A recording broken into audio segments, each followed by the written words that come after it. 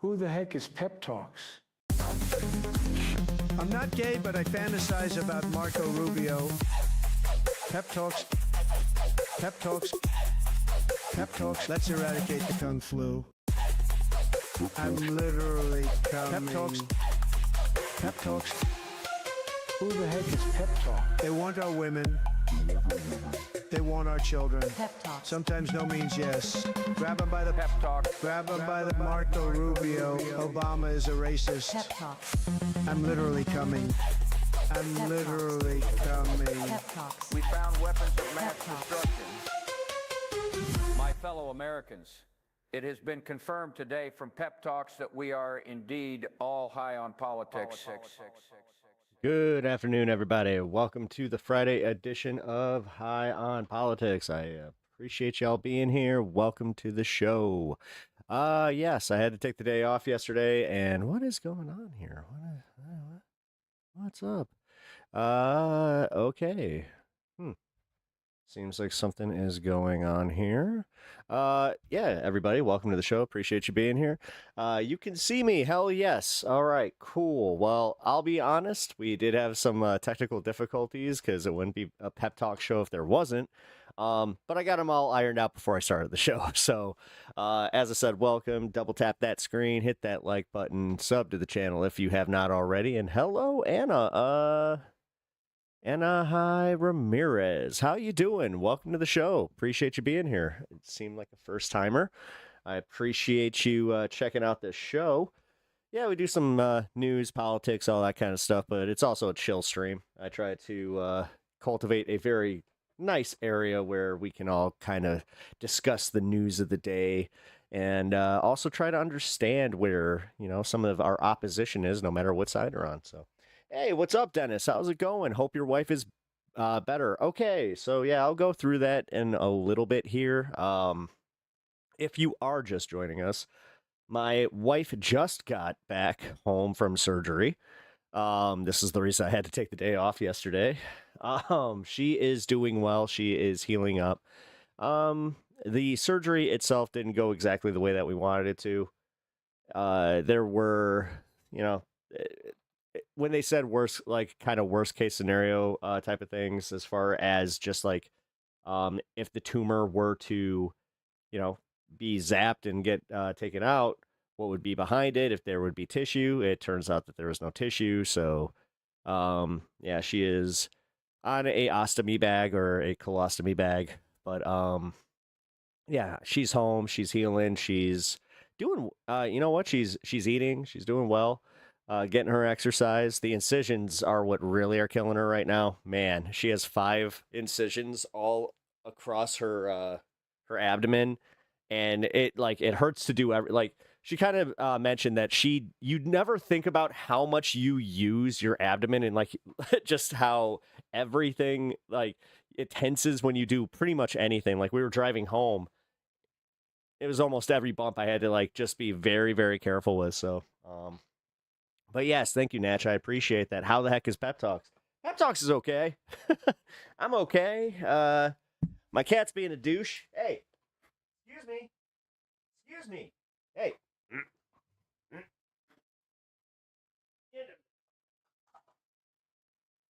Whoa. You say hello and then you can go be a terrorist, okay? There you go. Hello. Say, I am Kitty.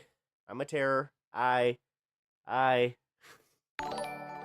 All right, there we go. Lito's being Lito. Yeah, right off the gate. For you and your wife, thank you. I really appreciate that. Yeah. We're also figuring out caregiving stuff, yeah, that kind of thing. Because it looks like this is going to be more long-term than we anticipated. Well, it is going to be longer than we anticipated, so it's gonna be a rough ride. So hey, guys, I got a toy though. So they were doing breathing tests on my wife while she was in the hospital. So check this out. All right, let's see if we can. All right, we gotta keep the indicator between here, right? Okay, so let's do this.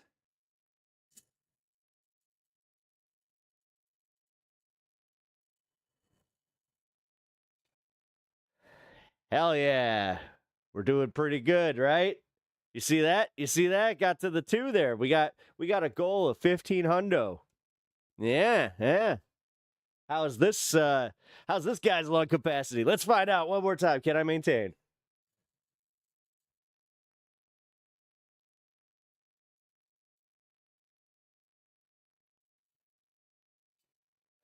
Just under 2,500.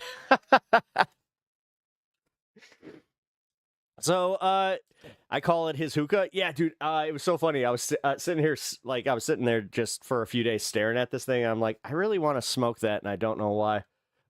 um, and I also, yeah, like, okay, so I'm gonna set mine for 2K. We're gonna keep it at 2K, and if I can maintain 2K, that's how you know that I am doing quite well. Great lung capacity. Thank you. That's why. I'll be honest. That's the reason I wanted to do that on stream, because I was just like, hey guys, guess what I'm good at? The bog groups trained me. Yes, they did. Hey Sophie, how's it going? Welcome to welcome to the show. I appreciate you being here. I hope you guys had a good Thursday, because it kind of felt like a long weekend for me, dude. I can't believe it's Friday, but I also feel like a month went by since Monday. So it's weird. It's very weird. You guys ever have that where like something happened in your life and it's just like it just again simultaneously felt like it went by so fast but so slow. Forced to be an atheist. I am only good at one thing. Hi. Hello, forced to be an atheist. Why were you forced to be an atheist? You shouldn't be forced to do any religious or non-religious practice. Figure it out for yourself. Yeah, I have you on as background noise when you're working. That is not an insult. I'm very happy to help you out with that. Go Pack Go too soon. I mean, whatever, man. Honestly, you're holding me to that. I did say that if the Bears moved to Indiana, that I'd probably become a Packers fan. So we'll see. We'll see. I'll be honest. It's not like I went to a lot of games to begin with, but I think this is so dumb. So you have a bunch of Illinoisans that are they are lamenting this like it's a fucking failure on JB Pritzker, when in reality, that's a big win for us as as Chicagoans, because we don't have to pay for a new arena when we had a perfectly good arena that could have been upgraded. Like, I hate this greed bullshit, and the fact that they're trying to convince us that it's not big enough. It's not big enough to acclimate, because technically you need a dome for the Super Bowl, and even with the dome, it's not big enough. It's all arbitrary for them. Like, fuck them, dude. And then they're saying, and then you got Trump out there spending asked about oh, how do you feel about Americans seeing you go to an $8,000 game, and he's just like, well, they could technically watch it for free. Whatever. The lies of religion was forced me to be an atheist. Hey, cheers to that. I was very much in the same boat. Found my own way out, and hey, I feel like I'm better for it. So. Forced to be an atheist. I appreciate you finding the show, for real. If you haven't already subbed to the channel, please do. I feel like you're pretty cool for the community here. I hope the Expos come back to Montreal. That would be they keep saying. Oh wait, the Expos. I was thinking of the Montreal Quebecois. Or no, the Nordiques. It was the Nordiques, not the Quebecois. Yeah, you know what? I don't think you guys you don't deserve anything. I'm just playing. It's like, wait, what'd Quebec do? It's like, nothing. You spoke French. And it's a very tight, it's a certain type. Do you ever, all right, if you're from Quebec, for real, Bell, no hate, by the way, welcome to stream. But for real, do you ever feel like you guys added it's a certain flair, it's almost like it's like a condescending just accent. The entire accent is condescending. It doesn't matter what you say. You're right, you sound just like my brain. Hey. How's it going, Sylvie? My Thursdays are my long work days, so by the end of my day, I was eating an egg sandwich in my bed, crying, wondering why I do everything I do is a waste of time, but it's just existing. Cheers, every pony! Yeah, I'm not gonna lie. We were kind of there this week. Yeah. I may have had an existential like moment where I just kind of went, "Hey, everything sucks because good people keep getting hurt and bad people keep getting rewarded." I'm not okay with it. Like it just, I'm so not okay with it. You're not even from Quebec, but all the French people were pulling for Montreal. Oh, everybody in Canada hates Quebec except maybe Alberta, but everyone also hates Alberta. Yeah, I kind of caught that vibe when I was there, and I drove. So, yeah, when we were driving through there, it seemed like, yeah, once we got to Toronto, they were talking mad shit just about fucking Calgary, and they were talking just how, yeah, that's like our Texas. All right, man. You know what? They gotta say they do have a similar vibe there to America, but even that is kind of like polite in the way they do it. All right, so we got to figure this out. This was clogged when I started stream. Let's see.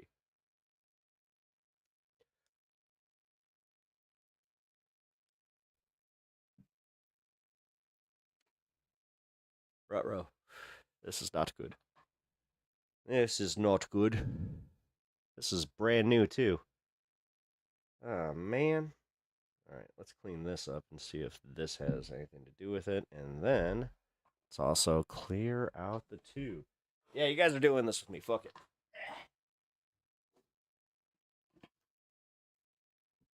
You know how it goes here. Hope stream has been rad. Thank you, Ghost Dog. It's been okay. I mean, honestly, this is like my shining point of my day, surprisingly. Covering the news with you fine folks. Like, honestly, I'm not no fronting there. Unfortunately, yeah. That's how much good shit I have happening in my life right now. So, congrats on reaching the fun goal. God bless. Thank you, Failbook. I appreciate that. We are actually, I'm going to restart the goal here, and we're going to be trying to get certain daily goals and maintain this because, yes, we are in a major hole, and I'm probably going to be streaming less, to be completely real with y'all. Your boy's gonna have to get another job. So, I'll still be streaming. I'll be probably cutting back to only about 4 hours on any given stream. And if I can, I would like to still maintain doing 4 to 6 days a week, but we'll see. We'll see what happens. The economy sucking is not helping anything right now, and that's why I cannot stand Trumpers that still are trying to pretend like everything's great. Getting high to just yeah, literally getting high to dystopia together. Yay for news coverage. Yeah, I mean, hey, I still like to do it. Whatever you got to do. Yeah, that sucks, man. Yep. Yeah, it does. It really fucking does. But, you know, I'm lucky that I got to this point where I'm at, I'm lucky that I didn't have to get a second job sooner. I really got to look at the silver linings here. Otherwise, what you going to do? Hey, you can raise money off my cancer too. Praying for the missus. You know what? Wait, praying your missus has positive results. I hope you mean like positive outcomes, and if you mean like positive cancer results, I got some special words for you. I'm a calm down here and say that I think that you're trying to wish her the best because you can't be that horrible of a human being. No, she actually. All right, guys. Yeah, I feel like enough of you guys are here. Hey, that's enough. Right as I'm about to get serious here. So they tested 20 of my wife's lymph nodes, and if you know anything about this kind of stuff, that's how you can tell if there's still cancer cells. 20 out of 20 came back negative. So that is good. That is good. That is very good news. That means that for the most part, it looks like they got the cancer. There is still a possibility that they will have to go in, or not go in, but they will. There's a possibility they might do targeted treatments just to kind of clear it of any residual cancer. So that means that she's not entirely out of the woods yet, as far as like possibly doing chemo. But holy fuck, holy shit, Pep, don't do it. Don't do that. Don't do what? The pause killed me. Sorry about that, man. Whoops. Yeah. She's doing good. As far as that kind of thing. So yeah, there's some positive news here. It sucks that, the whole time frame changed, and it is what it is. Speaking of the economy, nothing makes me rage more than economists talking about things like unemployment, the stock market, and GDP, because lived experience has told me that these metrics have nothing to do with life getting better. Also, best wishes to the wife. Thank you, Sophie. Yeah, no, actually, those metrics are also very it's great if like the economy was doing great. Like if those metrics were, also accompanied with lower inflation, lower gas prices, then fine, take that W all around. But this is the reality of this is most people are getting second jobs. Like this is the reality. Like, and that's why the jobs market will see improvement, but you're not going to see wage growth or any of that shit.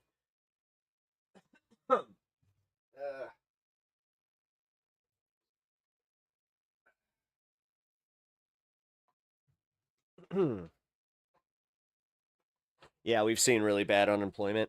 Well, again, it's because, like, take this for what you will. It's not the worst thing that we have the ability to at least go get a job. Like, I'm going to just say it. I don't feel like I'm completely fucked because, like, I know I'll be able to get at least, like, if it's retail or something, it'll be enough. Well, maybe. We'll see. Depends on just how bad the economy does get. But yeah, that's why. And I will say, because I have lived through this as well, where the unemployment rates were just abysmal. I lived through COVID too. Yeah. I can count our blessings, but no, I think the economy's fucked. I personally do. So with my life getting better, oh wait. Oh yeah. Sorry.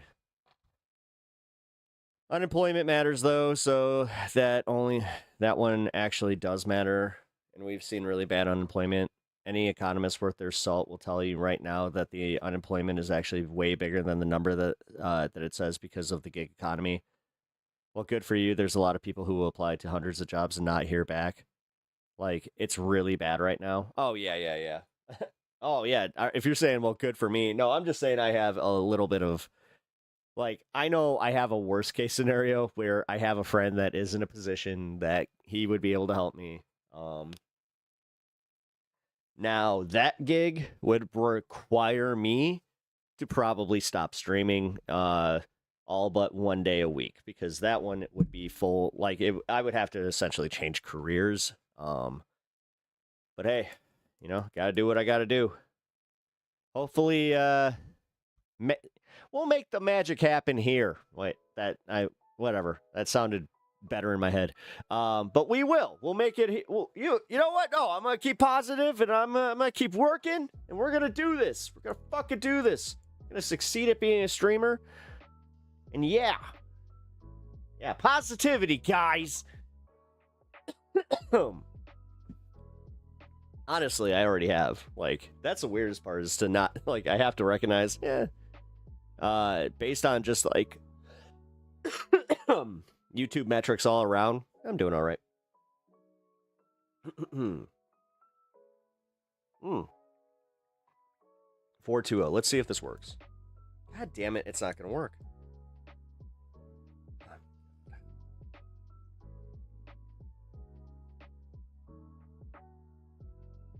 All right, let's see. Maybe it'll work now. Fuck. Dude. All right. Fuck it. I am going to have to go get a new apparatus. That's a failure of a 420. I guess we're doing 421 because fucking PepTalks Bears suck.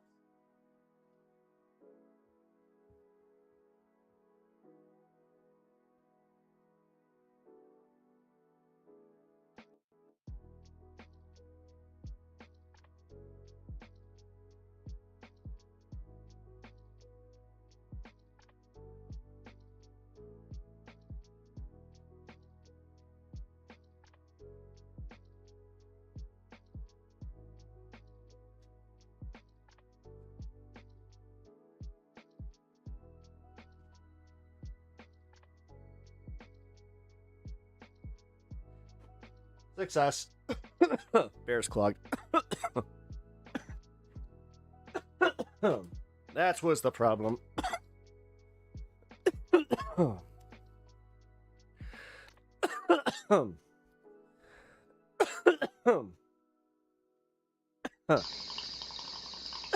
Televani, thank you for becoming a member for 1 month. Much Hell love. yeah. Never mind, you didn't become a member. You've been a member. Woo. Sorry. Give me 1 sec. Stan, why is your camera not working? There we go. I know you heard that. No. Cat, get over here. Leave your brother be. Got one of those things where you cannot have the cat and the dog breathe at the same time. There. Hey, come here. No. You stay right there. There you go. All right. There, you have both been fed. Wow. Although I just realized that my cat was just like, I got rewarded for bad behavior. Yay. But all right, so I was talking about personal stuff before I got so rudely interrupted by my vape not working.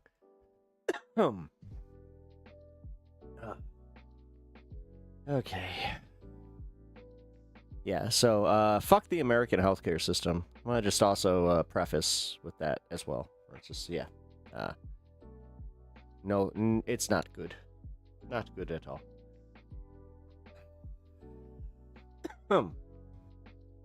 Okay, Chris, no one cares. Oh, Trump. Wow, we only got one, Hey! Dude! Do I have to send you upstairs? That's it. No, I'm not doing this today. Fuck it. Give me 1 second. He's gotta go. Yeah, you're being bad. You're being bad. You go upstairs.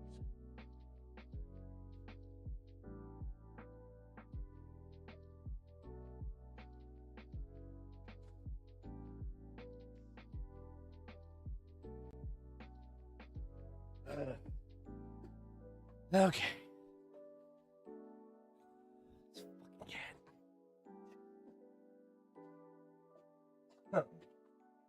Yeah, it's weird. With everything going on this week, I really haven't been able to care about politics at all.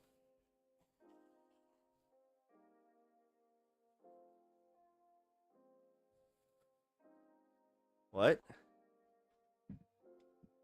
Hey, Rebecca, how's it going? Punished by the system. Yeah, well, no. He's punished by his bad decisions. Morning? Morning, another Hassan Piker. Who would have guessed Pep was like that? Seems to be all left-wingers nowadays. What? Yelling at my cat to get down from somewhere? Like, you guys don't set your fucking dogs on fire. You guys literally, you want to talk about this this shit, but Christy Nome shooting fucking cricket? Shut the fuck up. Nobody can this is where I cannot fucking get behind the idea that there's a bunch of these assholes that all act the same way. That's why Tyler is it's an obvious bot. This idea that they're all like, oh, Hassan shocks his dog. Yeah, liberals. Shut the fuck up. Nobody fucking cares, dude. The economy sucks. Donald Trump is dying, and and you're just ignoring it. You're doing just as bad as liberals. You're literally like a Joe Biden supporter. Good job. Good job. Good job going full circle. Look at you, supporting an old man, a delusional fucking old man. Yeah, Tyler, nobody cares. Nobody cares about my view count. You're here contributing to it because you seem to be very stupid, so. But, yeah, you seem to care about what I say. That's interesting. Don't you love, how that works? Where he's sitting here saying, nobody cares, but I'm gonna bitch about it because you didn't trigger me enough to fucking have me comment on your very small stream. Get fucked, Tyler. You're a fucking clown. Just because the girl you paid to suck you off laughed at your micro penis doesn't mean that you have to take it out on us. Yeah. I just came in here to make fun of you. You're not very good at it. You'll be happy to know that gas is going down every day. All right, Jerry. You haven't been paying attention to the oil reserves then, have you? Although if you're going to fill up for, lawnmowers or any of that bullshit, I would recommend doing that pretty soon.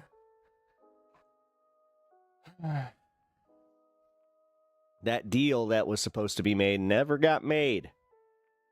So, Strait of Hormuz still closed.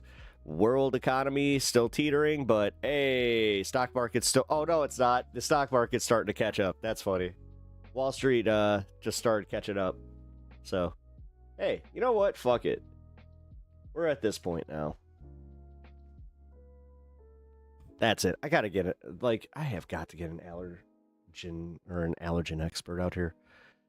Felford again award. Yep. Samuel Meyer. How's it going? Welcome to the stream. Appreciate you being here. Right.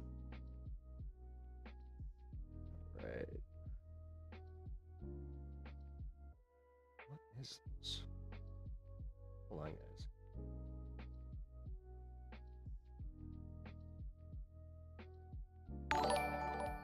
Thank you for the star. Appreciate that.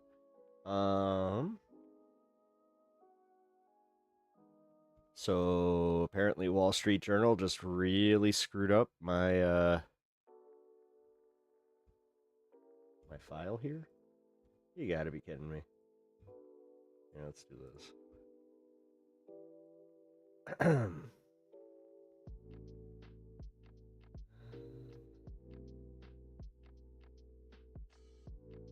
There we go. For some reason, anytime that I go to Wall Street Journal direct, but then I go and do this with Ground News, it's fine. Look. Boom. But if I go directly to their website, it'll black out. Not sure if that's a glitch on Ground News or on Wall Street Journal's side, but that's a little sus, just gonna say. Thank you for the star. Appreciate that. Wall Street ends sharply lower as chips slide. Jobs data fuels rate hike fears. Yup. You see, while these people are out there celebrating the jobs numbers, they're not looking at the economic data. They're not looking at the outcomes. They're so reactionary that it's just all the feels, and it's all about getting that, what Tyler's trying to do here. He's trying to be like, I'm trolling you. I'm trolling you. You're so trolled. Aren't you so mad? Yeah, I'm so mad, Tyler. Hey, thank you for the sparkles. Jeez, man. Spending all your jewels here. I appreciate that. Man. As I said, I gotta get an I have to, get allergens detected because I swear to God, something happened. Whew. Like something happened. And it's outside. Like, so I have to go get my, I gotta go get that allergy test. That's gonna suck. You'll pay a lot more in gas in Democratic states. Yeah, that's because Democratic states have most of the people. That's how population density works, Jerry. I know that you've been here like a few times, and explaining this stuff to you seems to go right over your head, so it's kind of a waste of time. But, yeah. I know. You guys can't take any of this data and go, hey, that weird lefty stoner that I see on YouTube occasionally, he was completely right about this. Ah, crap. Kind of like how I've been saying that there wouldn't be a deal, and how he keeps trying to he keeps doing this for market manipulation, and he keeps trying to make these adjustments, but it's not working. That's why that's why today this is a big deal, because there was no fucking maybe there's a deal, maybe there's not. He's too sleepy. Like, honestly, he's way too sleepy to even deal with the fucking deal right now. Dude. Wow. I just kind of thought about that. I'm like, oh wow, he probably was too tired to even like come up with a lie. Hey Robert, how's it going? You could also make more money in Dem states. Yeah, we have a $15 minimum wage in Illinois, so weird. Weird how that works. Weird how economies kind of move on this kind of stuff. But, you know, small town dipshits fucking sitting there like they're the backbone of the economy. I swear to God, there's nothing funnier than meeting somebody that lives in a town of like 1,200 people that genuinely think that they're like, we're the real America. Okay. Okay. The kind of person that runs cover no matter what's happening. Oh, yeah. Excuse me. That's why I did that breathing test. I was like, yeah, let's make sure that I'm not like... having too bad of a time here. Alright. Kind of made me jump into that a little bit quicker than I wanted to. Alright, let's do some news. Fuck it. I gave you guys the personal breakdown. You have a lovely balcony garden? Oh, lucky you. Yeah, I built my garden, but I had to make it like mobile because we've been having some weird times here. So yeah, I've noticed that some of the areas don't get as much sun as they used to, which yeah, what's up with that? No, I think it's the air or something. It has, because my tomato plants are doing so fucking poorly, and this is the second year in a row that it's happened. And I used to have no problem growing tomatoes here in Illinois. So, I don't know. Hope Uni heals well. Thank you, Natch. I appreciate that. I like how I timed him out for 10 seconds and he left. It wasn't even a long one or a kick. Yeah, whatever.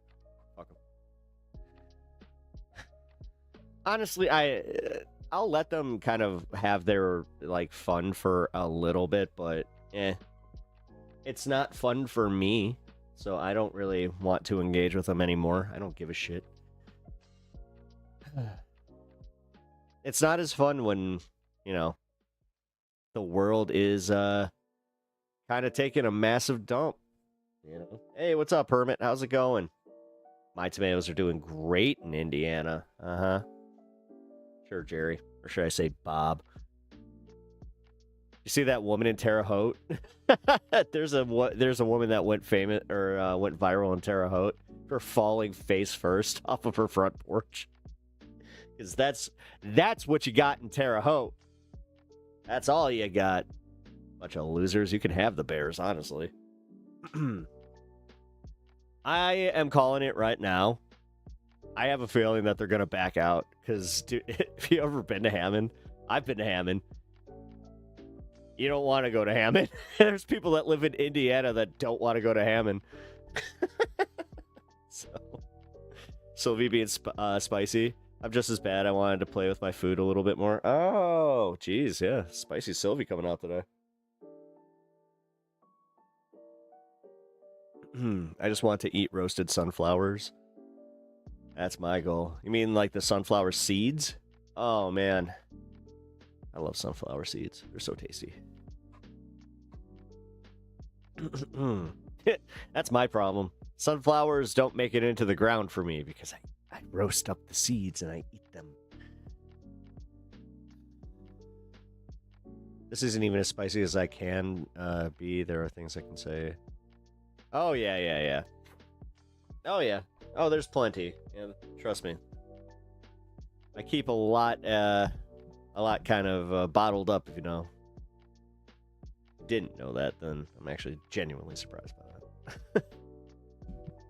Being reported, Warren has already contacted an Illinois lawmaker about it making a deal. Yeah. Yeah. No, I'm well aware. They don't want to go to Indiana. It's all a ploy, man. Like, and they just want us to pay for it. That's the one thing I got to give my lawmakers some fucking major credit on that. Good on them for just saying, no, you are not going to burden our taxpayers with this bullshit. And, like, this is what really drives me nuts about how disingenuous these Republican groups in Illinois are. They were reporting on this like, yeah, this is a horrible loss for Illinois. But they have the nerve to sit there and be like, oh, the gas tax is ridiculous. This 1 cent they were proposing that they then repealed. And then they repealed they put a freeze on our gas tax for 60 days. So we will be seeing lower gas prices here in Illinois. But Jerry doesn't want to hear that. Wouldn't that be a bitch if Illinois gas prices go down just as much as Indiana? Then what? Like, my biggest thing about Indiana is I want to stop, like, sending my tax dollars to them. I don't want to supplement these assholes anymore. Like, if they want to sit here talking shit about big cities, like, all the time, then fine. Have Indianapolis fucking fund you, or the college towns, or whoever, but no more Chicago money for you. I'm sorry. I think it's fucking ridiculous that I have to send any amount of my fucking tax dollars to these fucking ungrateful assholes. You're having fun? Doing what? Doing fucking donuts in your tractor? Actually, I take that back. That might be fun. Yeah. I guess there is there's a certain benefit to living like that.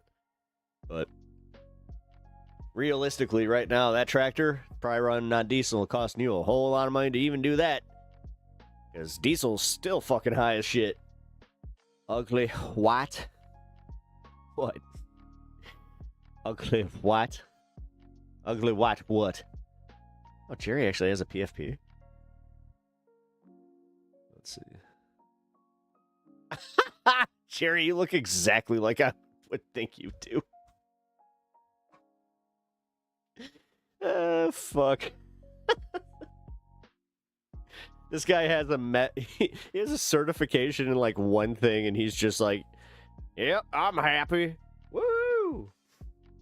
I like sucking on the teat of free money from Illinois. Woo woo!" Air purifier. Yeah, you know what? I've been meaning to get one. I think that's finally gonna happen. I love this channel. Thanks, Rob. Not wearing my hat today. Sorry.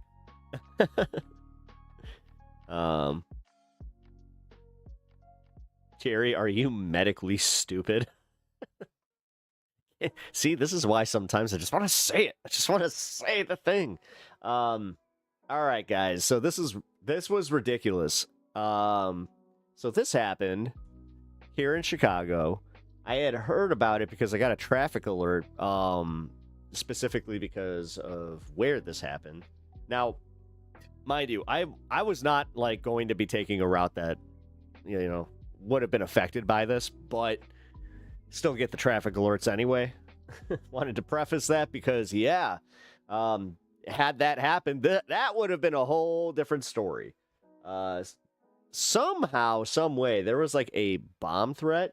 This guy, someone parked in the middle of the freeway, and here, you know what? I'm gonna just let the news. I don't want to bury the lead here. It is very interesting because the more that they like came out with, the more I was like, what? One person is dead, but the Cook County Medical Examiner's Office has not yet confirmed their identity. Right now, it is still a very active scene at 5 o'clock. As you mentioned, There's a theory that this was in connection with the murder of a woman at the, she was found dead in a retention pond at one of the outlet malls, like on the, actually right by here. Hours after this incident first unfolded, the FBI's evidence But that's only speculation right now. Team looks like they are ready to head closer to the vehicle in question, and the Bellwood Fire Department is also now on scene. We are on the Westchester Boulevard Bridge to give you this vantage point.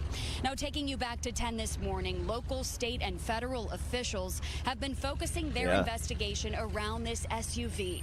The front windshield and some of the side windows are blown out. The car is stopped on I-290 just east of Manheim Road, but it doesn't appear that any other vehicles were involved in that initial incident. Oh, they said that this was over by 294. We do know one person, presumably the occupant of that car, has died, but officials haven't revealed what unfolded. It's not even okay. Yeah, that's not even on the side of the road, so they were just stopped to cause such a huge police response. Is this a rerun? No. The expressway is still shut down in both directions. Rudy, At welcome to the show. Earlier, this is not a bomb tech and bomb robot approached the car before officials made their way over in person to search it. Now, this impacted traffic as the morning rush was winding down, bringing drivers to a standstill and in some cases doubling and tripling their commutes.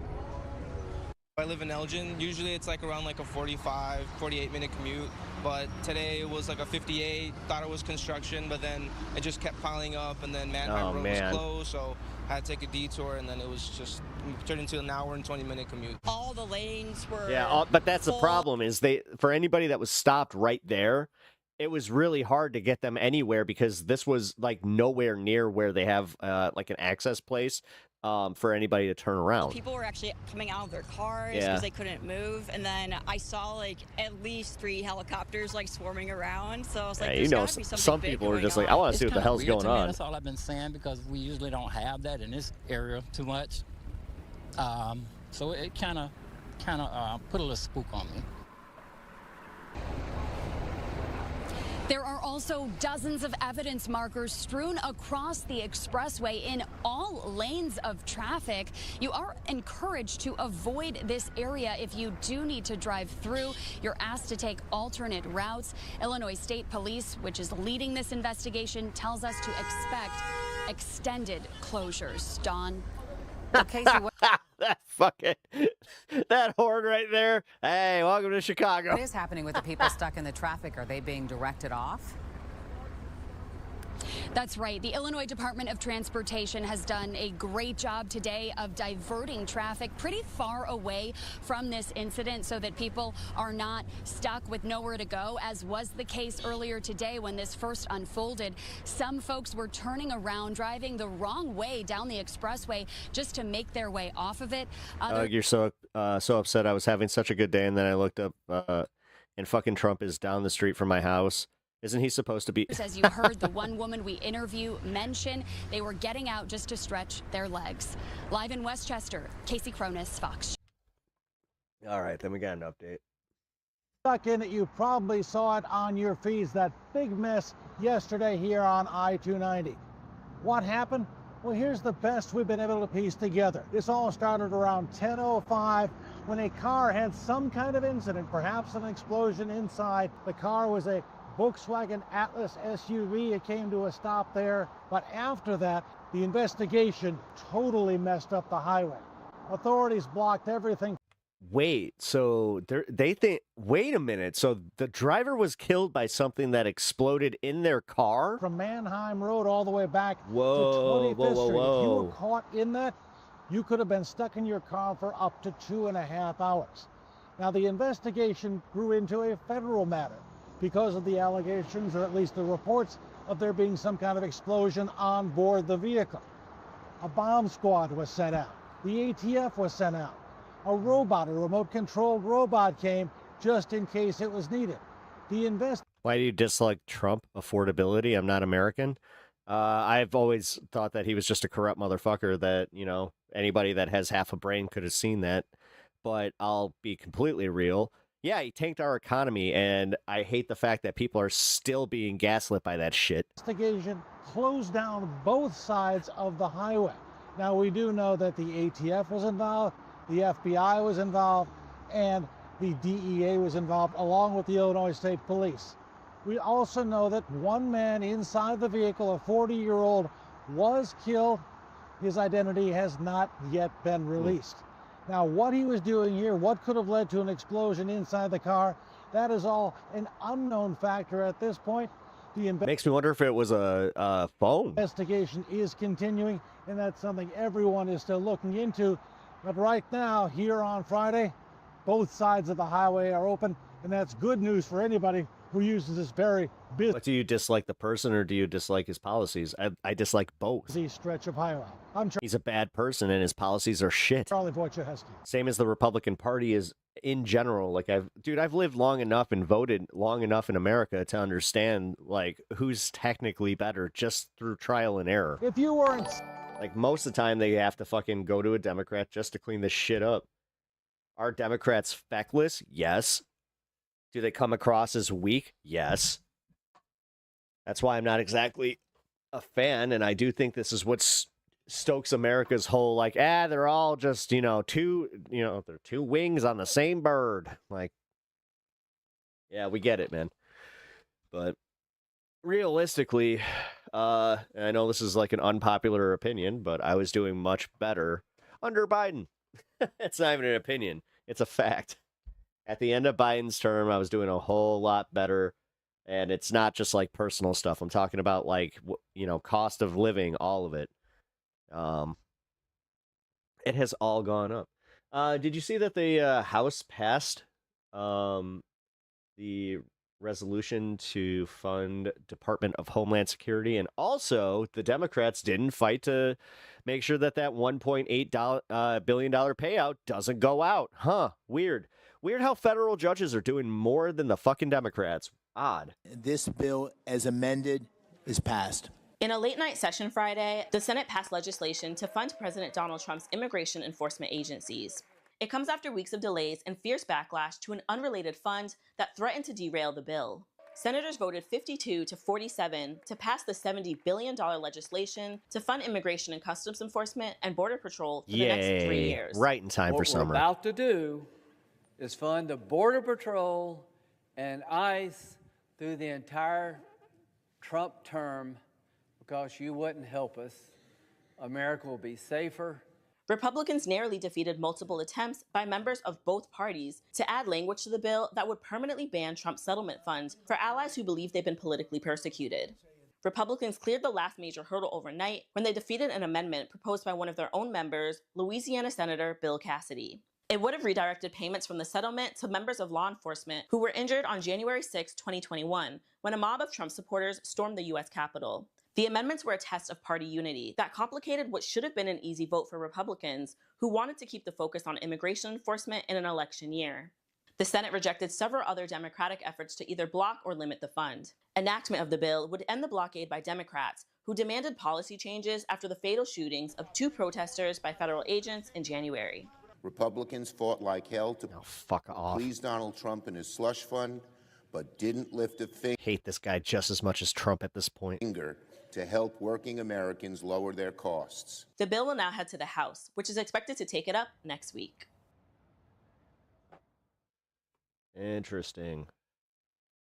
Okay, so this was all right. I had that backwards. It was the Senate that passed this. All right. I did that. Oh, dude. Okay, so this is this is wild. I called this shit. I haven't talked about this on stream because I didn't really want to get in trouble. And honestly, I got some friends that would probably get mad had I, because they're all about, the latest tech. But I I saw this coming when I saw that Meta had the partnership with Ray-Ban. I was like, dude, they're collecting data. Plain and simple. That's easy. Yeah. Turns out Wired finds facial recognition code hidden in Meta's smart glasses app. Wow, wow. Now, they're coming out and they're saying, yeah, well, that's because technically they want it for when you're on Facebook, it'll make it easier to tag your friends. It's just like, sure. It's not part of a mass surveillance ploy or anything. Okay, hold on. I got to bring in some groceries. All right, so do I like Kansas? I've been to Kansas twice, and honestly, when I stayed in Kansas, it was so much fun. They had a fucking Burger King and a BP gas station. Oh, and a Hardee's. They had a Hardee's, guys. Yeah, that was Kansas for me. I also got to buy some ciggies that were way, way cheaper than they were in Illinois at that time. But I was also 18. So I was like 18 or 19 when I went down there. So yeah, that was pretty much like the main, like, yay, highlight of my trip. Wired is totally Binder's beat. Yeah, no, I know. I wonder, did he do this? Was he one of the authors of this? Does it say who the authors are? No. It does not. But why this matters, if activated, this technology could enable real-time identification of strangers in public without consent. Yep, surveillance state bullshit. All right, so we got this. I unexpectedly have to go and carry up some groceries. So what I need to do is I'm going to put up a quick video of something else. Here we go. Ooh, it's an update. Oh, shit. This is actually, like, brand new. Here we go. Good afternoon to you. Thank you for joining us here at 4 o'clock. I'm Marion Brooks. And I'm Alex Maragos. We start here with that big story. Breaking news on the Eisenhower. All lanes of the expressway are closed. For hours, cars have been standing still. That one side of the Ike, basically a parking lot. This has been going on for about 6 hours. Here's how it started. Just after 10 this morning, police were called to this car and reports of some sort of explosion. Now, we have live team coverage for you this afternoon. Chandler Bajahusky leads us off. Well, Alex, we can tell you the investigation is still underway at this point. They've erected a tent around the car so they can continue their investigation without the prying eyes and television cameras keeping an eye on what is going on. We can tell you the Illinois State Police are leading this investigation. The Bureau of Alcohol, Tobacco, and Firearms also participating. We can also confirm at least one person is dead inside that car, that coming from the medical examiner's office. Otherwise, the traffic in this area is a nightmare for people going home this afternoon. A quarter mile of the Eisenhower Expressway blocked off in both directions as the Illinois State Police and the ATF joined Bellwood Police in an investigation into an incident here that is being described as suspicious. From Chopper 5, you can see the car they're looking at, a Volkswagen SUV with its doors open, pulled off near the westbound shoulder between Mannheim and Westchester Boulevard.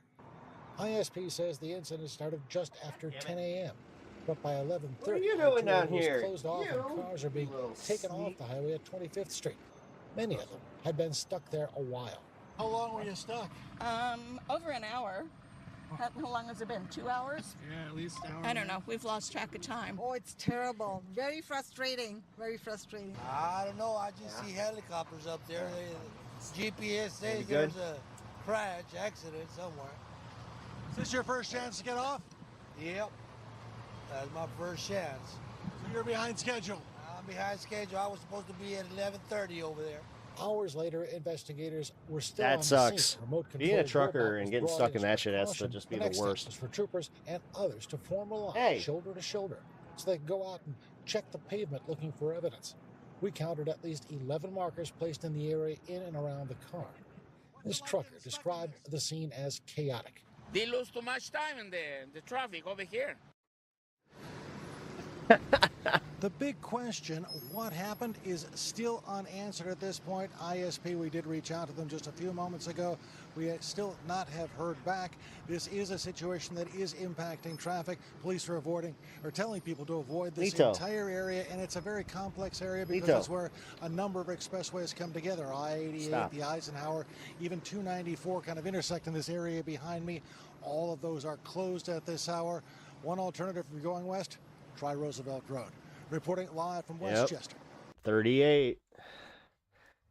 Hey. Oh my God, he's doing exactly why I kicked him out of here. Like he just went right back to it. Lito. Last chance, dude. All right. My cat Lito is being a complete dick right now. He is being very, very bad. Which you guys know he tends to do. All right, so this is funny. Here we go. All right, so the Republicans and Trump himself are starting to do the thing where they're talking about what, like, California is taking too long and this must be a sign of corruption, even though if it was too fast and the Republican lost, it would have been a sign of corruption because they didn't take their sweet time and count all the votes. Like, this is his perfect scenario where they actually are they're hand counting these ballots, man. That's why this is taking so freaking long. And you can see the Republicans doing exactly what they do best, crying anytime that it doesn't go their way.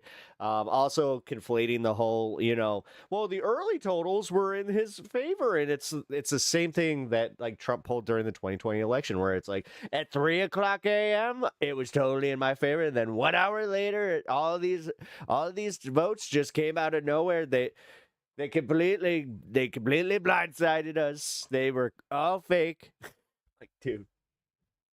Just an aside, I'm so sick of that thing where it's just like any news that's bad news is fake news. Like, let's get back to that. Yeah. We should point that out. They don't use the term fake news anymore either. Apparently that is, people are starting to catch on or something, but they have kind of started walking that back. But I wanted to start today by getting the Fox News reaction to the California election, and then we will go to Breaking Points, who has some updates on the California election. California election workers are still counting votes, and we are learning it could be days before we know who will advance to the runoff in two hugely important races. Ripping up the carpet. California, as you may know, is known for being notoriously slow at vote counting. It actually has sparked widespread criticism across the political spectrum over time. And right now, for California governor, the Trump-endorsed Republican Steve Hilton is maintaining his lead over former Democrat state attorney General Javier Becerra. Far-left billionaire Tom Steyer, who spent, well, we can tell you at least $200 million on this one race, is in third place. Steve Hilton originally announced his campaign right here on the Faulkner Focus, and he joined me yesterday and what it will take to make the Golden State golden again. It's the election for who's going to lead our state and who's going to lead us in the direction. Is California really going to fucking vote for a B-rate Piers Morgan? The Californians want. We don't have to have the highest. Like I said, Gavin Newsom and the Democrats, this is a perfect encapsulation or like a microcosm of like how they handled shit and why people hate them. Costs in the country. We don't have to, because they're not listening. They don't listen. It's just, see, they keep saying that gas. They don't they don't try to turn the message around and go like, okay, Trump did this, but they also don't help. They don't say, yeah, you know what? We're doing it. We're going to do a tax holiday. This is ridiculous.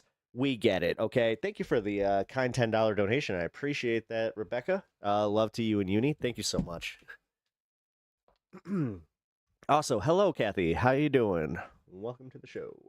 Prices in the country. We don't have to have the highest taxes in the country for the worst results. These are all choices. These are choices made by the people in charge. And in the race for Los Angeles mayor, a city fentanyl-ridden with rampant homelessness, incumbent Democrat Mayor Karen Bass, who's been overseeing all of that, is waiting to see who she will face in the November 3rd runoff. Will it be the Just remember, they're trying to criminalize being homeless in a market that will make a lot more people homeless. rising star non-politician Spencer Pratt or the radical left candidate Nithya Raman? The California Post's opinion editor with this. There's almost no way that Nithya Raman could move into second place. She is roughly 50,000 votes behind. I don't think there are 50,000 votes for her left in the pile of ballots to be counted. And that's assuming, of course, Spencer Pratt has 0 votes in that pile. So I think Spencer Pratt is comfortably in second place. Report from the ground now. Let's get it from Matt Finn. Matt. We keep reaching for a class trader to be or a rich person to be a class trader. Harris, we're now yeah, but we also ignore the ones that will. 2 days after Election Day here in LA County, and officials say there are still 700,000 ballots left to be counted. Only 62% have been tallied. It is a slow trickle. Now, the latest ballot dump we got shows Mayor Karen Bass has strengthened her lead. Spencer Pratt picked up about 6,000 votes. Third place, Nithya Raman benefited with about 9,000 votes that narrowed Pratt's lead. In the governor's race, roughly 56% of the vote is counted. Republican Steve Hilton remains on top with 1.42 million votes. Democrat Javier Becerra in second with 1.3 million votes. Democrat Tom Steyer in third. Now, also in the congressional races, Governor Newsom's effort to turn 5 House seats from red to blue is running into some problems. In a district near San Diego, which was redrawn to favor Democrats, Republican Jim Desmond has won a majority of the vote over a Democratic city councilwoman. And up north, Democrats face the possibility of losing a second redrawn district near Sacramento, where former Yeah, it's almost like you guys should also learn that this is how these redistricting efforts might play out in red states. Republican, now independent candidate Kevin Cali is leading among a field of Democrats with a Republican in second there as well.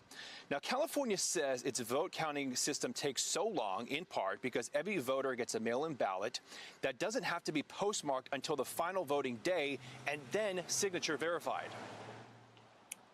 In the days ahead, you will likely hear from voices, some big voices, some loud voices, that it's crazy, that maybe it's even stupid that it takes this long for votes to be counted in California.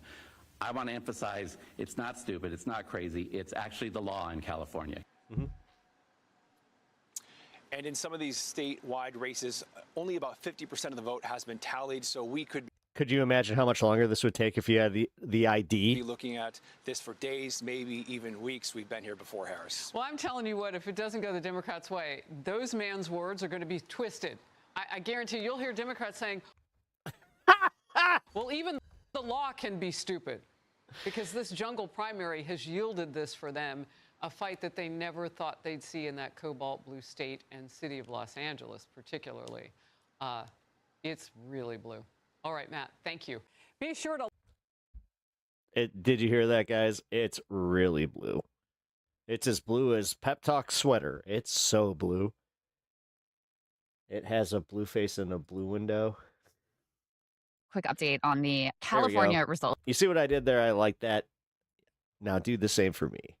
Which continue to come in Please. and continue to actually pretty dramatically shift the possibilities of what might happen. Snack Election night looked very much like the top two in the LA mayor's race. We're going to be Karen Bass and Spencer Pratt.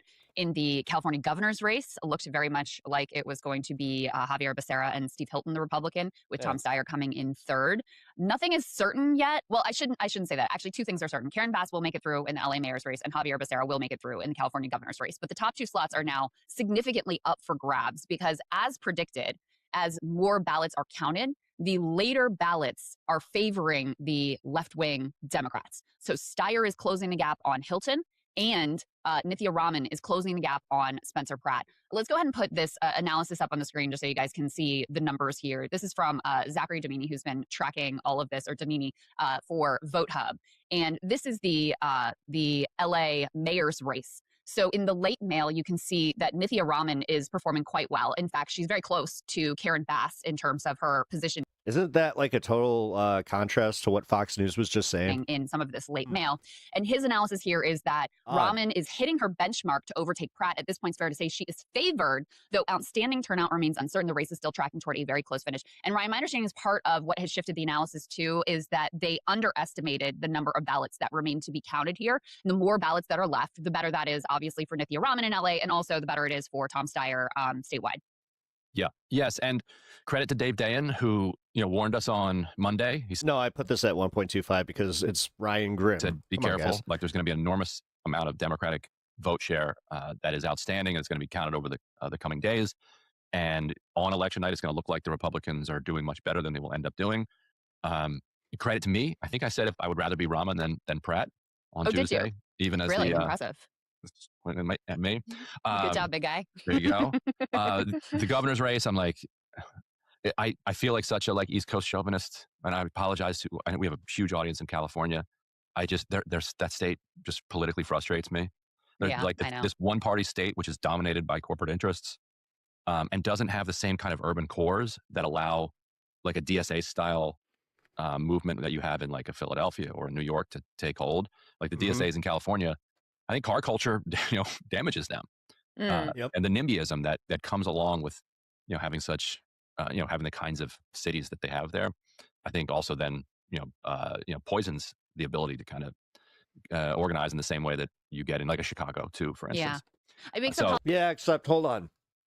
One point to that is what proves that wrong is how everybody is getting behind the idea that data centers are not good for their communities. So that kind of puts a hole in that because you're seeing more and more people come together over this. Politics may be more akin to like Westchester, which or we like can work with Long that. Island. What's up, Joe? Like How's New it York going, City. man? Good to see you. So, Fistbone. but Rahman, have not seen you in a minute. Looks like she's going to make the top two here. And Karen Bass, former, trained with Cuban revolutionaries, as the Republicans reminded us, down the stretch.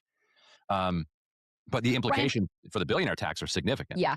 Oh, absolutely. Right? Yeah. Because, and especially for the statewide top two, because if you do end up with a Democratic shutout and there's no Republican on the ballot there and no Republican on the ballot in LA, which obviously a very large city and consequential in terms of the political dynamics in the state of California, Republicans are going to be pretty unmotivated to come out and vote like, oh, do I want it to be Karen Bass or Nithya Rahman? Do I want it to be Javier Becerra times Tom Steyer?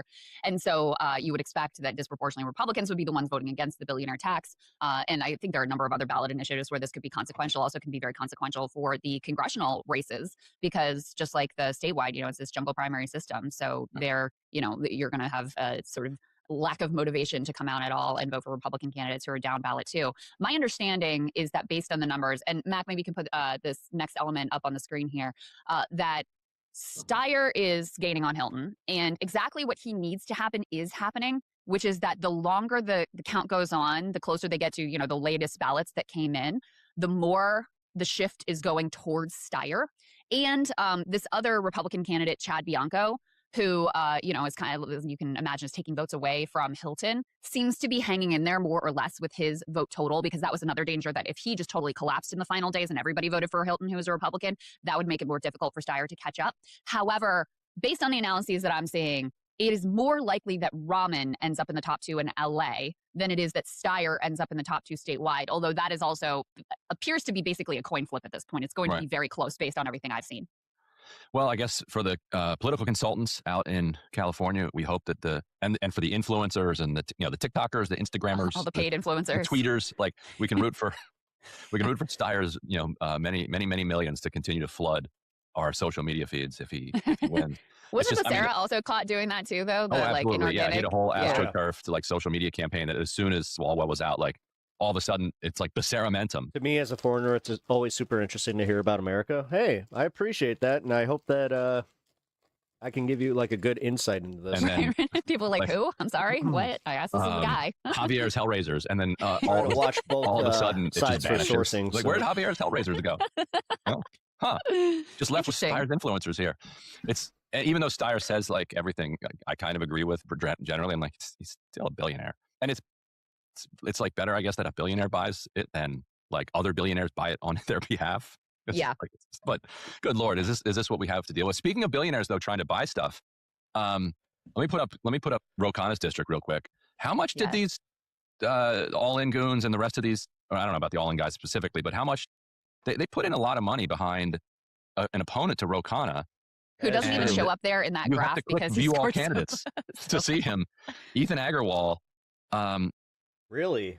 I'll check the FEC and the Super PAC stuff later to see like what they spent on behalf of this guy.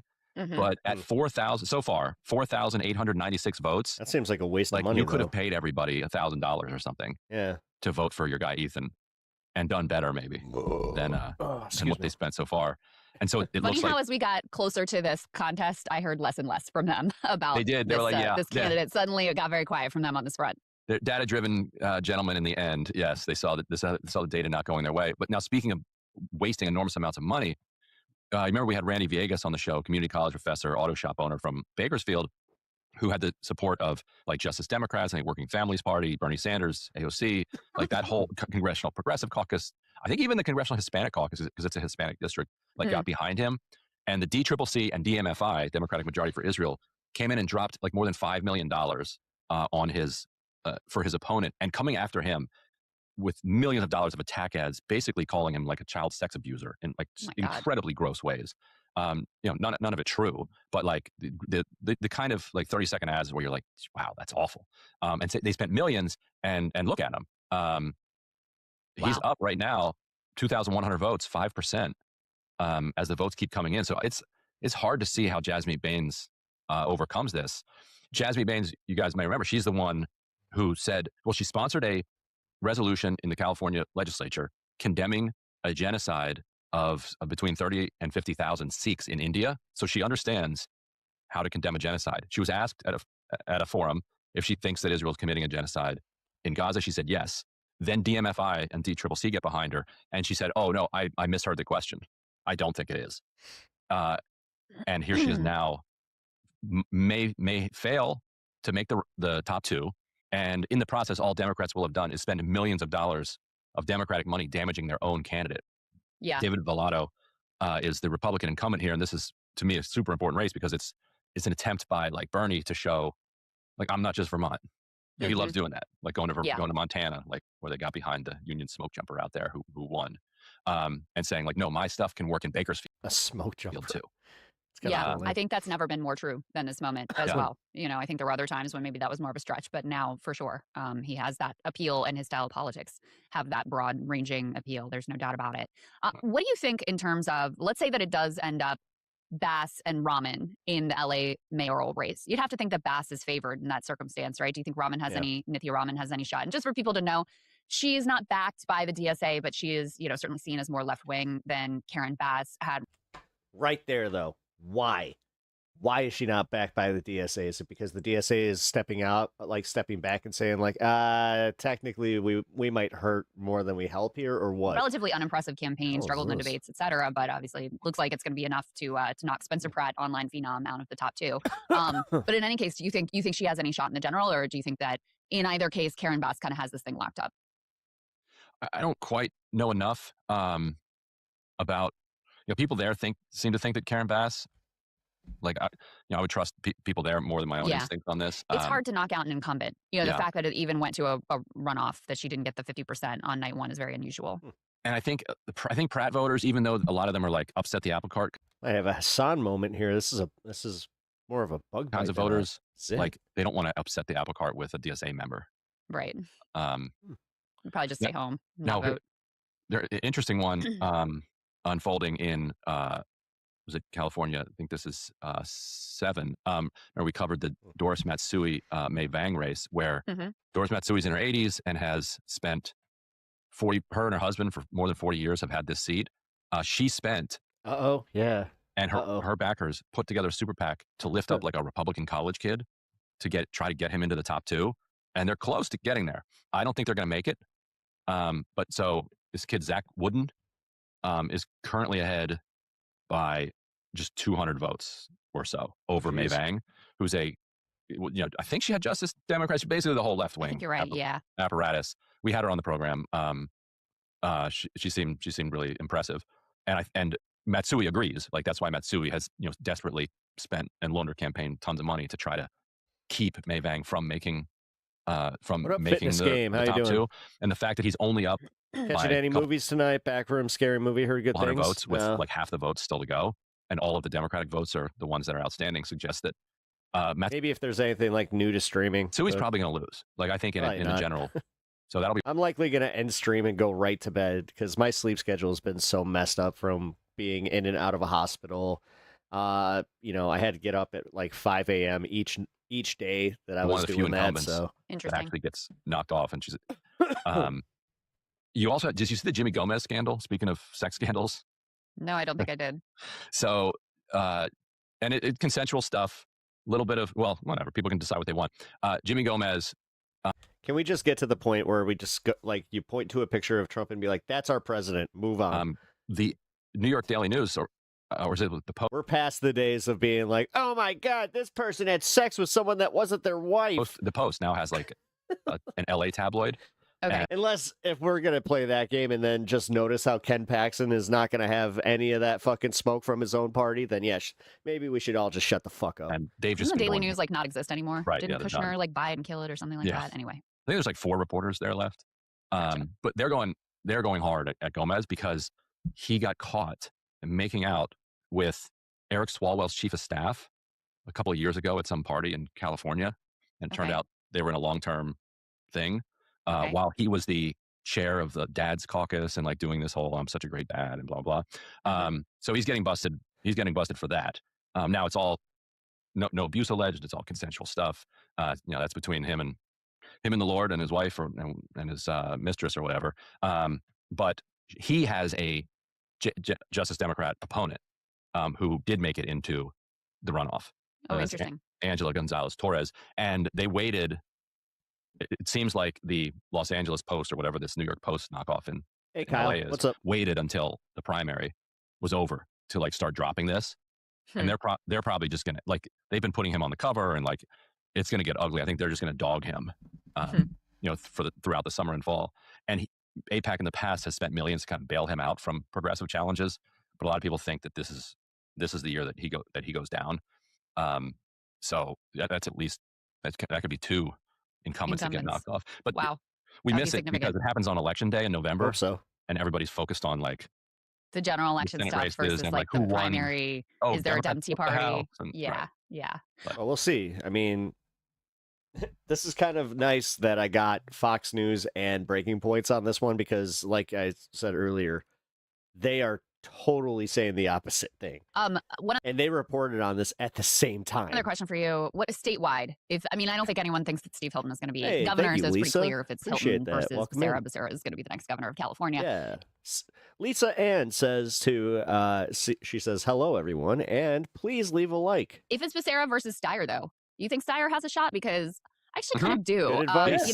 Becerra is not an impressive candidate. He is very corporate backed. Like every major corporate interest you could imagine has basically gotten in behind him. Even some of his Biden administration colleagues have come and been like, this guy was a terrible cabinet secretary. So it seems to me like more time for voters to process the choice between these 2 candidates could actually benefit Tom Steyer. I don't know how much like the identity politics plays into it.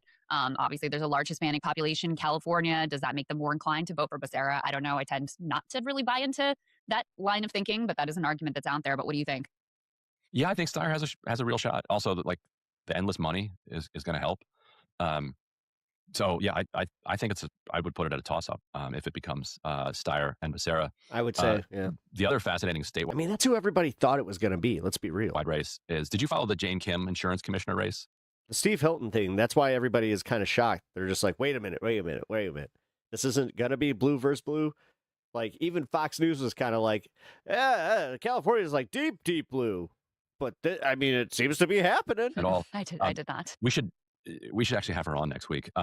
So she won, and she put it up here. Like this is actually quite something for California because it's such a corporate dominated state. Keep hearing Becerra and have to do a double take. So she ran as I think did she take a break from making content for a little bit? You're seeing here. Like if you look at her, I've seen her live for if a you minute. Google her, it says Jane Kim, endorsed by Bernie Sanders. Like that's like her tagline for who she is: affordable, available insurance for all. And so she's really trying to bring kind of state power to bear, to try to like fix the brokenness of California. And Are we talking about a like property insurance, all insurance? I guess because I know they've got, property insurance or homeowners insurance issues in a way that like Colorado and Florida and other states do as well. that's why we need to have her on. What on earth kind of jurisdiction does she have? Yeah. And what can she? Because they've been Yeah, you think she is taking a break? Okay. pushing. Well, shout out Vasora either way. Mr. Content.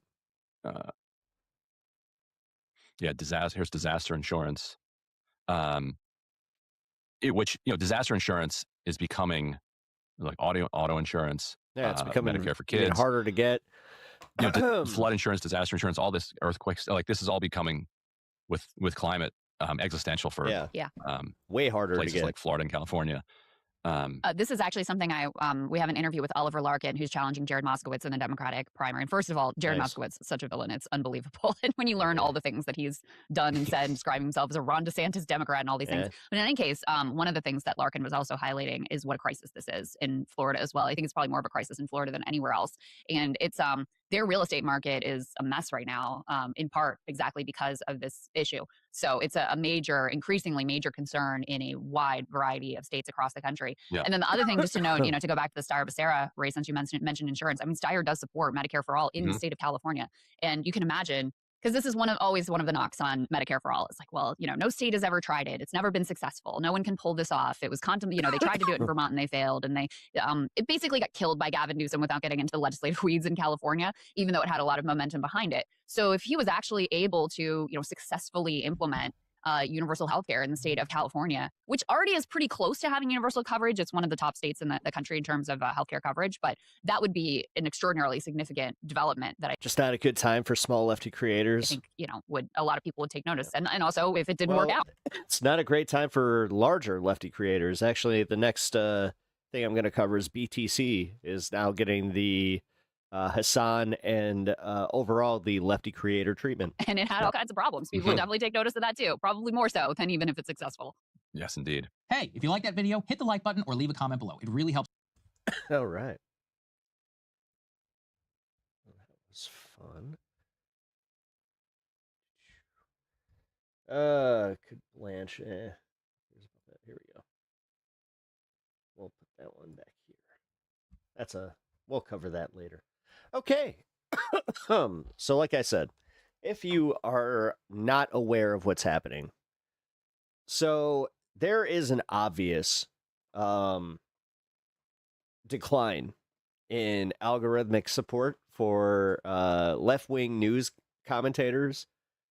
Now, for a while there, it was kind of happening broadly. So you couldn't necessarily tie it to just like, oh, they're attacking left-wing creators.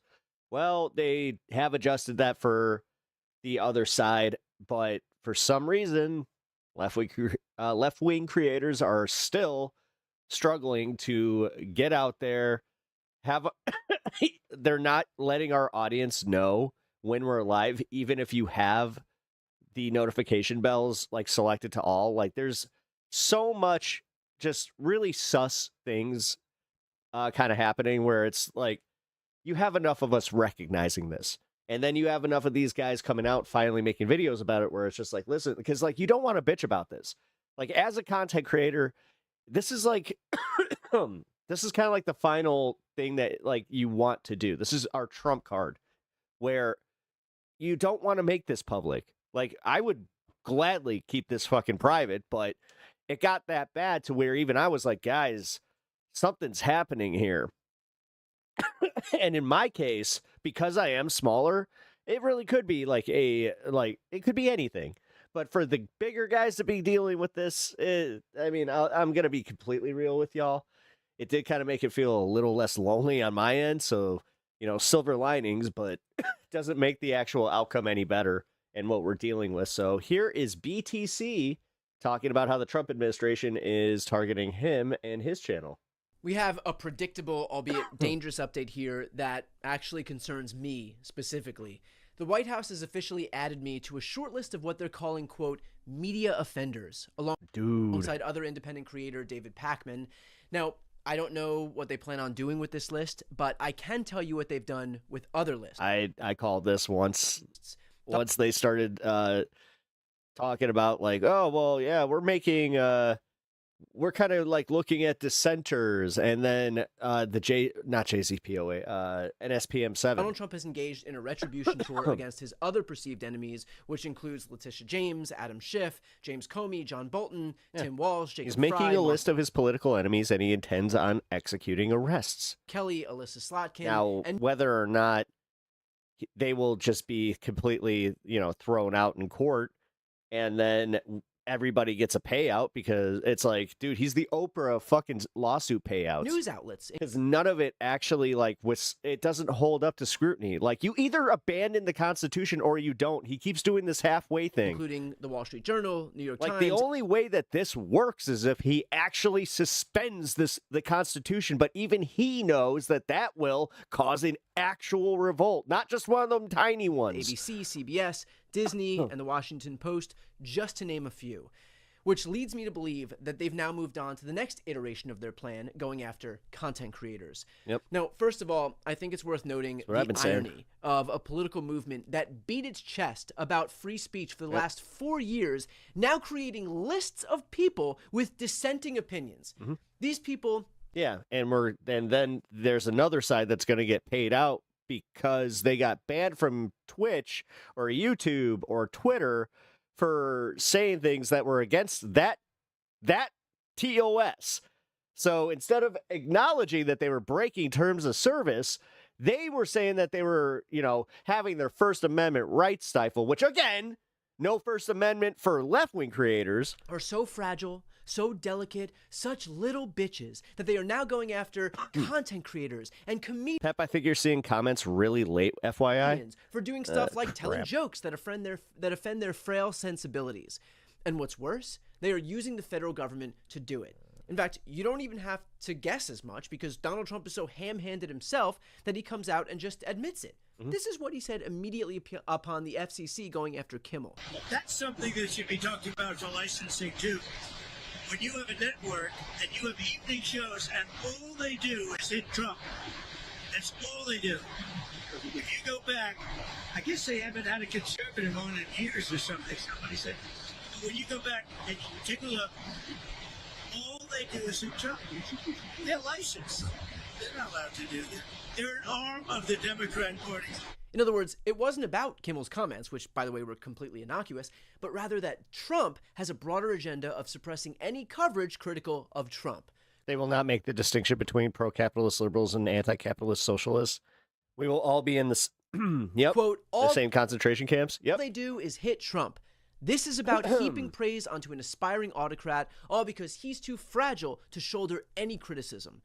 And this has become a recurring theme. Trump also got Stephen Colbert canceled by leaning on CBS as their parent company Paramount was seeking a merger with Skydance.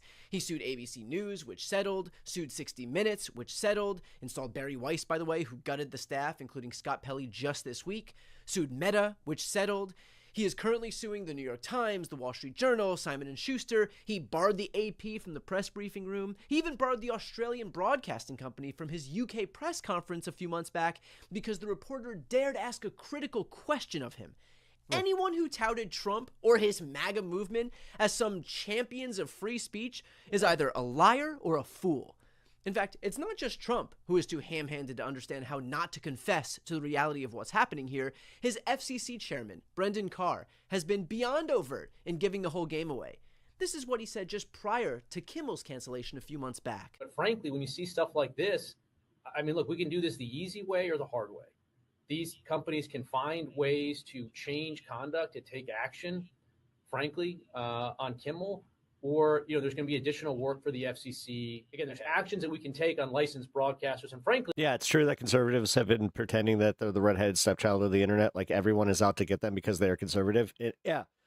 But the actual reality is it's always versus left-wing creators. I think that it's really sort of past time that a lot of these licensed broadcasters themselves push back on Comcast and Disney and say, listen, we are going to preempt. We are not going to run Kimmel anymore until you straighten this out, because we licensed broadcaster are running the possibility of fines or license revocation from the FCC if we continue to run content that ends up being a pattern of news distortion. Think about that language for a second. We can do this the easy way or the hard way. That's not regulatory oversight, that is extortion. That is a federal official threatening a media company with government retaliation unless they silence a critic of the president, a comedian. And that's exactly what ABC did. Which raises the question, is this even constitutional? And the answer is absolutely not. Just last year, this Supreme Court ruled 9-0 that, quote, government officials cannot attempt to coerce private parties in order to punish or suppress views that the government disfavors. That is a ruling wherein everyone from Clarence fucking Thomas and Samuel Alito agreed with Sotomayor and Ketanji Brown Jackson. When you've got the White House running to the far right of the U.S. Supreme Court, you might have lost the plot. But let's be clear here. While Trump is a despot and his acolytes like Brendan Carr are some of the most vile human beings to ever ascend to the highest ranks of the U.S. government, and they deserve all the scorn in the world for their horrific behavior, this administration would not feel as emboldened as they do without the cooperation by these corporations that are so fucking focused on money and shareholder value that they will sacrifice everything in pursuit of it. Let's not forget the backstory behind the Kimmel cancellation attempt. Nexstar Media Group is the largest provider of local news in the country. They operate ABC affiliate stations in dozens of markets across the U.S. Nexstar was seeking FCC approval for a $6.2 billion merger with a company called Tegna. At the same time, you've got the federal government demanding a ransom for everything and making it perfectly clear where they stand on these late-night hosts who dare criticize dear leader.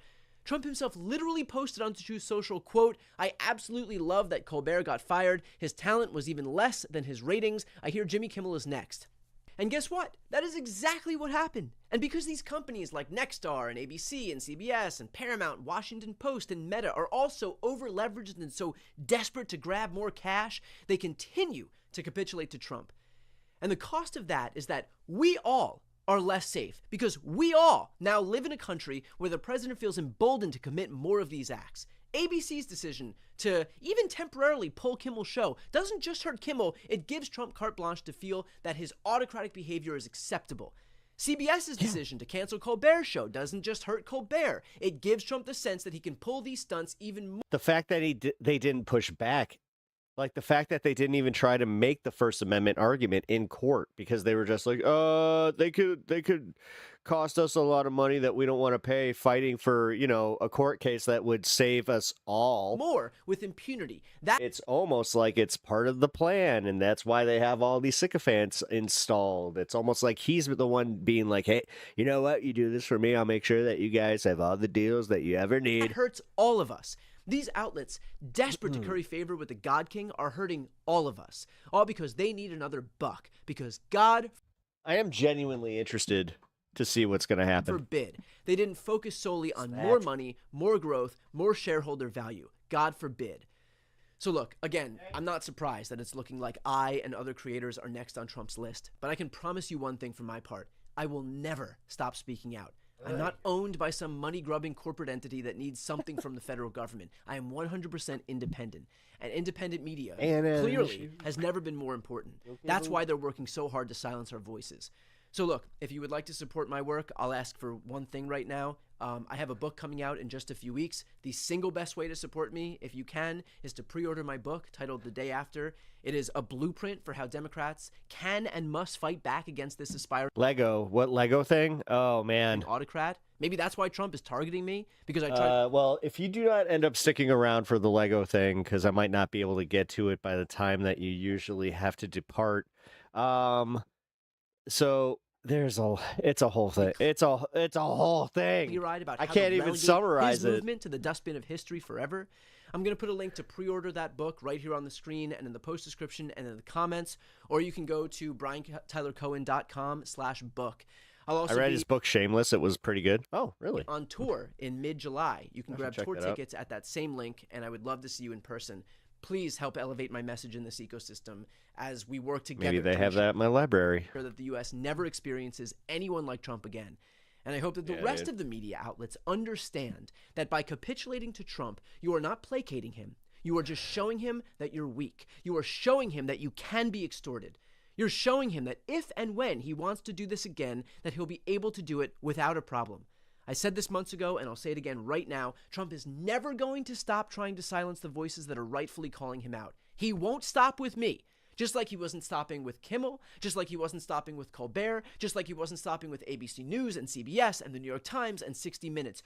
All of these cowardly media conglomerates are not understanding that you do not buy Trump off. You buy yourself a little bit of time. That's it. And eventually, he'll come back because he knows that you're weak and you stand for nothing. And the only thing more pathetic than bowing down to this thin-skinned autocrat is everybody's collective inability to recognize that he will never be satisfied. Donald Trump is basically a shark preying on you, and you cut off your arm to feed it to him. Eventually, he comes back for the next arm, then your legs, then your body. And where did that leave you? That grand bargain? It left you with nothing. Prey to a predator who smelled blood in the water because you were too stupid to protect yourself when you had the chance. So my advice to the rest of the media, wake the fuck up. Recognize the moment we're in. This bot says the same thing every time that they come into this channel. And for fuck's sake, for real, man, stand for something. Stand for anything. Anything that isn't money. Because all the money in the world there's no isn't questioning worth a this thing one. when what you're left selling is a product no one believes in. Yep. In the meantime, please know that I will never stop. I will never be quiet. I will never stop holding these people to account. I have dedicated my life to this cause, and watching this administration target me has only made me redouble my efforts. I promise you that I will stop at nothing to ensure that these people are never near the levers of power again, and I hope that you'll fight this fight alongside me. All right.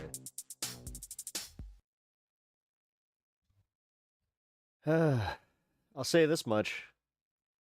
They are not going to differentiate between, your liberal wine mom or, your far leftist. I've been saying this for a while, that they're going to go after anybody that is a dissenter from Trump. Even, right-wingers, Republican classics, they're on the chopping block too. It's anybody that does not agree with him, which I'm like, what are we doing? I don't care if you agree with the guy or love the guy. Honestly, I question it, but I question more, how in the fuck are you okay with that? It makes absolutely no sense. Because you do understand that you should be for leftists even having the freedom of speech, because that is an American ideal. You, if you believe otherwise, are just a fascist, and that's where there is no differential.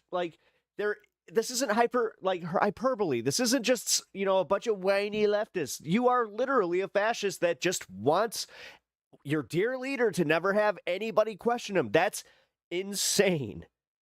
And realistically, man, this is why people will start, they are going to start pushing back against this.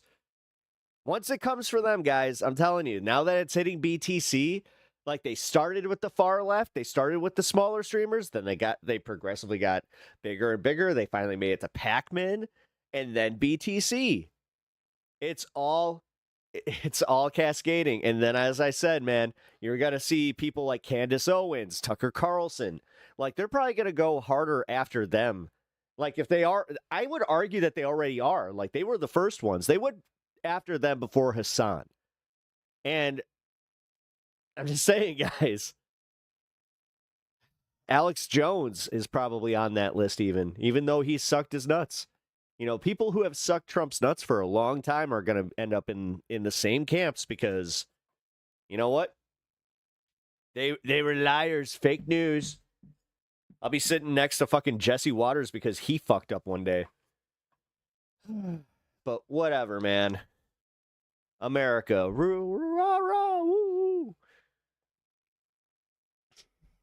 Not recognizing how this is all a huge problem and it's all very real.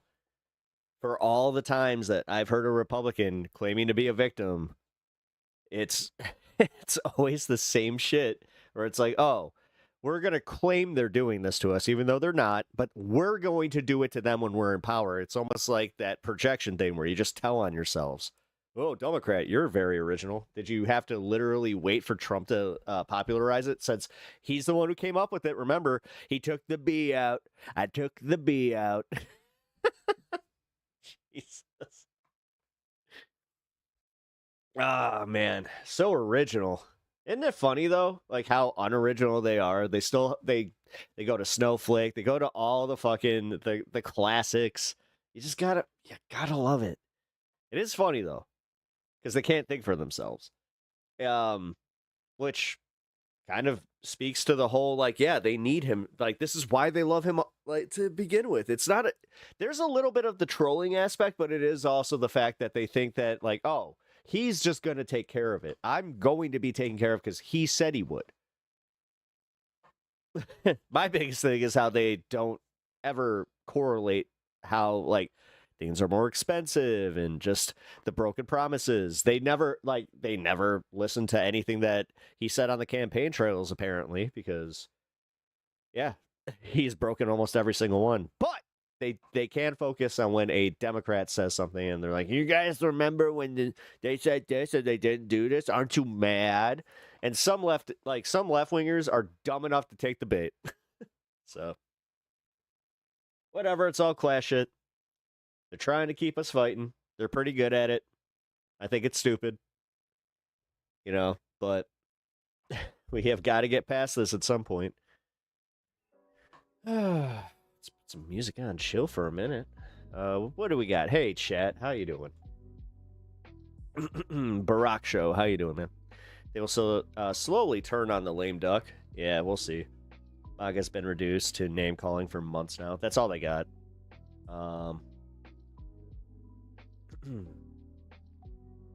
Maggots hang around the shit piles.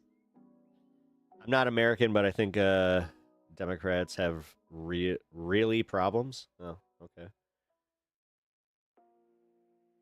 Then why, like, if you're not American, then why troll like an American? Like, you don't need, or like troll. You're not, it's not good. Like, I'm trying to actually help you. Like, that's passe. Like, you're that's hack shit.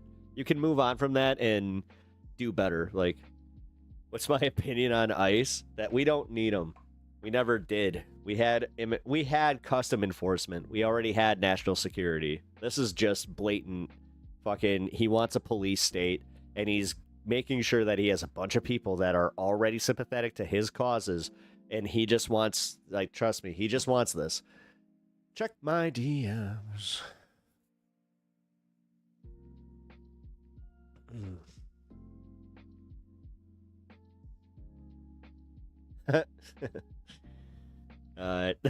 Yeah, I just read it. Let's see. Can I get this out?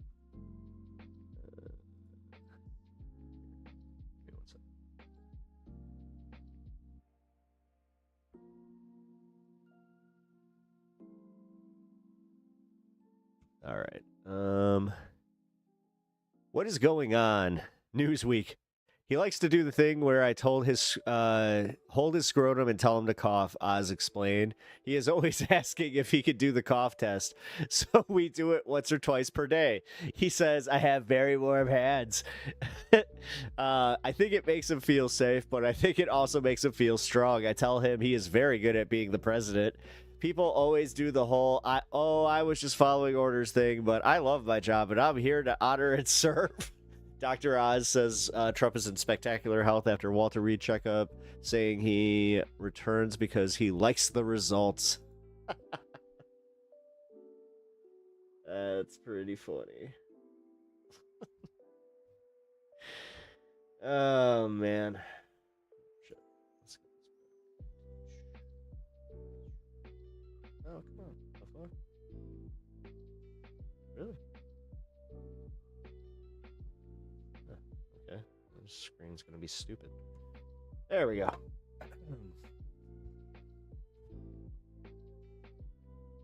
Please explain to me who is pushing socialism or communism in America.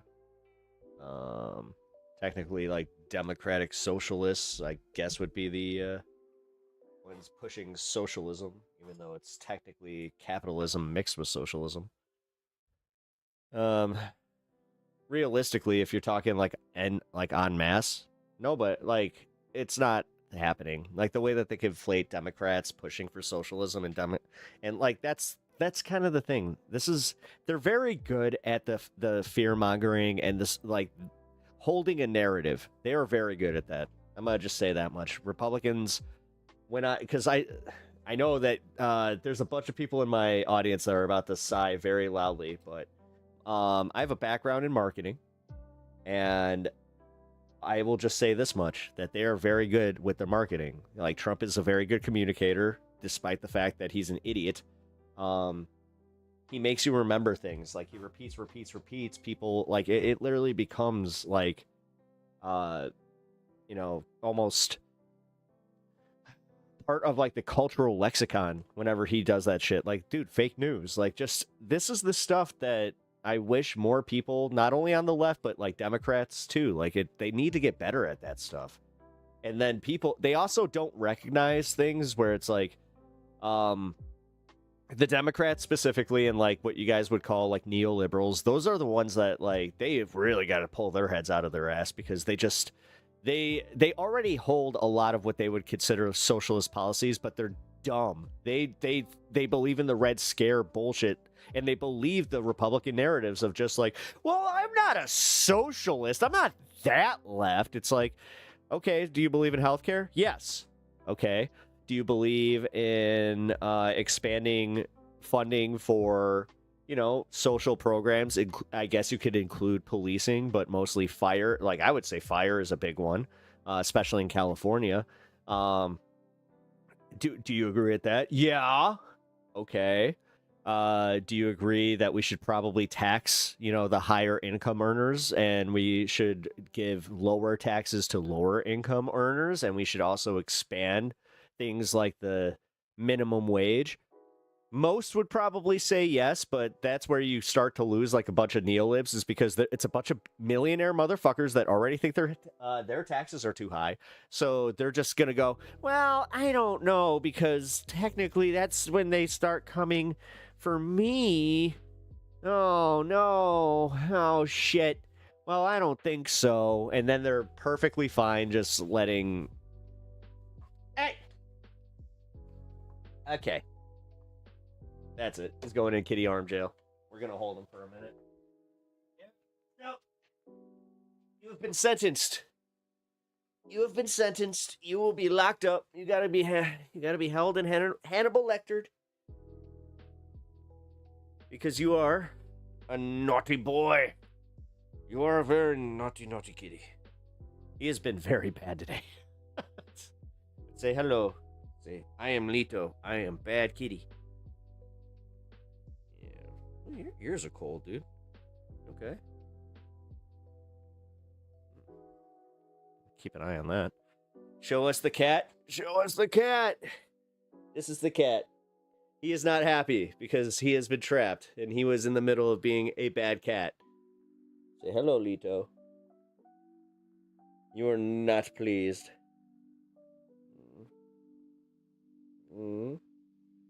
You don't want to love? No. Come on. Yeah. You gonna get over it? All right. We going? All right. Are roads socialism? Yeah, roads. Yeah. Infrastructure. Technically you could argue that like taxes are technically like a form of socialism. The use of taxes more so, but that's my point, where you would think, they would be like, oh shit, yeah, I want to see like better returns on investment, things like that. Because most people are like selfish dicks like that, where they see like paying taxes as like an investment, so they want a return on an investment. So most people who drive to work every day, they want to see a return on that. There's nothing more insulting than seeing a gas tax and then going to work and your roads are still shit. And then these projects take forever because we have stupid laws where, like in Illinois, we can't have road crews working overnight unless they have like a very specific setup, and like they have to be in a specific zone. Whereas I know in Pennsylvania, they have like the turnpike is maintained, and dude, they get this shit done in like literal days. Like they get projects done that would take, 2 years in Chicago done in probably 2 weeks, which that's the stuff that fucking really gets me bothered. But realistically though, that's what gets your average American. And that's where I'm saying neolibs need to wake up and realize, hey, this is pretty much all people are asking for, but this is where they're more than happy to use disingenuously farther left people to kind of muddy the waters, because you don't want any unity. So this is where, like, I'm not saying that they are like funding groups or anything like that. That is not what I'm saying at all. I'm saying like online discourse and like algorithms, though. Leto, he's making me wonder. He's obsessed with. All right, I gotta do something here. I gotta take a look and see if there is there like a mouse under there? All right, let's see. He's obsessed with something underneath here. So, you hear me do then you'll know.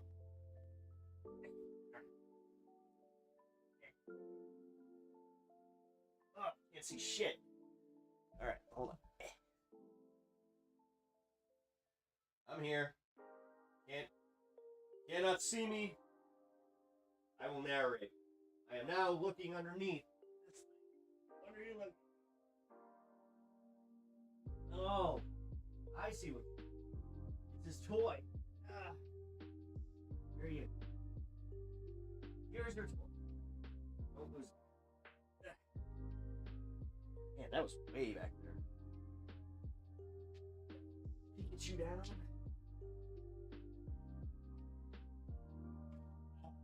All right. Happy cat. Happy cat means that I might be able to relax for a minute. Communism hasn't produced good result. The thing is, it hasn't been really fucking implemented in any actual, Marxist, communist, like, it's never been used in the way that Karl Marx talked about. It's always been used like in conjunction with like dictatorship. And also, Lenin wasn't exactly what I would call the most based guy. I'd say you want to talk about muddying the waters. That guy did a bang-up job with that one. Basic health care, education, nutrition, housing should be human rights. Yes. Trying to think. It's the... You know what? I hate to say this. It's the nutrition one that got me there. I was just like, yeah, I guess you're right. Yeah, technically, yeah. Yeah, no, so, yeah. I've never really thought of it that way, though. Like, putting nutrition in with it. Yeah. Good one. Yeah. BK live streams. Yes, that was a good one. Imagine if the United States didn't pull over every socialist country that ever existed. Yeah, it's almost like they were scared of that producing results that they couldn't argue with. It's almost like that's the thing. Like, they start seeing things like Cuba having, a lung cancer vaccine. Now, do you think that they're going to try and invade Cuba? Because that's what's coming. Let's be real. But do you think that they're doing that for, because they're withholding healthcare from us, or that they're actually being or oppressed? Like, that's another thing that they keep saying. It's, yeah, we have to go save them from oppression. It's like, meanwhile, you oppress your own people. Yeah. China is a great example of a socialist government producing good results, especially given the time. The USSR's economy was about the size of Brazil's and was able to compete with the US. And I'll be honest, yeah, like, as much as people get way behind nationalist bullshit, because it does make it so you do not recognize the objective reality that China's economy is actually doing pretty well. It is actually producing better outcomes for their citizenry. Now, do they have problems, and do they have, other parts of that? Yes. The way that they block communication, the way that they do have a very authoritarian rule. Yeah. Like, that's kind of where people look at China and they're like, that's a little fucked up. But Trump, ironically, just wants that. He just wants the authoritarian part. He doesn't actually want to produce any good outcomes for his citizenry. So, yeah, it's insane. But my main point to this was that your average, lefty Democrat fucking lib, they do need to wake the fuck up. Like, they really do. Especially if they follow politics, like, on the regular. They need to do the thing where they don't take the bait and shit on Hassan. I've seen too many people doing this. Especially older people, like the older boomer crowds. They're totally, like, they are so happy to shit on Hassan. They're just like, this guy, like, he said bad things, and he said something about 9/11 I didn't like. Yeah. I have a bad joke. Can I say it? Depends. Nope. You cannot tell a racist joke.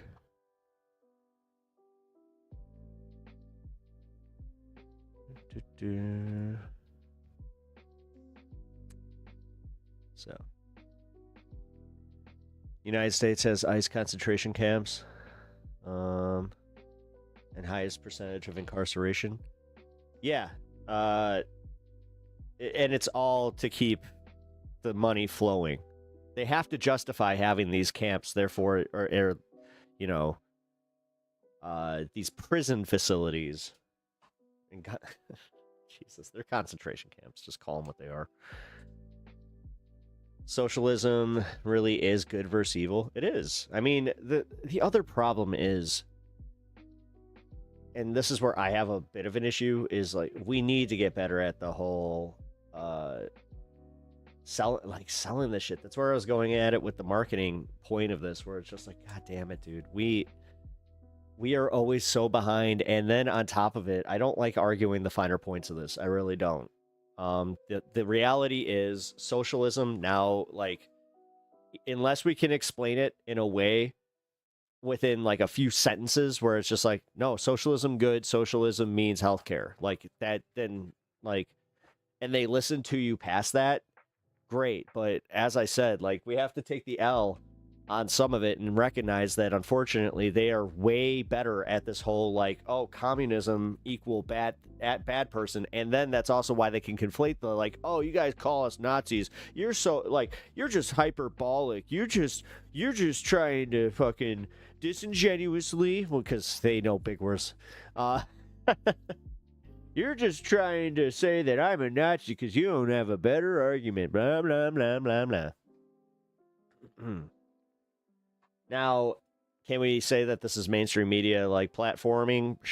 Sure. But as I said, man, it's also recognizing that people are dumb. People are so dumb. And I'm not saying, like, oh, all of America is dumb. But I will say this. It's like, their baseline is dumb. Like, I think they can get past their baseline. But you have to speak to that.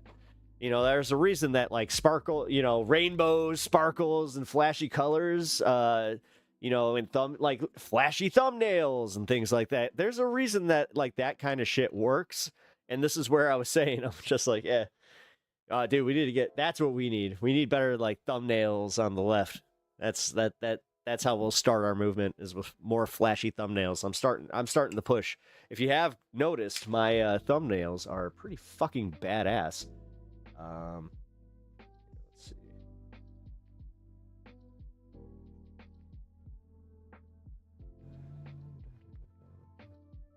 Oh shit, I can't show it. But yeah, speaking of thumbnails, shout out to Talavani Mage. I was about to say, she has been making my thumbnails lately, and I think that they are pretty sick. I would rather deal with China than the U.S. Than the USA. The least you can trust, or at least you can trust them. I mean, listen, any government, like, the grass is greener theory isn't necessarily, like, not true when it comes to politics, because sorry, I had to collect my thought there. Because most governments got their issues. It's just a matter of, like, can you recognize what's happening there? Is your hairstyle called the low taper fade? No, my hairstyle is called, I have been way too committed to just letting this grow, and I don't like the mid-length. It's still here, so I'm gonna keep it for as long as I can before it starts looking a little choppy. You know what I'm saying? Look, what you were currently doing to Canada and Greenland. Oh yeah. We are somewhat socialist countries. Yeah, absolutely. Oh yeah, are you the one who's from? Did you say you're from Denmark or Canada? Sorry if I'm mixing that up a little bit. China doesn't claim to be pretty communist anyway. They call it communism with Chinese characteristics. Trump gave China the green light to take Taiwan. So get prepared for that propaganda. Yeah, it seems like he did. I don't know. The more I read about his China trip. China. I went to China. I got to see the wall. It was very big, but not as big as ours. Have you seen my wall? I'm building a great big beautiful ball. They don't have a ballroom, but I have a ball. Dude, he really is getting that bad. Or it's just like, he's starting to do that shit. Like, I don't care if you love or hate the guy. I've been pretty critical about like the Midas Touch and some of the podcasts that have been doing like the death watch for Trump, where I'm just like, dude, okay, we get it. Like, his house sucks, but Jesus Christ, it's almost like it is kind of tasteless when you really think about it. But I just want to bring up the reality that is, yeah, Trump be slowing the fuck down. Like, he's 80 years old. Like, that really hit me the other day. One of my dad's best friends he's 83. And I'm thinking about this where it's like, oh, dude, yeah, because, like, my dad's best friend's, like, you know, proper old man is what I would call him. And that's what Trump is. Like, you could put all, because the spray tan and those little sound bites where he gets his Adderall and he gets, like, the Biden treatment, where he has that, like, magic, like, for about an hour or two, but then all of a sudden, did you see the ballroom? I have a great big beautiful ballroom being built, and then I have, look, the pool, the big pool. He doesn't even call it the reflecting pool, by the way. He's like, but look, it's bigger than the Empire State Building, which the Empire State Building, as you know, is much bigger than the Sears Tower, even though the Sears Tower is technically bigger than the Empire State Building. He included the spire, by the way. What the fuck did Biden do? He fucked the Democratic Party for a few years just by being Israel's little bitch boy. But then again, Trump not doing, anything to prove that he isn't like any less of Israel's bitch boy. Like, that one, gotta say. Dr. Oz loves my ballroom. He touches my ballroom all the time. He said that I have great big beautiful ballroom and that they are very healthy, and he made me cough, and then I did the cough. I went when I cough, I say cough. I just went cough. Cough, doc. I make the most beautiful coughs. Listen. I do the most beautiful coughs, okay? I make the most beautiful deals. I made a deal with my doctor where he said, listen, sir, I will give you the cleanest bill of health, the cleanest bill you've ever seen, if you just say one thing about me, and it has to be nice. And I said, that might be a little bit much, because I can only talk nice about one person, and you know who that one person is, me. I had to say, because, yeah, Sleepy Trump just, yeah. Dude, the photo that came from that, where he's just like, and the person behind him is like, they're mid-talking, and they're starting to, there's like, oh, shit. Well, the reflecting pool still reflect. So, yes, technically, so, because they're not using, what I would call, like, pool blue, it should theoretically still reflect, also because it is so large.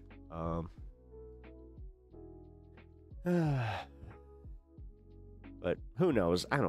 Listen, the reflecting pool thing, if it looks like a fucking pool, then great.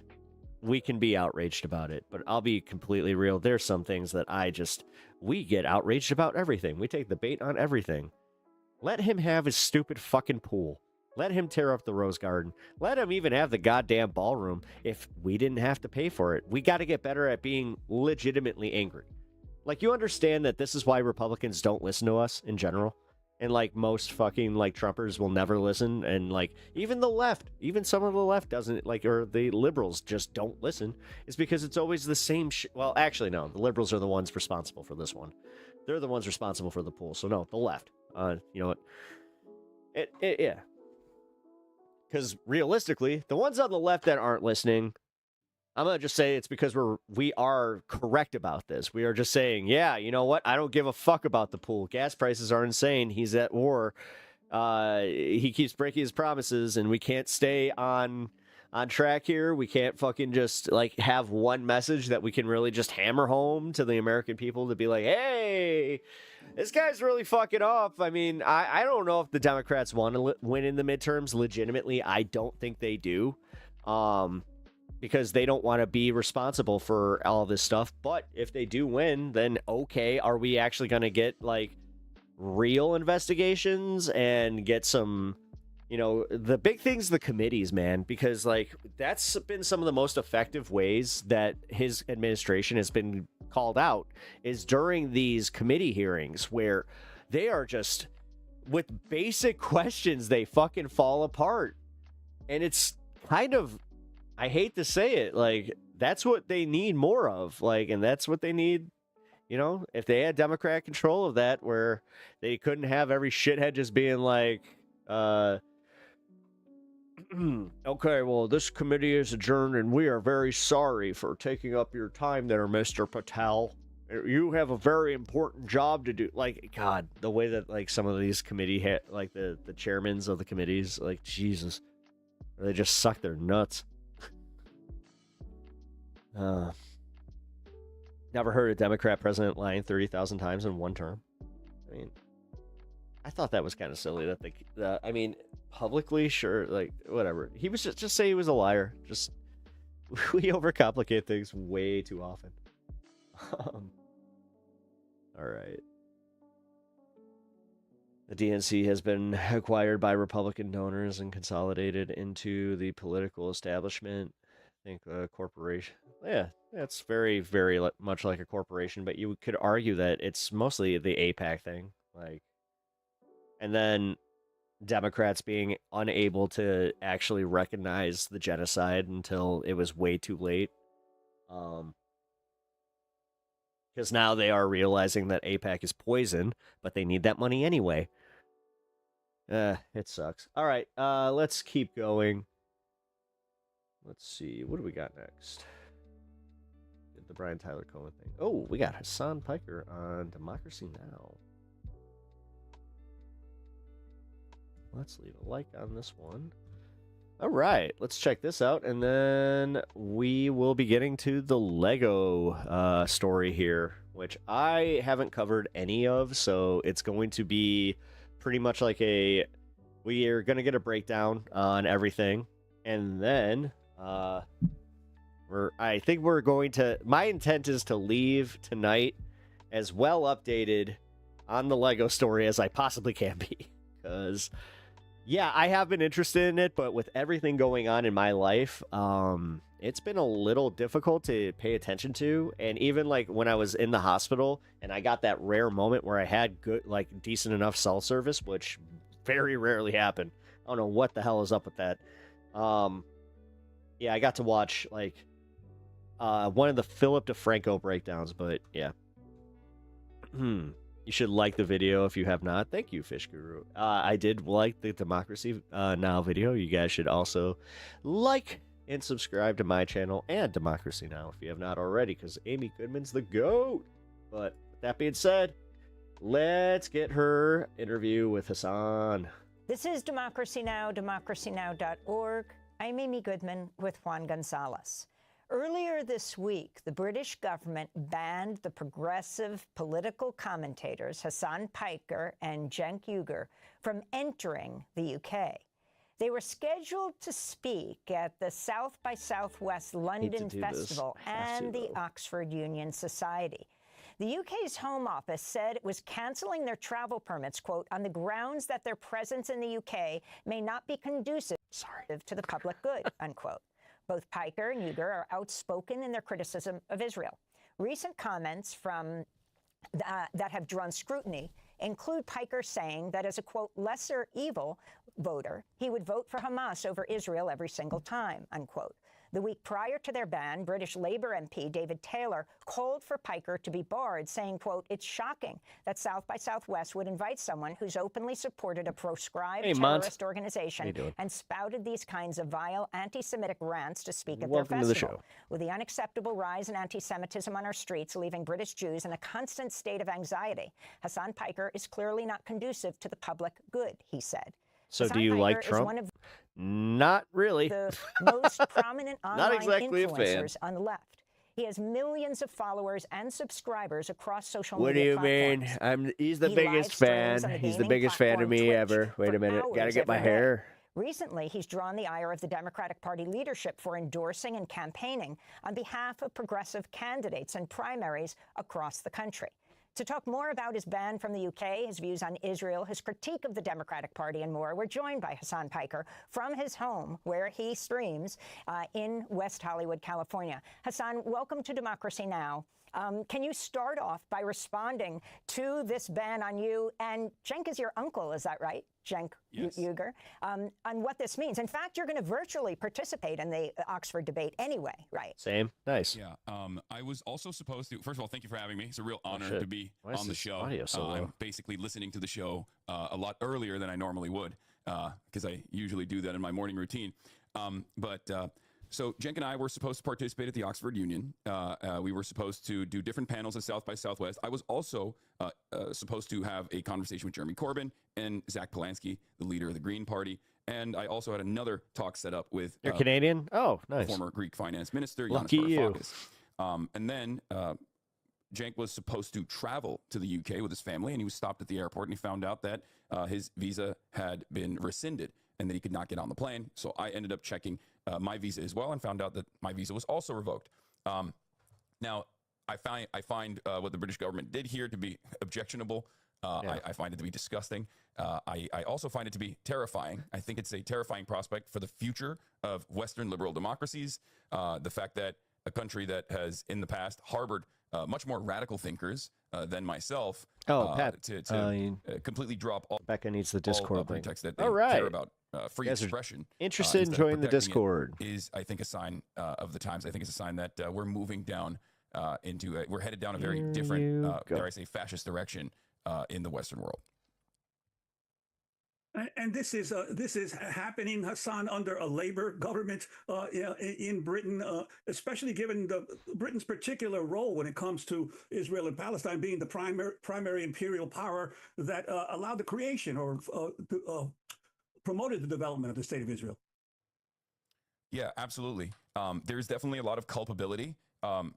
Dave and Bob, I just got you guys tied into the chat. And I realized the that British was government not has been coordinating with the Israeli government. Apologies. The Royal Air Force has been conducting surveillance missions, flying off of their Cyprus base. Keir Starmer has actually visited this base and has openly admitted that he could never say in broad daylight what the Royal Air Force is doing. What up, 5 Alarm? How's it going? Starmer has Welcome also to chat. invited Isaac Herzog, Good to see you. who has been mentioned in the ICC and the ICJ court Hope you're doing well, man. Against both Israel and Israeli officials, like former Defense Minister Yoav Gallant and current Prime Minister Benjamin Netanyahu. So the fact that England extends a red carpet to war criminals and collaborators of war criminals that have played a role in the genocide of the Palestinians, but then critics of Israel are considered to be real threats, significant threats to public safety, is preposterous. But once again, I think this is a real warning. Just as the prescription of Palestine action and the mass arrests that have taken place of pensioners in the UK that have demonstrated in support of Palestine action was a very clear attempt by the British government to do the exact opposite of the democratic process, to refuse to listen to the very just and moral demands of the masses and instead suppress their voices and try to silence them through state repression is very clear that there's a terrifying direction that the UK is headed down. And yes, it is the Labour government's complicity both in the crimes that Israel has committed, but it's also the Labour government's complicity in the acceleration towards fascism, because the next government that comes in, if it's, God forbid, a reform government, a far-right authoritarian government, they're going to overtake this exact same process, and they might not have even the restrictions that the Labour government is applying currently. So to offer them the keys of the castle in this manner is complicity. It's something that we've seen. It's appeasement. It's something that we've seen throughout history in the past, where liberals assume that they could overtake the reactionary demands coming from the right in an effort to keep control, and they ultimately fail to the fascists. I wanted to ask you also about another international issue which you've been involved with, controversy lately. You went to Cuba in March with the Nuestra America convoy, which brought activists from 33 countries and medicines and supplies to Cuba to attempt to break this economic blockade and warfare that the United States has been involved in against Cuba. But last week it was reported that the Treasury Department sent you and Medea Benjamin, founder of Code Pink, who helped organize the convoy, a request for information from the Office of Foreign Assets Control to look at the possible violations. What's your response to this inquiry? Yeah, so I've yet to receive a subpoena, even though Fox News claimed I received one. I have not. But I think that the news article itself was symbolic. I assume that this is less of a real inquiry and more so an opportunity for the American government to try to silence political dissent and to also criminalize activism. We were there to support the Cuban population with humanitarian aid that was necessary. And I also separately got a journalism visa as well to cover the atrocities that were taking place on the ground and to try to figure out what our government's culpability was in the economic devastation that Cubans were facing. And I mean, it was horrifying. You guys have covered this stuff extensively, but it's very clear that the Trump administration is not making it a secret that they want to prosecute all manner of political dissent, whether it be the counterterrorism initiatives implemented by Sebastian Gorka or even now lawfare by way of the Treasury Department. I think the goal here is to, once again, just like the British government, silence dissent and maybe even ultimately criminalize it. Hopefully this won't be a precedent-setting case, but we are headed down a scary path here. Hassan, I wanted to play a clip of a short documentary about your trip to Cuba. For years, I've wanted to visit Cuba. I wanted to learn about the problems caused by the embargo. I wanted to see a socialist society in person. Last month, I took the opportunity to go as part of a humanitarian mission to bring aid that my government won't. I'd be accompanying Progressive International alongside hundreds of others from around the world. Activists, journalists, artists, and politicians will be coming to the island by boat and plane to deliver this makes me miss Vice. necessary supplies. Food, Hey, medicine, Devil's and Advocate medical Productions. equipment. All right, we're in Thank the you for heart the of raid. we're in the heart Appreciate of that, Havana bro. right now. Hope you had a One good of the things stream. that I've immediately Everybody go been follow my man DA, is Devil's how Advocate beautiful the Productions, city is, but over on also YouTube how and Twitch. hollowed out it is in many ways. It looks like, I mean, some of these houses, they have the skeleton, they have the outside, but inside it looks like it's bombed out. You know, there's people living in it, but like very clearly, this is in a dire state of disrepair. More indictments have been brought in this last day against Cuban leaders. Hassan Piker, did you actually deliver medical supplies? How successful were you? I literally liked and subbed and was shocked I wasn't subbed. In fact, I'm pretty positive I was already subbed and something happened. It wasn't just medical supplies. That, you know what? That tracks, because I've been noticing that they've been going in like little spurts where like 4 subs here, 2 subs here will just kind of disappear. Food as well. I always thought it was people just like not feeling the content, but it doesn't seem that way anymore. In the bucket, and what the Cuban population actually needs right now is How's it going, bro? Because oil is what runs their entire energy grid, and unfortunately, the Trump administration has very openly created a blockade, and the island's energy. I watched Summer is Game Fest. How was it? Now, there's also one aspect of this that I think adds insult to injury, and that's the reality that there is actually parts of the Cuban island that are receiving oil with regular frequency, and that is, of course, Guantanamo Bay. That's an American military base on the island of Cuba, and it's The hatred of Hassan Piker is consistently inaccurate, and if you're being honest and paying attention, oh yeah, absolutely. basically an old colonial outpost. I wish more people would just be honest about it too, where they could just be like, I just don't like the guy. Like you have the right to just not like a person. He can still be right, and you cannot like the guy. And that's your right as a consumer. So you have and a just situation an where 90 miles American off and our coastline, you have 9 million or so consumer of media. people suffering, There's food shortages. People can't deliver medicine all around the island because there's simply no oil. And food is medicine is also spoiling as well. They're just sitting in factories. Ooh, FF7 Revelations. Because there's no refrigeration. And yet, a couple miles away from Havana, you have Guantanamo Bay, where they have a McDonald's, and they have American military members stationed there, and they have energy for the entire island potentially. I think this really shows the inhumanity and the juxtaposition. I think he's a very needed masculine voice of the left. I agree, and I actually, for real, I do agree. Like I feel like it's something that I just sometimes personally don't vibe with him. That like I'm literally speaking for myself. Like every once in a while, I will try to watch some like I can't really watch his streams, but I like you know what? Shout out to the people that clip it and get that stuff out there. Makes it a lot more palatable. And honestly, I'm working on doing the same for myself and getting my stuff out there. Again, thank you for to Televani Mage for offering, because yes, hopefully you guys will be seeing more of my clipped content coming out. The Americans are completely oblivious to. If they were more aware of the crisis, that they would also find it to be morally repugnant and unconscionable. And I suspect that's part of the reason why the federal government wants to stop these kinds of actions, or at least create an environment of threats and pressure so that other people who could also freely travel to Cuba and see what's going on for themselves, and maybe even deliver humanitarian aid themselves, think twice before they participate in something like this. I myself am unbowed, and I hope others will be too. Hassan Piker, at the 2024 DNC in Chicago, 30 delegates to the convention were with the National Uncommitted Movement. Uncommitted delegates were selected in state Democratic primaries to call for an end to the Biden administration's backing of Israel's assault on Gaza. After the DNC denied Apologies for the dog in the background. their request for a Palestinian-American speaker on stage, uncommitted delegates and their allies staged a sit-in outside the convention hall. This is a clip of the co-founder of the Uncommitted Movement, Abbas Alawaya. Here is the scandal, my friends. Here is the scandal. The scandal is... Oh, shit. Oh, shit. There are forces Is that within Chicago? Democratic Party leadership who Is that the United Center? That looks like the United Center gate, do too. not want us to talk about Palestinian human rights. But that's not Yeah, sustainable. that's right. That was outside the DNC. Duh. Yeah, it's gate. Notice how I recognize that right away. You actually were inside the DNC for a while before they put you out. You had a select seat there as a commentator. But can you talk about the fact, I put this question also to Dr. Hamawi, who you campaigned with, along with Dr. El Sayed. You campaigned with him also for his senatorial race. Can you talk about the autopsy report and it not talking about Israel and Gaza, though the issue took center stage at the DNC with the sit-in with people who are quite involved with the Democratic National Committee? Dan, come here. Yeah, I think to myself all the time, whether this is a byproduct of incompetence or every once in a while he'll give like he'll give one that's just like, oh, then he'll hear him. Crisis, major issue, and they're cynically trying to avoid having a conversation about it. I also had interviewed the Uncommitted Movement outside, and I had my press credentials revoked in real time while I was live broadcasting at the DNC, while simultaneously being interviewed by a New York Times reporter, as a matter of fact, for my criticisms of the DNC.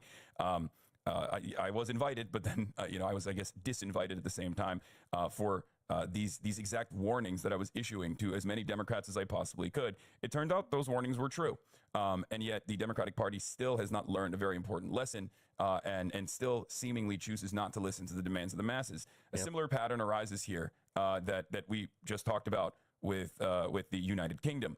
I feel like there's a real crisis in democracy and illiberalism in the Western world because of our complicity with war crimes and our complicity in Israel's genocide. And happy birthday to your youngest, 18. Wow. Addressing these problems, instead of solving these issues, instead of leaning into the demands of the overwhelming majority of the masses, the American government and the Democratic Party, just like the Labor Party, which is supposed to be the left representation of politics in both these countries, has decided to suppress the needs of the masses, have decided to avoid having these conversations. Having said that, however, there is an opportunity here, as Adam Hamawi, Chris Robb. Hassan is insecure and needs to seek some therapy. The glazing from his fans isn't good. It holds him back. Yeah. Also, I think he needs to start taking days off. Philadelphia and numerous insurgent candidates that are popping up. I remember him talking about wanting to have kids. And I'm like, when? And I don't want to be that guy, but it's like, bro, you're almost 35 years old. You don't have time for like an actual relationship. Like, I'm gonna be real. If you plan on doing the no days off like BS all around the country, which is he trying to break a Guinness Book of World Records kind of thing? Like, I don't understand what's going on. In the primary system, and actually Because like he prides himself literally by saying like, oh, I only take days off to travel. And that's not technically a day off because it's for the stream. Then he gets to wherever he's going and then he streams. Defeating the establishment Democrats all around the country have created this unavoidable force that will hopefully present a very good change within the party. And it's not just, of course, about Israel either. It's about these issues Nice broadly. birthday week. I feel like the center. Happy birthday to everybody that has a birthday and your loved ones that also have some birthdays. Happy birthday from Pep Talks. Power in the Democratic Party for far too long has conceded to the interests of profits, the interests of corporations, and oftentimes placed them first and placed the interests of the population, the people, the masses, the working class last. Hopefully we can make a change and we can force that change, because I feel as though the party right now needs fighters. We don't have a lot of time. Fascism is here, and someone has to fight back. And the way to do that is through the democratic process and allowing real democracy to take place. Hassan Piker, we want to thank you for being with us, political commentator and live streamer on the Twitch platform. That does it for our show. The Twitch platform. Nice little drop there. All right, we got this Zora Mamdani interview with Adam Mockler that I was not even aware happened, but I heard it was pretty good. Who better to talk about this with than someone who has been focused on the question of government efficiency at you see what I did right there? You should do the same on the stream and the a VOD. national level. And frankly, government inefficiency, especially in the ways in which we found Doge operating. So I'm very excited to introduce Adam Mockler to join us. Mayor, thank How's you it for having me. Wait, he has the show?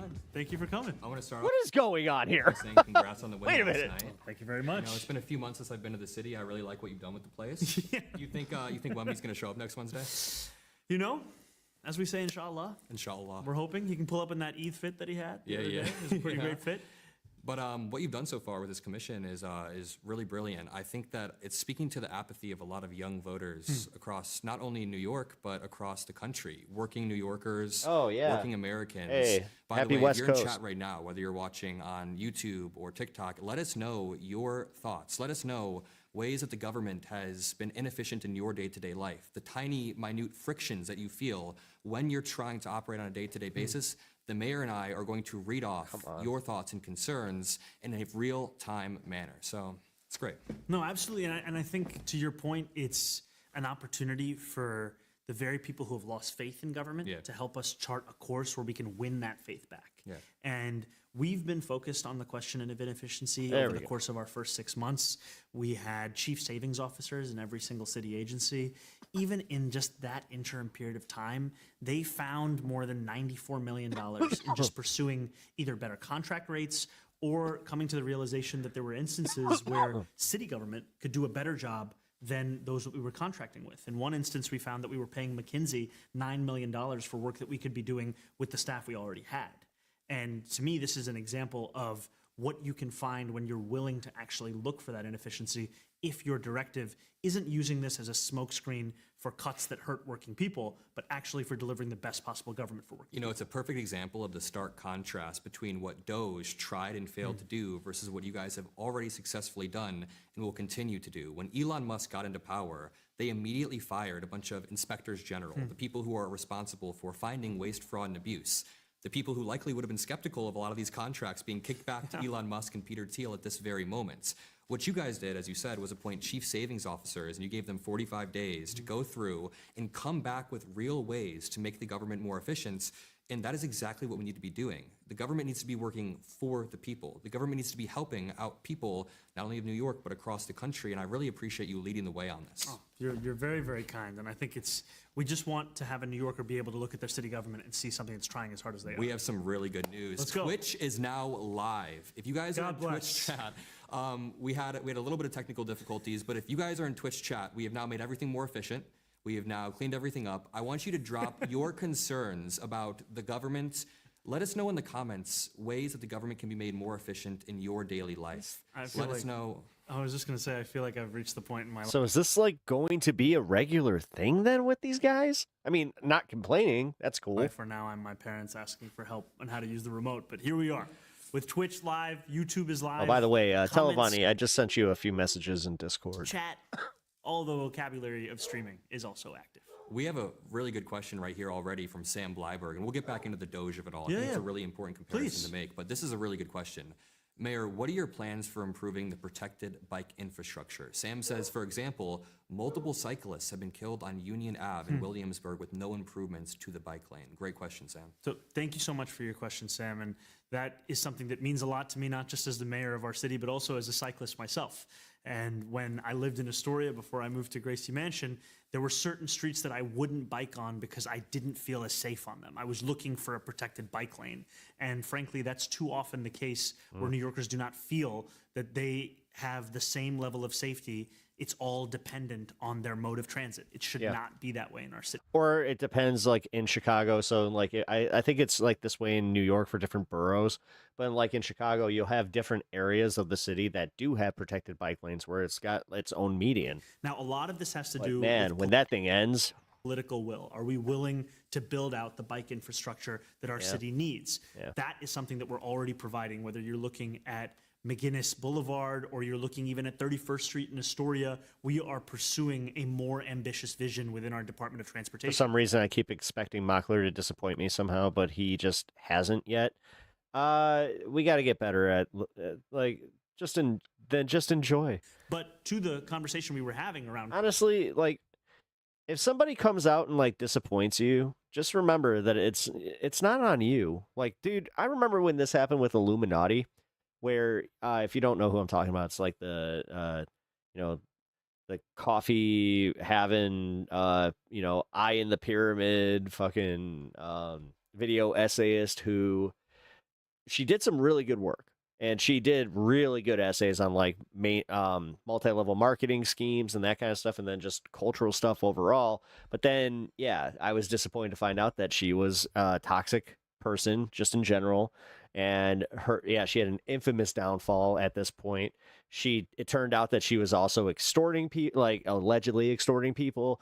And like, just, it was crazy. And like, she was part of the leftist mafia for a while. I remember when like that was kind of a thing. And I was just, I'm not going to call it like that. I was devastated. I was not but I was disappointed. But I didn't feel like, oh, I should have seen the signs. It was nothing like that. So, just be able to enjoy people, and if they prove that they're bad people, then just course correct. It's the people that defend those other people that are still a problem because they can't admit it's actually like the sunken cost fallacy. one of the things that we're hopeful that the Charter Revision Commission can also look at is how can we expedite the construction. Wait, she still goes on leftist mafia? No, she doesn't. She hasn't had an association with leftist mafia since the whole thing happened. I don't think, did they ever actually interview her? Of bike lanes. Yeah, I saw Olay was on the episode yesterday. I got to catch a little bit of that. Because committing to something is one thing, but then actually being able to deliver it, that's also incredibly important. I can tell you as somebody who was waiting for years for the Queensboro Bridge South Outer Roadway to be open to cyclists, we were told again and again and again over many, many years. And that wait was one that came at a direct consequence to New Yorkers who would have otherwise had a safer experience biking. Look what happens when we actually take direct feedback from people's personal You can drink legally. rather than being like Elon Musk, who got into power and immediately used I remember that being like a holdup for some reason on me, where I'm just like, wait a minute, you're telling me that some kid that can't even drink legally is going to tell me how it is in America? I don't think so. Himself, it's very, very important to be, hearing That from matters. people in particular. It doesn't. Can I ask you really quickly? Hit me. How jealous do you think billionaire Elon Musk is that he failed at making the government more efficient, and the Democratic Socialist mayor of New York actually succeeded at doing this? I think we will have our revenge in the actual outcomes that we deliver. That's the best way to do it. And I think that, for a long time, these things have been relegated to becoming debates. There was even a moment where it felt as if the words of efficiency and fraud and abuse, these were concerns only of the right wing. We want to be clear and direct. If you care about the public sector, if you care about public service, you have to also care about public excellence. we want to deliver that here in New York A City. big problem was their weaponization of this apathy that exists across a lot of young Americans, Americans of all ages. This apathy that's developed from seeing people get richer and richer and richer while the average Americans don't feel like the system is working for them. So people like Elon Musk weaponize that in order to gain power and enrich himself. We have another really great question right here from Exploder11. Shout outs. The Department of Buildings is costly, opaque, and ever-changing, leading to frequent confusion. Will you be looking into ways to speed up its processes and ensure consistency? To Exploder 11, 100% yes. This is one of the many things that we'll be looking at. So on the first This is smart, man. Like, this is... day that we came into office, Wow. one of the executive orders that I signed was to create a speed task force, which was to look at the entirety Holy shit, of the dude. He's going to be really popular with people if he actually does implement these changes. Just in general, like, this is smart. Building land. And you don't see this with, like, Brandon Johnson or any other fucking mayor for that matter. landscape within city government and see all of the different permits and processes required. What we found over the course of that was that on average, there was a 7-month delay between the end of construction and a time that a tenant would actually move in. We found that there were gaps of up to 2 years in affordable housing construction, as well as even 8 months in just the actual permitting of some of these things that we could cut out entirely if we were willing to hire appropriately and change some of these processes. That's exactly what we're going to be doing. And when it comes to the Department of Buildings specifically, beyond hiring so that we can expedite some of these permit approvals, we've also seen the fact that currently, before any of those changes happen, there are only 6 people at DOB, which is short form for Department of Buildings, who are allowed to approve permits for building housing. That is ridiculous. That is not a recipe for being able to build enough housing to keep up with our ambitions for this That city. also explains, like, why everything takes for fucking ever. And so one of the things that we want Code to take a look at is how can we change that structure? How can we change that set of responsibilities? How can we actually build for excellence, both in a literal way, but also in a procedural way? By the way, if you're just joining the stream on Twitch or YouTube, you should know that if you're a New Yorker, next Tuesday, Wednesday, and Thursday, you'll be able to go to hearings live and you'll be able to voice your concerns. You'll be able to talk about the ways the government hasn't been efficient for you, and your personal experiences will be used to inform policy decisions, which is beautiful. But let's prove the haters wrong very quickly, Mayor. Dima says we need him to come. Right there, they should have had a list of locations that they were doing this. That's my only note there. Housing, but I'm sure he's going to dodge questions about that. What do you have to say? Here I am. Dima, I'm trying to dodge, but I'm Oh my God, Mom Donnie. No wonder Trump loves this guy. actually... Look at him bobbing and weaving. He's, you know what? He's so handsome, and he's also good at the bob and the weave. He learned that from me. He's, you know, that's my man. That's my Z man. Answer this directly. First and foremost, you know that I'm focused on the cost of living crisis. This is the most expensive city in the United States of America. That's Number smooth one as hell. driver of that crisis is housing. We have to talk about it every single day.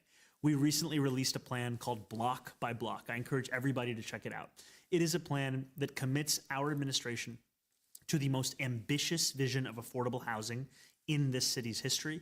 We are going to be building 200,000 homes that will not only be permanently rent stabilized, but also actually affordable. We're going to do this while preserving 200,000 existing affordable homes and ensuring that we have the strongest tenant protections in the United States of America. And this is critically important because it's not just a $22 billion investment over 5 years. It's not just something that will make it easier to stay in New York City or to get people to move to New York City. It's also critically important because it creates 30,000 jobs. In a moment when so many New Yorkers are struggling to afford to live in the city, we want to build housing they could afford to live in and then also create jobs that could pay them enough for that housing that they're so desperately looking for. Mayor, I think we have our first repeat questioner, Exploder11. Oh, he's back. Exploder. Or they're back. Or she's back, whoever it may be. Exploder, you better be at the hearings. You seem very passionate about this. Show up, ask your questions. It says, New York City tower crane operator training requirements are unique to NYC and prevent tower crane use in projects where they would increase safety, speed, and decrease costs. Really quickly, this is exactly why it's so important to listen to people. These are some things that oftentimes can be overlooked that seem little, but they're not. This is very real to so many working New Yorkers. Any chance of looking into the NYC tower crane operator training requirements? This to Exploder 11, this is exactly why I want you and every other New Yorker to come out to these hearings next Tuesday, Wednesday, and Thursday, because these are the kinds of ideas that we want the commission to be considering. We want the commission to actually explore. And I'll just make one addendum. This is an invitation to all New Yorkers and a very specific San Antonian as well. We'll just leave it at that. Next Wednesday. Yeah. Wemby, you better show up. So there's another question that we want the chat to ask us about. If anybody in chat has questions about COJ as, you know, an agency or the mechanisms by which a COJ will be doing this, please ask your questions in chat. That's very important. Also, tell us more stories about the ways governments had failed you in your day-to-day life. We've already seen some really brilliant questions from people who very clearly feel like the government is not serving them, and the Democratic Party needs to be leading the way in rewiring that, rewiring the incentives of politicians to sometimes benefit themselves and do more what you're doing, leading the way on making the government more efficient in a very real manner. Shirley P. NYC, great name. Mayor, what roads are being impacted during the World Cup? I work by Madison Avenue, so will it affect pedestrian routes? This is a great and very topical question. We just had a press conference this morning about the transit impacts from the World Cup. So I'm going to go through a few things. The focus of the impacts will be around where you work in Midtown Manhattan. So on match days, of which there are 8 games that we are going to be hosting in New York, New Jersey, on those 8 games, we are going to see dedicated travel corridors that are going to operate along 42nd Street and portions of 5th and 6th Avenue and on 40th and 41st Streets. Now, this is going to begin 6 hours before kickoff. It's going to last about 3 hours after the final whistle. And the access for those areas will be limited to New York, New Jersey stadium shuttles, to MTA local buses, to official World Cup vehicles and emergency response vehicles. So with all of that in mind, your access as a pedestrian should not be impacted. However, if you are intending to drive into Midtown Manhattan on those 8 match days, I would encourage you to either take public transit, to bike, or to walk. Very, very good question. Is Wemby also invited to the World Cup or no? Just Jalen Brunson? Just Jalen. Okay, continue. Cambonia says, great name. Was the name COJ sounding similar to the other organization that will not be named, designed to be a subtle jab? I mean, it would be a crazy coincidence if not, huh? So to Cambonius, yes. Yes. This is a desire to show that, in fact, the conversation on government efficiency cannot be monopolized by Elon Musk's entity that was set up as a smokescreen to cut as much funding as possible to working people, both across this country and across the world. Fox News would, I mean, dude, seriously, if that was Fox News, they'd just be like, oh, well, we have a very concerned viewer here that wants to ask, was this a subtle jab? And or do you feel like you're being, really witty with this? And used as a justification in that manner. Grow but something up. that we can sincerely deliver on. Because the reason that Americans were hopeful about it speaks to the fact that many Americans are not seeing the level of efficiency they need to in their local, state, and federal government. And a lot of that also comes from an opacity as to what government is actually doing. And so much of our mission is to also pull... This dude's going to be president within 15 years. If Trump all of a sudden decides, like, you know what, I got to give my main man, Z-Man, the benefit of the doubt here. We got to do away with that. Immigrants can't be they can't be president because we need the Z-Man. Pull the curtain back and show you exactly what city government does, why it does it, and how we can do it better. Elon Musk immediately began to cut life-saving cancer research. One of those hard lines we got here. Cut funding for working Americans who genuinely needed it. He then rewired that and made sure that, him and Peter Thiel got contracts from the administration. So actually seeing a commission on government efficiency with, chief savings officers and with real-time feedback from people's experiences is beautiful. I think this is our final question right here. We're running low on time. We have from... That's User what I'm saying. 100, pretty basic name right there. Will COJ be publishing open data to allow the public to help identify areas for improvement? We want the public to help identify areas for improvement. That is absolutely what we want to happen. So we're going to ask you to just come to these hearings. Those hearings are open to the public, whether it's Tuesday, whether it's Wednesday, whether it's Thursday, whether it's in Manhattan, whether it's in the Bronx, whether it's in Brooklyn, or whether it's at the 7 other hearings that will come after this. We want you to be there, and we want you to testify to your ideas, your critiques, your hopes, your fears about this inefficiency or what could be efficiency. And that is something that we're really, really excited about. And again, if you want to find out more information, go to nyc.gov/COGE. Last question for real this time. Hit me. Will you be giving Jalen Brunson the key to the city? At Pearson-P8W. My brother, I do not want to jinx anything. What I will say, though, is that New York City is going to be celebrating every single moment that we have with this team. This team is incredible. This team has brought the city together in a way that many of us just have never seen before. And what we're talking about here is being on the precipice of making history. And it's a history that New Yorkers will not only remember in how we felt in this moment, because I can tell you last night at Locksmith was an incredible feeling watching this game, but also, frankly, even just as we're talking about fiscal efficiency, every home playoff game generates $90 million in economic activity for this city. If the Knicks go all the way, we're talking about more than $460 million in additional economic activity. This team is helping this city run. Dude, he's even making it like, hey, you know, here's a plus side about having a winning team. Maybe, you know, get on that, Chicago. Jesus. Anyway. That was fun. Debate. Could Blanche cover up the Epstein files? I don't care. I'll be honest. Yeah, I don't want to watch a debate like that. Whistleblower exposes Trump and Elon. Unleashes. Let's do this one. Here we go. All right, we got some Kyle Kulinski. Yes, a dude watching a dude. So as you all know, Cenk Uygur and Hassan Piker were both banned. Hit that like button if you haven't already, just like I did there. It helps us all out, and it, you know what, spreading love. That if you believe in karma, you know, good things will come to you. Even if you don't believe in karma, good things will come to you. From the UK, they were going to go do the South by Southwest event, among many other things. I know Hassan had something planned with Jeremy Corbyn, and they both had their visas revoked. And the reason for that was their criticism of Israel. There's been a lot of talk about this. We've talked a lot about this. It's obviously a massive affront to free speech and Enlightenment values. It's disgusting. It's cucking yourself to a foreign terror rape state. I don't have the words to condemn it strongly enough. I find it so grotesque, and it truly is stripping these guys of their freedom. It really is. Well, Cenk has been making the rounds and doing a whole bunch of interviews. Here he went on GB News, and you have this guy, one of the smuggest men I've ever seen in my life, this guy by the name of Jacob Rees-Mogg, who quite frankly looks like a fredophile. Not needed. And he has Cenk honestly just not even needed on with him here, and basically invites him on to accuse him of being an anti-Semite. He invites him on specifically to accuse him of being an anti-Semite. Let's watch, and we'll break it. I mean, at this point, just say he looks like he's part of he looks like he's in the Epstein files, I guess. But down, here we go. First of all, I hope I don't upset. I don't know, man. Like, he's just a prick.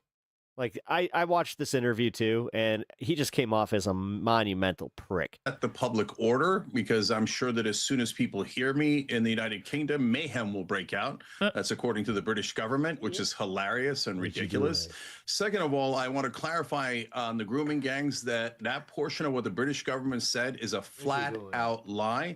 If you kept rolling that tape, it is on tape and it is indisputable.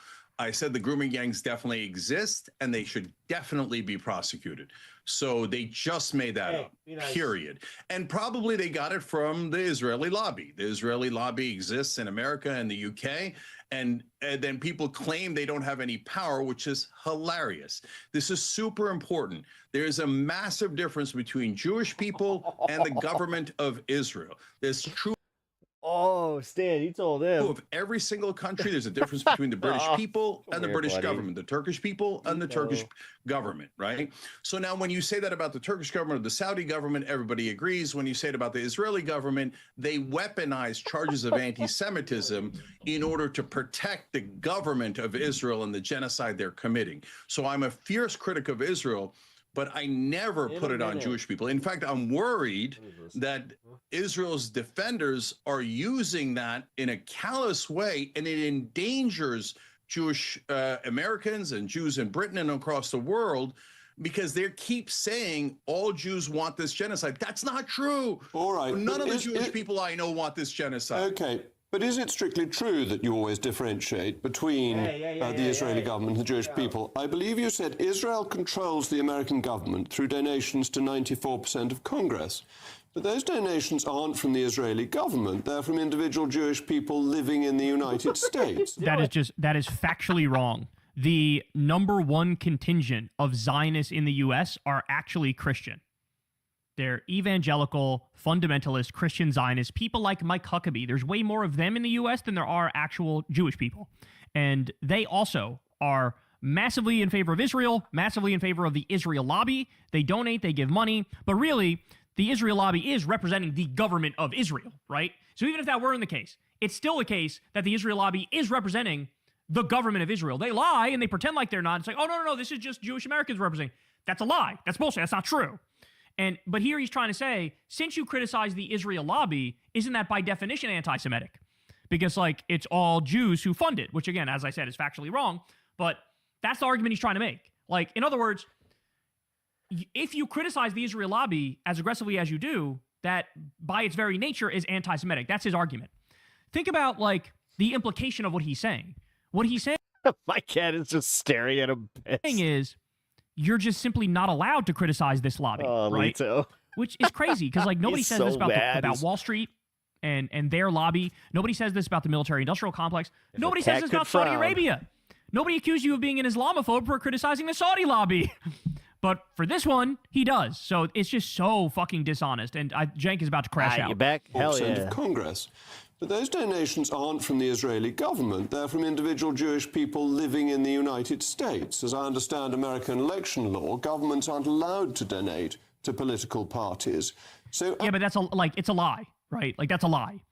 That lobby ends up representing the Israeli government. That's what happens. There's a lot of things written in law, particularly when it comes to campaign finance and stuff like that, that in theory should be enforceable, but it's not actually enforceable. And the Israel lobby ends up representing the Israeli government. No, but they also do it through, like, separate PACs. So then you find out later that you're like, oh, they technically supported this other PAC and they technically skated. Like, it's all technicalities. Like, they will use any loophole that they can exploit. That's how it works. Actually, I mean, we saw that in Illinois, in the Illinois 7th. Do sometimes conflate the Jewish people and the state of Israel, and that is prima facie anti-Semitic. You know, you just made that up on tape, right? Like, I said Israel. No, I've got this quotation from Let me finish. You asked, you did a very serious charge, so let me answer it. I said Israel. You quoted me as saying Israel. Then you said, hold on. Then you said, no, but you meant Jewish people. Why? I didn't say that. You said that. Are you an anti-Semite? I'm worried you're an anti-Semite. Why did you say Jewish people? Jewish people don't actually support. What was the whole Lego thing? I saw it in your title and checked Twitter. I have no idea what the hell happened. I thought it had to do with Iran, but apparently no. No. So DA, I'll be going through it. So there was like this big Lego theft that Penguin Zero, Charlie, he's been following, and it caught fire. I want to say from him, because like he was the first person I really saw watching it, but then everybody started talking about it. And Reckless Ben is the guy who's been doing the reporting on it, who also, he got a huge boost from this, but it's insane. Like there's over $200,000 allegedly of Legos stolen by this company, Bricks and Minifigs, which does secondhand sales. They're like GameStop. And yeah, there's a whole lot of drama. We're going through it, but we're going to finish this first. This current Netanyahu government, did you know that 63%? Hold on, 63% of Jewish Americans. If you guys are interested in that, I will be covering it later. And also, if you are watching the VOD, I will have another video out soon. Which I read out correctly, is that Israel controls the American government through donations to 94% of Congress. Period. Jewish people donate to congressmen. The Israeli government does not. So you have conflated, you've said... Yeah, but that's bullshit. Because like I said, the number one contingent of American Zionists are evangelical Christians. And it's nonsense because that lobby does represent the Israeli government no matter what the fuck they say, no matter what's written in the law. That's just a fact. Israel controls. You're meaning Jewish people control. You know that perfectly well. You're putting words in my mouth. So here's my question. how is Cenk or anybody then allowed to criticize Israel? Because I've seen what Cenk has said on this issue, and as I'm sure many of you have, and he makes a point every time he talks about this to stress repeatedly that Jews are not the problem. We are pro-Jewish. Our brothers and sisters are Jewish. The problem is the right-wing terrorist government of Israel.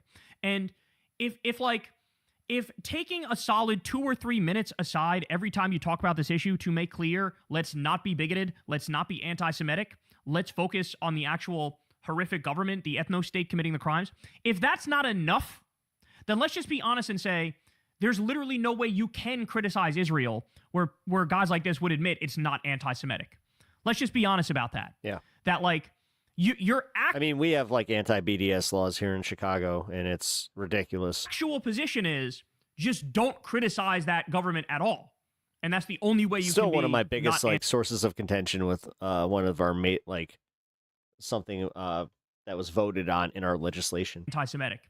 It is, they have so thoroughly weaponized anti-Semitism that they're the ones who are undermining its seriousness. And I wish they didn't do this, but they are doing this. Like, they are the problem. You're literally, and people can see it with their own eyes and hear with their own ears. Tell me, words in my mouth. You want me to explain what actually happens? On what legal basis does the Israeli government donate to 94% of American congressmen? No, the Israeli lobby. Now, the Israeli lobby is made up of Americans, but it is not made up of purely Jewish Americans. I don't know why you want to be anti-Semitic like that. There are more Christian Zionists in America than Jewish Zionists. And they are part of the Israeli lobby that says give endless money to Israel. But he has said that a lot of times. I've heard Sam Cedar say that. I've heard Hassan say that. I've heard Cenk say that. This guy's a right-winger too, I believe. I thought you guys were against this whole gotcha bullshit and the fake cries of bigotry when you're doing like a chief fake cry of bigotry. Again, I don't know how else he could talk about this, which would be more responsible than how he has talked about it. You know? Like, it really is at the point where it's like, if you just state a fact that virtually every Republican takes money from the Israel lobby and do the Israel lobby's bidding, and most Democrats take money from the Israel lobby and do the Israel lobby's bidding. Just by saying that, they would say you're anti-Semitic. But, like, that is how they're voting. They're bought, they're owned, and they are voting that way. Like, I'm sorry that objective reality makes you freak out and do false cries of bigotry, but, like, that's what's happening. Please stop smearing That's not Jews what like you that. said. You said Israel I controls. said Israel. So you're Yes, implying as in the Israeli government of lobby. Israel. Okay. Now you want to do nitpicking, and if I said Turkey and you said That is what it literally is, nitpicking. Yeah. Because it's a distinction without a difference. He doesn't acknowledge that a lot of Christian Zionists funded as well, and he doesn't acknowledge that it's all a facade. The Israel lobby does actually represent the government of Israel, right? Theoretically, if that wasn't the case, then why is it they literally never break with them, right? Like, that's the question. Why is it 1-to-1 on every single policy issue that the Israel lobby is with the government? Oh yeah, you can finally relax. Of Israel is because it's fucking it's bogus. The idea that no, they're just representing American Jews. Cenk now is right you're leaving? when he points out the majority of American Jews are against the Israeli government right now. That's just a fact. oh, well, no, that's Turkey and not the Turkish lobby. Because you that's wouldn't do really that in that important. case. Why are you doing this? Why are you trying to smear me? It's weird. I'm not trying to telling you smear that you. a I'm trying to understand what you meant. and their supporters are doing this, and so you can't dispute it. Well, that made me want to pull my fucking hair out. Man, that was rough. That was rough to watch. But I mean, like, there's all they got. All they got at this point is like their dirty tricks, you know? Well, that's what I've been saying. I've been pointing out how it's like it's all the marketing stuff, but also this is where we do ourselves a disservice by not recognizing that this does have an effect. Therefore, because recognizing that would mean that it's like, okay, so we got to pivot a little and we got to start, you know, maybe being better with our marketing. God, I hate. All right, maybe I need a different term now because even I hate it. But for real, man, like their messaging better what their messaging. Their messaging sucks. I guess this is the reaction after, you know, watching a live stream genocide for years now and watching Israel now start attacking Lebanon and attacking Iran and fighting on 7 or 8 different fronts and openly talking about the Greater Israel Project and openly talking about it's them or us and there's never going to be a Palestinian state. I guess this is what we're reduced to, is that like any criticism of Israel is just you're an anti-Semite. I mean, this is why, I've become more cynical now as I get older. Is like just realizing what percentage of the No, that just happens. I hate to say that, Kyle. That just happens with everything. dialogue is actually legit dialogue. Your patience starts getting less and less. You start tolerating people's bullshit less and less. Versus what percentage is just like, totally manufactured and contrived smear attempts. It is maddening. It is absolutely maddening. Hey, y'all, do me a favor and like and subscribe. It helps out big time in the algorithm. Click the bell. Oh, yeah, give Stan or Lito a treat with... as well for notifications. 2 bones super chat. When videos drop. And watch that video on screen right now. You know you want to. Yeah, and also that is a thing. You guys can... he's not kidding. Any $2 donation qualifies you... or $2 or above qualifies the cat and the dog for treat time. Which, here, give me 1 second. Let me get the cat camo. Stan decided to go elsewheres. Let's see. Oh, he's so cute. Look at him. Yep, there we go. Whoa. Yeah, you are so cute.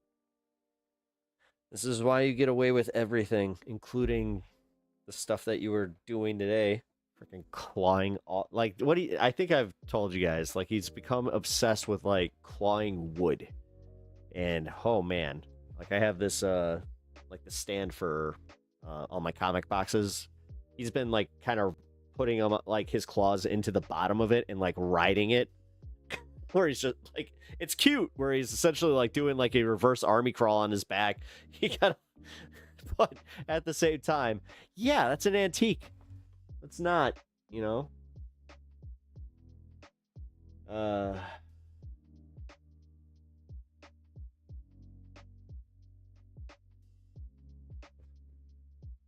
the deal?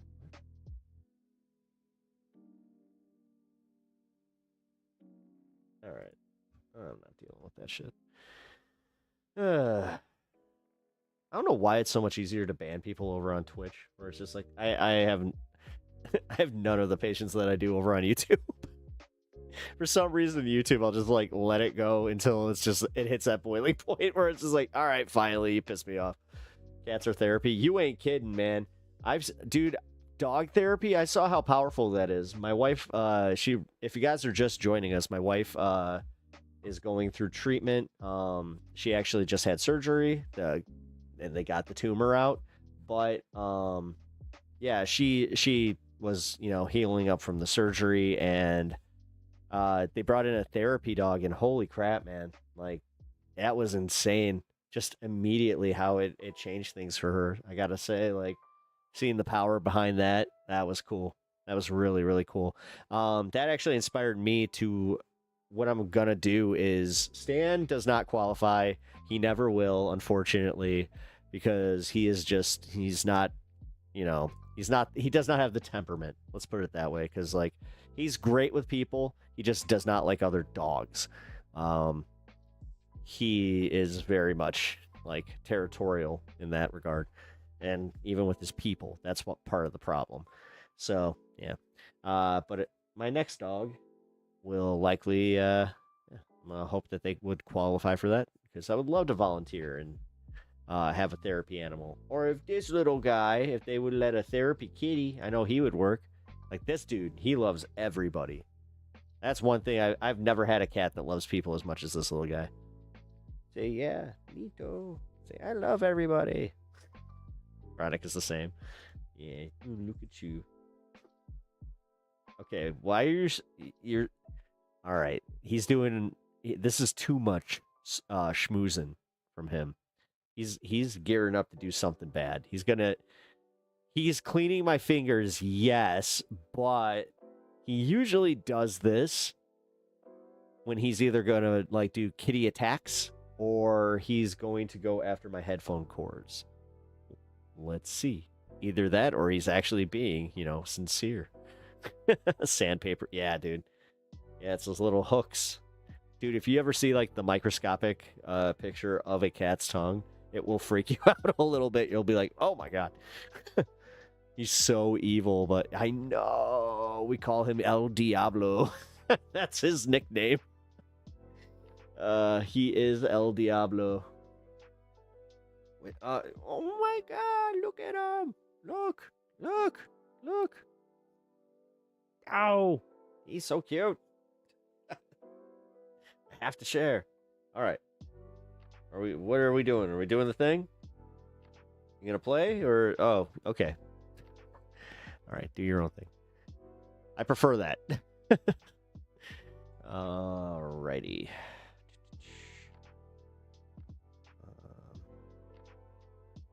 Okay, so what I'm going to do, we're going to do one more story. Wait, that's right, I got 4 more stories because I go right to the Dave Rubin thing. And it's not the Dave Rubin thing that you guys are thinking of. I can't play any of the Jubilee clips. I'm not even trying. It's just too much with that. I'm allergic, but love to watch them. Aw. Yeah, I am not. I am very much not. I'm not sure, actually. Like, I say I'm very much not, but then there are times where I'm just like, I think I might still be allergic. Your wife has cancer? Well, technically. Actually, see, this is the thing. Now I do need to change this anyway. We're going, by the way, if you are just joining us and we're not aware, we just recently reached our goal to fund some of the bills that have come in. Unfortunately, they are still coming in, but instead of doing like another $5,000, which is still too, like, technically, I'll be real, it would be like $25,000, which is just an insane goal to put up there. That's what would really help us right now, clear our medical bills. And that's not even all of them. That's just the ones where it's like, oh, that would make it not a problem at this current moment, even though we have like part 3 and 4 coming. Can I just say fuck the American healthcare system? Do I say that enough? Because holy shit, do I have to say that enough. How about weekly goals? Yeah, okay, actually, yeah, weekly goals. Weekly goals would, is she good though?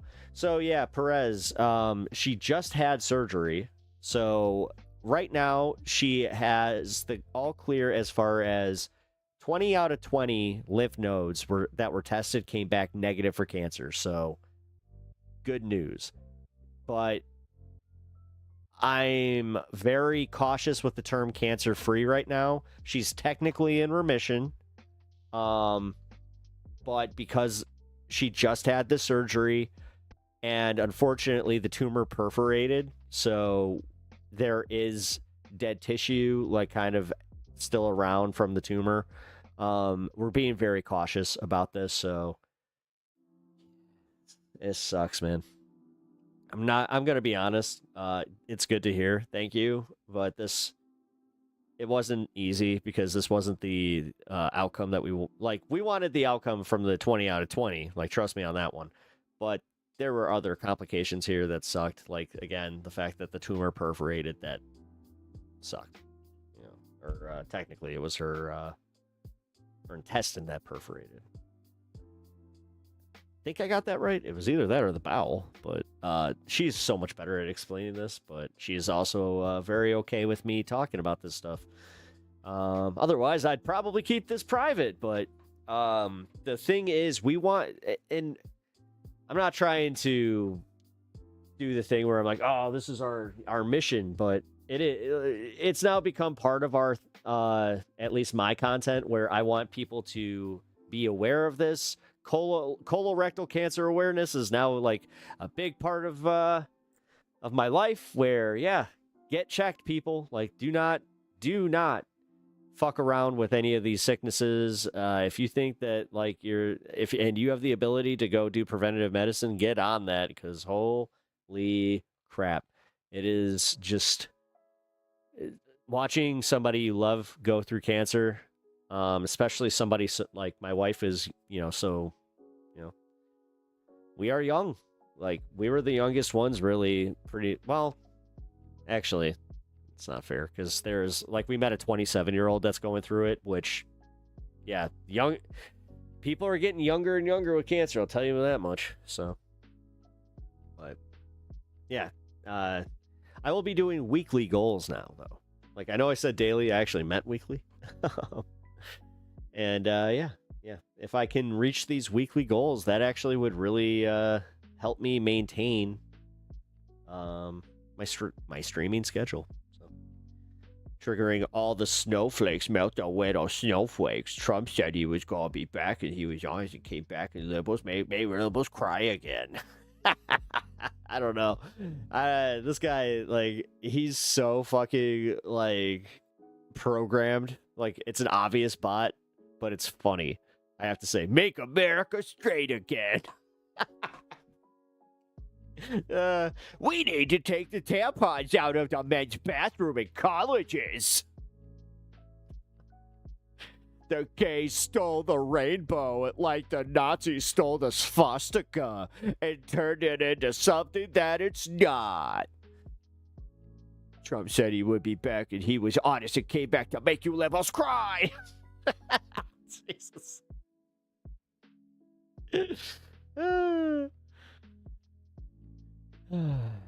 Bob McPherson doing pretty well, eating baklava cheesecake. That sounds tasty.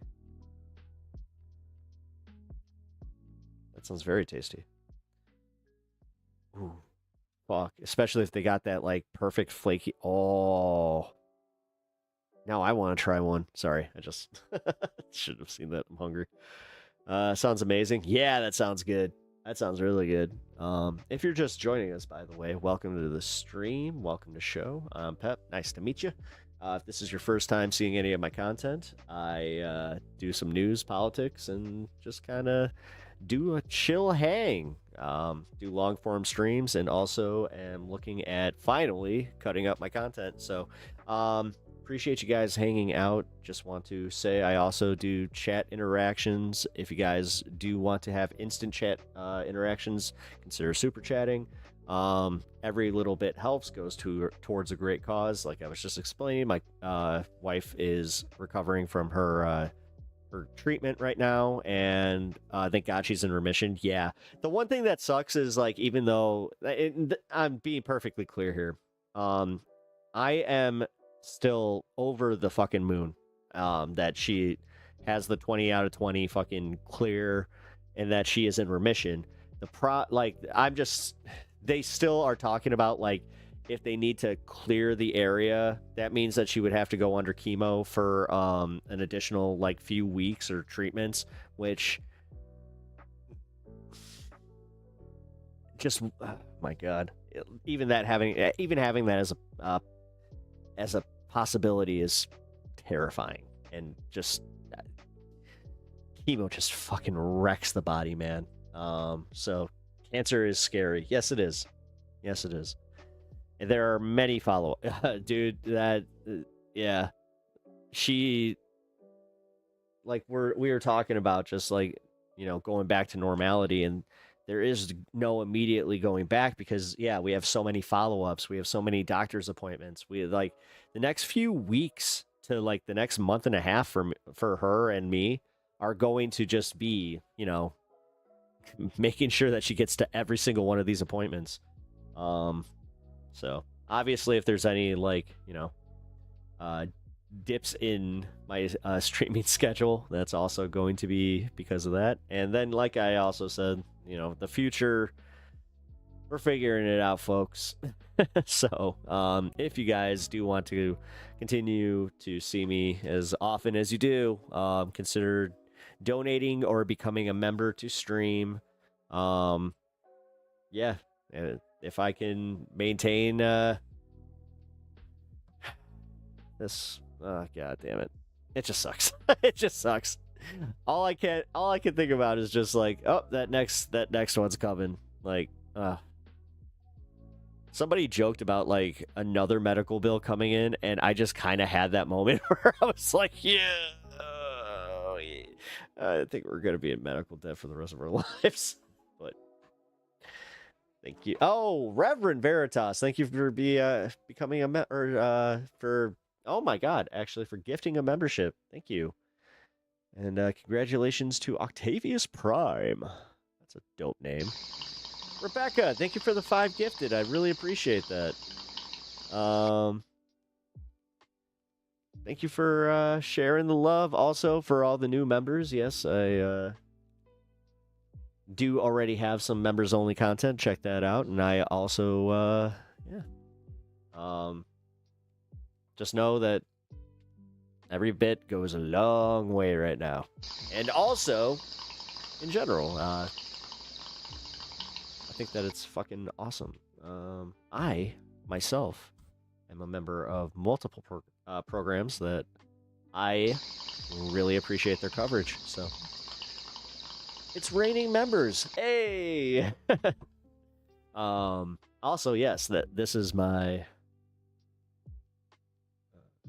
notification. Hold on, guys. I just had a hiccup. Come on. That was actually me, Josh.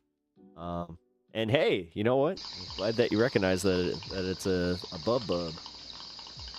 I think I can say bubbler, can't I? But yeah, bubbler's not as like prevalent. I don't think that the that shouldn't cause a problem. Bubblers are cool, man. I love it. I need to share that one day. I think I showed you guys on Twitch one day though. So yeah, I also do some exclusive Twitch streams where we kind of hang. Actually, my Patreon streams, when those come up here, those are going to be good.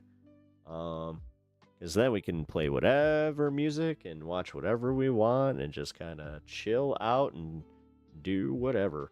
But the big one is going to be, the Twitch Smokeathon that I have coming up here. The Zong. Yes, that's my baby. Yes. I do actually, I have two, actually. OG Zongs. I got to show you guys my my larger one.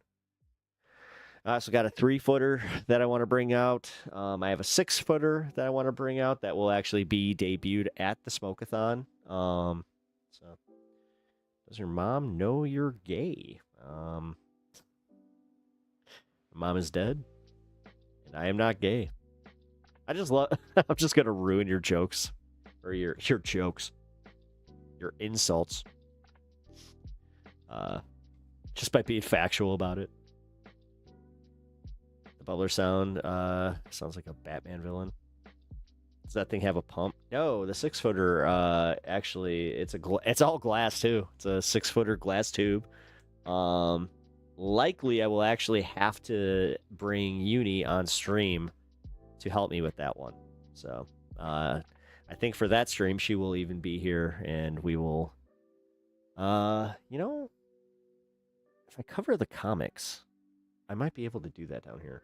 Because that's a big thing. I just don't want to... I tend to go out outside my studio because vape smoke different than having that stuff around comic books. Comic books tend to trap that kind of smoke, so you don't want to fuck with that. Strem. Hey Norma, how you doing? Norma Jeskes, how are you? Welcome. Who is your dad? All right, everybody, we're going to play a game. Who is your daddy and what does he do? My name is Officer John Kimmel. I'm a cop, you idiot. Yeah. Now, if you're just joining us and you do not know who I'm trying to emulate, I'd feel very bad for you. But at the same time, you just have to understand that I was one of the best governors ever. Oh, yeah? I don't think so. You're not even one of the best governors who was an entertainer. Technically, that was me. I was the best governor. I was the governor of Minnesota. Yeah, and you know what? The people love me. Fuck. Flow state. Hey, thank you for the flow state. I like that. It's chill. It's chill. He was an awesome governor. Yeah, he actually was. Unironically, Jesse Ventura was like the shit. Yeah, but Arnold Schwarzenegger, he was not exactly the best governor, and not at the same time. He just kind of, left the state in a pretty precarious position. And honestly, let's be completely real. him being in the governor's position made Terminator 3 a very shitty movie.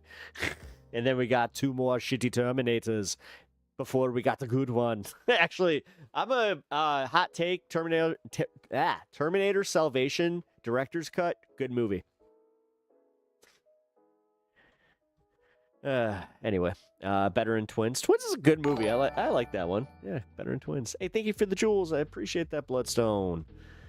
Yeah, Pepe Ventura in the house. Now we're gonna have a British governor. I know, that's so weird. And he's like a B-rate fucking Piers Morgan. Genesis was good. We'll leave that there.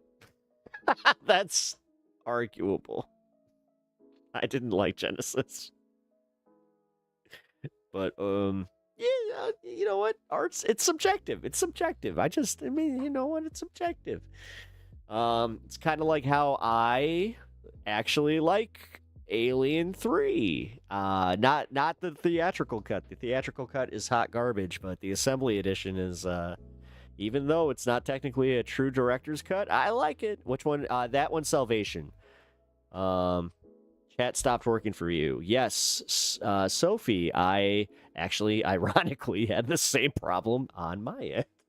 So, just refresh your chat, and that should do it. I had to do the same. Literally that was through my YouTube studio that happened. So, maybe it's on YouTube.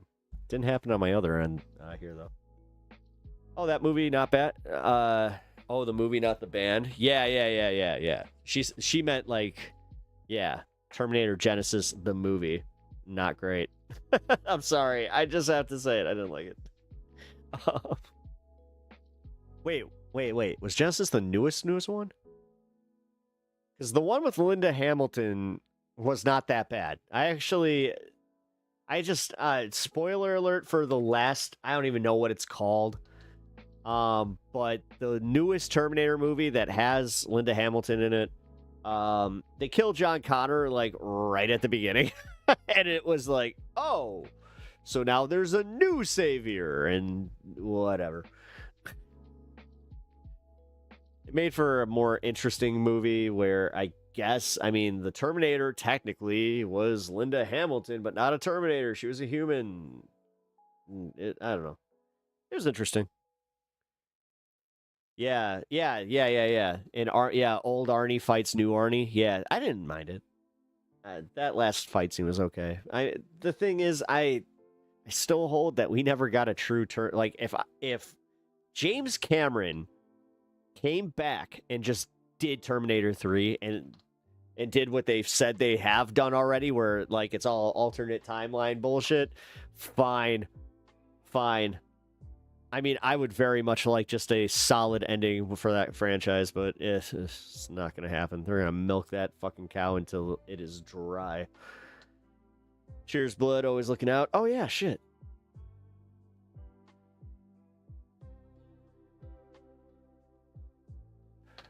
What hour till liftoff? Oh, yes. And what hour till liftoff as well.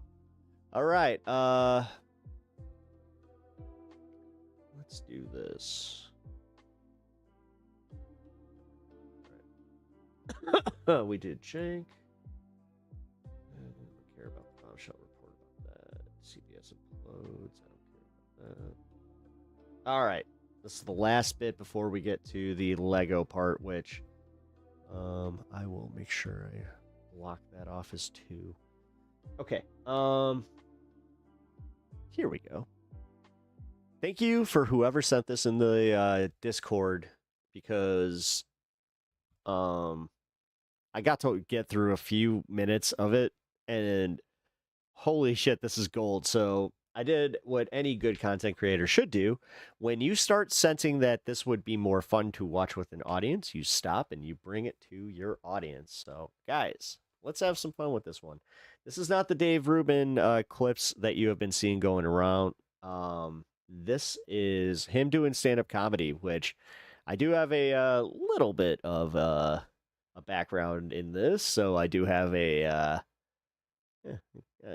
think that I got some interesting opinions about this, but Yeah, this is gonna be fun to watch. Also, Pep, when will we get the last long stream?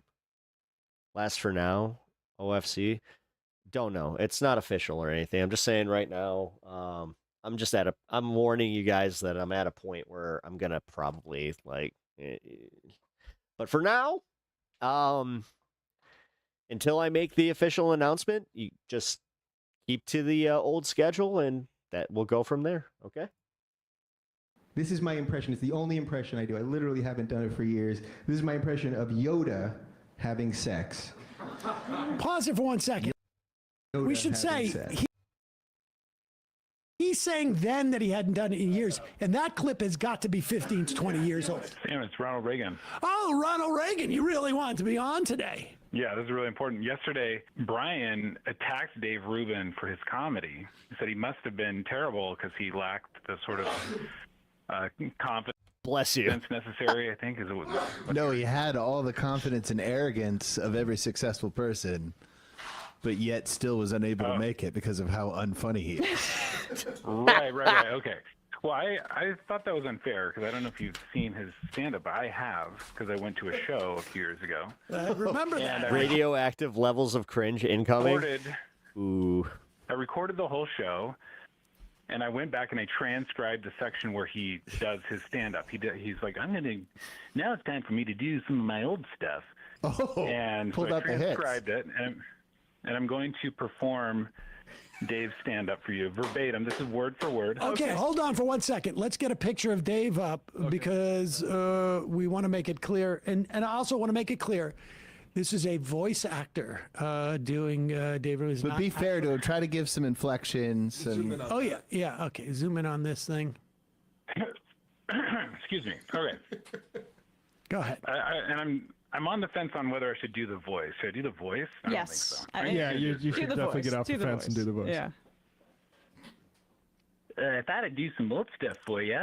It's crazy. The outrage machine at any point, at any moment, can take down anyone. Like, at any moment, I could say something up here where I'd have to fire myself, like, because I'm my own boss. So it's like, what could I possibly say where I'd have to go, I've got to fire Dave Rubin? And I'm going to pause for the laughter. Is that in the transcript? Yeah. No, that's Raygun voice. Raygun voice is Raygun, and then. Gotcha. That's why these hit pieces all the time. I'm out here on the road touring every day, and there's like another ridiculous hit piece about Jordan Peterson every day. Like, did you see the one in the Times like a week and a half ago where he's for forced monogamy? Did you see that? Yeah, Jordan Peterson is for forced monogamy. It sounds like some Handmaid's Tale shit, right? Really scary. You know what forced Just remember, guys, this is the stuff that you see in early comedy. But like, damn, marriage. Dude. Yeah, it's quite miserable, but everyone's doing it, which is funny to me that they were. You guys can laugh if you want. Which is there you go. Which is funny to me that they were trying to get him on enforced monogamy because it's like he sort of embraced it because it's just another way to say marriage. And like actually Eric Weinstein went into the New York Times archive and he put in enforced monogamy, and it turns out this is the stand-up portion of the show. And he's already name dropped twice. Yeah, wow. The worst names you could possibly drop. Yep. In comedy, too. It turns out the only references to enforced monogamy were from lefties that were pro-marriage. So it's like crazy. It's silly, So Jordan has kind of embraced it now in the show that we do. And so now we do enforced monogamy on the crowds. What? Okay. Whoa. But they say Jordan's audience is mostly like angry men. I'd say it's more like 60-40, but so because of that, we've been doing some gay monogamy on the crowd. This was his wait. Into it, there's always like one guy who's like, I guess I'll do it. Why not? See what happens. Is that guy Michael Knowles? This was his 5 minutes. This is what he did. We really need to put a chyron up here that's saying transcript of Dave I would have Rubin's loved to comedy see the show, other because I think if somebody was to tune in right in the middle, they'd just be like, talking about this. This would have been "What the hilarious. hell is this?" Also, Okay, the crowds. Is he referring to the crowds in the audience? Like when Dave was touring with Jordan Peterson, they were okay. I'm not gonna explain it because then it gets less funny. Okay. Sorry. We don't need to peek under the hood here. That's amazing. That's We're getting to the. Yeah, this is The punchline? transcripted. Okay. Yeah. Okay. And so the guy who is like kind of into forced gay monogamy, and then he goes straight into, yeah, Seattle. I mean, Jesus Christ, the coffee. I'm sure that's what every comic does in Seattle. Like, what's going on? I mean, are people just like running out of energy constantly? Yeah, this was at a comedy club. Yeah. It's the Is it the weather? It's the weather. So it rains, right? You get depressed, you drink coffee, it rains. Yeah, like just rinse and repeat. God, that is like so. You know, you guys can move, right? Like, no, actually, I love it here.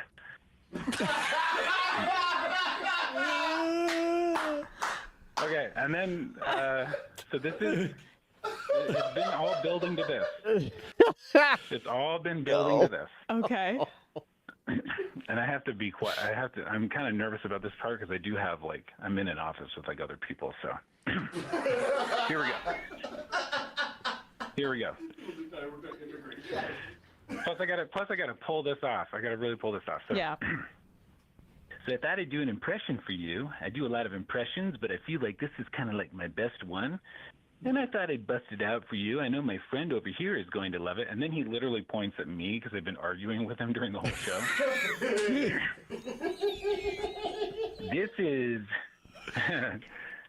This is Jedi Master Yoda having sex.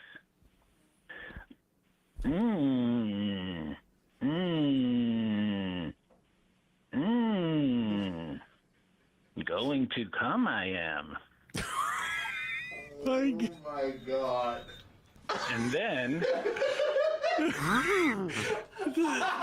and you saw him back in 1988, right? Not on your face, I did. No towel for you, do I have? Segued into his secret. What was the group of secret smart guys? IDW. It's mostly just Winnie the Pooh. The IDW. Yeah. Then it segued straight into his secret IDW guest, Brett Weinstein. So, anyways, I think you guys have been kind of hard on him. Yeah, can you forward that again, Reagan? Confused coworkers listening to Yoda. Yeah, happily, yeah. I just wanted you to see that there's many facets to this guy. He's not one-dimensional. All right, I retract my statement. struggle. I apologize. Yeah. All right, thanks, guys. Wow, that was Minect.com. Oh yeah, Good to connect with you. Ronald Reagan is on Minect. If you want to hear more, yeah. If you want more, if somebody contacts you on Minect and signs up, he just left. Yeah, talking about it. I bet if you went on Minect, you could get him to read the entire transcript to you for $1,000 a minute. Oh my God! So okay, as a stand-up, when you start talking about the city you're in like that, I love it. What's typically happening with the audience? It's like, I just flew here. My arms are tired. Oh, this city. Yeah. Whoa. Unfortunately, they usually love it when you talk. I was just gonna say, actually, remember when Patton Oswalt came to Fargo? Yeah, but the problem is, in their heads, that's when they're just like, shit. Like, it's usually post-bomb. T-ball. And he was talking about the strip club we have in Fargo, and everyone was Although Stavros is good at this. There's Talking nothing. about like the local beat. Oh my God, I just realized that I fall for this shit every once in a while too. When they'll start talking, like specifically if they're playing one like the mall places. Everybody loves to hear about themselves. Right, but he's start ripping on them. the crowd up. Yeah, There's nothing worse than when you're headlining and a local comedian goes up before you. He's like, I was on 12th and Market Street yesterday. What's going on over there? And you're like, I can't. What am I going to do with this? I love the idea that and I think this was in the past 5 years that Reagan went, that in 2021, let's say, or maybe I don't know when it was, he's doing a Yoda impersonation. Or coffee in Seattle? Coffee's really big in Seattle, though. Yeah. Yeah, Starbucks I've heard just about came Starbucks. out. Yeah. Just came out. Oh, my God. He'll be lurking as your phone charges. I Nice. met a guy, I can't remember who it is, honestly, because he was at my, I met him like waiting for my kid out in front of his elementary school. This must have been, I don't know, this could have been pre-COVID, actually. And he came up to me and he goes, hey, Sam, I listen to your show, or I watch your show, and I should tell you, I wrote for the Times in the aughts or something, doing like some comedy stuff, and Dave Rubin would email me constantly asking for coverage of his comedy. That's what I mean about that arrogance and that sociopathy required to succeed. Yes. No, that's and what the pain that's what it tolerance is. of him being The people with like imposter syndrome and the ones who overthink shit, they're the ones who very rarely get out. also able to just eat shit on stage is exactly it's his number one skill set. Well, then technically you would think that he would have an improved skill set. You need to learn how to eat shit, but the part of that is also you need to recover. Like that's part of that's the learning part, and then putting that to use. But the thing is, nothing is better than when you bomb, but you bring a crowd back. That is key to success. I'd say, because it becomes a challenge. I have found, and his only success was I'm Tyler Summers. Welcome to the show, and man. this was like that's how Appreciate you being here. Thank you for checking the stream out. The late what was his first name? I can't remember now. I mean, he was a nice guy, and he was a lot less of a stooge than Dave Rubin. But Combs made his bones by being the foil to Hannity. Oh yeah. And Dave Rubin. Oh my God. Made Hannity his and bones Combs. by basically being one of the first apostates. Not the first, like guys like Pat Cadell sort of like traversed this road, but Alan Combs was a comedian, I think, back in the day. Oh, really? Yeah. I bet he was better than Rubin. Oh, yeah. I think it wouldn't be hard. I bet his material he did in the 80s is more relevant and up to date than what It's Rubin quite was possible doing he 3 had a years ago. very similar Yoda joke. It's very possible. Been a while now, buddy, but thank you. Since Minneapolis, no kidding. Coming in. Oh, that must. Hey, I appreciate you checking in, man. Must have been a punchline in the Actually, 80s. should. Just thought Somebody about this. must have. 100%. The exact joke. 100. In fact, I would Google it right now, and you'll find like 25 comics. Maybe the 70s. I don't know when did Star nice. Wars. that Yoda like kind of flipping around of the sentence structure. I've seen that joke in other versions before, or like in other whatever. Of course. Yeah, it's. I mean, not versions, but it's too bad because the way that Rubin works is that he alternates that with his Rocky joke. Oh my God. Right. All right, let's go. Can we? Drinking coffee in Seattle. This is disturbing. I don't know what to say. Wait a second. This is. I found the Yoda thing, by the way, if you want to watch. Heck comedian he is. Shit. You found somebody else doing the joke? It's posted to his own. Dave Clips found it, and it was posted to his Reddit. We have to. Keep Sam and M up there. I think that's good to have. Oh, shit. Oh, sorry. It's PIP. Yeah, we don't want to get. He'll just sue hear us. Here we go. Sorry, there's 2 of them playing. That's still Dave, so that is his sound. Here it is. This is my impression. It's the only impression I do. I literally haven't done it for years. This is my impression of Yoda having sex. Pause it for 1 second. We should say he's saying then that he hadn't done it in years, and that Man, why is it so easy for some people? clip has got to Yoda having sex premise. That's a silly premise. This guy's amazing. be 15 to 20 years old. Appreciate that. How's my wife? She's doing okay. Just kind of went through a breakdown not too long ago, but she just got out of surgery, literally. She just got home yesterday. So she is resting up, and yeah, good prognosis. And it's for now she is cancer free. So technically remission, I guess, is like, but we're very cautious with this because the oncologist did tell us like there's a possibility they will have to go through like another round of treatment, which if that's the case, then we're just going to wait. It's the way that he's basically saying, like, I haven't come up with new material in several decades. And so this is what I'm going to go to. But I need to tell you up front that I acknowledge this is just an old thing I just am whipping out. It's not like it's part of my good. I do. I literally haven't done it for years. This is my impression of Yoda having sex. Yoda having sex.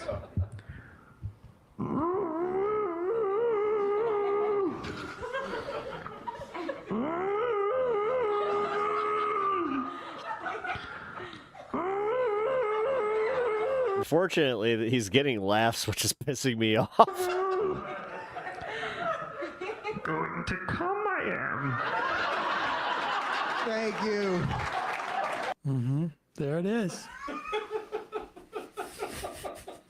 Gold. Why did you do the Miss Piggy thing before you said going to come, I am?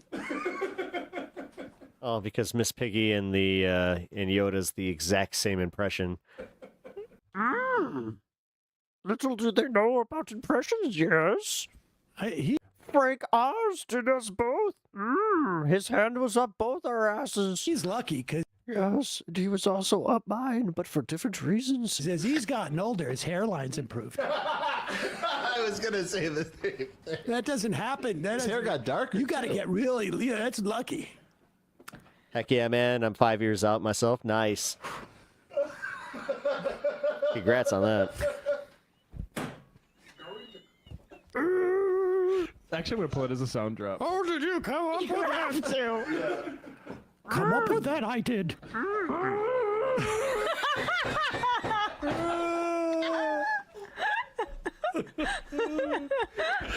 Cancer free. I think. Oh, God. It's the new shofar. It's like, hey, can I get a shofar? My father just passed away.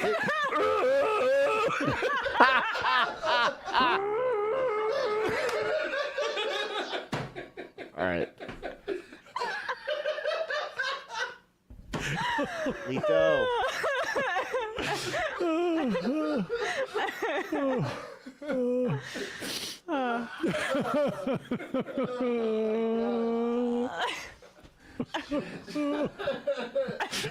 Alright, that was solid. Alright. Well, that's going to bring us to the Lego stuff. Maybe. I don't know. Because there... Andrew Wilson apparently had a pretty heated debate, and one of my friends just sent this to me saying, hey, did you watch Piers Morgan yet? You're obsessed with gay people. It's Lauren Southern. Oh, versus Andrew Wilson. Interesting. Okay. What do you guys think? You want to see Lauren Southern versus Andrew Wilson before we go to the Lego bits, or do we just yeah, she's back. Yeah, that's what I was thinking. Like, wait a minute, I haven't heard that name in a long ass time. They're LARPers, like Andrew Tate. Who is the They're LARPer? Andrew Tate's not a traditionalist. Tate's not a traditionalist. Why you want to conflate the two? This is a half hour.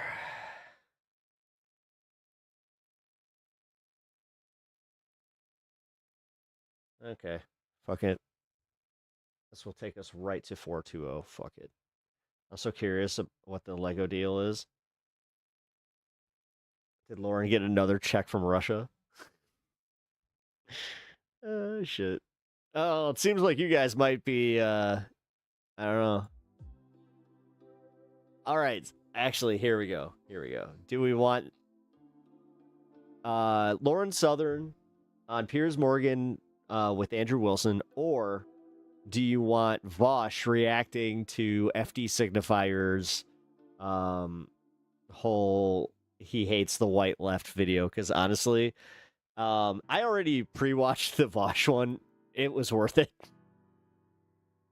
It was one of his better videos. Because I gotta be real, man. When people start reacting to FD Signifier the way that he kind of deserves to be reacted to, I appreciate that. Which, yeah, man, like FD Signifier really sucks with the whole fucking. Oh my god, I can't with the white leftist. Like, okay, bro, we get it. We all suck. We fucking get it, bro.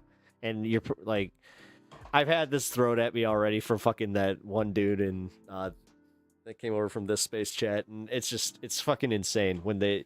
Oh, so now I can't even have an opinion on it because I'm white and a leftist, and it's just stay in your lane, lefty, fucking, or stay in your lane, whitey. Oh, I saw that Vosh video. I was highly disappointed in FD Signifier. Yeah, I'm sure Vosh lost his mind. I reacted to it on Monday. I agree with most of what he said. Not all, but most. I mean, then again, you're in a different situation. This is where FD Signifier could fucking totally even like call me out on this and just be like, see, here's another one. White.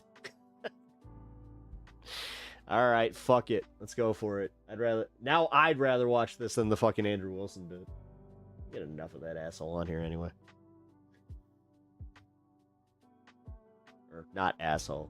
I mean, as I said, the fact that he was a nice guy is kind of like, Didn't surprise any of you though. It's mostly performative. Alright, where's this watch? There it is. Tell you was. Let's go for it. This will take us into the fun half, and then if it gets to the point where, we just move on to the Lego stuff.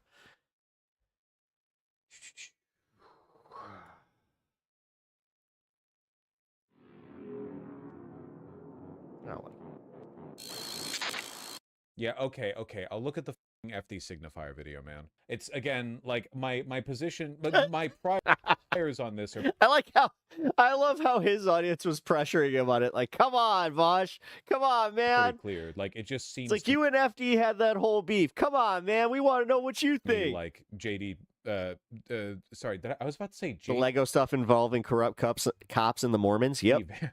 SD Signifier does racial grievance politics from an anti-white Can't believe I'm getting edged. That doesn't mean everything Lego he says is wrong. news. He often has good takes. It's just like that seems to be a biased, unexamined. Like much in the same way that there were plenty of super influential, intelligent, and still kind of racist socialists in the late 19th century. Because his audience loves like drama slop. The thing is, there's a place for some drama slop, man. And you can enjoy drama slop. You're not any worse than anybody else. I love some drama slop. You know, I get some of that shit from just watching, like, the stuff that my wife watches. She loves that stuff. Like, if you guys don't already follow her, my wife follows Swoop, and I watch a bunch of those videos with her. Recurring pattern. Marx sometimes even without her, because Swoop's awesome. Probably had some bad takes. I think Marx had some bad takes on Jewish people as well, because he was a little bit self-hatey there or whatever. Anyway, I don't know. It's not that he's like 100% bad. It's just like that's the vibe I get, I guess. I'm putting it's all Hillary Clinton coded to me, I suppose, but on timeout until further notice. I've been hanging around y'all. What did Vosh say about early socialists here? I'll back up just a little bit. Sorry, I was kind of talking over it a little bit. Socialists in the late 19th century, like a really common recurring pattern. Marx probably had some bad takes. I think Marx had some bad takes on Jewish people as well, because he was a little bit self-hatey there or whatever. Anyway, I don't know. It's not that he's like 100% bad. It's just like that's the vibe I get, I guess. I'm putting it's all Hillary Clinton coded to me, I suppose, but on timeout until further notice. I've been hanging around y'all too long, and now I have lice. And black people shouldn't get lice. That sucks. That does suck. It doesn't work. And aside from Zoran Mamdani, you kind of see what's happening here. All we're missing is Hank Hill. Like, The main, mostly valid argument that I will get about Plattner is that he's one of the few folks amongst the Democrats that vows to pull military support from Israel. Not a single taxpayer dollar should be spent on arming and defending a country that commits a genocide. And that is extremely important. Marx didn't dislike Jewish people that much, but he was very afraid of gay people. Many such cases. Aren't we all? For Palestinian liberation. Aren't we all? But I do have to ask, yeah, this is why are we being asked to not just tolerate Plattner for that reason, but to see him almost as the future of the Democratic Party? By the way, this is something I've noticed in this style of rhetoric, that they always say stuff like, why are we being asked to blank?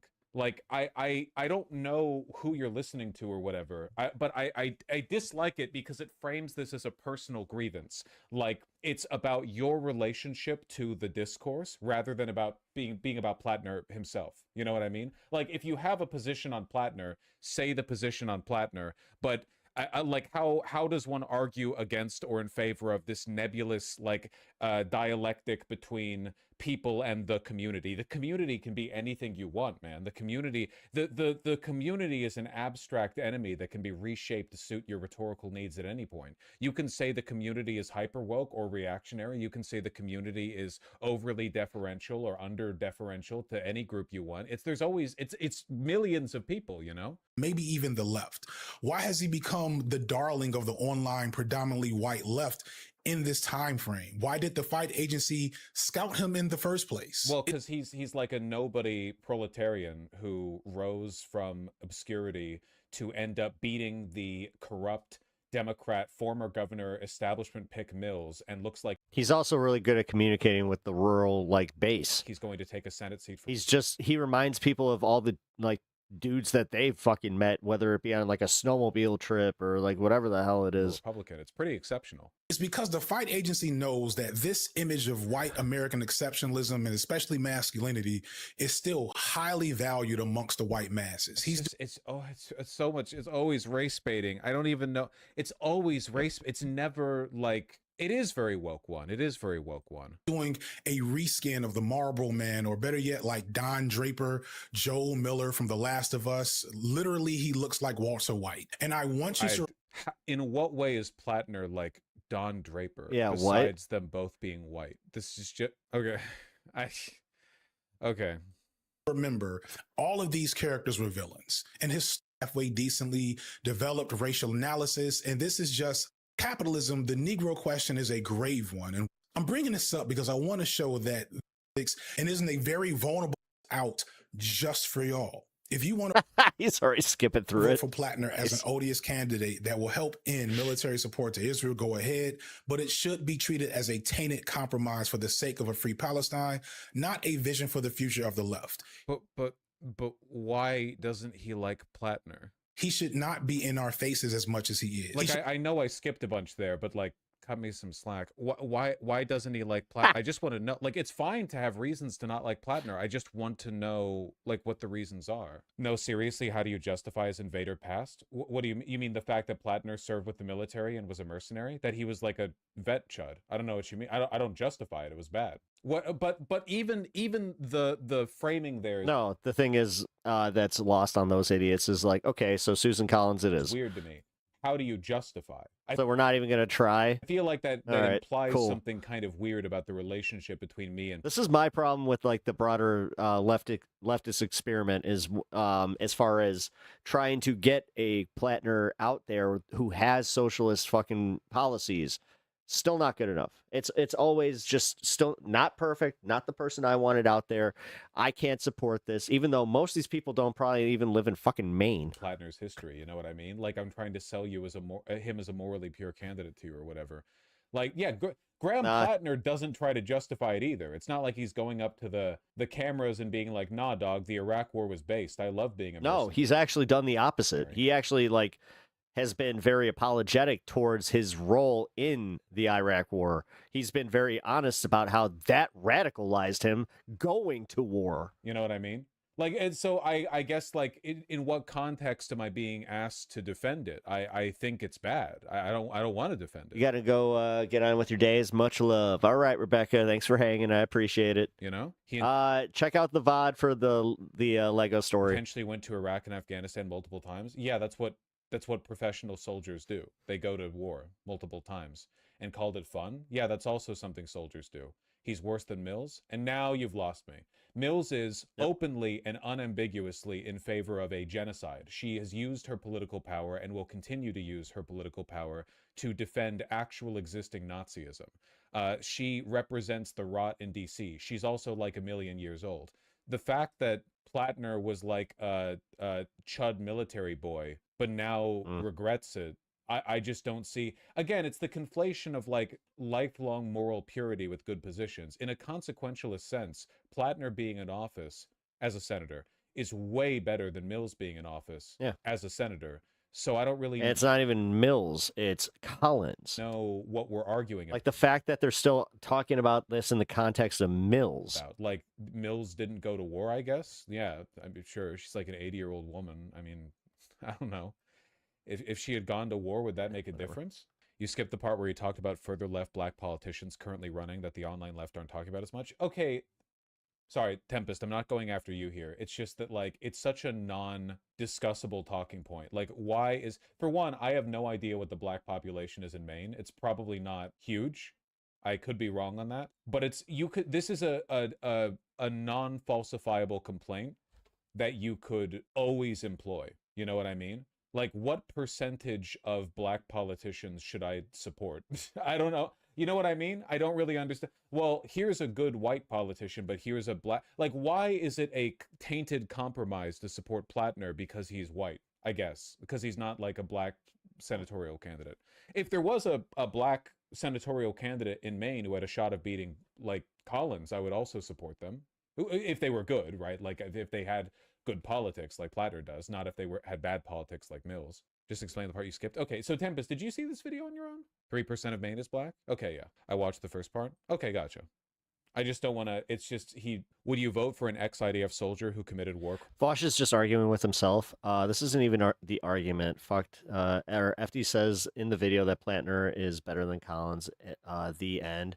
He's talking more about online spaces, focusing on it. Oh, if he ran for office and pretended to be anti-Israel. Are you suggesting that Plattner is pretending to be anti-Israel?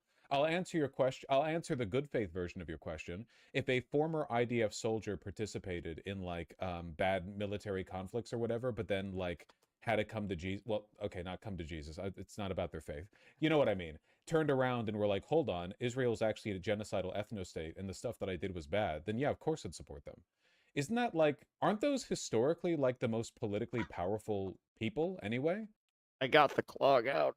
Like, what does lifelong purity mean to you? You know what I mean? Aren't we talking about like the ideal, like the former agent of the machine who realized they were serving evil and turned around and is now a warrior against it? Isn't that like narratively a really powerful force to use? What's up, Matt? Because then you can pull over more people. You know what I mean? And what's the alternative? Like, should I then welcome to the show? Should I then support the actually pro-Israel candidate because the anti-Israel candidate used to serve the idea? I just don't understand. I don't get it. Look at anti-war veterans coming back from Vietnam. Yeah, I feel like they were like some of the loudest voices in the left in the 60s and 70s, the like former Vietnam War veterans. To this day, they still are like a large bulwark of them. But like, I guess, like if they came back from war and we'd just be like, well, fuck you, well, I guess a lot of them would have been drafted. What if they volunteered? What if they volunteered and then they came back and they were like, holy shit, that was like nothing. What if they came back and they were like, man, I thought war would be like World War II or whatever, when we fight off evil, but it turns out it's just like throwing grenades into village huts. It's more a question of, do you trust them in their change? I have no reason to believe that Plattner is secretly like pro-Iraq war. Like, it's all coming back, Joyce. I think there's no reason to believe that. I have no idea why I would doubt him on that. You know what I mean? Like, yeah, he's secretly a pro-Iraq, pro-Afghanistan war vet or whatever. I don't know why he would be like that. should not have the defenders that he has that I know will show up in his comment section. He should be the online left's sneaky link that you never see in the light of day and never talk about in public. And the fact Why that so many white leftists don't feel this is sadly par for the course. The red flags that he has don't bother some of y'all because those red flags have never been weaponized against you.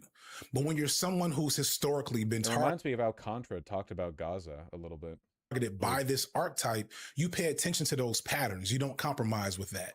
For reasons I won't get into, I've had to spend the last few weeks arguing that normalizing Nazi terminology, but wokely, is bad and that no one on the left should be doing it. And I've had some, not many, I want to be clear, but plenty of white leftists try to argue that nobody. It's always race bait. It's like every it's like it literally like control F white in the it's every video, every political position all the time is here's why the white people on the left are doing something bad. It's crazy. I'll be honest, that's my issue with him. It's not even like it's necessarily a bad topic. No, and that's what like it's just he's like, not wrong. It's just it's always steeped in this. He genuinely talks about it more than like new drama. Neo-Nazis talk about Jews or white nationalists talk about black people. Like it's such an incredibly powerful theme in the content. Cares about Nazis as if a couple of Nazis didn't just shoot up a mosque in San Diego just a few weeks ago. What are we talking about? Is he implying that people who support Plattner also are okay with the San Diego mosque shooters? I don't like it makes no sense if you think about it for any length of time. But he arrives at this line by abstracting the point to now like plenty white spot if you will. Plattner, the progressive anti-Zionist Democratic Senate candidate, means that you're okay with Nazi symbols, which means you're okay with Nazism, which means you're okay with the San Diego mosque shooting, which is like, again, like it doesn't make any sense. Or the fact that that exact type of Nazi terrorism happens like every 6 to 18 months in America. And it's impossible to remain in community or struggle with people who don't seem to mind that. Really think about what he's saying here. He's suggesting that the white leftist community doesn't mind Nazi terror attacks. It's deranged. It's completely deranged. Like, what the fuck? I have never in my life seen a white leftist be like, oh, the San Diego mosque shooting, well, I'm fine with that. I've never seen this. Never once. It's crazy. Always put them. Yeah, but I kind of get what he was saying specifically about the ideology being similar. Themselves first, especially when the struggle isn't about them in the first place. Especially if, like, I get what he's saying about, like, how it's like if you excuse Plattner's tattoo, then, you know, that's the kind of thing that could excuse the mosque shooting. Do I agree with it? Not necessarily. And after half a decade online, I'm tired of seeing he didn't this say that pattern. Well, Kowalski, he doesn't like really have good shit. politics on Kowalski. like this. He's doing bad politics right now too. Like this, these are pretty bad arguments. And repeating these same complaints.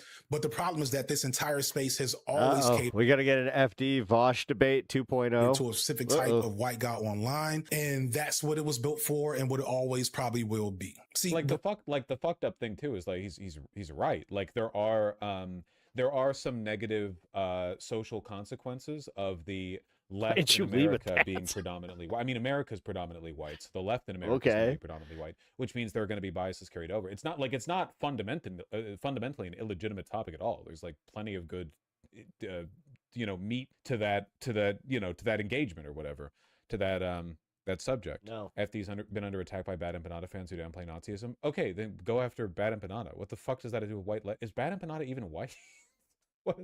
I don't know at this point. Know what that has to do with white. Seems like he has good positions as far as like Israel Palestine, but realistically, look at the people that have been popping up with good opinions on that one specific subject, but are pretty shitty otherwise. There's like a lot of people in that category. Like, how does that's crazy.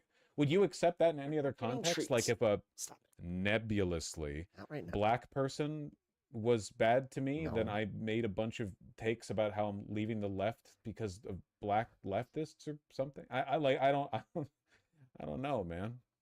BreadTube emerged as a venue to rehabilitate. Like, if he's beefing with some white leftists, why make it about the whole goddamn movement? White leftists, that, like, depending on where you draw the line, it's like millions of people. There is a layer of the dark woke types that seem to be really eager to be racist to minorities they don't like, but he's not talking about that. He just said that people on the left who are white who support Platner are the reason why, or like aligned with white leftists who don't mind occasional neo-Nazi shootings, which is insane. That's an insane thing to say. You can't like charitably engage with that. It's like agree. you can. That's what he was saying, but the only way you can make that make sense is by lying about what he believes. I think you're overthinking that one, Vosh. But... basically, which I'm not willing to do on his behalf because I think it's a toxic influence.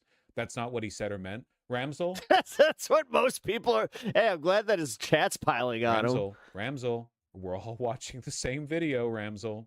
Yeah. You're funneling it through a charitable like layer here, just like you did to that fucking liberal. Why not? Why does everything have to be so rigid? I don't have like. Listen, I'm not exactly like the most religious viewer of either of these guys. I probably watch just as much FDE as I do Vosh. So it is kind of interesting to see where it's like, how does he not understand that? Number one, he does keep fucking like. I don't want to say he's like putting words in his mouth, but he is taking them out of context. Consultant woman on CNN because of their race.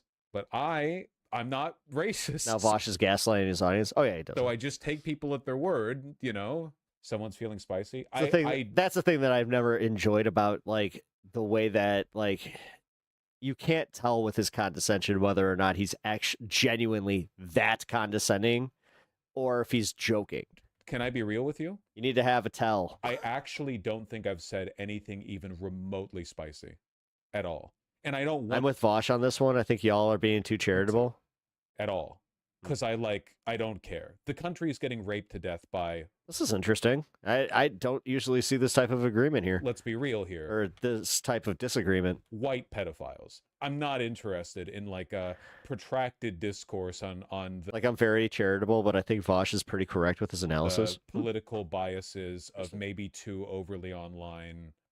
like black leftists or whatever. I think this stuff he's saying is crazy. That's all. Right-wing edgelords into leftist progressives, all after the rise of the alt-right. It has always had an extremely high tolerance for what Graham Platner is, because he just like them for real. And while not every aspect of BreadTube has catered to this reformed edgelord Reddit troll BreadTube archetype, it's clear that this element of the space remains influential and often sets the tone for the space. Because even if these types don't make up the largest part of our audiences, they're almost always the loudest part, always the most online and the most active of the bunch. So let's talk about some drama for a bit. For years, I have not responded to drama publicly, and any drama from other creators who are seen in the same light. I would love to be not put limitations on how colonized people fight their oppressors. So no, I won't condemn Hamas the same way I wouldn't condemn the Mau Maus in Kenya. This is one of those, I've had this in content creation. It's when you're watching a video that you were recommended and you're like, man, I wish I could get this in a little bit of a quicker summary. Or the Nat Turner slave rebellions, or the Haitian Revolution, or the IRA in Ireland. All of these entities were called terrorists at the time of their 13 minutes until takeoff. Existence by their oppressors, and all are recognized as liberation movements today, despite the ugliness those movements may have existed in. It's actually complicated. And I believe Hamas will eventually be seen in the same light. He supports the IRA. Maybe he takes a 19th century perspective. He thinks of Irish as black people. Would love if violence didn't have to occur. And there are anti-colonial movements that do happen to occur with the minimal violence. This take is going after the Progressive Party as a whole, regardless if that is what it's trying to do. So I get Vosh pushing back on the overt race card bullshit. It's not fair to call any anti-colonial violence senseless, because it is. I think that FD does, again, this is kind of my problem with it, where it's like, I've seen this from him in other respects where it's like, okay, but that's not what it was. So in this instance where it's like, okay, this could stem from this, it's kind of like that boy who cries wolf thing. Direct response to the condition that the colonized are living under. And the thing to keep in mind is rappers in the world low-key say free Palestine, Way back in 2000, Palestine videos, especially 2 years ago, were very popular. Sean's Palestine video 2 years ago is his second where I wasn't already somewhat of an expert on the topic. How's this relevant to Plattner? I mean, it's the same as every one of his videos. He's just talking about white people. He just has grievances with the behavior of white people. It's the same video every time. Plattner's just like the title and the thumbnail. Maybe he talks about Plattner again. I'm looking for... Hero for oppressed people to make up for his past sins. And mind you, every piece of anti-colonial liberation theory that you will ever read will tell you that the colonized must free themselves, but don't tell that to your favorite bread tuber or... Oh my fucking... It's every... By the way, guys, Uni is watching, but she's just not feeling very chatty right now, but just give her your love. It's like there's never more than an 8-second gap, man. It's every fucking... They could skip to any point in any video, and it's like, hey, just so you know, I have problems with white leftists. Is every single time? Oh my god. It's genuinely like the most racial grievance-based political content I've ever seen in any channel, including the alt-right channels that used to infest YouTube. And I'm not kidding. Like, at least the alt-right channels would talk about anime sometimes. Is that any different than a Fox favorite host? BreadTube fan, because they'll swear that it still calls it BreadTube. Nobody does. Nobody calls it BreadTube. He's just been recycling the same grievances for years and years and years. Them, that's the key to... I will say that much. Nobody calls it BreadTube except for the people that like watched BreadTube at that time. Liberation for insert other group here. But further, Plattner shows the failure of the American... Johnny Walker Dread reverse Uno. ...left presenting a principled... Oh, fuck. He didn't say American white left. He was thinking it, but he didn't say it. Anti-Zionist stance to a larger general public. I've noticed in my personal life and online that there's been a rise in what I'm going to describe... FD Signifier does movie reviews. Yeah, and he should do those. And as he said, what FD Signifier is saying isn't technically wrong. It's just fatiguing to hear him say the same thing over and over. People do it. Yeah. As America First anti-Zionism.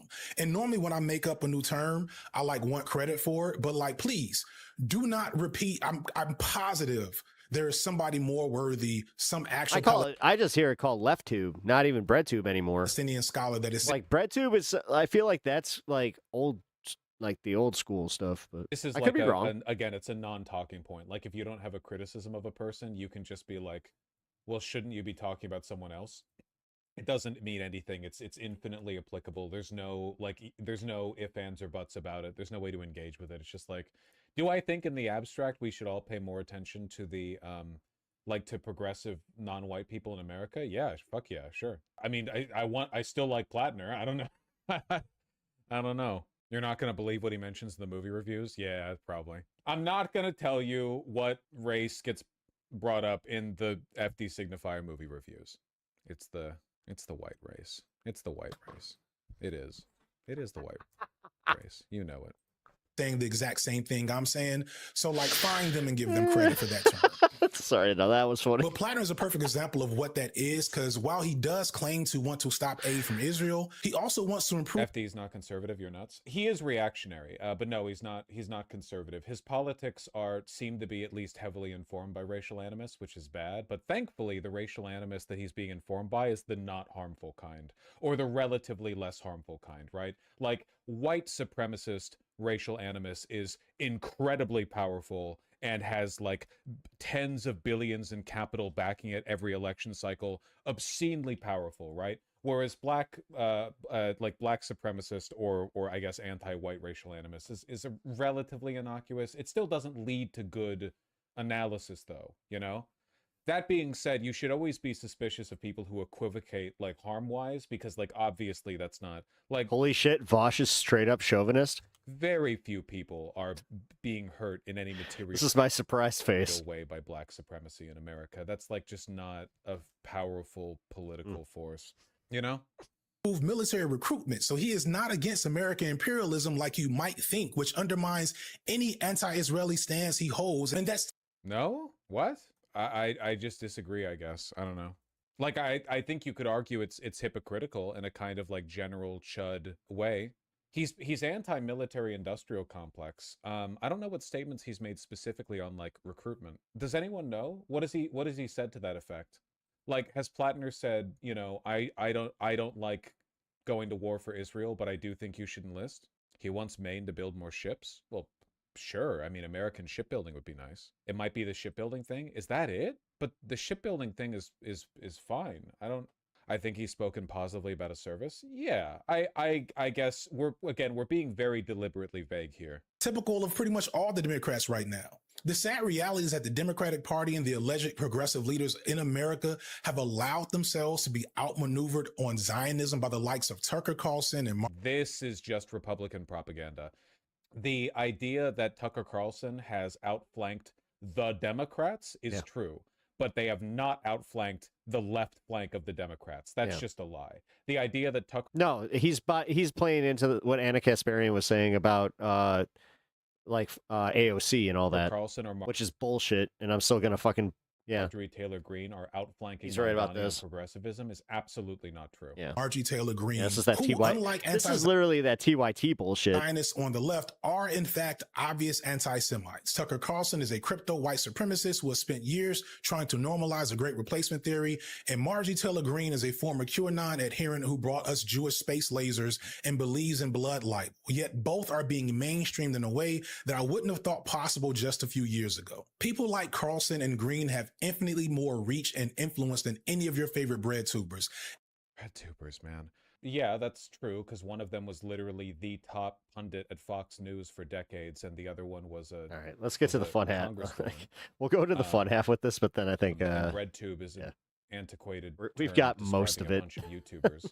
They're not more influential than Mamdani. At this point, we're just going to ride it like, out. if we want to compare apples to apples... This is the fault of Bad Empanada, the shipbuilding thing. He's only a mayor. Yeah. Like, he's not a... Which, great job. Yay. I'm so glad that we're building coalitions, and I'm so glad that we totally aren't, doing this division thing again. Yay.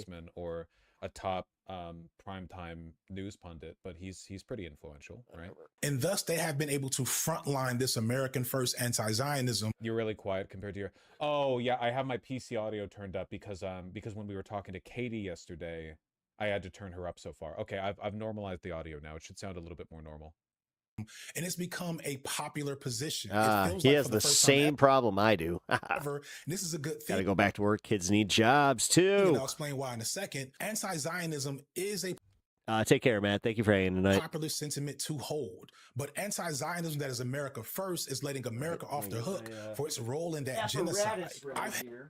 There's an element of truth here. There's a good point to pursue here, but I think it's complicated is the issue. It really depends on what you mean by America first. By the way, I just want to say, I hope what I'm doing right now doesn't come across as drama content, because I'm so burnt out on that shit. I think FD Signifier is often a moron. I'm engaging with his positions and what I consider good faith. What bothers me isn't when people disagree with me. It's when, because every time I cover a video like this, there are people who are accusing me of engaging with his positions in good faith, and I think you are huffing it. I think you're deep in the copium mines. The canary is long dead. It just bothers me sometimes because I feel like a lot of people are engaging in bad faith themselves by refusing to consider the merits of my positions and treating all of this like drama. I think what FD Signifier is doing is drama here, because he's gotten in a beef with fucking Cabernacle and Bad Empanada and Noah Samson or whatever. There's some kind of drama there, and he's turned this into yet another screed on the evils of white leftism or whatever. But I'm just trying to engage with the position, I guess. I don't know. It's not a secret that I dislike him. Anyway, yeah, the America First thing's kind of complicated, I guess. I think that there are ways of doing it poorly and ways of doing it well, I suppose. Obviously, the first priority of an American politician is going to be their constituents. That's kind of how politics works. But the framing for it is pretty important. I think the key to me for Plattner is that Plattner does not A, frame America as a victim of Israel, because that's cope, that's bullshit. And and B, sorry, I don't know why the Gatorade gives me the burps. And B, Plattner is not an isolationist. Plattner doesn't talk about why America needs to pull away from the world.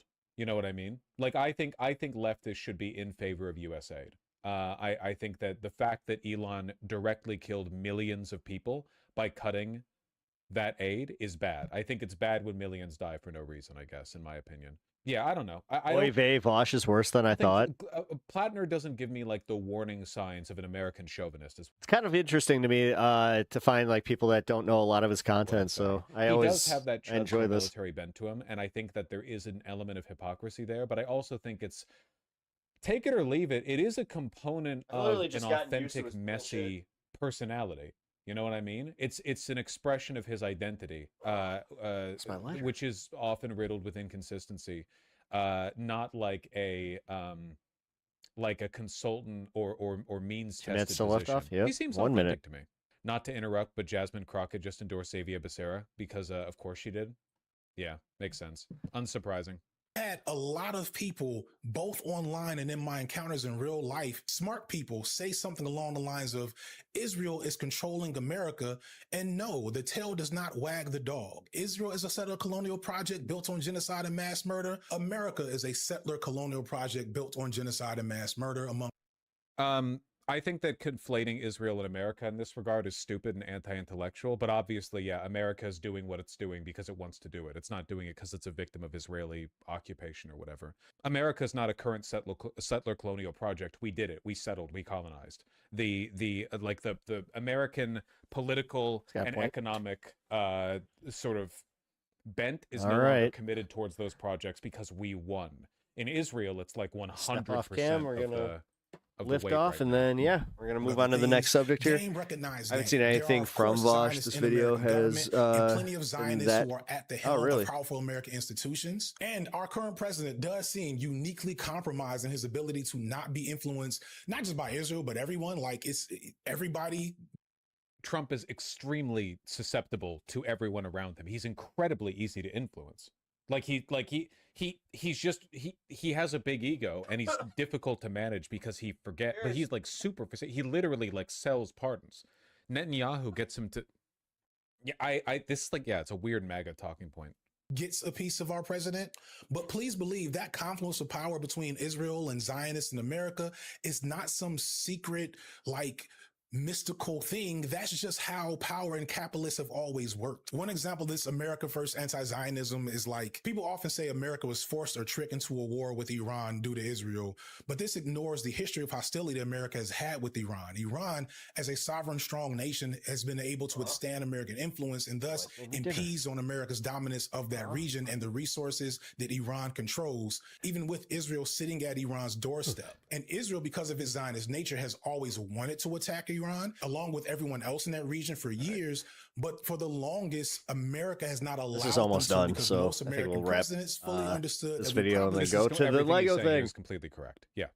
Can't win a war with Iran, which if you're paying attention is clearly correct. But that doesn't mean that we didn't desire to do the exact same thing Israel did. This is why you see so many other American politicians wanting more action from America in Iran. Low key on mixed in chicken and both stuff. sides of the aisle. America is not just allowed, but has encouraged Israel to be exactly what it is for decades at this point. It's just that this time around, Palestinians were able to show the world. FDE is an idiot. No one's saying it's hidden. Everyone's saying they're doing it out in the open. What is happening to them? And I want to be clear. Palestinians do not care and should not care how they get free or who in America is going to bring them to that point. If they get free because of a right-wing regime. Of course they should, right? Like to whatever political force potentially frees Palestine. Obviously, Palestinians should care what it is and what they're doing and how they do it. But Tucker Carlson always looks like such a just putz. I mean, because the details are really important there for Palestinian people too. Ushered in by Tucker Carlson decides to act on their innate hatred of Jewish people and pull support from Israel. That's an us problem. That's not a them problem. There's a great short essay from Laith Marouf. Again, I apologize if I got that wrong, where he's responding to a recent interview where Norm Finkelstein basically says exactly what I'm saying here. But Marouf comes back to reiterate that none of that is a Palestinians' concern. Marouf kind of pedantic. Well, no, it's pretty important. Yeah, in the long run, the difference between a Palestine that's freed by like an internationalist, principled, anti-colonial effort to like reign in Israel is very, very different from a Palestine that is freed because American neo-Nazis take over and cut aid to Israel. No, like this is mine. The former path is probably a better one for Palestinians, right? Because you like ideally you wouldn't want them to be. It out. kind of sounds like FD saying don't do anything ever. Now that, Sylvie, I'm glad you said that. That's kind of what I took from this video. On their own. Yeah, it's where the same reason. I left this video just being like with FD, where I'm like, okay, so what's the answer? What are we supposed to do? Why, like just be like, okay, we're bad lefty. I'm too white to vote, I guess. So, all right. Two-state solution is insufficient because what happens if you give Palestine its own state? Israel invades it. It would, like, that's day 2. Day 1 is they get the state. Day 2 is it gets invaded. You know. Ramso, you can't keep doing this, man. You can't keep lived experience. Lived experience is the most, like, 2016 Hillary Clinton cuck language in the universe, okay? There's no lived experience. There's right and wrong positions. Just don't be white. If a person is telling you about their personal... Like, I wouldn't argue with FD Signifier on, like, whether or not his high school teachers were racist to him. That's a lived experience. That's what lived experience means. It means the experience that he's lived. I wouldn't argue with him on that. Unless he said something, like, that I knew was wrong, I guess. I don't know. Like, that's what a lived experience is. Wait, Pep is white? Right now, we're talking about Plattner and Palestine. That's not lived experience. We're just talking about the world. He and I are both equal residents of the world. You know, we both equally occupy the earthly coil. Says literally, why is it so hard to believe that America first could actually be Israel last? So if the left, and by that, I don't just mean us here on YouTube, although we are somewhat to blame. If the left can't present a crystal clear principle stance against Zionism to combat the nationalistic and ultimately fascist version that's taking a hold everywhere, including somewhat on the left, then we're fucked and we deserve it. So again, I don't understand what this is in reference to. I think Plattner is a pretty principled anti-Zionist. To Chris Robb and Charles Booker, I guess. I'll leave some links on how to support them in the description. But the bottom line is how we get anti-Zionism into our government is our business. If it takes hold in a way that is not good for black people, gay people, Muslims, etc., is only good for these white folks that like to act like Nazis online. At the end of the day, that's our problem. Pep, FD is trying to get people to do some self-reflection. That's all. Why is Plattner some superstar and Chris Rabb is just, yeah, okay, good for him, I guess. It's internalized racism. Not Palestinians, and I agree with that wholeheartedly. So I'm going to ask then, is this one of those situations, because I had heard about this somewhere, where, or actually, I remember where I heard this. I heard it from some shithead on Piers Morgan that was talking about how he's technically invited to the cookouts because, you know, he's open with his racism. He's just like, yeah, man, I just say it. And they, you know, they've told me that they'd rather deal with someone that they know is a racist than one that internalizes his racism. I thought that was kind of stupid, but is that true? What I want to make clear is that if you pin all the atrocities Israel is committing right now, genuinely asking now, because I'm a little confused, on them secretly controlling America to help them out, then you miss the fact that Israel and America's imperial interests are one and the same 99% of the time. And even seeing that as advocating for a free Palestine is short-sighted, because while Zionism couldn't function effectively without American aid, they would still be there in that region doing something horrible to those people, the same way America is doing. Yeah, MLK said that. Be aware of the white moderate things to people all over the world right now, not just in Palestine, but in. If you're being drowned, you don't take the time to worry about who pulls you out of the water in that exact moment.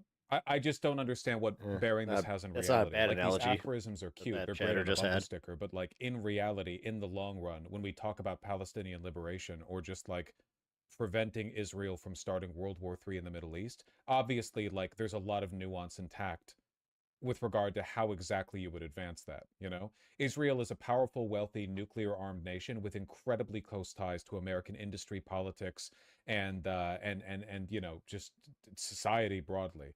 Like, yeah, of course, it's like a difficult, protracted battle. It's just like, at the end of the day, it seems like we're always coming back to the same central thesis, which is like, you know, white leftists are bad. I don't really understand what the drive is, I suppose. Like, we're all anti-Zionist here. Plattner's anti-Zionist. I don't really understand what the specific criticism is. Cuba, Venezuela, Sudan, the Congo, all of these places where there are global calamities going on, comes back to us in some form or fashion. And this is not to say that Zionism doesn't have its own specific interests, or that it doesn't have nukes, or that it was not still doing Zionism before it had America's help. But understand the relationship between Israel and America is one of mutual benefit, not some type of mind control that's happening from afar. That's true. Though it's obvious, like, it's not really mutual benefit, right? Like what Israel's doing isn't actually benefiting Israel, and what America's doing isn't benefiting America, you know? This is like shorter. The Israeli and American adventurism in the Middle East is no more beneficial to the populations of those countries than did the Thank you to whoever gifted me this membership. the population of England benefit from the king waging 100-year war. You're welcome, like, DJX. The colonialism disproportionately benefits the I upper don't know who gifted that one margins today. of society. Like, I know the average American is in no way benefiting from the shit we're doing in the Middle East. No longer available. Everything is about transferring capital upwards, and capital is international. Doesn't really benefit Americans. This is a point I've emphasized before, and I'm always really clear in it. I don't think racism benefits the dominant racial class. Like, I don't think white people actually benefited in any way from racism or slavery. Even though America got free labor out of it, I genuinely don't think it made white Southerners like better in like a development index or like moral or like general happiness way. I think that overall the quality of society is worsened for its inequality. I think inequality hurts everyone. It just hurts the people at the top the least. Much in the same way that ultra wealthy people are rarely happy, you know? I think that an equal society where people work together is better for everyone, which is why I don't think white people are hurt at all by like anti-racism. I think they benefit from it, you know? I don't think like the knowledge that black people in Africa are dying because we cut USA does not in any way benefit white Americans, like not even slightly. Be right back. In Cool. fact, racism make it is just in almost time for always the employed Lego. deliberately by the capital class, by the moneyed interests, as a way of distracting racist white people from the fact that their conditions are getting worse. White man, don't join that union. There are blacks there, etc., etc. We're still doing it to this day. Latin people are stealing She our added jobs. chicken to this, really? so Are they? it's Or is he's it just going not enough, nuts. like, are they actually? Because the increased labor supply in America should also increase the demand for labor. Economists are consistent on this. Like, there is no stealing jobs. If they live here, they need services here. If they need services here, that means that more jobs are produced for their existence. They're lowering the cost, the cost of wages. They're lowering the wages for everyone else. For one, no, that's just factually wrong. And for two, if it was, the wages are being lowered by the capital owners. Like, this is all solvable. Anyway, I just like, I think it's always important to remember literally everyone benefits from an equal society, in my opinion. And the reason why I connect that conspiratorial framing of Zionism back to a lot of white folks, white liberals, white leftists, is because... You hadn't mentioned white leftists in a while. You jinxed it, socialist gun nut. Because it allows them to remain virtuous and not reflect on America's own history of genocide and how they fit into it. It's a framing to allow them to still be the heroes of the day, even when they're literally the villains. It allows them, like a grand partner, to say, hey, I might have been part of the problem, but now I'm going to be part of the solution. And all this other shit, just ignore it. Just pay no attention. I don't know what position he's referring to. It's just a vague generalization. I don't know what he's referring to. I think it's because Plattner wants to increase military spending. Does he? To the other things that clearly say that this is not the case. Does he actually, or is that just somebody being wrong? Because now I'm curious. This is white savior shit. A lot of it. Plattner firmly opposes increasing U.S. military spending. Okay, so that's this is the shit that bothers me. They need to create their own villain. So like they will create misinformation, because that's blatantly what that was. That was just as bad as any fucking Republican. He advocates for redirecting taxpayer money away from, but he's so vague, you never actually know what he's talking about, which is deliberate. He's it's always not all of it, not everyone, but a lot of it. And I'm sorry to contradict him here, but like supporting Plattner, the progressive anti-Zionist, Jesus, you hate Vosh's cadence. main senatorial candidate, does not make you a white savior. Yeah, it's literally just steeped in condescension. Like, I know he's just mixing up a bunch of stuff here to the point where nothing means anything, but like, it doesn't. I'm tired of it, and I regret the fact that it's so funny, dude. Like, one of my friends, I remember watching a Vosh clip with him, and he said the same exact thing. That it's just like, it's like, dude, he's not wrong, but his cadence just makes it insufferable. Racial abuse from a bunch of. Have you tried Yang Chow fried rice? No, I have not. One thing I said years ago before. Dog, you can just say crackers. You don't have to go the C slur. You can just say crackers, man. for any of this was serious is that Yeah, well, maybe not. once you've been I'm not around sure the if block with Twitch is still cool with that. so-called white allies, you recognize that they often don't care about you as much as they say they do. Again, word to Hubert Harrison. They just care that you represent a proxy for their fight against each other most of the time. They will use the premise that they're fighting for a good cause to troll other, usually white people that they don't like on Twitter. They'll literally act like Nazis, and then when people reasonably say, "Hey, dude, if you're talking about specific people, just say the people, man. God, this crazy. Genuinely, what is he talking about? I think it depends on where you're from in the U.S. because he doesn't sound that condescending here to me. At some parts he does, but he doesn't sound overly condescending. He's mad. I guess you're right because like the Pacific Northwest, like like bad yeah, or something. I don't know why the fuck he's just say it. yeah. It is I know, bitch, man. one of my now that you say that, one of my friends from Portland talks almost exactly like bullshit." They'll cry that they're being tone policed, and y'all are so unserious. And it's my fault for allowing Obvious that spot. unseriousness Yeah, that's what I thought. to put me in this position. It looks like it's. I guess he's just going to talk about drama now. To have to be like, but like from y'all, it's just racism because it's hard for y'all to imagine that there is a large enough black community to make my numbers number the way they do. And I want to be clear. I have videos intended for a white audience, and those videos tend to do great. But the vast majority of my... I wonder, maybe I'd like one of his white boy videos. Maybe I'd like getting sent over to the white boy. Maybe I'd like one of his white boy videos. Would fix me. What's a video for a white audience? I'm curious. Most watch videos on all of my channels are videos. Yeah, SFW, safe for whites. Focused on black culture. The white audience comes around. This is what I'm here for. Is just like those little slips into it, just where he just only for the explicitly political videos, which is one of the reasons why Stop has over 3 million views. I do not need a white audience. Like he talks about his viewership a lot, man.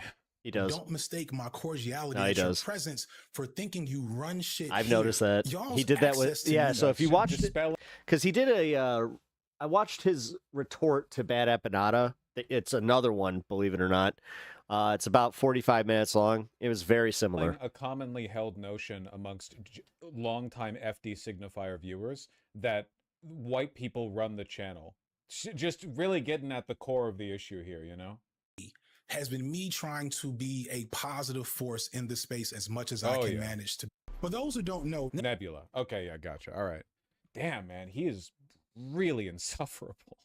God almighty. As a white male, such and such. As a white male, I feel it's important for me to comment as a white male on every video in this channel. They really pushing a Blackwater mercenary and somehow believing he's not going to have imperialist tendencies. They really just want the Republican to win, man. Yeah. Their positions are indistinguishable from those No, of that's kind of how I feel about it. Democratic Senate committee-backed attacks on, like, they're literally one... It's not just FD. I'm talking about just in general. There's like this segment of the left that just seems to want to give it to Susan Collins. The same. Like, they pretend they don't want the Republican to win, but they'll go after... Like, they'll employ the same disingenuous idpol attacks against Plattner in an effort to smear his character. As a white male, I watched this video, parentheses, wait, no, hold on. This FD watching an FD signifier video as a white male, parentheses, please put on second channel. There we go. Phew. Feels to me like this is the end result of idpol. Idpol was always like the polite term for what is essentially grievance politics. So many people have invested so much money and effort, most of them liberals, like reactionary liberals, trying to distract people from real issues and real solutions and turn you towards like insipid No, sorry about that. I was about to say, I'm like, wait, where's he going with that? Bickering and like, well, you have a correct point, but who are you to say that? Your skin color, your lived experience, your privilege, your blah, blah, blah. And it's like ultimately the goal here, it's all a CIA op. The goal here is to waste everyone's time. Yeah. It's to make people, Dude, I've been saying that. Make people ineffective. I've literally been saying that. It's like, dude, come on. Who benefits? Come on. You know, it's the... Come on.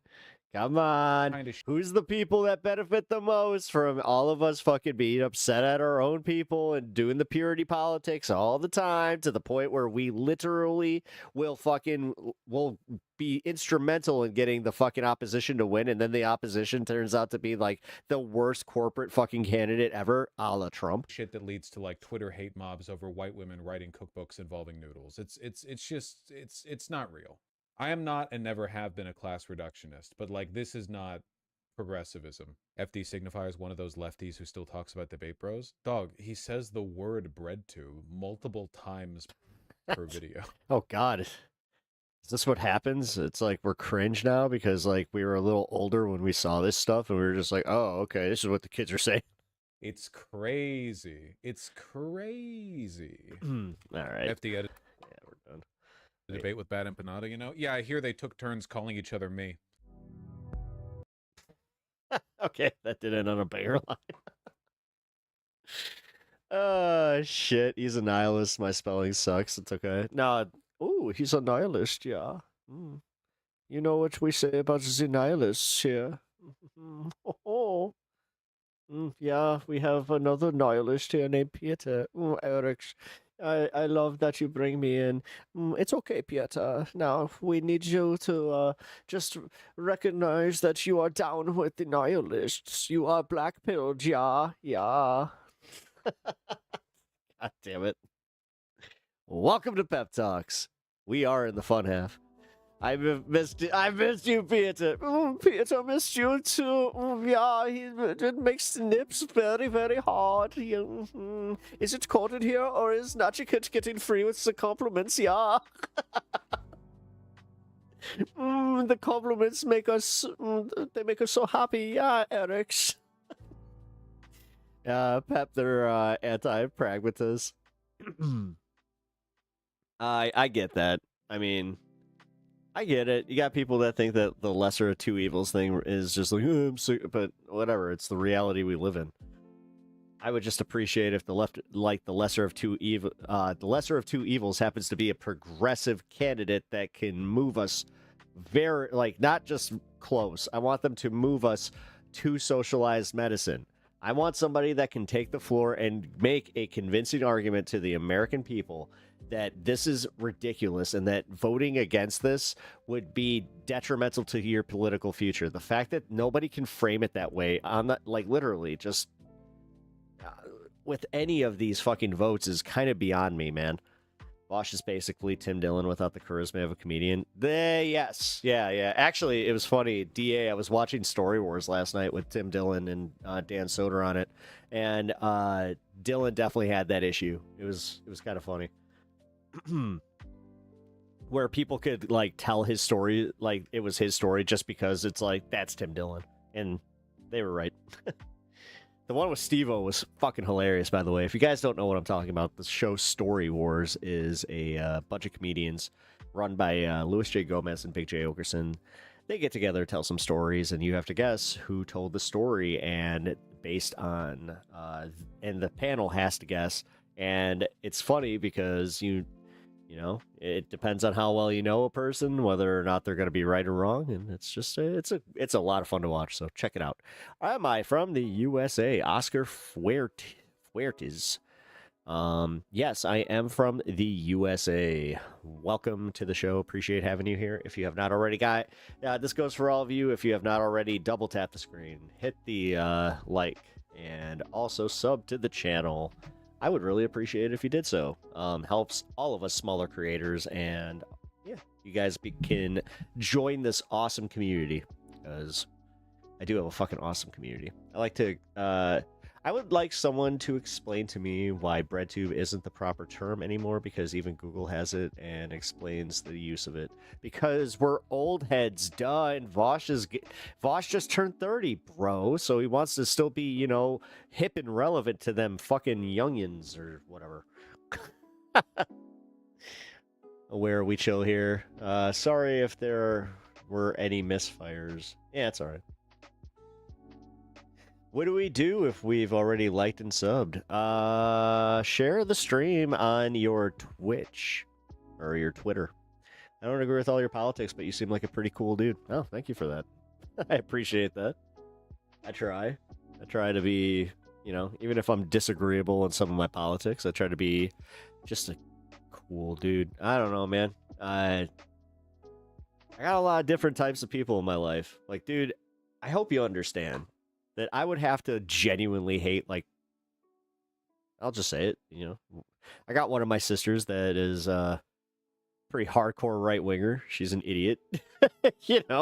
I love her because she's my sister. And,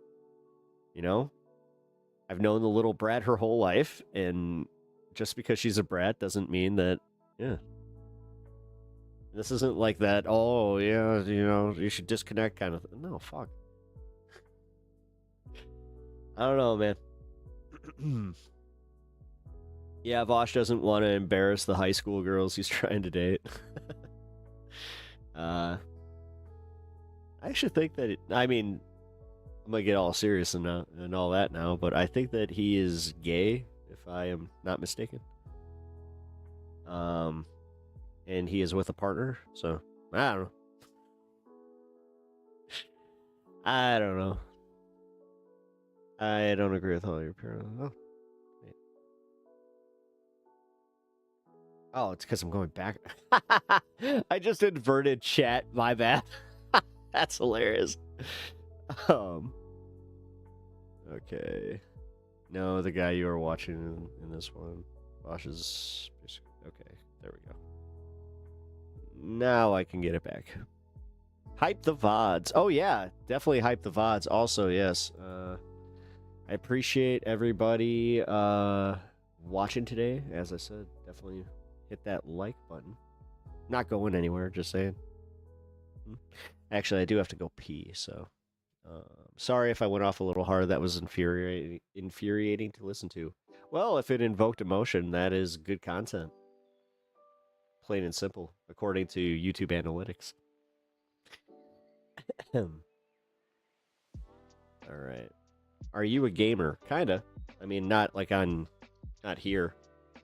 I am more so a commentator. But I do, yeah, I game. Play a lot of Pokemon ZA. Because I can take that one with me. And it's, just pick up and play. About to start some Crimson Desert whenever I eventually get time. Although I should have more time now that my wife is finally out of surgery. But yeah, we still have a lot of medical stuff to do. So I wasn't able to see or hear Voosh on that one. Plus, I'd never seen the FD thing. Honestly, I mean, I'm still kind of... I think that FD does go a little hard in the paint with his fucking, fuck whiteys. Like, I'm just gonna say it, man. But whatever, man. He really took that don't trust the white moderate thing to heart, and I guess that's what he bases a lot of his politics on, which, cool. Just... Yeah, there's also a bunch of confused white dudes like myself that are just like, okay, so you're telling me that I have, like, deep-seated racism. Okay.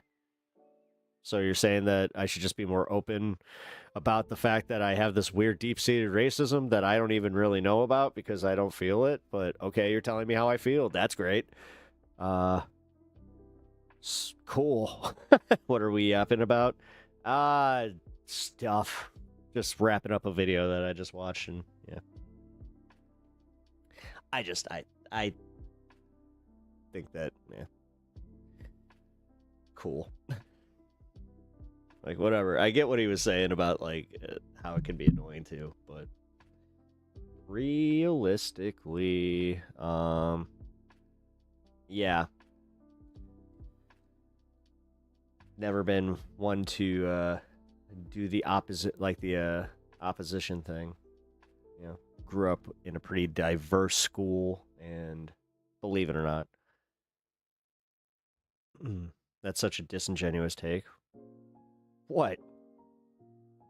What's a disingenuous take? It all comes down to, would you vote for Plattner over Collins or not? All I said in another chat, if FD is saying to vote for Collins over Plattner, he'd be wrong. Huh. I mean, that's true. Human history is nothing but atrocity. That is true.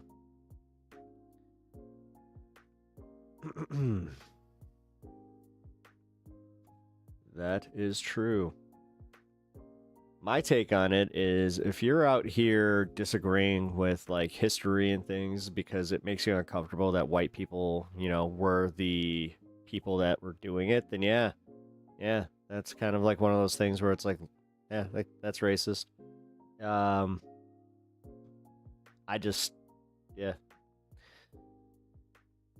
would like some better examples on where he's coming from. He has a real problem in grievances, but the ones he wishes to bring to the forefront and the ones he wishes to say are typically non-conducive to the general discourse. Yeah. I support black community policies. Yeah. I mean, that's why I was kind of upset about the whole... Like, this is what pisses me off, is the fact that sometimes it's like, oh, so we're going to talk about this and not how the Supreme Court just took us back to Jim Crow? Okay. Whatever, man. Let's focus on the fucking left whiteys, not the ones actually coming... Whatever. What the fuck ever. That's where I just throw my hands up and go, I'm going to smoke more, and I'm going to just kind of... Fine. You can think what you want to think. It's the same way that one dude fucking thinks that I'm racist. It's like, okay. Fine. Okay. Because there's no arguing against this, I guess. Fighting our allies is such a dumb strategy. They don't see that! They don't ever fucking see that. No, we can't all get along, because that's kind of part of the thing, but like this is one of those things where it's like you have a friend group, but you talk mad shit about everybody that you hang out with, so it's like, why are you even friends? Yeah. Here's the thing, white people do not like being told about anything about themselves. Fuck you! What are you talking about? What do you mean? You try to make me do self-reflection? Well, fuck you! Sorry, I am trying to put it on a bit. Bad time. Bad timing, I should say. That's what he's talking about. I disagree, though, because I think that that's too generalistic. That's like me saying something about about like black people, you know? That's like that you people fucking thing. It's just like, now I get it, man. Damn. What do you mean, you people? One of the funniest goddamn fucking scenes in Tropic Thunder, I swear to God. That movie. I reject racial politics. It's meant to divide us. I think so. That even lefties will recoil and retreat to white supremacist vibes without even knowing it. I don't necessarily agree with that, though. Like I said, like, I think that that's almost being too generalistic on it. It really is. Like, I mean, if you're talking about like some fucking white libbies that are just like, oh my god, this black family moved into my neighborhood, and like they have like the gay pride flag, and they're just like, well, there goes my property value. Then yeah, that might be that case. I could see that. You know, I could totally fucking picture that too. It's like 90% of the fucking people that live on my block. They got fucking like Ukraine flags, Slava Ukrainia.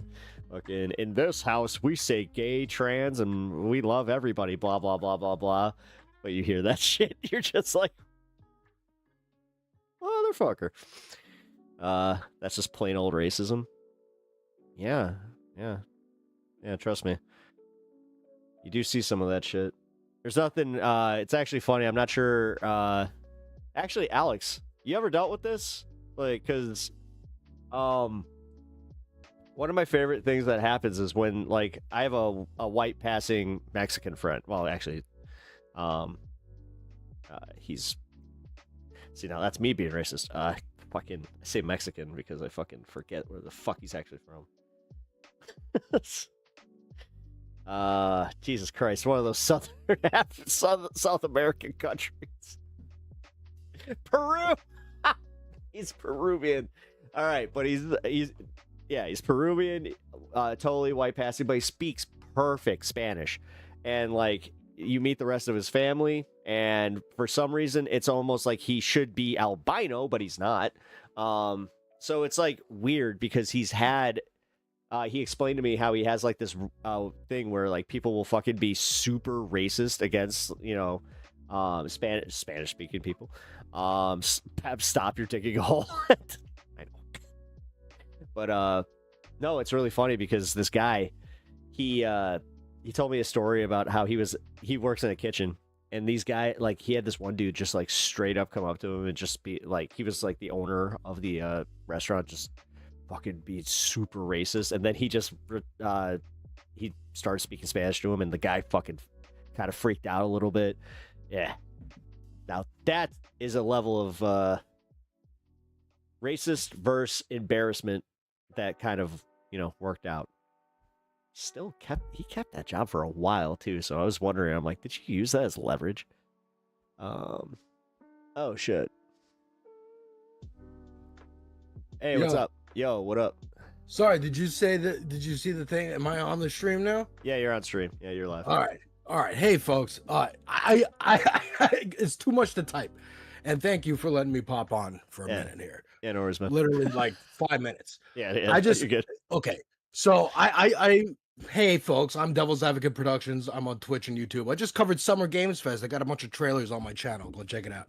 But anyways, I watch this over on this space, which both me and Pep are hosts on, which is live Mondays through Thursdays. And I literally went through this whole video on Tuesday. So what I got out of it, first of all, Vosh pisses me off. That's a bias off rip, right? And the reason is because of the old FD debate. Oh, is it really that? Okay. In the same way that Brianna Joy, I don't fuck with anything Brianna Joy Gray says. Yeah. Like I watched that whole like ContraPoints thing, right? We talked about that. I'm like, Brianna's right. Technically, the words coming out of her mouth are correct, but the reason she's saying it is for these wrong reasons. Where she ultimately wants to take that. Same thing, I think with Vosh. Like, as soon as he, like, I think FD knows what the fuck he's talking about, and has far more education than Vosh, or at least in this specific arena. And again, this, like you pointed out, this was a second response to Bad Empanada, which I don't know from outside of, like, I've seen him on Twitter, and it seems, so it seems like he's trying to do a Kyle Kalinske, but doesn't have the credibility of Kyle Kalinske. I don't know what. I watched that FD like video about the Empanada debate and him going through it, and yeah, it seems like there are some people who specifically leaning towards white dudes who do, like Elon Musk, miss being able to say the R slur and the F slur, like Legion of Skanks does all the time. That's me. I just recently cut the R slur out of my fucking stream again because people, they just said, yeah, I don't like it. And honestly, it's like when somebody said you're better than that, I was like, oh, god damn it. You got it. All right. You win. So like, it's that whole thing of like, dude, we grew up in it. Like it's still common. Again, they're trying to like make it official legally. They use it, but the whole thing is like, FD's like criticism. I think, first of all, I want to check in always with different perspectives. I'm going to watch black creators. I'm going to watch gay creators. I'm going to watch, trans creators. I'm going to watch indigenous people. Like, I need to know. I'm also from New York and you're from Chicago. So everything, we're all mixed up together and we have different cultures like outside your door. A lot of places in the country aren't like that. And a lot of white people don't. And it's taken me a long time to come to this shit. I didn't want to hear it either. I grew up on South Park and Comedy Central like you. I don't want to hear like, oh, you're telling me I'm racist. What? Again? And me, for those of you who don't know, because I'm on audio, I'm a half white, half black, half Christian, half Jewish. I don't like to be told what I am by anybody or how to say what I am by anybody. So I definitely bumped up a lot against the everything's racist and there's white supremacy and everything and patriarchy and everything. But you know, the more you learn, the more you witness, the more you understand the cycles of power and whatnot in the country and the world. It is in everything. And it makes you sound crazy. It's like Yeah, talking but about Jeffrey Epstein, where it's like, no, this dude literally is responsible for microtransactions. No, in no, video but what games. about like your personal experience to it though? Because you were just My talking per- about, like, yeah. Yeah. So my personal experience is like, yeah, kind of not feeling represented in any media, whatever, growing up. And again, like I am taking in perspectives from everyone I can. The only people who are like, oh, that's a white person, black person is like Lenny Kravitz and Halle Berry, and then Barack Obama. But my point being, learning about and internalizing what I've been told by my father, the black side of my family, and teachers. I went to very progressive schools growing up and shit.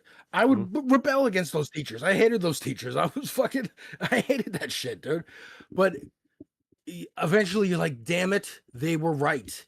I hate admitting that the authority figures in my life were right about anything, because fuck them. You know what I mean? So like, yeah, my hippie teachers who were telling me about like, yeah, it's the corporations, man. They're fucking up everything. You know, yeah, they were right. The black people in my life and in my family and on the screen and comedians and whatever, Richard Pryor, Eddie Murphy, you know, they were right. Everything is fucking racist. And I think FD's video, ultimately, this is the whole reason I wanted to come on. I'm going to jump off in a sec. But FD's whole thing is, yes, a response to basically like a firewall. This is the last video I'm making about this fucking bad empanada shit. Like, you got to understand, like, the behind the scenes, you know, goings on, like, big YouTuber beef, whatever stupid faux celebrity shit is happening behind the scenes.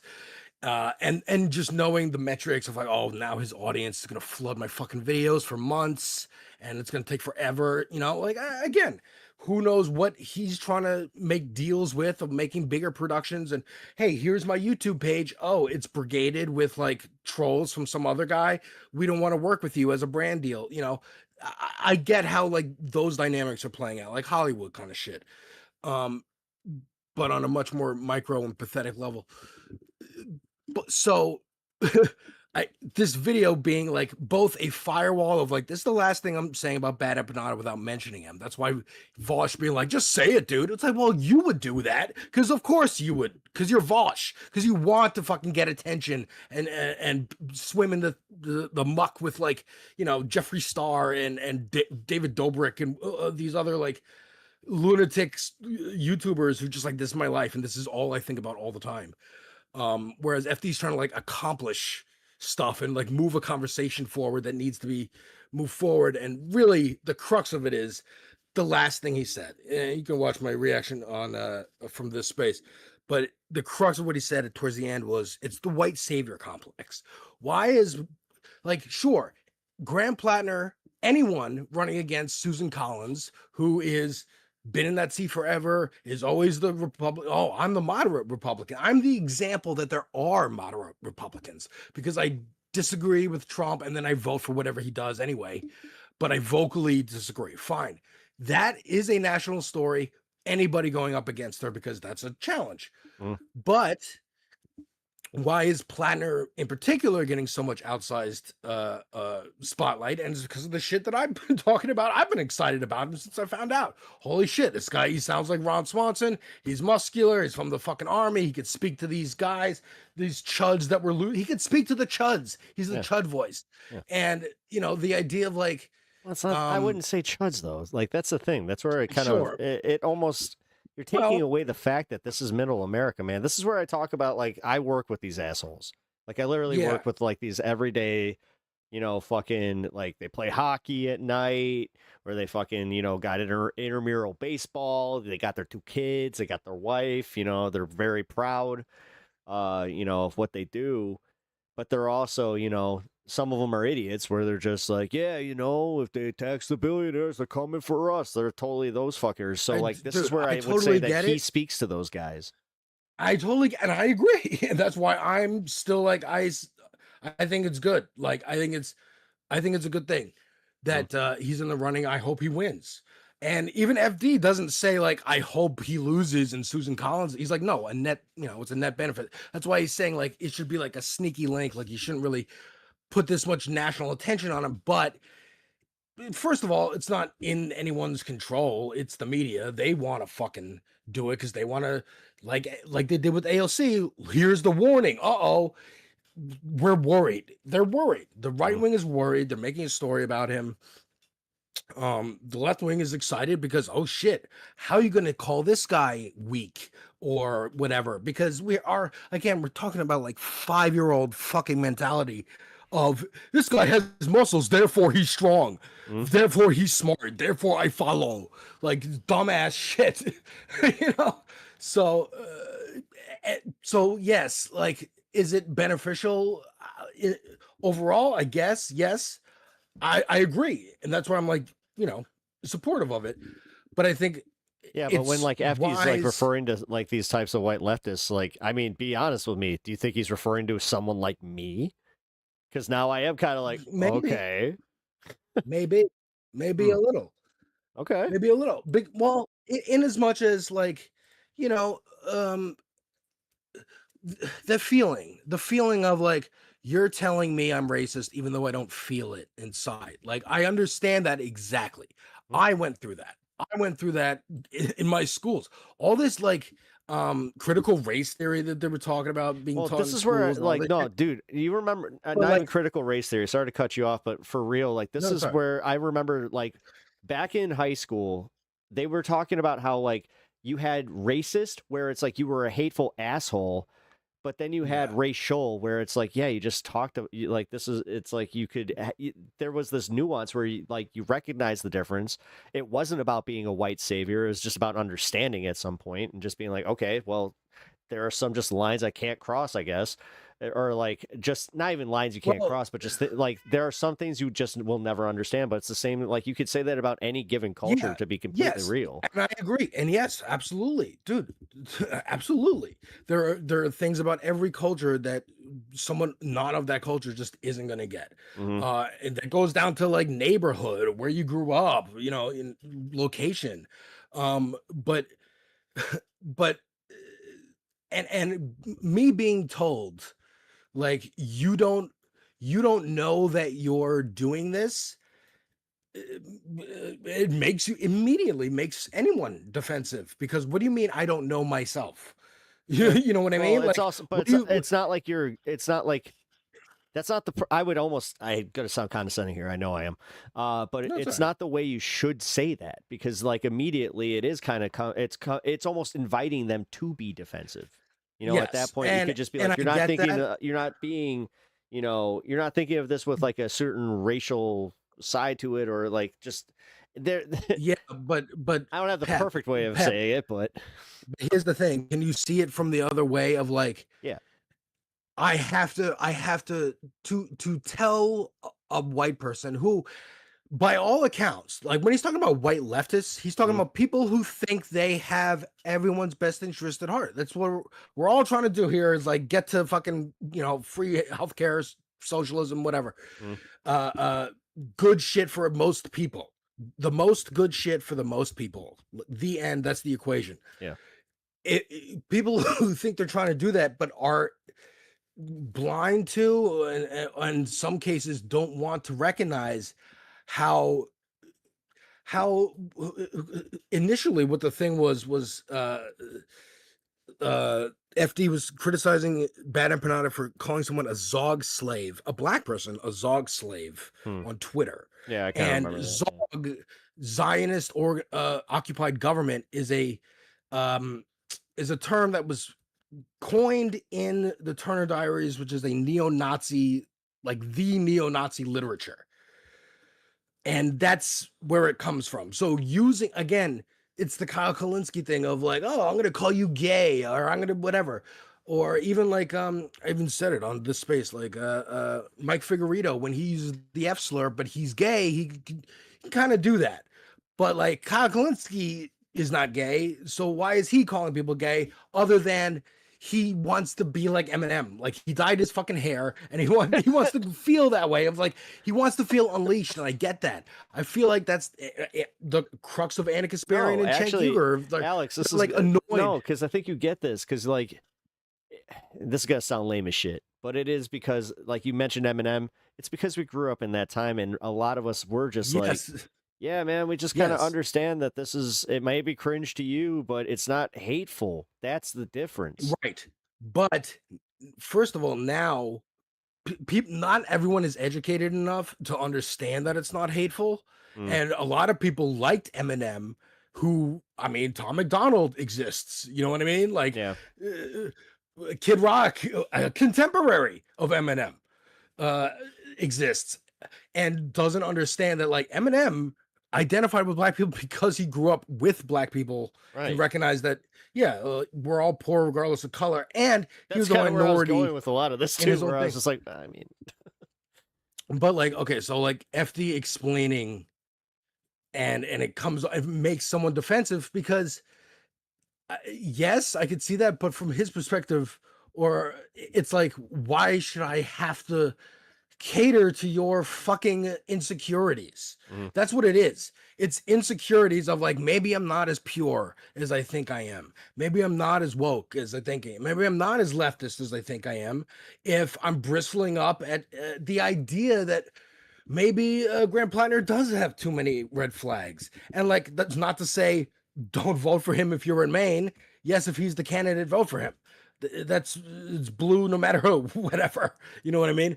But like in the primaries, sure, you know, look around, see who else is there. The problem that I have with the Graham Plattner thing is I don't see the red flags because he has been so out and open about the fact that he was exactly who he said he was with the BlackWater thing, or I never get those two right. But like the fucking mercenary, he was a mercenary bull, like that shit, the fucking tattoo thing. I really do like. I know that we got some in chat that don't believe it, but I think that he was just an army chud, and that was one of those things that they did exactly. And they, no, I do, I do buy that. He's an army chud. But the thing that he's an army, exactly. The problem I have is that we're not giving him the credence to actually be the person that he has been selling as the reformed version of this. I mean, by all accounts, he literally could just be a Trumper. Because he has all the marks where it's like he was in the military. Sure. He was a military contractor, farmer from Maine, or like a contractor from Maine. Like he had the markings of a Republican, which I think that's why that's my this broader point is why that already scared people and turned them off, because they're like, well, that's not really, I mean, it's not but that I guess seems okay. But now it's like, I've been seeing this where it's almost like everybody's looking for a red flag. Like they're just like anything, just give us anything that tells us that we don't need to vote for him. I understand. And also what's in this video that I don't think Vosh talked about that much is also his explanation of like, Alirda, hold on. I don't know what you keep saying this thing about him being the face for running for Senate. Like, I don't get this criticism. We'll go into that in a little bit here, but that's the second time I've seen you say that. So in chat, Natch said Empanada stirs up way too much shit, way too edgelordy, and that's the key. It's just like edgelords who like want to be seen as good guys. That's what the Ethan Klein. He's an edgelord who wanted to be seen as a good guy. Yeah. He had that moment with Steven Crowder, got him more attention than he had consistently. Right? He's like, oh, I saw a spike in viewership or whatever. Yeah, so it wasn't as big as you think. Let me team up with Hassan. Now, honestly, whatever. I see. This is the weird part. As I used to watch H3, and I'll just say this much: like, no, Ethan fucked up. He should have never gone political. He would have maintained his viewership base. Right. That motherfucker, like he is a literal a classic example of how to torture career, and like you could go step by step in how he did it, where it was just like, holy fuck. That's what I mean. he was an edgelord who like you should have just stayed making edgelord shit or like comedy whatever, like dumb podcast shit, and fine. But then that's it. Don't if you wade into this shit, then you're gonna get a criticism and oops, like now this is the only thing you do is just talk about Hassan. Same thing again, same thing with these other people like Vouch and Destiny and Bad Empanada. I don't know. Most of what they do is talk about other critters they have beef with or personal problems with. No, overall, no, and I wanna disagree. jump I off mean, here. Destiny more so, yes, because he's got that market capture thing where it's like he sees he does it disingenuously. He does it literally because he sees that it's like, oh, I'll get the boost here, like you are saying. Vosh, no, like this was one of those ones where I caught it in the clip too, where he was just like, oh, great, now like this is gonna be clipped, and he's like, all right, put this on the second channel, like. He kind of knew what he was starting here a little bit. Oh yeah, but he also saw that it was going to do numbers, just kind of like yeah, right. And he's doing it to do numbers, and that's my point. Is that so is FD though? FD's doing it for numbers too. Fuck off. No, for real. FD signifier, he does this shit. That's the reason he titled it "Why I'm Leaving the White the White Left" or whatever. Yes, of course. Like, come on. Yes, of course. He says it in the video. He says it. He says he made he talked about his fuck the police video, and he's going like, I accidentally put out this like radical set of ideas onto a commercial platform where a video that you spend months researching and make essentially a documentary yourself and you put it on YouTube versus a video of someone getting kicked in the balls. They are both still YouTube videos and they are both treated as the same product. They are products, period, in a capitalist system. That's the point. And that's why FD is not saying names in that video. Yes, he calls it something provocative. Yes, he's talking about people obviously that he has had recent, if you're following him in public, you probably know about. But in those circles, I didn't even know this fucking debate thing happened until he made the video and I saw it recommended to me. Oh, okay, all right. I don't know Bad Empanada outside of Twitter, like I said. The thing that Ilidra said earlier, why does the reformed chud have to be the face running for Senate? I'm going to take a piece of that and end it like this, because I appreciate you letting me jump on. I've talked too long. My lovely wife is sitting here. We're supposed to have a Friday evening. Just got out of the bath. I've been streaming Summer Games Fest all day and working all day. Again, go to my channel, folks, Devil's Advocate Productions, over on YouTube and Twitch. But essentially, why does the reformed chud have to be the face running for Senate? The whole crux of why he put Graham Plattner on there as clickbait, yes, as clickbait to get numbers and to get, of course, to make all the points that he wants to make in this video, including that of like, here's why I haven't made a Palestine video yet. Same thing Olay did when people I think were you're misunderstanding. her. She's saying that as a Senate candidate, why, like, she's saying most, and I might even have this wrong, but you've said it twice now, so I think I got this right. Oh, yeah. Why is he the guy, essentially? Right. And He's why the is guy somebody else because not? Because numbers. that's just who we got. It was either him or Mills. He won. We don't have a choice the end. anymore. Or Maine doesn't have a choice anymore. So now it's literally, I'm going to just say it, man. This is where it does like get annoying, where it's just like, you don't live in the reality then. There's nobody else. I don't see anybody else stepping up to fucking be there. So at this point, is it just he's not saying, dude, no. He's not saying like don't vote for him for this seat. He's saying don't be like, oh, he's got to be the next presidential candidate now. Like, and I've even talked about maybe he could be. I just see it because it's literally the most popular fucking seat right now. I had the same exposure on my fucking like here with Kat Abu Ghazaleh. Like it was hot for a minute. Dude, if he wins, great. If he loses, you know what? It's all going to disappear like within a little bit. But I think that if he wins, then it turns into, okay, now we can see what like, does he actually advocate for leftist policies, or does he do the fucking Fetterman thing? Right. But But that's what I'm realistically, saying. though, it's no better. It like just having Collins win is objectively way worse. Of course, that's something everyone involved in this we're talking about. Like you, me, Vosh, FD, all agree. Yeah, Lyra. That Collins winning is bad. Yeah. That if Platner is the candidate, Platner should win. That is what he said. That is what we all agree on. The point he's making is why is specifically white leftist independent media, yes, all of us on Twitch and YouTube and whatever, why are they it's like overemphasizing, but like, oh, it's because the right wing is doing it. The right wing is pointing it out. The right wing, they're reacting. The left still has to learn how to create stories instead of react. The broader point that I'm seeing from Vosh and other like reactionaries on this one from the left is the fact that it is doing the dirty work for the right at that point. Like you're just right, and I understand that. I hate to be this condescending guy where it's like, then focus on something else. You don't have to focus on that. Realistically, like I said, if you live in Maine, fine. If you don't live in Maine, honestly, fuck off.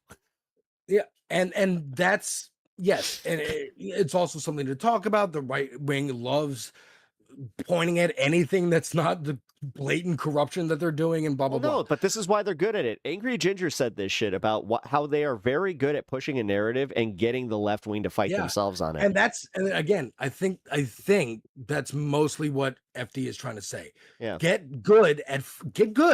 Fucking Dark Souls. We're talking about video games. I'm so excited you're gonna play Crimson Desert, dude. You got to stream it. I want to see it. All right. Or we'll give each other updates. Anyways, okay. The crux of the video is why is white leftist media not asking for more interviews with people like Chris Rabb, Charles Booker? That's fair. And highlight and creating stories, creating narratives, and instead of you could argue that guys like Hassan are. I mean, you could also argue that Hassan's not fully white.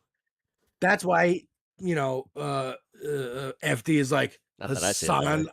Like I'm still looking at you, Hassan. Like I'm still watching you, and you're doing your thing, and it's good, but I'm worried about you, and blah blah blah. Because he's like, you easily could fall apart, and that would not be good. You're kind of putting yourself in this position of like, okay, I'm the guy, and can you handle that pressure? It's here now. Can you handle it? Yeah, that's fair. And he's still even side-eyeing that, and that's fair. It's just, it's always good to get other perspectives, is all I'm saying. No, like you're not wrong.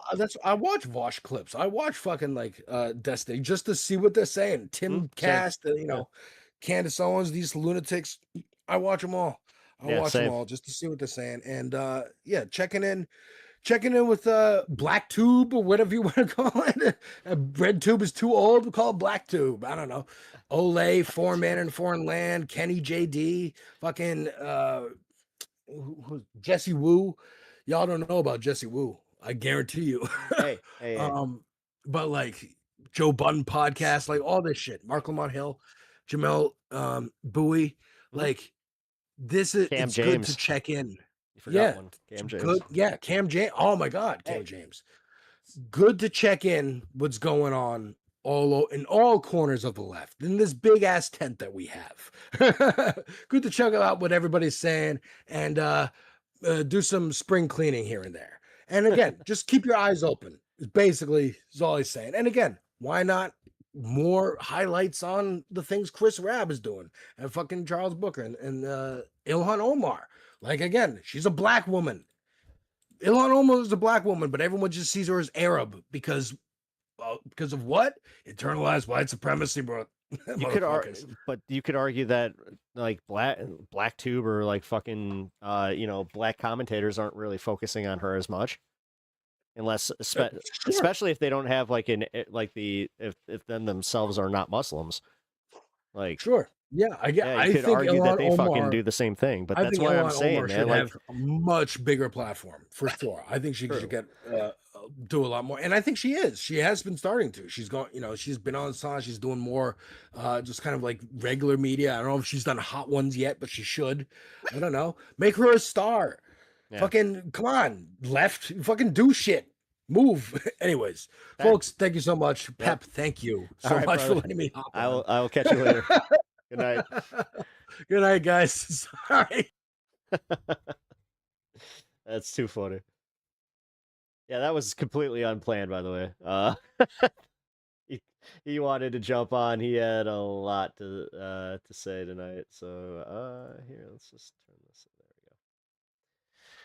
There we go. I'll have to keep that handy. Oh man. All right, let's do the Lego thing here. I gotta pee. Gotta rip a piss. Still haven't done that.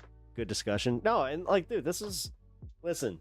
I'm always willing to accept this. Like I said, I grew up in a diverse area. I've never really had this issue. Like my best friend was a Mexican. My best friend was also like my friend circle didn't look like me, you know.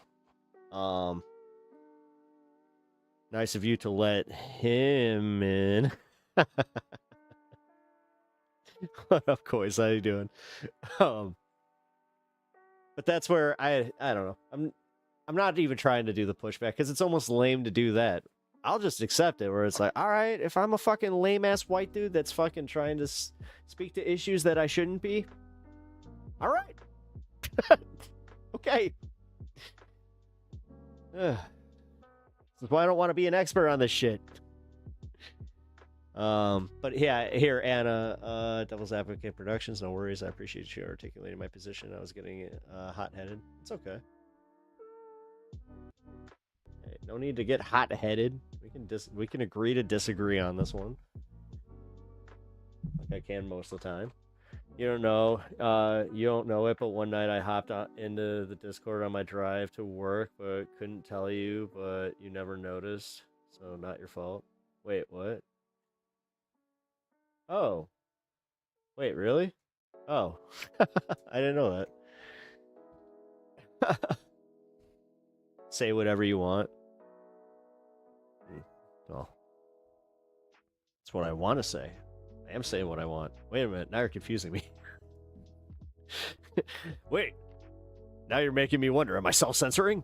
The reason I was hot-headed is because I felt like this issue is a core contradiction of our movement. I don't feel like it is. All right, so I've got to piss, and my cat is really fucking pissing me off tonight. Dude, Lito, why? Stop. You're about to get banned from the basement again, dude. I wish he could understand that. It's like, you're this close. You're this fucking close. Because he's like this close to fucking starting to use my comic boxes as a claw pad, and he does that, he's out. He's out. This is the reason you didn't meet him for so long. God, please go piss. All right, yeah, here. I'm not even gonna leave anything. Just oh, wait. Oh my God, I just realized this. Just do this.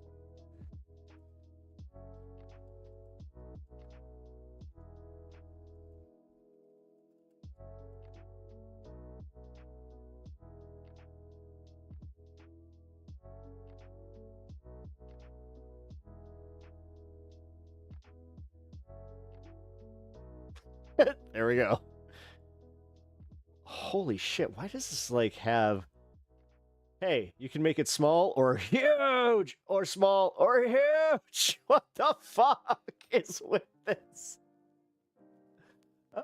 This is hilarious. I'm sorry. I'm trying not to fuck with this. I will be right back. All right, come on, you little shit. Let's go. Come on.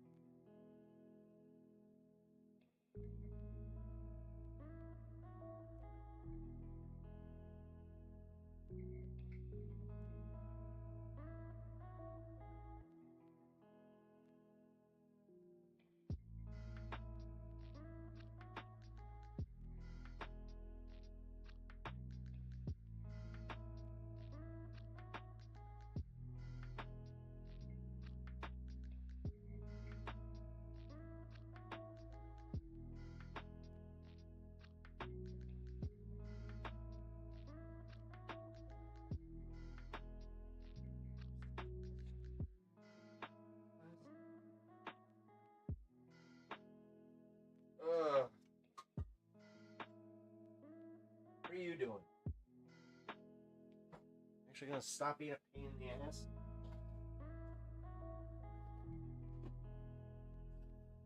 Hey, I'm back.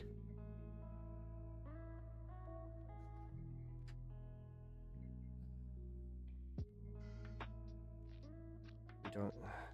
Yeah.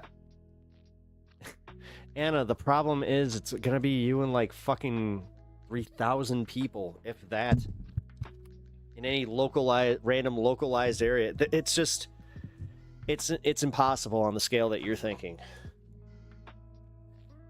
That's why a lot of us just kind of look at it as it being it's not pragmatic, especially when you can work within the, the politics. I'm going to just say it. A lot of it is impatience. A lot of it is not being able to conceptualize it either, because we constantly get fucking beaten down by these liberal shill shitheads. But realistically, this would be so much easier if we could just get to that first step of taking money out of politics. First step done, get the money out of politics, then no more AIPAC.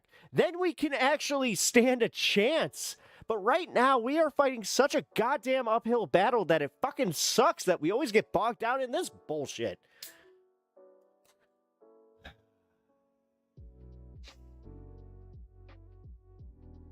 You know what I didn't hear about the video? Call to organize. Okay. Shut up, Pep. Why? Wait. Do you realize you're downplaying calls to organize locally? Not really, because I've seen what calls to organize locally do. Like, I'm sorry, I have. And you know what you get when you call to organize? You get a bunch of fucking old white people that want to come out with their signs and they want to, they want to have a day of fun. And then we say how we don't need them, and then they feel like they don't want to show up for us when it's important.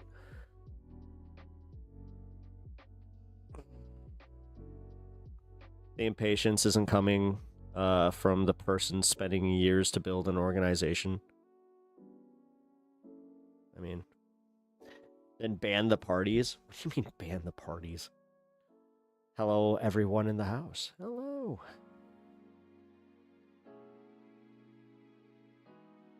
I don't see it as, I don't see it as that, Sylvie, but...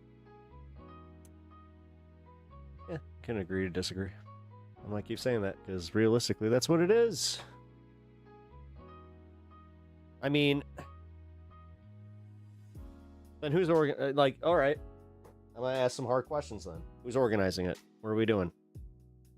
Do we have an idea of, like what the actual push is? I would like a plan here.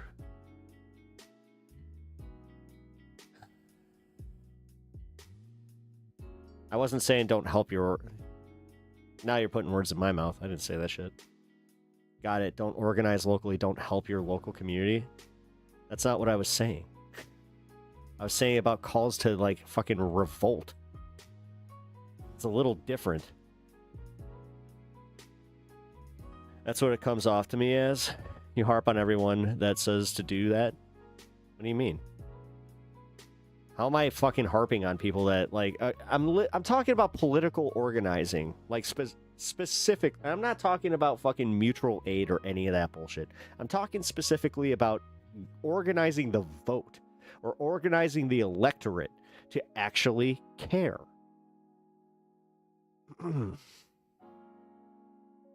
To me, the point of organizing is to eventually win eventually campaign and win elections. You have to win elections to attain political power. They don't see it. Listen, this is where I do have, like, fundamental disagreements, because I don't think that that's realistic. You guys do. That's where we have a fundamental disagreement on things.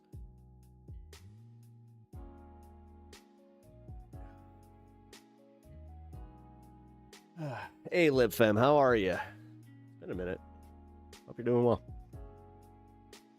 You have to go through the previous... wait. Some are conscious of it. Oh, shit. I don't know why the fuck this came in. Hold on. Sylvie, for some reason your comments came in weird sections here. Oh, it's because you... Okay, here, I got mixed up.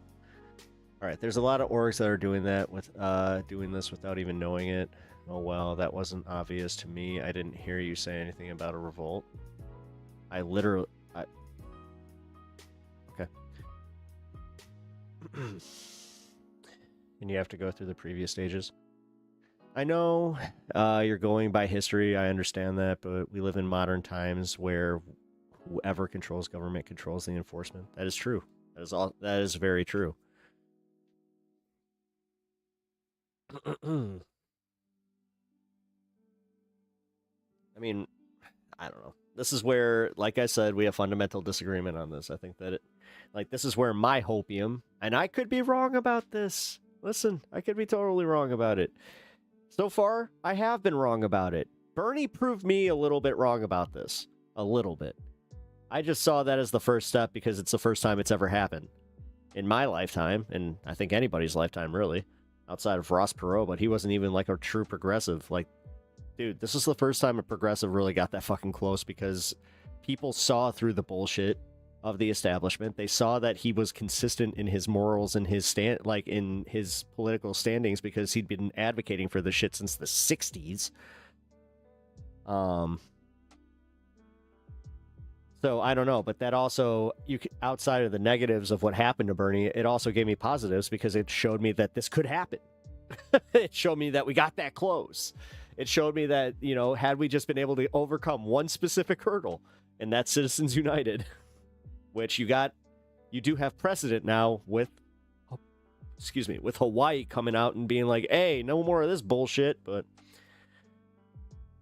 thinking that because we're in modern times, we are immune from historical trends. It's not about historical trends. It's about, like, learning from history also what, like, winning tactics are and where we can go with this and how you can, like, the biggest thing is selling these, like, we in America do have this thing where if we can sell people on ideas, we can win an election that is too big to rig, that is actually, like, but the problem is nobody's out there fucking amping up the base, or not even a base. They want just their base. Like, God, this is what I'm so sick of.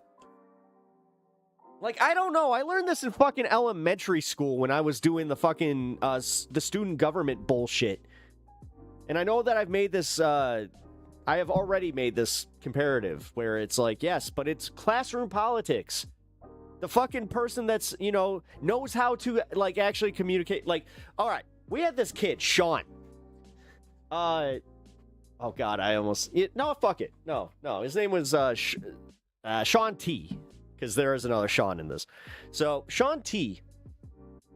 He prepared forever for the debate. And he thought for sure he was going to win. Then we had this girl, Tiffany, who went against Sean for the presidency. Then comes fucking Sean F. Sean F., he was an idiot. But you know what? He knew how to work these people, and he knew how to work he was good. He was just good at doing things. So he got all of us to go, you know, to get behind him, and we all voted for him, and he won because you know what he ran on? I'm going to convince our teachers, and I'm going to convince the student governing body, or the governing body, to give us more recess, longer lunches. He was talking about how he wanted more, like, an extra study hall for all of us, and he fucking won in a landslide. Poor fucking Sean F. sitting there preparing for his stupid fucking debate against Tiffany because they were so up their own asses because they're so smart. You know, they were the fucking, you know, the valedictorian and whatever second runner up to valedictorian was. Like, yeah, they were those assholes. But man,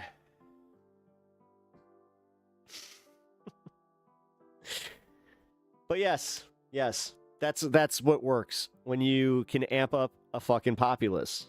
And that's kind of the thing is, like, I'm not saying to promise them everything that's false. Obviously, you know, Trump did that and he ran the elementary style politics, but he won with them. That's another thing.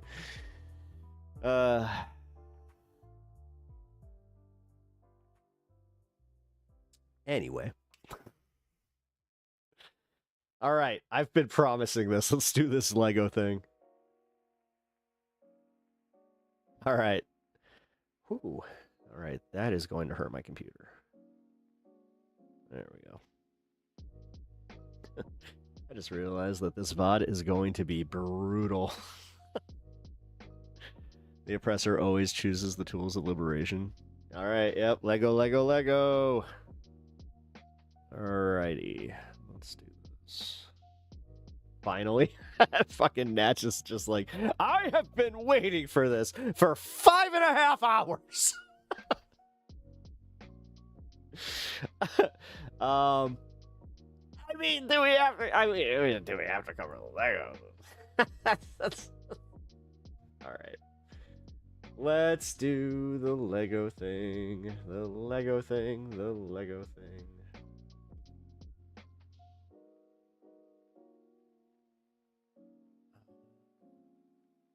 Here's the... Hold on. Can I do this Lego thing? No, I am. I'm just looking for... I lost my first video. Hold on. Oh, where the fuck are you?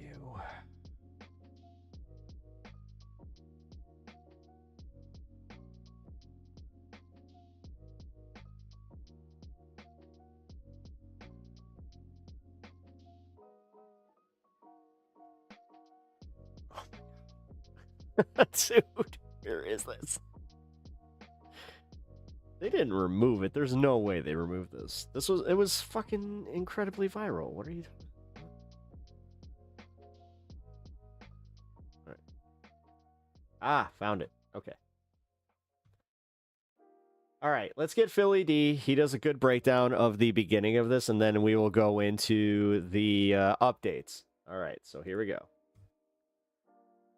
Also, let me fix this. There we go. Now that feels better. All right, Philly. Fill us in on what's going on. The Lego drama. The $200,000 Lego scandal, it just got so much worse. Hassan Piker just got banned from the 200. Are you serious? Oh my God. I tried to hit record and it didn't work. All right, we're good to go. Oh, gotta go. Oh, what? You know, what up, Derek? How's it going? You're just like, oh, I don't want to do this. You guys aren't talking politics. All right, Lego drama time. The $200,000 Lego scandal, it just got so much worse. Hassan Piker just got banned from traveling to the UK over Hamas and Israel comments. With Spencer Pratt's exposing about LA, and Graham Plattner's sexting controversy has the internet divided. We're talking about all that and even more on today's brand new Philip DeFranco show. You daily dive into the news, so buckle up, hit that like button, and let's just jump into it, starting with this. The United Kingdom just brought down the ban. This is not... No. We don't need that. Local... here we go. Prosecution. Because that whole reckless ban, bricks and mini... Prosecution. Because that whole reckless... Wait, what the hell? About Muslims, black people, and queer folk as well. But also, while we're talking about people getting banned from different countries, I want to give an update on someone who isn't banned per se, but apparently exiled himself from the United States to avoid prosecution. Because that whole reckless ban, bricks and minifigs, Lego scandal that we talked about, it's just gotten crazier and crazier. And also, if you missed the coverage last week, and so you're like, what words just came out of your face, Phil? We did a whole thing on this last week. I'm just going to link to it. It's too... Oh my God. This is the wrong video. God damn it. Oh, I hate this. This is what happens when I don't cover something for a long time. Bricks and minifigs. Where's the bricks and minifigs?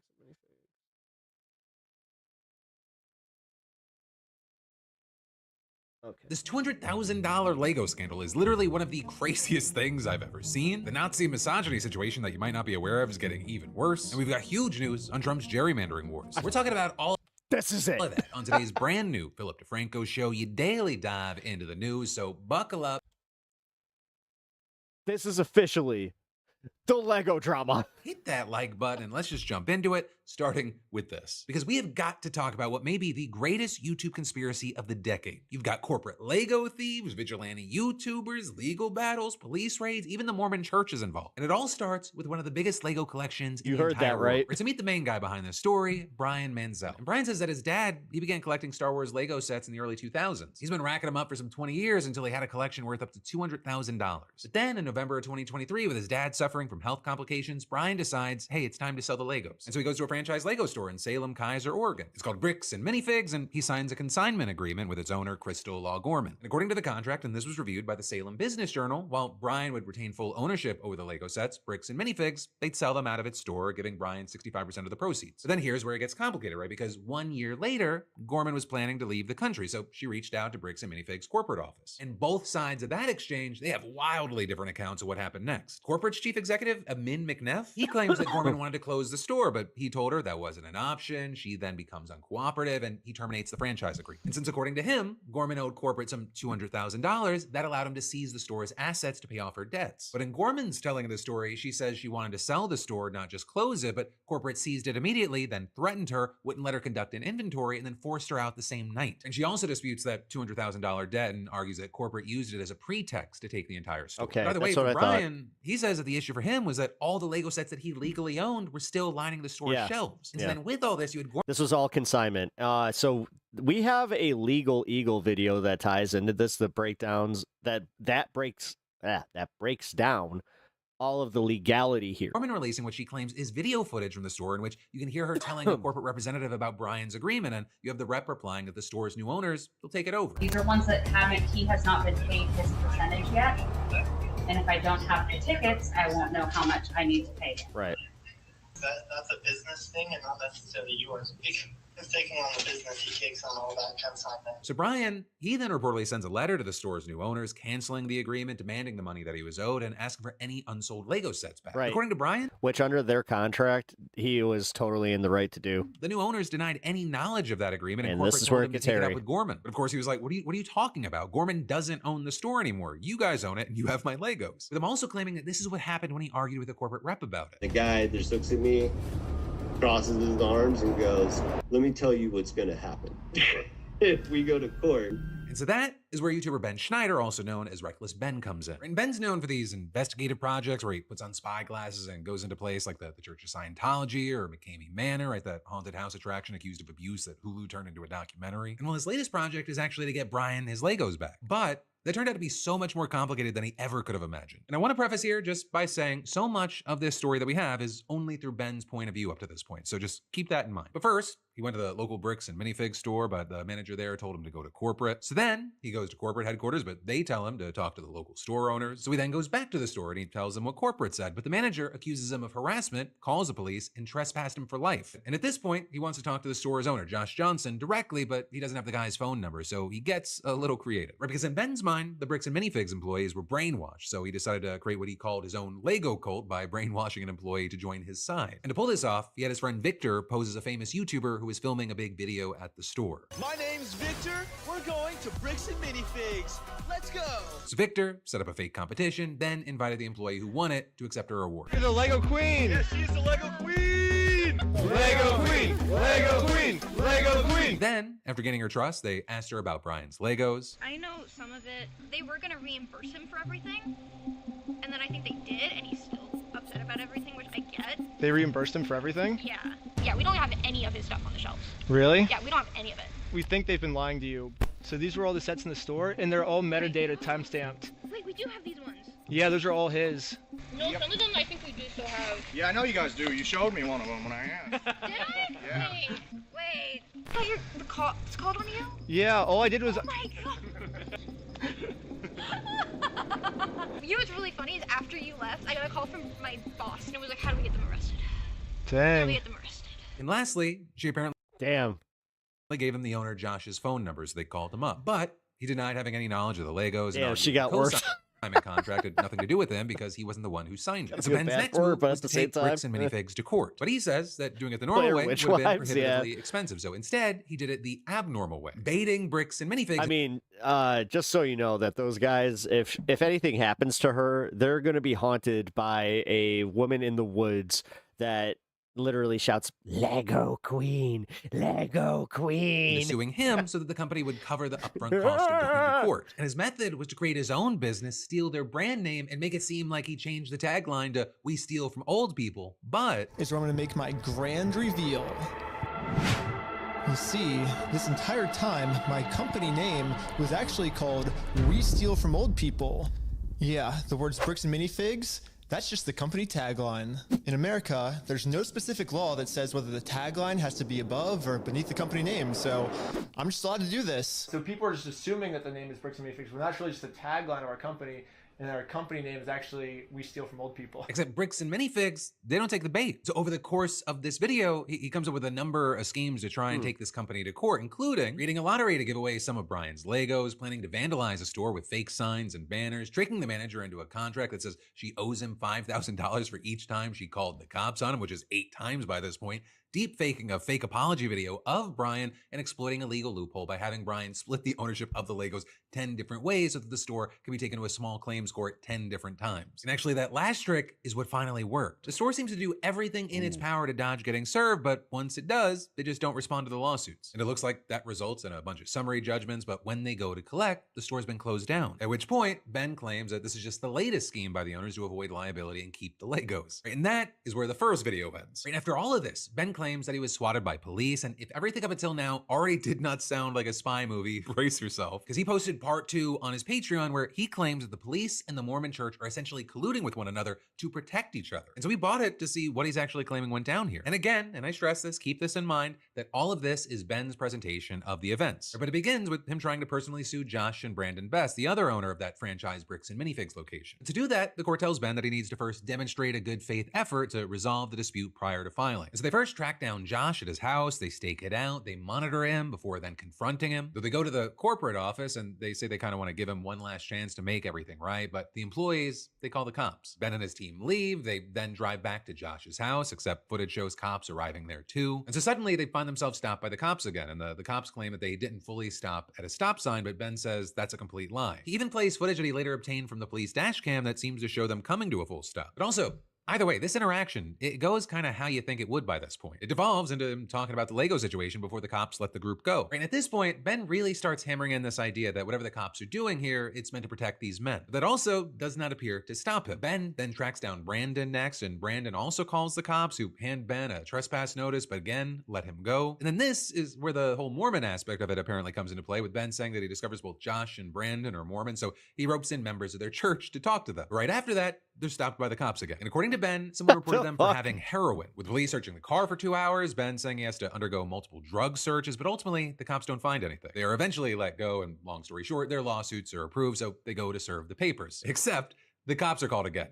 Twice. And the second time, the cops actually offer to go serve Brandon the papers themselves, but a few minutes later, they bring them back to Ben and they claim they're fake. And for Ben, this is really where a lot of the collusion claims start coming together, because Ben hasn't even moved from his spot, and now police start coming up again for a third time, and they take the papers from Josh again. With Ben also playing body cam footage that he says he obtained through legal requests, where you can hear an official telling these cops the papers are legit. But after that call, the cops arrest Ben, and according to his team, they didn't give him any reason as to why. And while he's eventually released, he never really dives into the details here. But also, this is where Ben goes all in on another front. He reveals that in an earlier call with Brian, and he has all the support from the internet now. These cops are so fucked. Brian alleged that the cops are part Your small town in Utah is so community, fucked. with Brian saying, quote, they're like a huge clan that takes care of each other. And Ben outright claims that the justice system is actively protecting the bricks and minifigs criminals, as he calls them. And so he's at the end of his rope at this point, feeling like that the only thing that he has the power to do anymore is just kind of raise the money for Brian directly and wash his hands of it. So he sets up a GoFundMe, and as he is hanging a banner for it at the place where he is staying in Utah,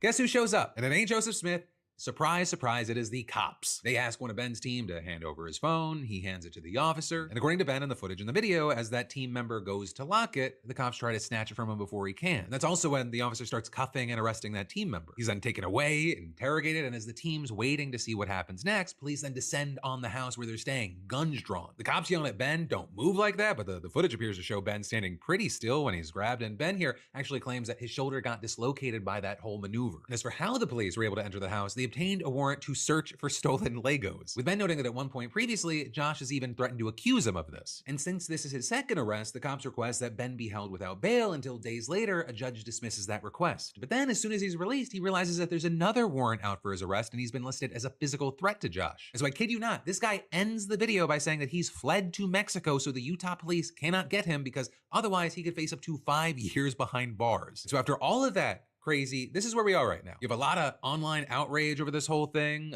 Bricks and Minifigs were responded by saying this is all a complex business dispute reduced to edited social media clips, claiming Bricks and Minifigs was not a party to the unauthorized Salem consignment agreement. And you got Ben promising a part 3. And so while we wait to see what happens next, I have to pass the question off to you. What are your thoughts here? Thoughts, opinions, reactions, takes, any and all. I would love to hear from you in those comments down. Yeah, he milked the shit out of this story. All right. Here we go. Someone actually hacked into the American Fork Police Department and released all the footage unredacted of my interactions with them. So this is the original footage I got with the redactions in, and this is the new unredacted footage. I'm lining them up, and I'm going to keep only the redacted parts to see what they were actually saying. I understand. This ends today. I know. We're talking more. Sadly, they weren't able to get the first 2 days where I was accused of having heroin on me. But the final 2 days, we were able to see a lot, actually. The footage starts with me going to Josh's house so I can serve him his legal court papers. Josh knows that if he goes to court with me, he's going to lose. So instead, a much easier option is he calls the police on me to prevent me from serving him. His name is Ben Schneider. He's stalking my house. Will you come to my house, please, and come get them? I'm not going to have stalkers. Are they there right now? They're on the side of the house. One of the dispatchers made a note here saying that you were gonna shoot someone. I'm done with this, officer. Can you please help me and my family and make this stop? Yeah, absolutely. She had a consignment deal with a guy named Brian Mansell. A year and a half, almost 2 years, she had this consignment deal with him and she never paid him. So right away, Josh is lying to the police, which we can easily verify with all of the metadata timestamped pictures that show that the Lego sets were in the store when Josh took it over. He's hired this YouTuber. His name is Ben Schneider. He's Reckless Ben. They sent people in saying they're going to murder our manager. I'm done. What are you guys doing here? So we are in a court case with them and we have to serve them legal papers. She is a process server and she's trying to serve you papers. She's not a process server. Okay. Get the papers. They're fake papers. They're fake. Go get the papers. Nice lip fetish. Okay. You're okay if I bring those over to you? Absolutely. Okay. They're fake. Can I see those papers? Yeah. So this is what you're trying to serve them with? Yes. I wish we could just send them an email. I wish we could just send them a phone call. Or the court could send it to them, but this is what we're required to do from the United States court. So we're just following the instructions of the government. He thinks if I just call the cops on me, he can get away with it, but we're showing him, like, we don't let him get away with his crime, so. Okay. You okay if I give these papers to him? Yeah, for sure. Okay. Hang tight. Are you okay if she just gives you the papers so we can just get Have her? you looked at the papers? I've talked to the Kaiser Police Department. There's nothing filed. So no, I'm not accepting service from him.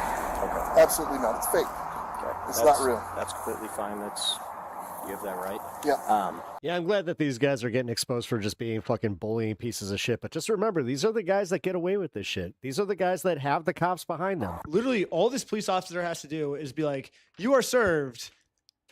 And then he doesn't even have to accept them. He can literally just drop them. But as long as you say you are served, that counts as illegal serving. So why doesn't this cop just do that? Like, this whole thing could be solved in literally 3 seconds. Like, here, I'll time it. You've been served. 1.52 seconds. Literally 1.5 seconds, and this could be solved. This could literally be solved in 1.5 seconds. And this police officer is just purposely choosing to make this way more complicated than it has to be. Hold on. All right. What are you wanting done today? Besides, obviously, talking to. By the way, a YouTuber put all this to like the AI Lego videos, and it's incredible. Much as you humanly possibly can. I can screen charges. I'm open to screening charges through our attorney. Yeah. Instead of serving these court papers like the police officer promised me he would, this officer would rather screen all possible charges for me to see what random stuff they can make up about me. I'm gonna go talk with him, give him his paper back, since you do not want this. Can I just peek at it? What was that? Can I peek at it? It kind of puts me in a little bit All of a right, never bind. mind. It's fake. There's no lawsuit in it. Okay. So anyway, I'm gonna give this back to him. Yeah. And trespass. Can I peek Because at it? here's the thing. Like, think about this logically. Do you think a process server would show up with a guy that's been harassing a YouTuber to serve papers in Utah?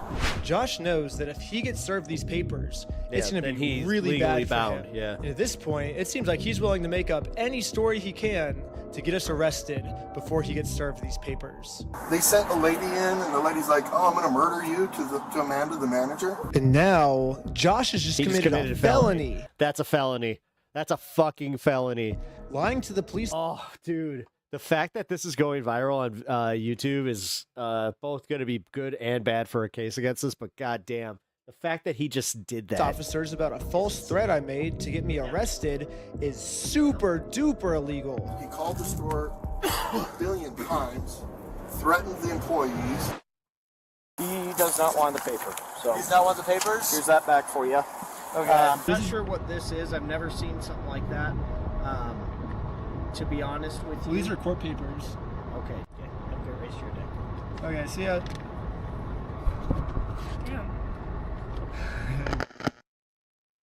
Yeah, process server's really going to ride with the YouTuber. I mean, how stupid does he think I am?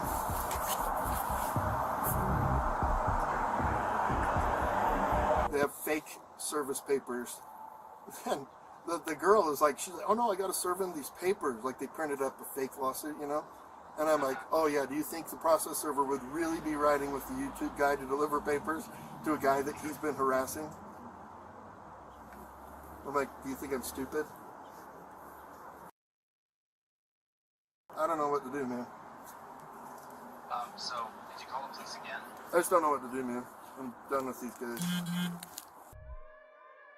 We're ready and willing to arrest these individuals for Utah, Utah statutes for cyberbullying and digital stalking because they're using electronic means for communication and coordinating their stalking habits. Oh, it's digital stalking, not stalking.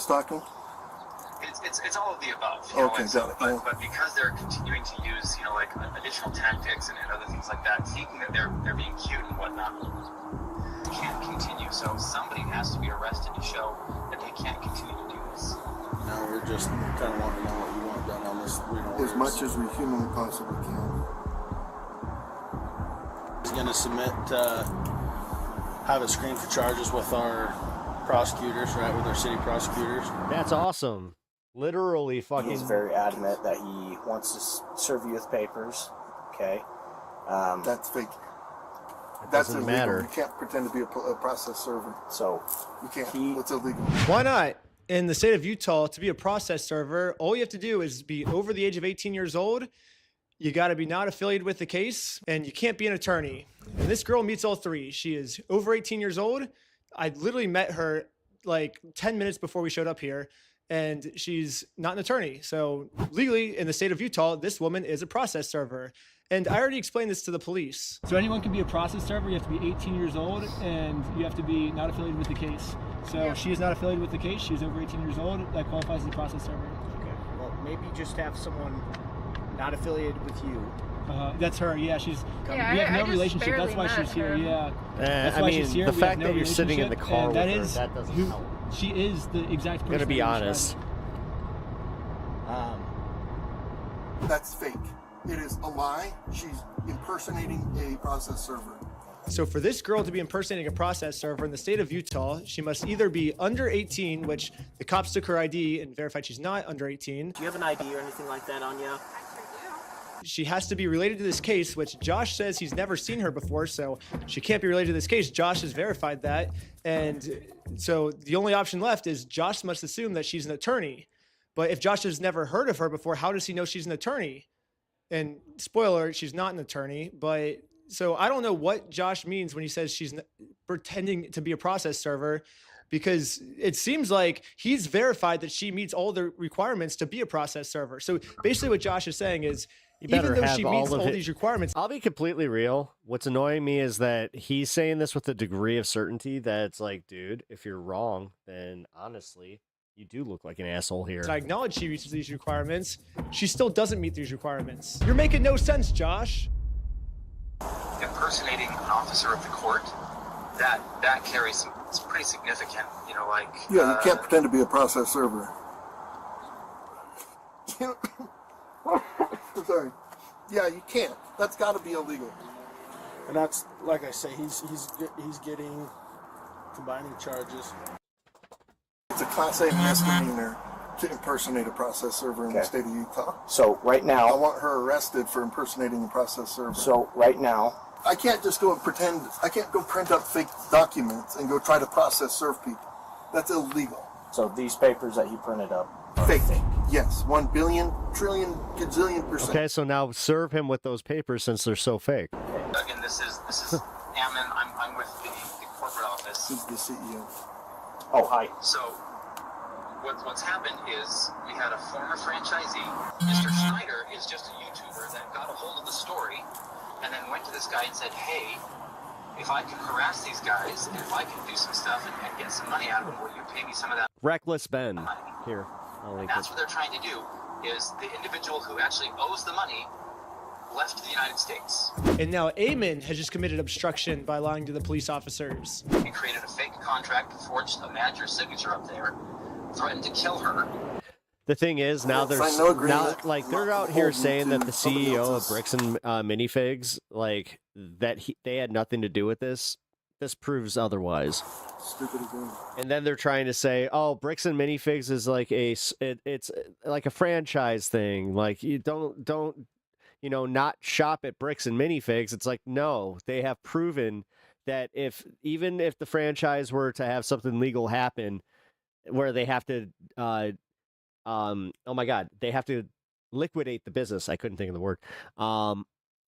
Then all of a sudden they would be stuck in the same position. This is proof that you don't want to do business with Bricks and Minifigs. You want to talk about fucking like having something good come from this? Fire that, like get rid of that CEO and then replace them with somebody that then puts the policy in that this would never happen again. But it seems like that's not what's happening. It seems like they're weaponizing the police against somebody trying to get what they're owed. I like how he can just lie to you guys. He's just straight face. Oh, he owes me $200,000. I'll check with the court, see if You it's just a valid love how like he is so smug about it too. civil case that he's trying to push through, and we'll go about it that way, okay? Thank you for holding. How can I help you? Trying to speak with someone to verify if a case is, just verify if a case is real. Yeah, looks like a real small claims case in our court. Okay, thank you for your help. I think that's all. Wow, wow, wow, wow. Okay, thank you. And after this phone call, I guess the police officers turned off the microphone on their body cam because I guess they really didn't want literally anyone to hear this. Even if someone gets a hold of the unredacted stuff, not even we now can get it to hear what these police officers are saying. But anyways, the police officer ends up going back to talk to Josh. They're screening some charges, okay? Yeah. But we're just kind of working through. It looks like this is a real case. It just hasn't gone to court, okay? It's a real case. Who's it against? Against you, him versus you. Ben Schneider? Mm-hmm. What an idiot. So, He's just racking up the charges, and we're working together. So basically the consensus is we were all wrong here. Yep. However, let's just arrest Ben anyways. Yep. Like, letting them go cannot be an option here, guys. Like, there's got to be something for cyber stalking, bullying, like all of the different things. Like, there's got to be something to arrest them and send a message that this is not appropriate, this is not okay. I'm in agreement with you. Again, that's why we're kind of working through this right now. Hello. These cops, dude, they're so fucked. Am I being It doesn't arrested? matter. Like, oh Really? my god, they're so fucked. Thank you to whoever got this footage.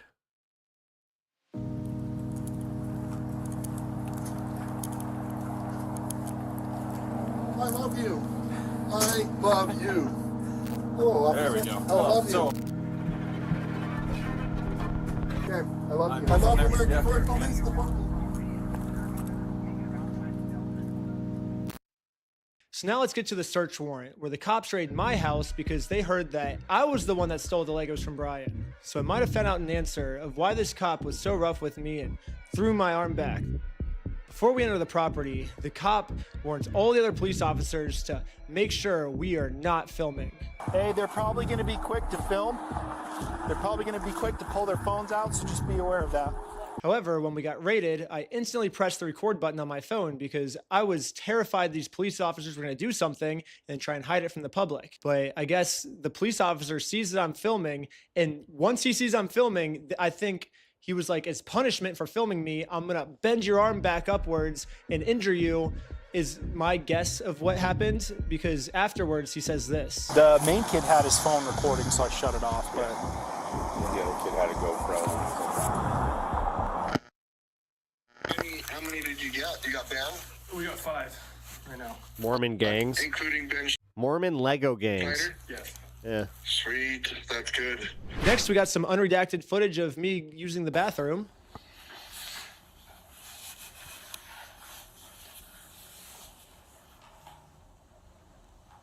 Ripping a piss.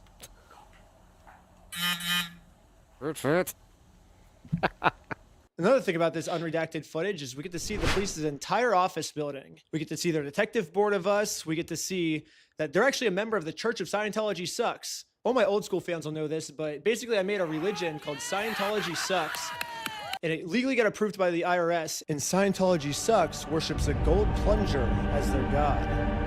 I even got it tattooed on my wrist right here. It's like a plunger cross on my wrist. I guess the American Fork Police Department is active members of the Church of Scientology Sucks because they literally put my god on their desk. That's exciting. We have a felony stalking case right now. Felonies. Everyone's facing felonies. That's pretty serious shit. It's super serious. I know that you've been told all of, oh, it's a fundraiser. This guy stole $200,000. Yeah. If that was the case, that guy would be in jail.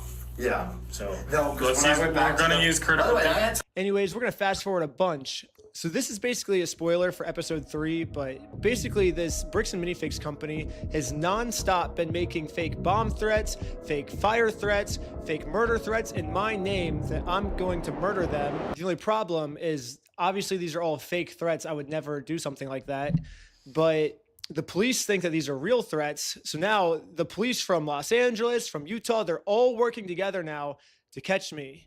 Here's a phone call from just a few days ago of the Los Angeles police calling the Utah police of them scheming of a way to get me arrested for all these mystery threats that I've been making. Paul, we got a complaint from a guy in Provo about this guy Schneider. Okay.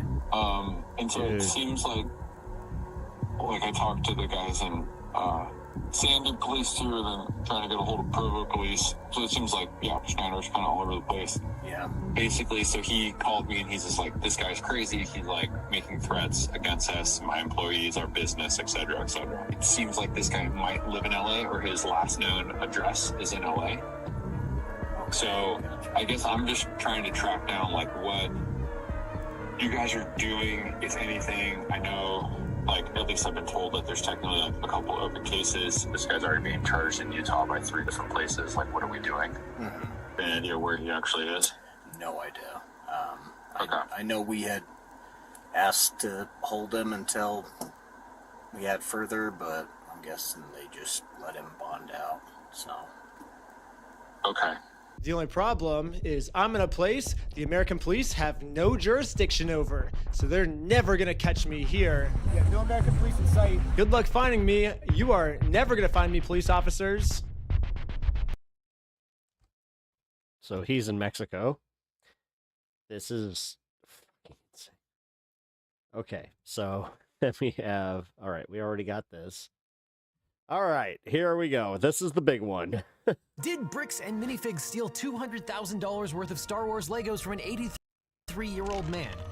Well, the truth is more complicated than you might think, and it actually might be worse than you think. Or it might be better. It depends. It's complicated. But one thing is for sure, it's definitely different than you think, because there is a lot of misinformation out there. Because everyone is getting this case wrong. But this case has everything a law professor could want. Theft, conversion, bailment, the First Amendment, the Fourth Amendment, franchise law, successor and interest liability, contractual interpretation, bailment, Latin, conspiracies, giant law firms, and Legos. But if you're watching this video, you probably already know who Reckless Ben is. And according to his video and subsequent court documents, starting around the year 2000, Brian Mansell's father, who is now 83, began collecting retired Star Wars Legos set. The family invested around $30,000 and amassed a collection of over 780 sets, That's and insane. 1,200 minifigures, all sealed in the original packaging. This family project started— That's insane. Okay, to put that in context, that is like having the early Star Wars toys, like in the mid 90s when those things peaked, and having them in box and like, dude, this, like, when they said $200,000, a lot of people were just like, that's insane. Like, how did somebody have a collection worth that much? That's how. Started out as a genuine love for the Star Wars franchise. Remember when we all used to like Star Wars?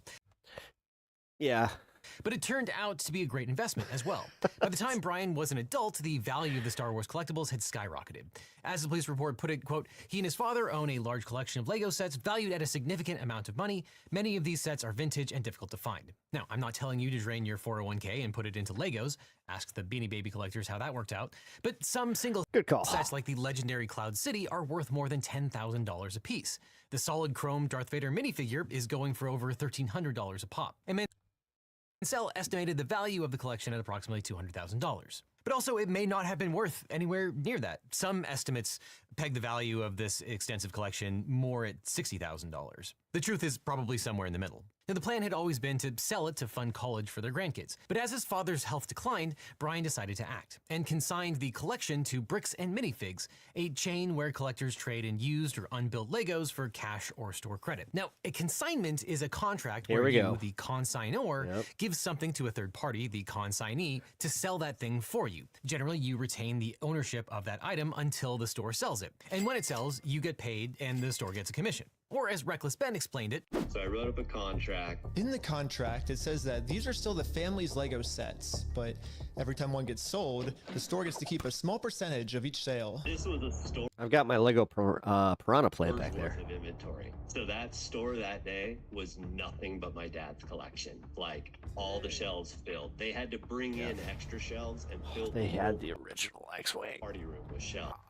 Now, it's very important to note, this particular store, located in Oregon, was a franchise, meaning that a corporation, a franchisor, licensed its brand, trademarks, and business model and operating system to a franchisee who owns and operates a semi-independent business under that brand. Now, McDonald's is famous for this. Most McDonald's restaurants that you see are not owned by the McDonald's Corporation. The McDonald's Corporation agrees with an independent franchisee to own and run that particular location. But because Bricks and Minifigs seems to operate on the McDonald's model of franchises, I think it's really important for people to know that they shouldn't be review bombing other Bricks and Minifig stores. Your local store probably has nothing to do with this whatsoever. And even if you hate Bricks and Minifigs corporate for what you think that they did, don't take that out on the individual stores. Because I don't know about this one. They're probably just independent people, some of them probably mom and pop stores, who have absolutely nothing to do with this whole affair at all. Now, this particular store in Salem, Keizer, Oregon, was owned and run by Crystal Law through her company BAMF Salem 1 LLC. So on November 22nd, 2023, Brian Mansell and Crystal Law signed a consignment agreement. Since this is the document that basically everything in this case turns on, let's actually read that agreement. Section 4, titled, quote, title to merchandise, spells out the ownership of unsold Lego sets in one sentence, quote, Consigned merchandise shall remain the property of Mansell until sold. Now, this is the classic scenario. The consignor, Mansell, had legal title to the Legos even while they sat on this Bricks franchise shelf. And as the consignee, the store had no legal claim to the collection at all. They were just holding it to sell it. So to try and simplify this,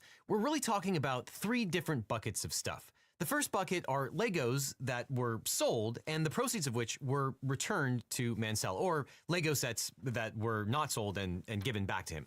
Obviously, there's no dispute over that. The store did what they were supposed to. They sold the Lego set and gave the proceeds, or at least his portion of it, back to Mansell, or eventually returned some of the Legos. I've had consignment stuff. I did a consignment at a comic shop, never sold. Sets. Then there's bucket number. Anybody looking for the Sideshow Mark II Iron Man? 2. Those are Lego sets that $350, it's yours. Were sold, but the proceeds of which were never given to Mansell. We don't know exactly how big that bucket is, but we do know there are some sets that fall into that because there was a messy takeover that we'll talk about in a second. And then finally, there's bucket number 3. Those are Lego sets that were not sold and were not returned. Again, because there bucket number 3 is where most of this kind of falls. A messy takeover from one franchise to another. That's where the main dispute is going to be. And let me tell you right now, it is highly disputed how many Lego sets and the value associated with those Lego sets actually remain in bucket number 3. And mainly, this video is talking about bucket number 3. And the one thing we know for sure is whatever amount is in bucket number 3, it's not anywhere close to $200,000. Now, Mansell could have asked for all or part of the collection back at any time prior to the sale, and the store would have to hand it over. And the contract actually anticipated the store changing hands, which, spoiler alert, is going to happen. See section 10, quote, transfer of rights. This agreement shall be binding on any successors of the parties. Neither party shall have the right to assign its interest in this agreement unless the prior written consent of the other party is obtained. So the deal binds whoever takes over the store, and neither side could assign its interest without the other's written consent. And the store had certain obligations on its end as well. According to section 5, it had to maintain insurance that covered the full replacement value of the Legos, just in case something bad happened. You know, like the store burns down. Quote, Bricks shall be responsible for all shortages, loss, or damage to Star Wars Legos, while the Star Wars Legos are under the control of Bricks and represents and warrants that it has purchased insurance sufficient to cover the loss or damage of the Star Wars Legos due to, without limitation, fire, flood, theft, or vandalism. Now, assuming that the Gormans in the Salem 1 store had the insurance that was required, I think what they should have done here is made a claim on the insurance. They should have claimed that the underlying Legos were stolen, which seems like it would be covered by the policy that they would have gotten. And then the insurance company would have paid them out. They could then pay out the Mansells. And then the insurance company would have become what's called subrogated to the claim, and they can figure out who is the person or entity that actually did the stealing and get compensation from them. That's what an adult would have done. Or as one of my favorite journalists, Mike Masnick, put it, everyone in this Lego dispute should have spoken to a lawyer earlier than they did. Yes, that is going to be an extremely common theme throughout this affair. And by the way, you should totally read Mike Masnick's article about this in Tech Dirt. Now, if you don't have $200,000 worth of Star Wars Legos, you might have had to take out some student loans to get through college. And if your private student loans are in default or you're struggling with payments, the sponsor of this portion of the video, YRefi, is an excellent refinancing solution. What makes YRefi stand out is how truly student loan borrower friendly they are. Monthly payments are built around what you can actually afford. Rates are fixed from 1% to 5.99%, so you never have to guess what your payment is every month, which is basically unheard of in private student loans. There's no minimum FICO score required, bad credit will never disqualify you, and they even offer a Skip 12 program if you ever need to skip payments for any reason. And if you have a parent or cosigner on your student loans, YRefi can help with that too through their cosigner. Extremely important, which we'll get to. But Mansell also had an explicit payments. So if you have private student loans, click or scan to talk to YRefi today, or I'll see you. I hate when I do that. Now you'll note the contract refers to Bricks. In this context, this contract refers to the franchise location, not Bricks and Minifigs Corporate, which is the franchisor. Now that is extremely important, which we'll get to. But Mansell also had an explicit right to inspect. Section 3 says, and I quote, Brian Mansell shall have the right to inspect such records and the remaining inventory from time to time. Now, the store earned a 35% commission on gross sales, and Mansell got 65% of the purchase price payable to him by the 15th of every month. Now, the agreement expired on January 31st, 2025, so that whatever remained unsold would be returned to Mansell no later than 10 days after the expiration date. Now, there is some dispute about whether this store, the franchisee, was authorized by Bricks and Minifigs Corporate to sell things on consignment. And as you can already probably tell, selling things on consignment can get messy. You're holding inventory that belongs to somebody else. But there are advantages. Rather than buying everything at once, coming out of pocket, and then reselling it, you don't have to pay for anything that is unsold. So pros and cons. But the store announced the deal on November 7th, 2023. This one is why I call this the greatest set I have ever seen. Keep in mind, these are brand new in sealed boxes. So the store hyped the collection and the attention drove sales. And for almost a year, it worked. That was the Ewok Village.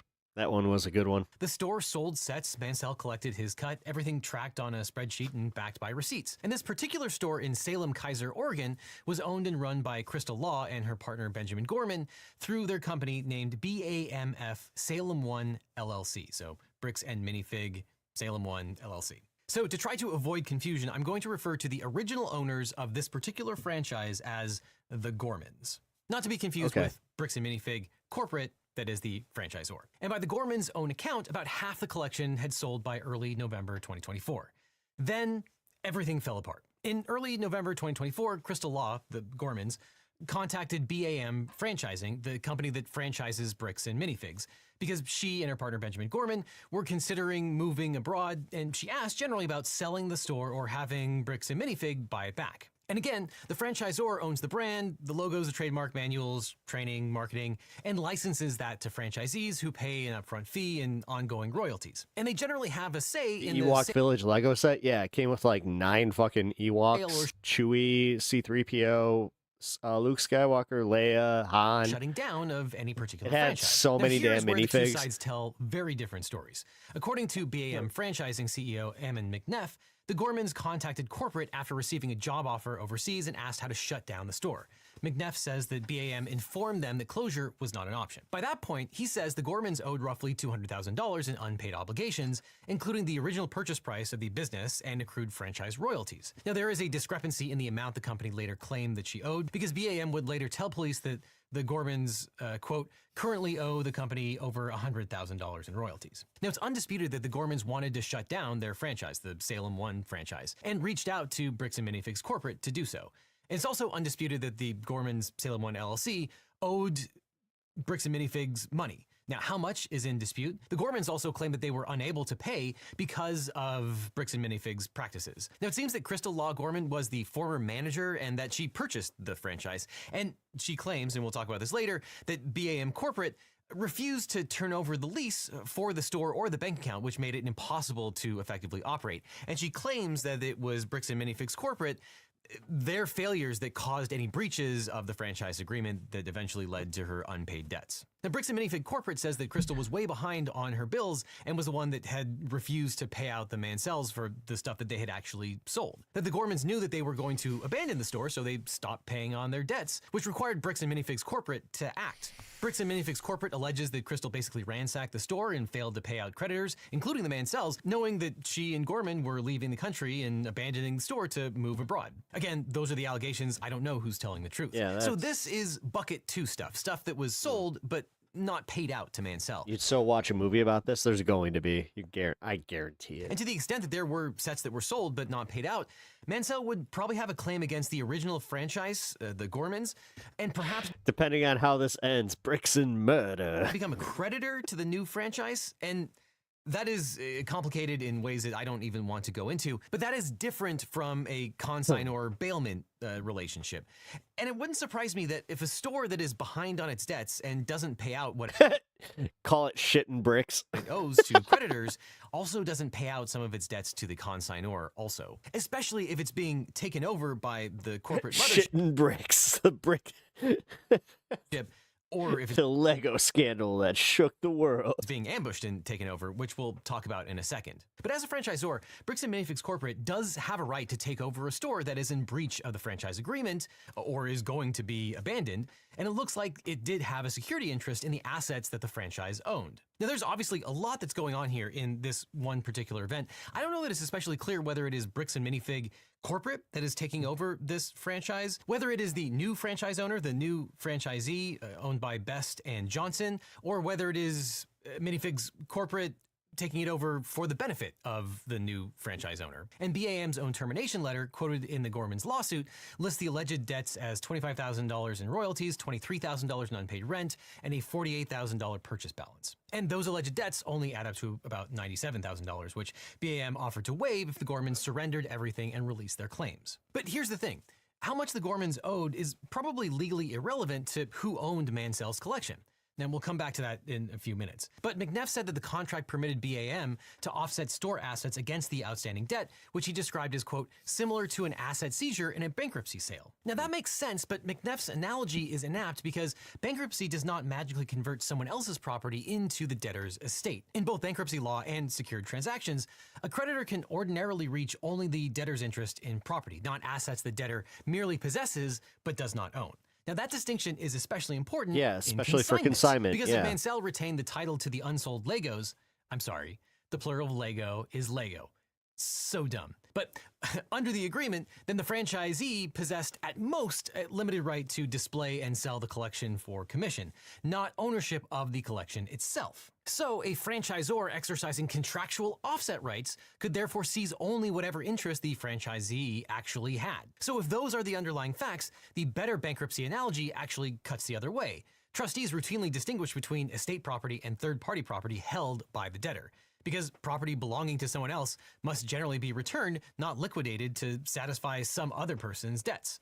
So for example, if you loan your car to a friend and that friend then goes bankrupt, the court can sell all of your friend's stuff, but they can't sell your car because your friend doesn't own it. In other words, people can't take what you don't own. So in essence, a creditor can offset against the debtor's assets, but the legal dispute here is whether the Star Wars collection was ever the debtor's asset in the first place. Okay, so the Gormans say that when they told the company that they were considering moving to another country, BAM held a friendly mutual separation meeting the morning of November 14th, 2024. But BAM said nothing about an immediate takeover. Look at that huge pile of Lego. That same evening, it sounds wrong. them. Yeah, it feels the company wrong. sent a representative to the store it. to demand the keys and threatened to call the police, warning that if they resisted, he'd, quote, We talked at her. If you fight this, then you're putting yourself into a whole lot of shit. That representative was Kai McAllister, BAM's director of operations. And while McAllister ran the seizure in person, he was on the phone with Brandon Best, who turned out to be the incoming new owner, all while Crystal Law was being walked out of her own store. The whole exchange was captured on the store's security system with a Ring recording corroborating it. And the Gormans told McAllister on that recorded call that the store held Mansell's consigned collection and that Mansell had not been paid for unsold sets. According to her complaint against the company, McAllister responded that BAM's corporate office was, quote, assuming responsibility for the consignment agreement. That is, of course, contested. Then the next day, when Crystal Law again tried to sort out paying Mansell, a BAM representative brushed her off, and according to the recorded conversation, quote, Law stated that the consignment collection owner has not been paid his percentage yet, and that, quote, if I don't have my tickets, I won't know how much I need to pay. And apparently BAM's representative dismissed her concern, stating, quote, That's a business thing and not necessarily yours. He's taking on the business, he takes on all that consignment. Now, later, every person tied to bricks and minifigs I'm gonna just from the say CEO right to now, new owners would later insist they knew nothing about the fucking A. Will this ever fucking pause the right screen? Like, god damn it. So this is my thoughts on it. It sounds like since they knew that these people were leaving, that they were going to do this shady thing and put it on them with like the whole, they knew they were leaving the country, so this is, yeah, they totally did it knowing damn well what they had. Like they probably ran the numbers on even half the collection and were just like, oh shit, like that's enough to cover her debts and then some. Consignment. Or alternatively, that this conversation wasn't binding on the relevant parties. Now, there are some circumstances where one employee doesn't have the ability to bind the whole company. This is complicated and is going to turn on a lot of facts that we don't have. But as she was removed, Crystal photographed the shelves. Her lawsuit says that she and Gorman took roughly 220 photos and 11 videos that night documenting the inventory. And the photos show Star Wars sets marked with her yellow dot stickers, the markers identifying Mansell's property, still in the store. The Ring camera also shows Brandon Best inside at 7:12 p.m., with people detected through at least 8:34 p.m. The Gormans also say that BAM cut their access to the inventory spreadsheet in every other business system, so they couldn't even print the records tracking each consigned item. And apparently Bricks and Minifigs Corporate did not send over a formal notice of immediate termination until hours after the agent was already That's shady as fuck. in the store taking the keys. And in fact, Crystal can be heard on the video mid-seizure saying, quote, you might want to let them know to send me that email. And when the night ended, the Gormans left with a single box of personal belongings. Now, spoiler alert, eventually Bricks and Minifig Corporate is going to sue pretty much everyone involved. And you can imagine why. You have various franchisees engaging in conduct that they don't like and possibly hurting the Bricks and Minifig brand. Now, this is its own legal can of worms, but suffice to say, they haven't exactly covered themselves in glory either. Now, the store and its inventory passed to new franchise owners Brandon Best and his partner Joshua Johnson. Now, Best apparently handled inventorying the store after the Gormans were removed. Now, what was that inventory worth? Well, lots of different numbers have been tossed around. In later filings, Bricks and Minifigs claimed the store inventory was worth only about $38,000, of which just $5,000 was in Lego sets. But that number is difficult to square with a store that spent months marketing a $200,000 collection. But of course, the Mansells had every incentive to use the highest number possible. And the Gormans say that the store had about that's on them. half of Mansell's collection. For anybody thinking that the Mansells are the assholes in this case, you are so fucked. In its inventory, You guys are literally rooting for the most corrupt people on the planet, and that tells me that you're probably Republican. Hitting the value at over $100,000. All the footage and evidence is there. In the security cam footage, it's him at the store kicking her out. In that footage they sent us is Crystal asking him, how am I supposed to pay this guy? These are sets he has not been paid for. These are ones that he has not been paid his percentage yet. And if I don't have the tickets, I won't know how much I need to pay him. That's a business thing and not necessarily yours. He's taking on the business, he takes on all that consignment liability. His own corporation is sitting there on video saying they're going to take it. Yeah, and that's the CEO. After this woman got kicked out of her own store, she called Brian explaining how corporate just came down and is now trying to take the world's largest Lego Star Wars collection without paying for it. Now, Bricks and Minifigs Corporate alleges in their later lawsuit that they had no knowledge of the underlying consignment agreement. In other words, they were a bona fide purchaser with no notice of the consignment. They also claim that the Gormans still have never provided a fully signed contract of that consignment agreement with Mansell. And obviously, a lot turns on that's the security camera footage that involves a conversation about the consignment arrangement. Now, I'm going to say that that video is somewhat ambiguous as to what it actually means, and I'm not sure, even if it's crystal clear, if that qualifies as sufficient notice to put a bona fide subsequent purchaser on notice. And I'm sure the Bricks and Minifigs Corporate would argue that even if that conversation were crystal clear, and even if a phone conversation is sufficient notice to perfect the creditor rights of the Mansells, it happened after they had already taken over the abandoned store, which doesn't affect their rights as a bona fide purchaser, which we'll talk about in a second. And then Bricks and Minifigs Corporate also alleges that Best and Johnson, the new owners who owned through their company Baker Salem, had no knowledge of the consignment agreement either. They allege that the new owners didn't take over the abandoned store until early in 2025. And on top of that, Bricks and Minifigs claims that Mansell harassed the staff of the store seeking compensation for the consignments, and that after Mansell confronted the franchise staff, Best and Johnson harassed the store? You mean just showed up and asked for his shit? And tried to corroborate the contract, including with staff who worked at the prior iteration, who worked with the Gormans, and those staff members told them that there was no such consignment contract. So both Bricks and Minifigs and the new owners Best and Johnson claim to be bona fide purchasers for value. Again, this is a factual mess. I have no idea who's telling the truth here. But I can also imagine that when you have a messy takeover of a store, a lot gets lost in the shuffle. And it's important to note that the general rule, and I think probably the main counter argument here, is that a subsequent bona fide purchaser, someone who acquires a property for value in good faith and without notice of a prior claim or interest, takes that property free of many pre-existing rights that otherwise would have bound the seller. And that's yet one more reason why you follow your UCC1 financing statement, so everyone in the world has indisputable notice of your claim. Now, we also don't know for sure how many sets were sold. The Gormans claim that they were prevented from doing a full accounting by Bricks and Minifigs Corporate when they were terminated. Bricks and Minifigs Corporate says that almost all the sets were sold by the Gormans and that they were the ones that refused to pay out the Mansells. And we don't know what Bricks and Minifigs represented to the new franchise owners, Best and Johnson, when they took over. Did Bricks and Minifigs know some of the sets were Mansells? Did they have knowledge of that? Could they have had knowledge of it? Did they tell Best and Johnson? And even assuming that Best and Johnson and their company Baker Salem knew that some of the sets were Mansells, they might not have known which ones. Some were probably marked, but seemingly not others. And the termination created... No. This is where I have to call bullshit on him. He's trying to play this to both sides. I get it. You're a lawyer. No, the yellow sticker consignment thing, it was on all of his collection. Fog that might have. So, no, unless they were then trying to do the thing where they wanted to just say, no, the yellow, it wasn't yellow sticker, therefore it was ours. Made it impossible to know exactly. No, dude, like the whole problem with this is that the guys that sold this collection had an ironclad contract, man. Exactly how many sets? Like they covered their asses. So I don't understand why Legal Eagle here isn't just saying blanketly, hey, the Mansells need to be paid out. We're left. How many? Period. None of this bullshit. Oh, it's a little murky. Who ended up with what? No, dude. They ended up with they had a piece of the contract that literally said if it gets sold, then it still needs to be paid out.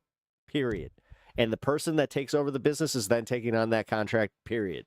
How in the fuck is this happening? How many were sold and how many were paid out? But as you can imagine, no one knows the full story here.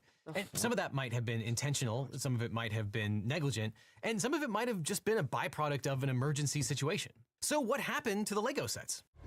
So Brian called the store to see what was going on. Called the store and I said, what happened to Crystal? And he goes, well, that's kind of a private matter, but the corporation's taken over the store.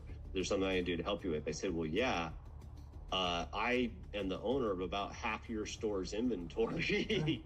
All those vintage Star Wars sets you have in there are ours. And he goes, I don't know anything about that. I said, well, you better get to learn about it because I have a contract, I have photo evidence, video evidence, like that is our collection. Now, Johnson and Best say they informed Mansell that they had no knowledge of his consignment and that his property was no longer there. So I went down to the store, brought a copy of the contract. We're like, you need to let me in back and let me see the sets that you still have. All you have to do is let me in back. We can go that route or we can go to court. And the guy just looks at me, crosses his arms and goes, let me tell you what's going to happen. If we go to court, we're going to drag this thing out so long and you're going to end up spending so much more money than your collection is ever worth or what you ever would have gotten out of it, that it ain't worth it, man. So if that's the route you want to go, and I go, that's really the route you want to go, rather than just letting me walk in there. And he goes, well, what am I to do? So at least at some point, Mansell provides a copy of the consignment contract and a formal termination to the new owners, if not BAM Corporate itself. Now, Bricks and Minifig Corporate claims that they still never have a fully executed contract, that they only have a version that was unsigned. But fuck you. This is why, honestly, this is why I never want to play stocks, do anything. I never want to fucking sign any fucking piece of paper that ever binds me to anything. It's because of shit like this. Also keep in mind that if they have enough money, they can fuck you. Never, like, if you guys make under $1 million a fucking year, don't sign any fucking contracts anymore. Because apparently, in our new glorious system, we can get fucked and nothing will happen. At this point, the cops will end up fucking run. They'll literally be the fucking private police force for the people that you're trying to fucking get yours from. This is insane. In this saga, Bricks and Minifig Corporate doesn't have. This is definitely a symptom of a broader problem, or it's exposing a broader problem. Possession. Like, how in the fuck is this police department not being investigated as one of the most fucking corrupt in the entire country? And honestly, it's stupid that this was over fucking Legos. Of these Legos. It's the new franchise that has possession, the one owned by Best and Johnson. So Bricks and Minifig Corporate can't turn over the sets as so many people on the internet have demanded. They don't have the sets. Still, the new owners, Bakers and Best, saying, sue us, you'll spend more money than you're due, while probably true, is also obviously a bad look. But Mansell believed that the sets were still in the store because people he knew had gone in and confirmed their presence. And so on December 30th, 2024, Brian Mansell... Jesus, was he hired by fucking Best and like his guy? Like, walked into the Kaiser Police Department and reported what he believed was theft of a substantial Lego collection that he says remained in the Bricks and Minifig store after the Gormans lost control of the business. And according to the police report, Mansell told officers that he had entered into a consignment agreement with Crystal Law Gorman, under which he retained ownership of the inventory until sale. Mansell told the police, quote, his lawyer sent a letter via certified mail to terminate the contract with Bricks and Minifigs. And according to Mr. Mansell, the contract required that the products be returned to him within 10 days, but this return did not occur. Now, the police investigation went in multiple directions. The officers interviewed Mansell, Crystal Law, Brandon Best, and BAM leadership, including Eamon Neff and Kai McAllister, and they also bagged photos, video, and inventory spreadsheets, security footage, and the consignment documents into evidence. Bricks and Minifigs Corporate told police consignments were a, quote, unauthorized franchise practice, that BAM terminated. Reckless Ben doesn't need to. Apparently, there's a YouTube lawyer that's already taken the case for him and the Mansells. The franchise over unpaid obligations, and that the store assets were seized, while also claiming items believed to be Mansell's had been set aside. But Johnson, the new owner of this franchise, also claimed that he had the right to that property. Here's the statement that he made to police, quote, however, due to the claim that Mr. Mansell continues to call the business despite being told not to and encouraging others to do so as well, he does not want to give these items to Mr. Mansell. He added that he also doesn't feel he needs to since the store's inventory became his once he took it over. That's so not he didn't how it want works. to give the items to Mansell because This is- of Mansell's This phone is calls. just And how why is did this not fucking cut and dry? That's what's pissing me off here. What the actual fuck? And if the courts don't step up and just side with the Mansells right away, we honestly could no rule of law. There really is none. The police order him to return the sets What to the Mansell fuck? immediately. I guess we'd have to talk to the DA. Now, presumably, these exchanges were all caught on body cam, and all of God Johnson's damn. interactions with the police are probably recorded. And because body cam footage usually finds its way to the public, it's become its own cottage industry of videos on YouTube. And because of that, I highly recommend checking out Lindsay Ellis's documentary, The Macabre World of Police Body Cam YouTube. It's a fascinating expose on how this wildly popular genre of true crime content is altering social attitudes about law enforcement and who they ultimately serve. But the only place that you can watch that exclusive video is on Nebula, who sponsored this portion of the video. Of course. Nebula is a streaming service that my friends and I created where you can watch tons of exclusive. Fuck off. He verified everything had been returned. Mansell admitted that he had not checked every item, only the, quote, expensive sets that were back. Then in January 2025, the officer knows, quote, Crystal contacted Mansell and found some of his product at her house, returning 230 plus minifigures, 12 to 13 smaller sets, and Cloud City sets. The officer explicitly says it was unknown whether she took them during the lockout or had possessed them all along. So the police suspected Crystal. And this had the effect of making Mansell believe briefly that the Gormans stole his property. But the thing is, even after those returns, Mansell maintained that major pieces of the collection remained inside the store after the store had been turned over to the new owners and corporate had terminated the original ownership agreement. And photographs taken the night of the takeover appeared to support him. And in a supplemental The fact that it was the Cloud City sets tells me that she knew. report months later, Because the Cloud City sets are some of the most expensive ones. police documented photographs taken the night the Gormans were removed Things are worth like $1,300 a piece. from the store. According to the investigating officer, those photos appeared to show numerous Lego sets matching Mansell's description of his inventory, complete with the distinctive yellow stickers he said identified his property. One photograph included Brandon Best in the background, and the officer estimated the value of just the identifiable sets at more than $6,200, including items she couldn't price. Now, that number might be low because it's only what one officer could count from photographs. Or it could be correct. Part of the explanation here might be that there were so few sets left that Best and Johnson saying it's not worth it for the lawyers to be involved might be because it was a really, really low amount. Now, fellow attorney Leonard French, who has also covered this saga, thinks that this is a slam dunk case of theft once the new owners have notice. I'm pretty skeptical, though. So this seems... Oh, Jesus Christ. Oh, Jesus. Am I about to actually have, like, unfollow and unsub from Legal Eagle? I was already on the fence because you're, like, already, like, a corporate douche, but, oh, shit. like it could be a pretty good criminal All case, right? Someone owns property, another person's not turning it over. Well, initially, the Kaiser police treated the dispute as civil and closed the case, telling Mansell that there was not enough evidence to proceed criminally. Now, Mansell disagreed and continued pressing the issue. Yeah. And in May 2025, after additional evidence was submitted and at the request of the Mansell family, police forwarded the matter to the Marion County District Attorney for review. The officer even warned Johnson and Best that if property values exceeded $10,000, potential criminal exposure could include aggravated theft. But on May 30th, 2025, the district attorney declined to prosecute, concluding the dispute was a civil matter to be, quote, resolved between the attorneys already involved. Case closed. Now, a prosecutor declining charges is not a finding that no one committed a crime. It means prosecutors concluded they either couldn't prove criminal intent beyond a reasonable doubt or thought the ownership tangle belonged in civil court. or it was just a matter that was too small to warrant the resources of a criminal prosecution. Now, a matter can be both civil and criminal at the same time. If someone steals from you, the state might prosecute them for theft, but if you want to get your money back, you would sue that person directly for the claim of conversion. We saw something very similar in the O.J. Simpson case, where he was found not guilty of murder in the criminal prosecution, but in the civil case, he was found liable by the estates of the murder victims, and he had to pay civil damages.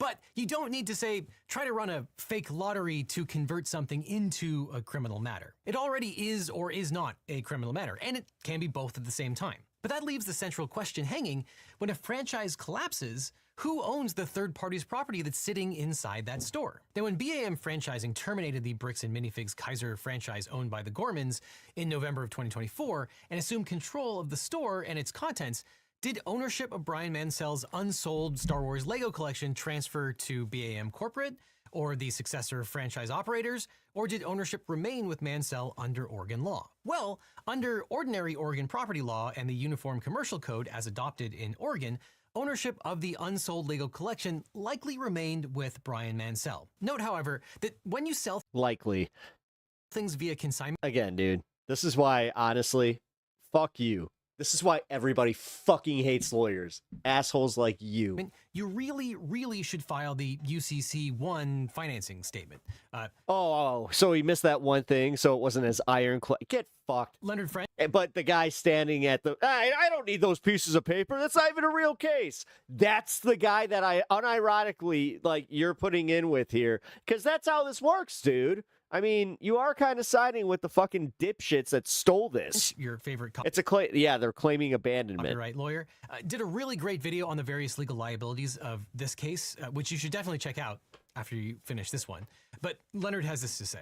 Under Article 9 of the Uniform Commercial Code, specifically Section 9102A20, a consignment of goods worth over $1,000 to a merchant is functionally treated as a secured transaction. So, as Leonard discusses in that video, if the consignor can prove the consignee is generally known by its creditors to be substantially engaged in selling the goods of others, and this location probably was, the consignor's rights are generally superior to the creditors. So even if... Do you know these motherfuckers?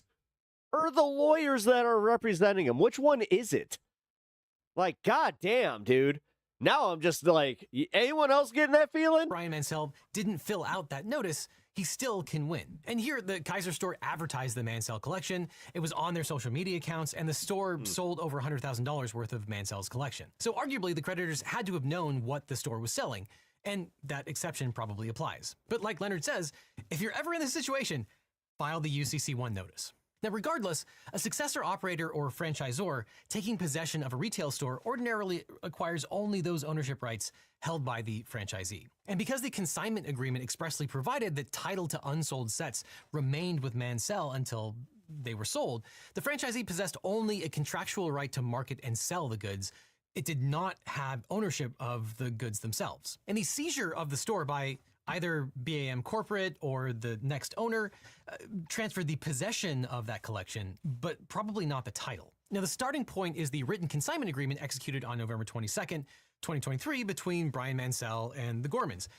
And Section 4 says, quote, consigned merchandise shall remain the property of Mansell until sold. That means that the store only had the right to market and sell the property, not to confiscate it and keep the profits. And Section 5 reinforces that interpretation and places responsibility for, quote, shortages, loss, or damage on the store while the property remained under its control, which is more consistent with custodial possession than ownership. So, if the original franchisee did not own the collection, the next question is whether BAM or successor franchise operations nevertheless acquired ownership through the franchise termination process. No. Now, BAM Corporate says it finalized a... No, this is where it gets too fucking murky, and again, why everybody hates lawyers. Business and asset purchase agreement with Joshua Johnson and Brandon Best on March 27, 2025, and that their company, Baker Bricks, operated as replacement franchisees, that it assumed none of law's obligations, and that Johnson and Best were never parties to Mansell's consignment. But the Gormans counter that the new operators were selling from the seized inventory as early as November 15, 2024,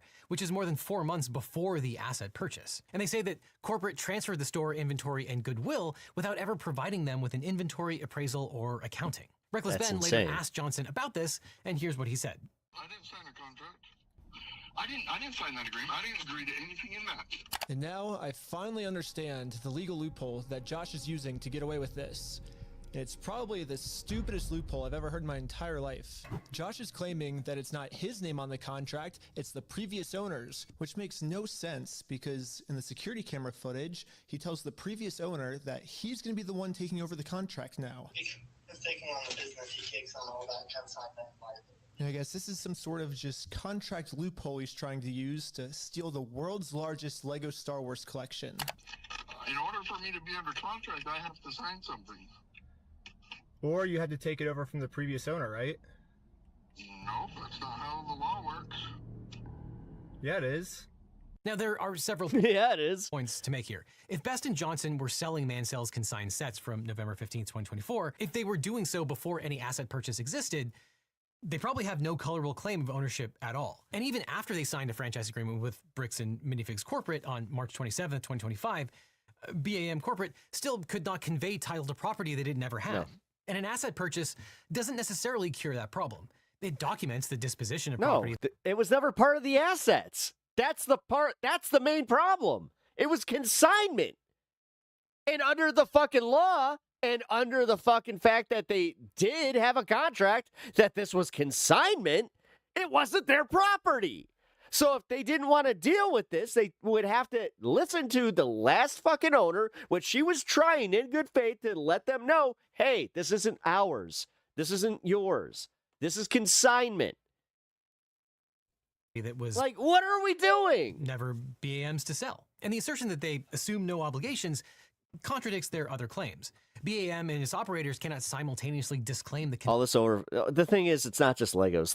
This is actually kind of, now it is kind of showing like, oh, so this is the two-tier justice system at work, and this is something that was supposed to actually like really benefit them. Like, this is the reason that you do consignment. This is the reason that you go to any of these stores in the first place. This is why the entire business model of Bricks and fucking Minifigs now could fucking burn, because corporate decided to turn a blind eye. I don't feel bad for the mom and pop shops that own a fucking Bricks and Minifigs store. I'm sorry that you happen to get involved with a whole bunch of fucking corrupt motherfuckers, but realistically, you might want to get out of that. Consignment and also retain and sell the consigned property. If Johnson and Best assumed none of the consignment obligations, then it had no contractual right to Mansell's goods.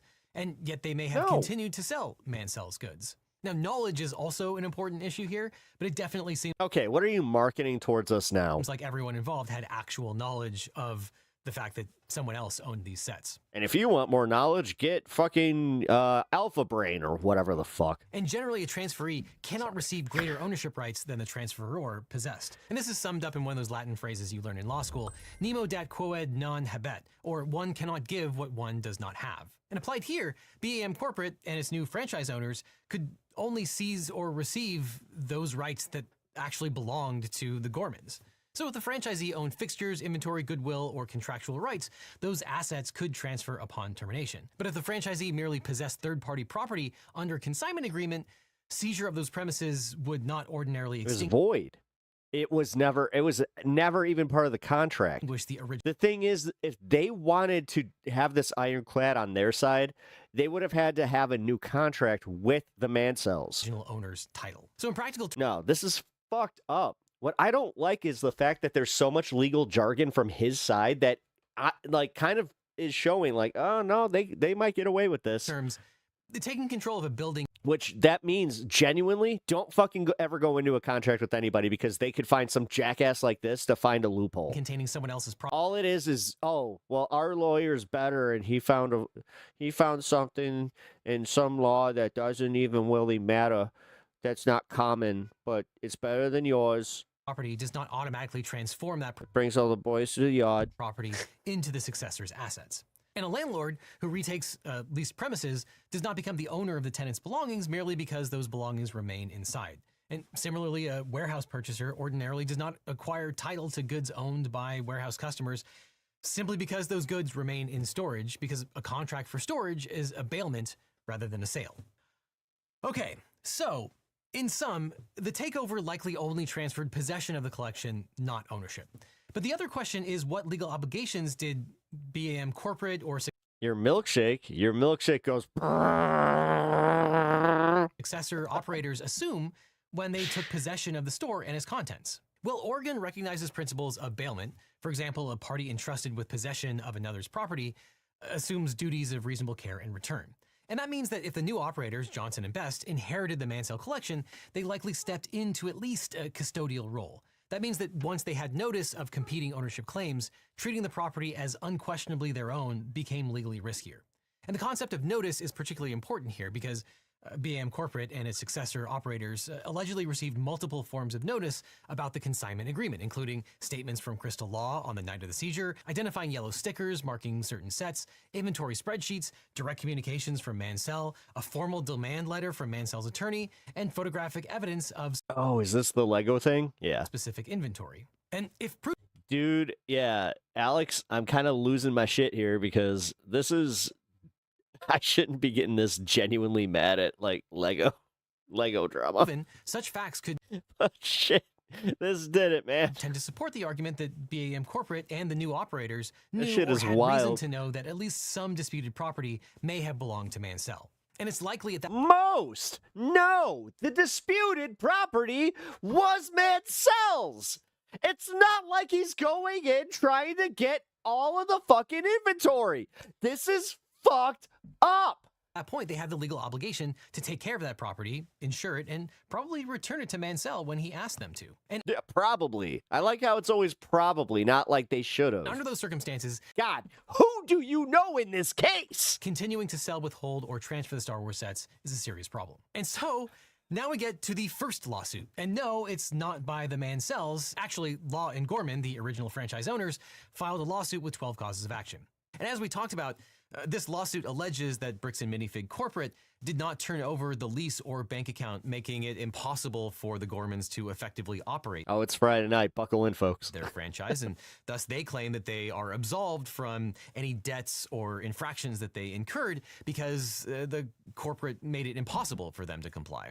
But what about Mansell? What claims would he have? Under Oregon law, the strongest claim they have is probably conversion, which generally occurs when a party intentionally exercises dominion or control over another person's property in a manner seriously inconsistent with that owner's rights. And Oregon courts have described conversion as wrongful interference with ownership interests sufficient to justify requiring You're out, Sophie. Good night. Payment of the property's full value. In plain English, conversion is the civil version of theft. You can't sue someone for theft, you would sue them for conversion. However, in Oregon, the tort of conversion requires more than just mere interference with another person's property. If a party merely possessed the property temporarily or negligently mishandled it, that conduct may fall short of conversion under Oregon law. However, where a defendant exercises ownership-like dominion over another person's property, like selling consigned goods, refusing to return them upon demand, or incorporating them into store inventory, or otherwise treating them as... Do you understand that this could, like, ruin consignment forever? If they side with these assholes, the interference is more likely to qualify as conversion because it substantially impairs the owner's right to control that property. So to the extent that the new operators retained, sold, or exercised dominion over Mansell's consigned Lego inventory without authorization, Oregon law supports a potential claim for conversion. But it's also a huge factual dispute about how much property that is and the value. At base, it's way, way less than $200,000, and I think at this point it's undisputed that it's less than $100,000, but it might be as low as $6,200. And in fact, as the police reported, some of the sets were returned, including the incredibly expensive Cloud City set, which Crystal Law had in her possession at her home rather than at the store. But the strongest defense available to BAM likely arises under Article 9 of the Uniform Commercial Code, which is codified in Oregon law. And that's because commercial consignments sometimes operate differently from ordinary property disputes, because the UCC protects creditors who might reasonably believe goods displayed in a store belong to that store. And that's fucked up, and get the fuck out of Oregon. That makes sense. If you do anything in the state of Oregon that involves consignment, get the fuck out. Imagine you're buying a store and the seller of the store. No. And who wrote that shit?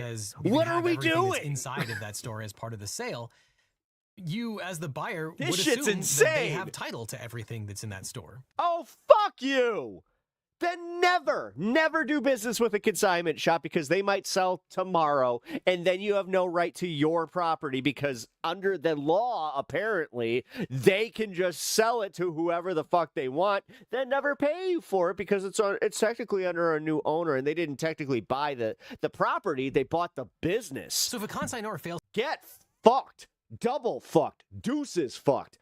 To perfect the security interest by filing. This is why small businesses can't operate. Appropriate financing shit like this, all the dude, it's all of this shit. And this is what gets this is what makes libertarians. It's bullshit like this. Statements. Competing creditors can sometimes obtain priority over consigned goods. However, here, several complications weaken that defense.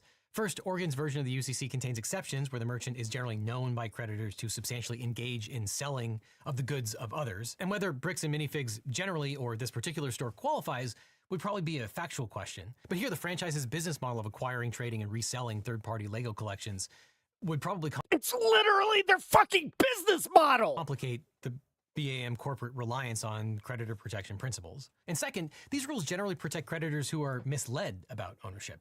If BAM corporate or the new franchise owners had actual knowledge of the consignment arrangement or a clear reason to know that the goods belong to Mansell, and here it seems like they did, the equitable rationale for the rule becomes weaker. And third, even if priority rules complicated title disputes between creditors and consignors, they would not necessarily eliminate obligations concerning identified third-party property once possession and notice existed. But what body of law actually governs whether a successor Bricks and Minifigs operator or Bricks and Minifig corporate, the franchisor, become responsible for their predecessor store's consignment obligations? Well, franchise law would be the starting point, but neither federal law or state law directly answer that question. The FTC governs the franchisor's pre-disclosure obligations to a prospective franchisee, but it's silent on whether the franchisee inherits the legal obligations of the predecessor. Some states have entire codes of law to define the relationship between franchisors and franchisees, but it looks like Oregon's laws governing franchises are pretty narrow. They focus on ensuring that the franchisor doesn't make misrepresentations to its franchisee. So that means we have to look at state law doctrines. Now, the default rule under Oregon law is that the party which purchases a business does not automatically assume the seller's liabilities. So if a successor purchased the store's assets, they would not necessarily inherit the consignment agreement. And that's because contracts generally require privity. That is, you can only sue parties who actually signed and were parties to that contract. And it looks like the new franchise owners, Brandon Best and Joshua Johnson, tried to rely on that fact that they did not sign the consignment agreement. That agreement was between the original Bricks and Minifigs franchise owned by Lon Gorman, the BAMF Salem 1. No, then at that point, he is entitled to his property because they didn't sign the agreement.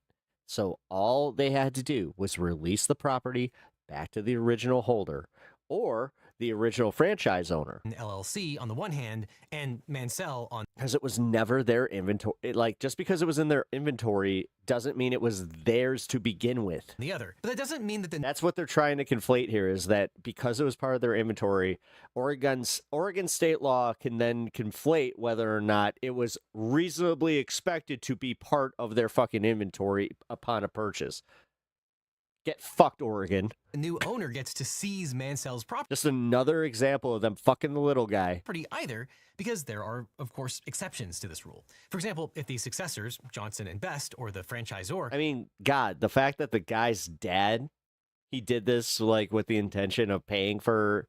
him, this was his college fund. This was his inheritance. Expressly or implicitly assumed those liabilities, But for every dipshit that's out there buying Pokemon cards thinking that's your kid's inheritance, yeah. If the sale is a mere continuation of the predecessor business, or if the purchase was a de facto merger, then they would assume the assignment contract. And you can see why this has to be the law, right? Otherwise, the franchisor would have the ability to one weird trick their way out of liability by just terminating the franchise and setting up an exact new one in its place. And some of the facts indicate that Bricks and Minifigs corporate and or the new owners intended to take over that consignment. Remember, there was that discussion with McAllister where he said the company was assuming responsibility for the consignment agreement or something to that effect. Now, I think that statement is sort of ambiguous as to whether they mean Bricks and Minifig corporate or the new franchisee or whoever. But if true, that's a pretty direct statement.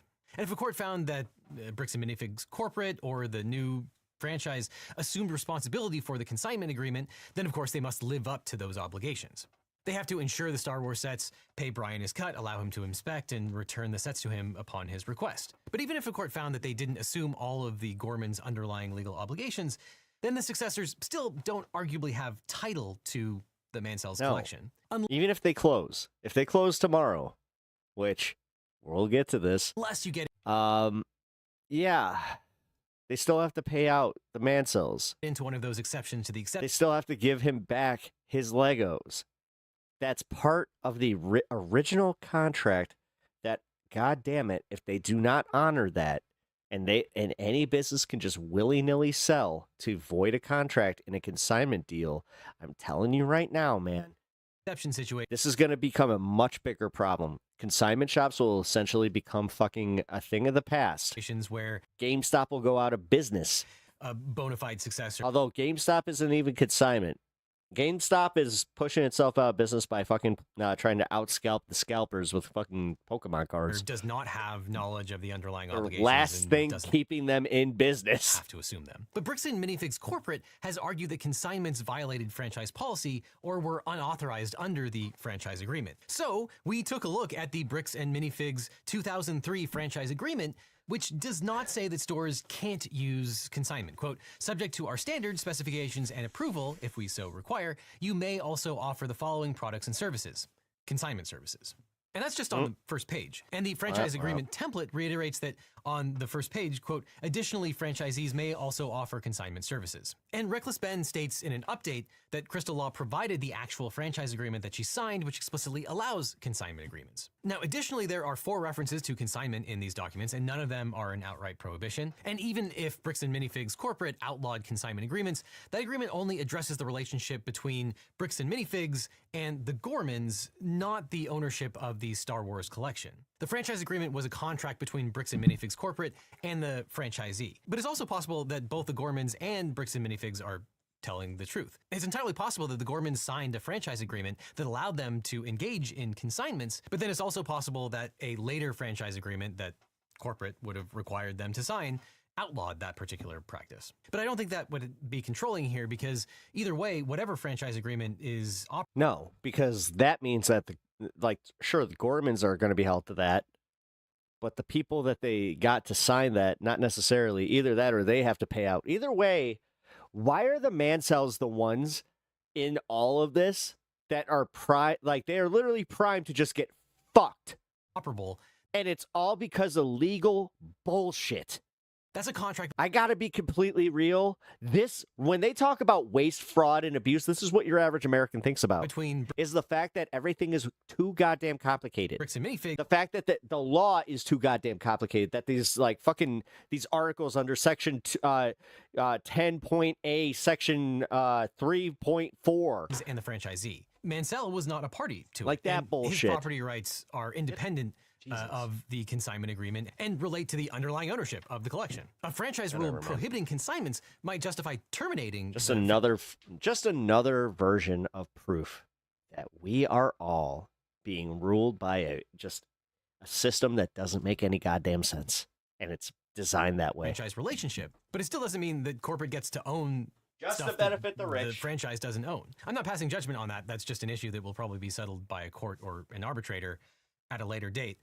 Bricks and Minifigs filed a motion to enforce an arbitration clause in the litigation that the Gormans filed. But either way, I don't think that argument automatically transforms third-party property into franchisor property. To illustrate that, the fact that you have to describe it as navigating the law is part of the problem. Yep. If a franchisee violated policy by storing a friend's vehicle on business premises, the franchisor could discipline the franchisee and terminate the agreement. But absent some independent legal mechanism, the franchisor would not become the owner of that vehicle. And I think the same logic would apply here. But just because it might not be worth filing suit and actually litigating an entire lawsuit, that doesn't mean you shouldn't hire a lawyer. Everyone should have hired a lawyer here. And this is where his plug comes in, because he needed the Eagle team. The thing is, why didn't you offer your services like the next guy here, where this guy actually is worth a damn? You want to talk about a fucking lawyer that's worth his fucking, his law degree? What? Pull over Sorry, again? genuinely angry at Legal right now. Like, that's the first time I've ever watched a video where I was just like, I might unfollow these guys. For what? That's Did you run a stop sign?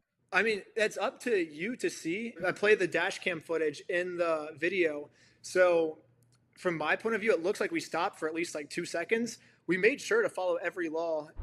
2 seconds. It's a 1, 1,000, 2, 1,000, 3, 1,000, 4, 1,000, 5, 1,000, go. Done. How's it going? I'm Officer Hawkins, American Fork Police Department. How you doing? No, it's technically rolling. Well, what's your name? Are you Ben? Hundreds or maybe thousands of you have reached out to me about covering the Okay, so he talks like Darkstar. I forgot about that. I'm going to 1.25 this because he speaks very slowly.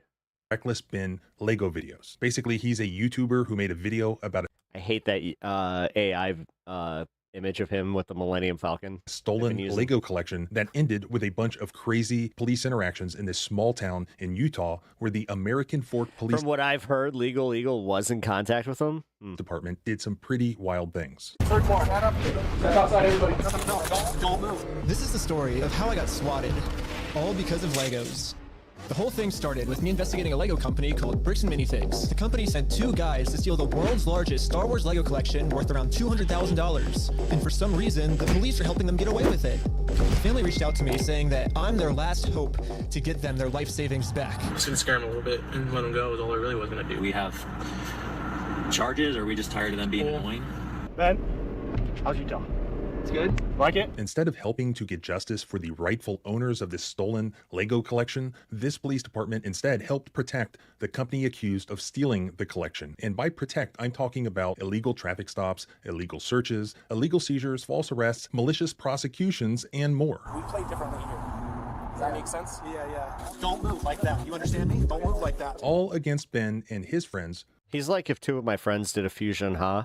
Apparently while like my buddy Kaz and my buddy Tim. Shielding the Lego company from accountability or even criticism. A lot of you were also telling Ben that he needed to reach out to me, so he did. I immediately was intrigued and I wanted to help him. But before I could do that, I had to understand the facts, everything that happened. I needed to talk to Ben himself. I needed to interview him and get it straight from him and not just his YouTube videos. The way you know we have First Amendment freedom of speech is I can say something you don't like and I'm allowed to do that. So the police officer is arguing exactly against that statement. Give me the background on how you first found out about this Lego situation and how you got interested in it. At the end of my last video, I was looking for other videos to do, so I just put a little call to action, like 10 seconds long.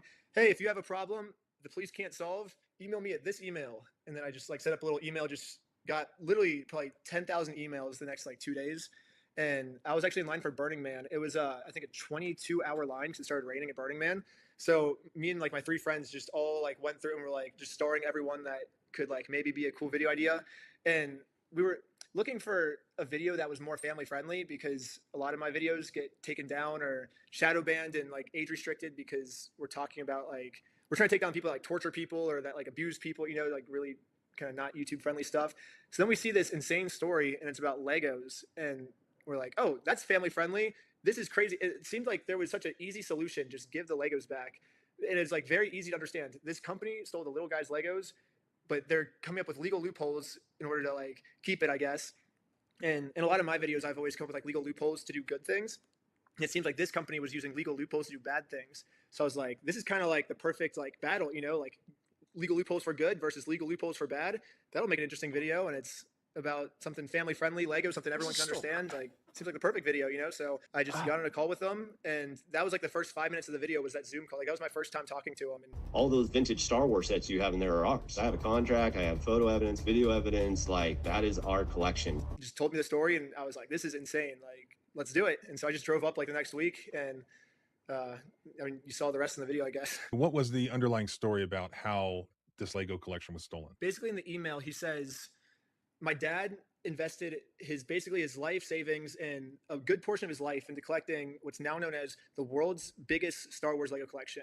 And he's in terrible health. So I kind of took over. I'm the son. I took over his collection. I was responsible for selling it. So we went to Bricks and Minifigs because they're the most reputable Lego reseller in the entire world. So out of all the places that could resell the Legos, Bricks and Minifigs has the best credibility.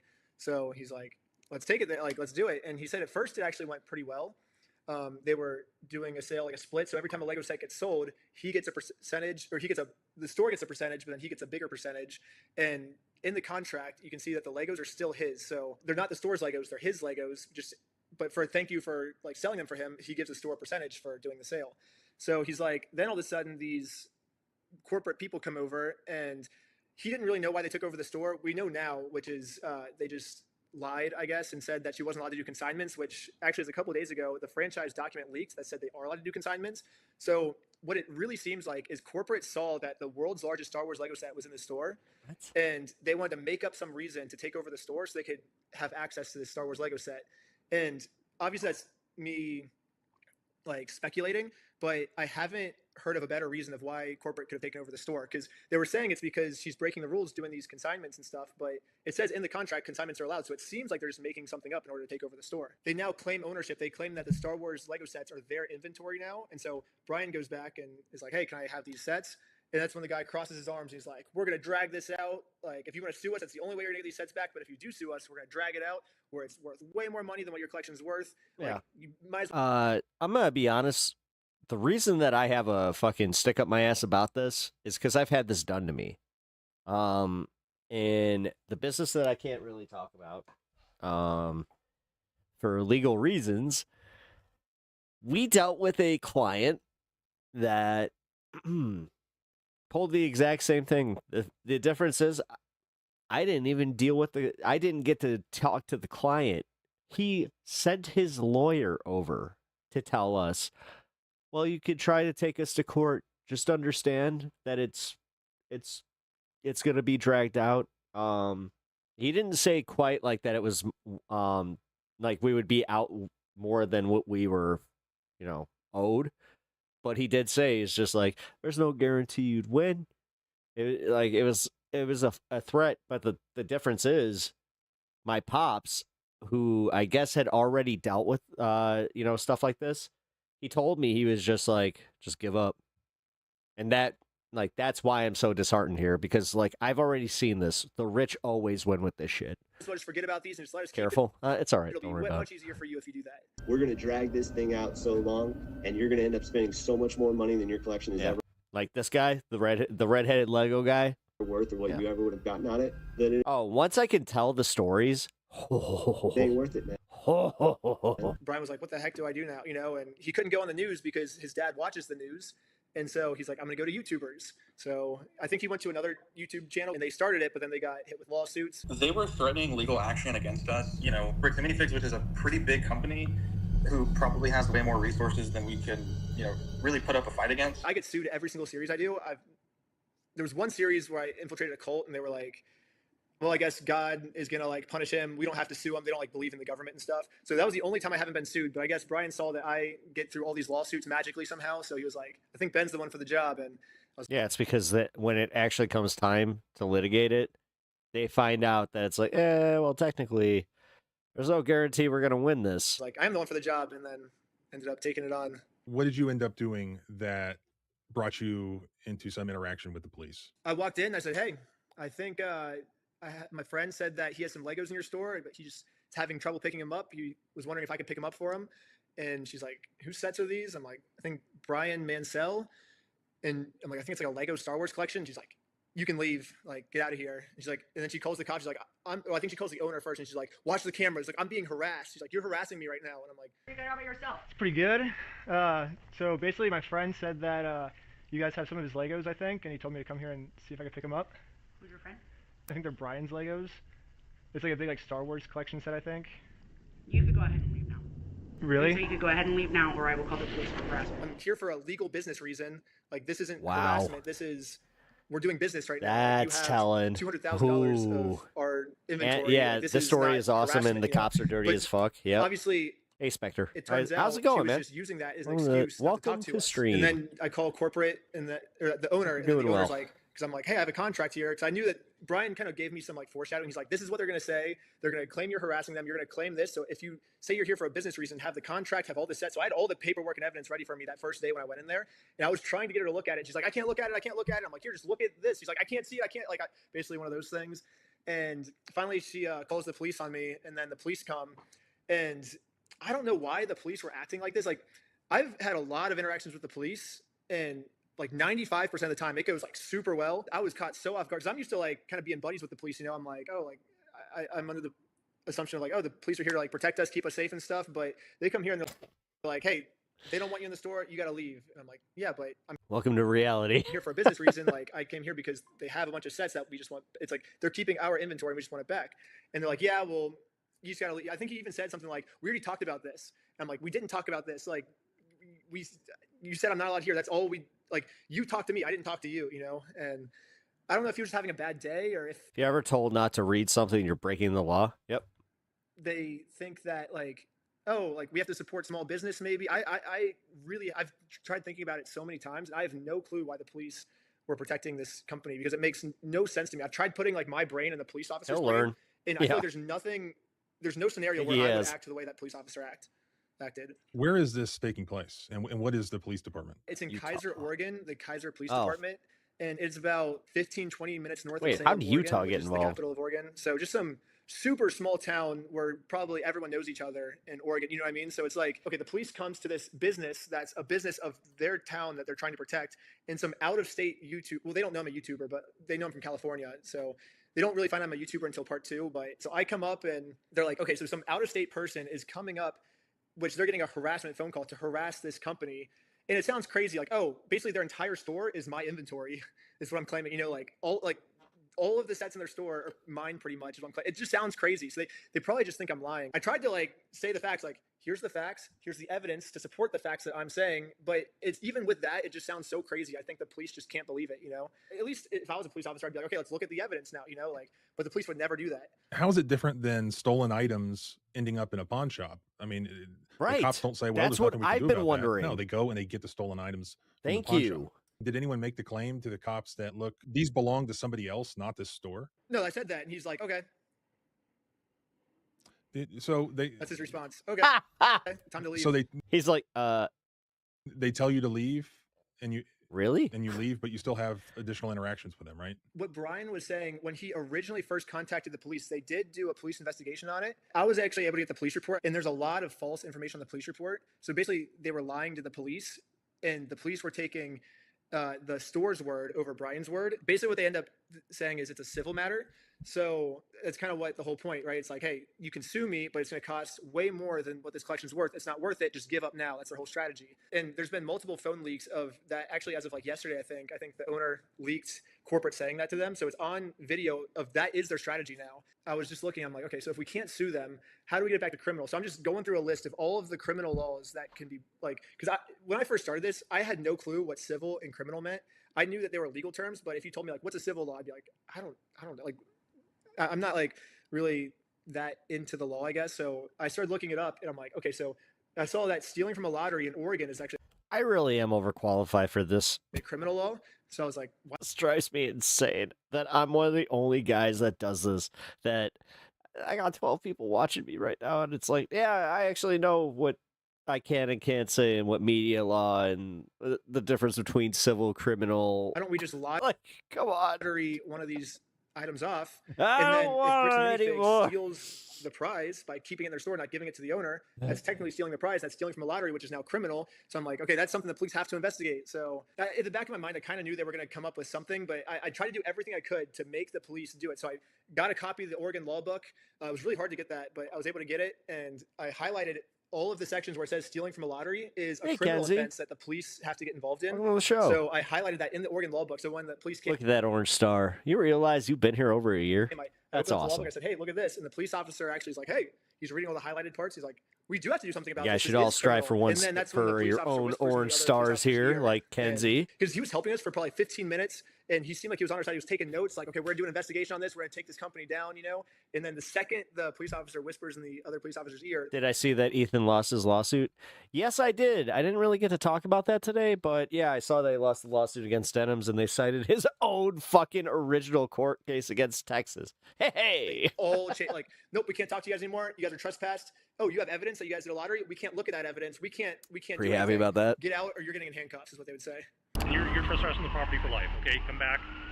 You're going to go in handcuffs and go to jail. Did they trespass you? But we're just trying to claim our prize. Hell yeah, happy to support this channel. Oh, thank you. At some point, you did file some sort of civil lawsuit, right? And you were trying to serve it. Regular court, I think they were estimating it's going to take like around 4 years. And so with the dad's health slowly declining, like one of his goals was to see his grandchildren be paid out for their college funds before he dies, I guess.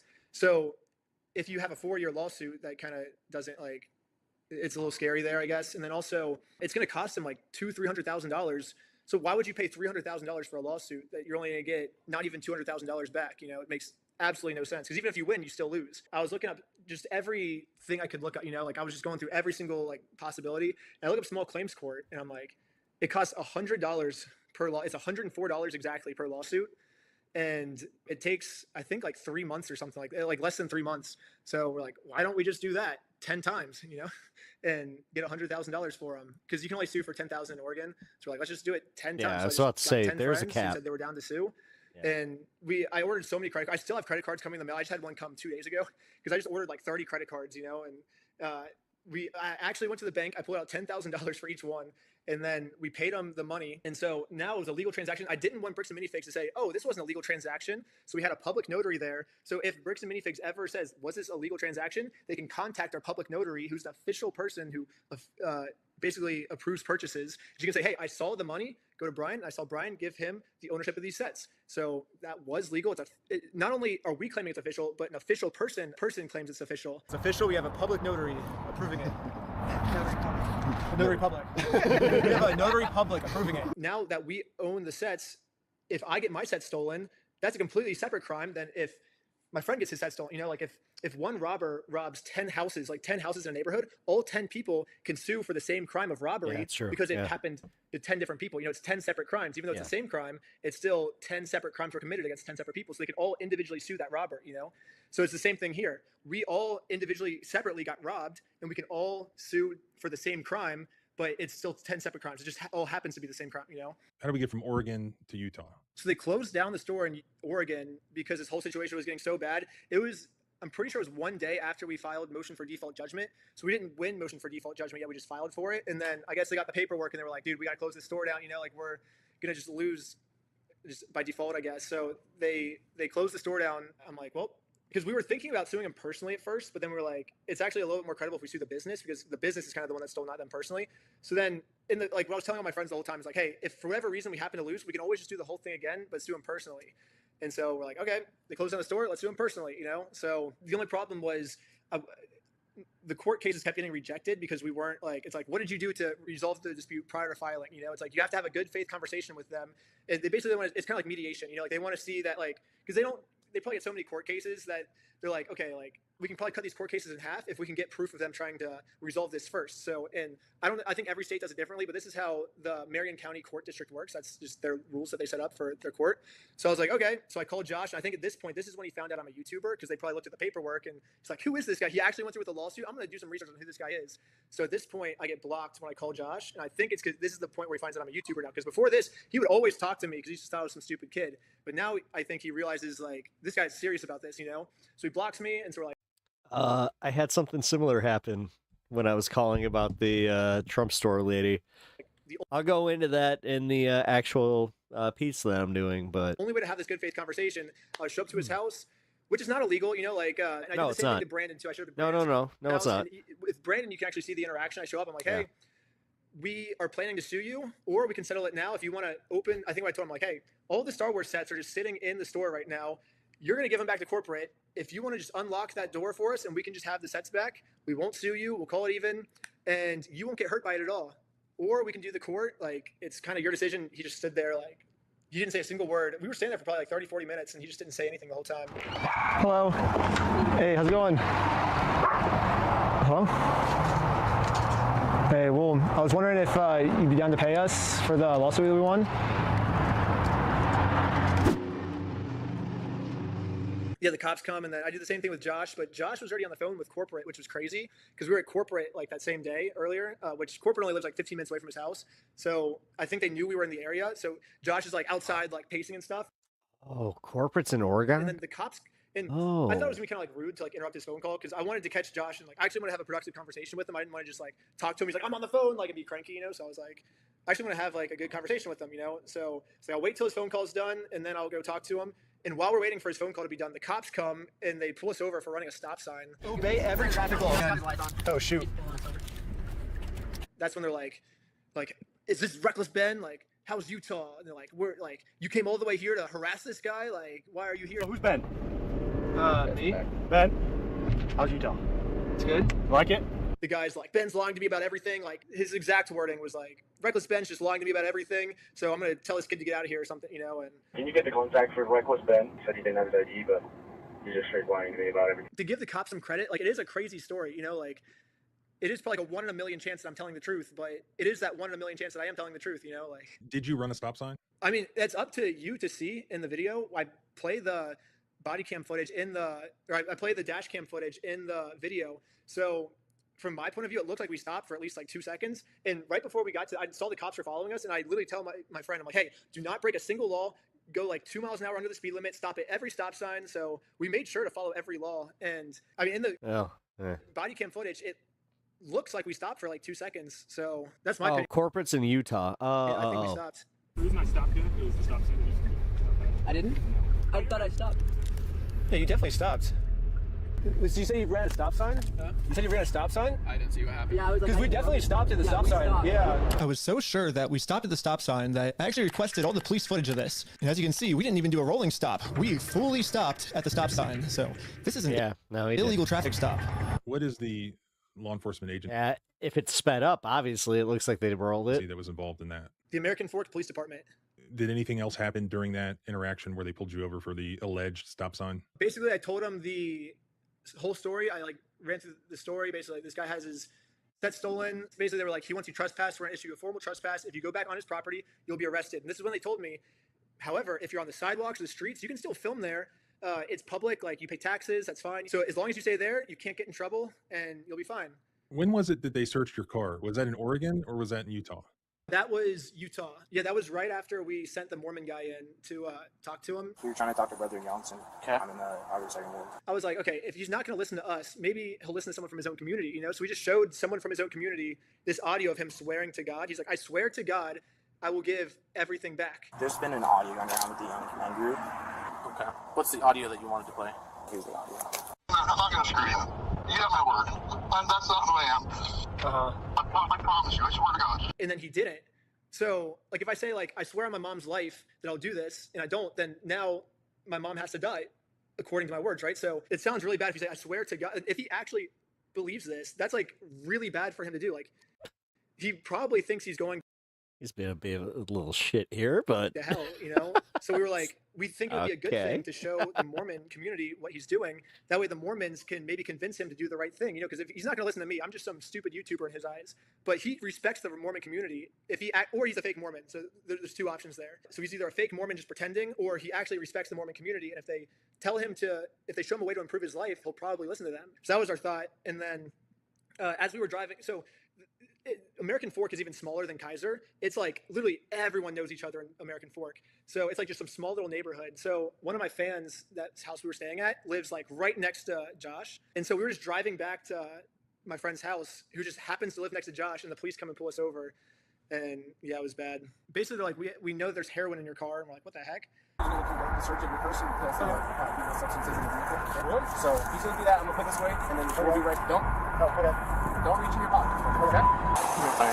I explained to the police that we didn't have drugs, and the reality of the situation is that Bricks and Minifigs is so desperate at this point that they're willing to do anything to get us arrested so they don't have to pay for the property they stole. And the police was arguing back with just some of the worst comebacks I've ever heard, which is why I think the police actually redacted this audio in this clip, because if they kept the audio in, then the world would get to see how stupid the American Fork Police Department is. But anyways, even though we were passing every single drug test they gave us, they were still not going to let us go until we told them where the drugs were. Your eyes, for example, right? There's a constriction, which is dilated, and then not. So I haven't been looking. It's funny because Tyler's like, he's not Mormon, but he's super straight edge. Like, he always follows the law. He's never had a drop of alcohol in his life, never smoked done any type of drug ever. And him getting accused of heroin is just like the most ironic thing. No idea, because I've never done any drugs in my life. I don't do drugs. I don't do alcohol. I've never done any of that in my life. I'm willing to do any drug tests. Like, I'm very cooperative. I don't understand what you're seeing in my eyes. I'm gonna have a discussion with this officer. And then the police department illegally redacted this conversation too. My guess is that they acknowledge that it's very obvious we don't have drugs on us, but they were going to try and pressure us into giving some type of false confession anyways. Normally, if a cop's like, hey, can I search your car? I have the right to say no. They were not giving us that right. They said, you do not have a say in this. We are searching your car because we know there's heroin in it, is what they said. They said, we have reasonable suspicion to believe that there's heroin in your car. And I watch enough legal YouTube to be like, that's no. now you cannot decline a search. Like, we have to search your car. I'm not sure if you're lying to me or not. Breaking your Fourth Amendment. I'm willing to take any drug test. Cool. Walking a very dangerous line, which will get you into a lot. Yeah. And you could end up in jail in Utah when you're from Cali. Okay. Not worth it, right? Yeah, they always try that. Yeah, you don't want to be out of state. You don't want to come back to court out of When I ask state. for the probable cause, they don't give it to me. Yeah. And they say Joshua Johnson is a protected person in this case. So if we tell you what he said about you guys are going to use it for your YouTube clicks and likes, is what they say. So we can't tell you how we know this stuff, is what they're saying. But they ended up doing a canine search of the car, and apparently they said the canine gave the signal. I don't know what the signal is. They got some type of reason to believe that we had drugs on us. And when I ask, what is that reason? They say, well, Josh and Brandon are protected people in this case, and if we let you know what they said about you, you're going to use it for your YouTube clicks and likes and subscribers. You're going to make money off that, and that's bad. So we can't let them know anything. I actually went to court a couple of days ago, and I was like, I don't even know why I'm here in court. Like, they won't tell me why I'm here. And then the prosecutor, Russell Farr, he's like, well, if we told him, he's just going to use it for his clicks and likes, and he's going to make money off the victim. Isn't that a bad? We don't want that, judge. He's going to make money off a victim in this case, so we can't tell him. I'm like, well, if I don't know why I'm here, like, what am I doing here, you know? And it's just so ridiculous. What happened with the search? Oh, they found nothing. Oh wait, I'm at 1% on my computer. Let me plug it in really quick. I'm sorry. It wasn't like 50%. I guess it dies fast on Zoom. Okay, I'm plugged in. So with the search, they searched our car. I don't know how long they searched our car for, but the entire interaction lasted for about 3 hours.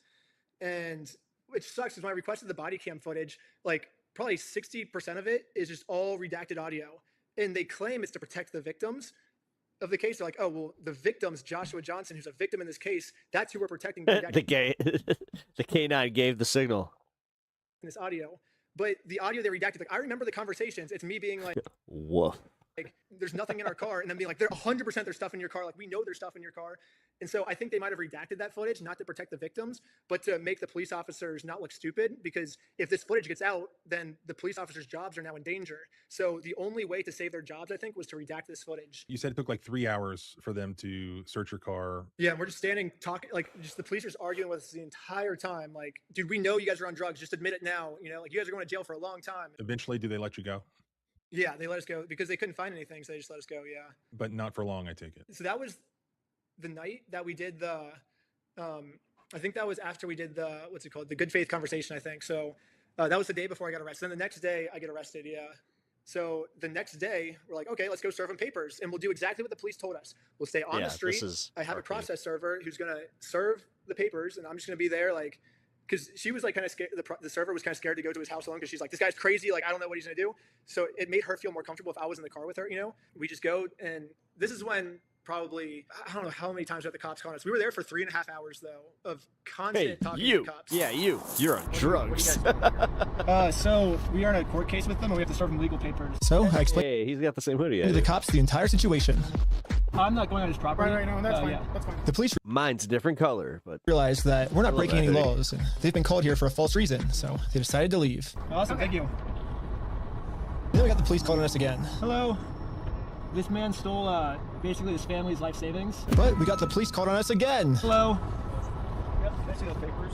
Yeah. So this is what you're trying to serve them with? Yes. At first, the cops were cool. You know, they come up to us and they're like, hey, we see that you're doing nothing illegal. You're staying on the streets, the sidewalks. You're not going on his property. As long as you keep this up, you're good. The Oregon cops were like trying to get us in trouble for things we didn't do. But these cops acknowledged that what we're doing is legal, and they gave us a thumbs up, you know? So we're like, okay, sweet. Yeah. 10 minutes later, we get the cops calling us again. And I think same thing. They're like, because "These they cops are cool." kind of We told get the whole it. story. They're like, yep. They're like, this guy is really mad is what they kept telling us. Like, this guy is super, super mad. So like, I guess that's why we're here again, you know? And so we're like, well, of course he's mad. Like, he's about to get in trouble for stealing an old man's life savings. Of course he's going to be, that's expected for him to be mad, you know?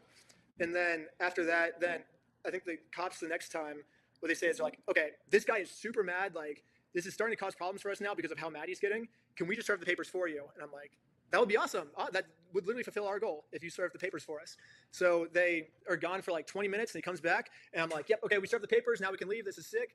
But instead, what he does, he gives us the papers. Like, he does not want your papers. I'm like, but did you talk to him? He's like, yeah, he says he doesn't want them. I'm like, of course he's not going to want them. No one wants court papers. Like, just all you have to do is you say, you've been served, and you can literally drop them. You don't have to give them to him. Just, you've been served, drop them. And he's like, yeah, but he doesn't want them. I'm like, do you not know how serving someone works? Like, no one is going to, that's why you have to serve, like, no one wants to be served court papers. He's like, yeah, well. Does not want the paper. So He's not want the papers? here's that back for you. Okay. This is where he goes, actually, these are fake court papers. He's like, you're lying to me right now. He's like, it doesn't have a judge's name on it, which I think every state does it differently, but in Marion County, in some states, I think in Utah, probably what he's used to is there will be a judge's name on it before you serve, which is probably what that police officer's used to. But this is a Marion County court case in Oregon. And in Marion County, you get the judge's signature after you serve the court papers. So you go to mediation first, and then you go to court. That's just their process. I didn't make the law. I'm just following what the law is. And I've never seen something like that. To be honest with you. these are court papers. Okay. It doesn't have a judge's name or anything like that on it. Because it hasn't gotten to the judge yet. So this is serving him, and then Now you can thank Nick Shirley for normalizing YouTube journalism, we'll go to the court, which is ironic. and then the judge will be there. Because that's gonna really bite the right wing in the So the ass. judge doesn't get involved until we're in court. Yeah, until we're all locked up in camps. Let's be real. Because he wants us arrested, so he doesn't have to go to court. It doesn't look good when you've been trespassed. Yeah. AG said it.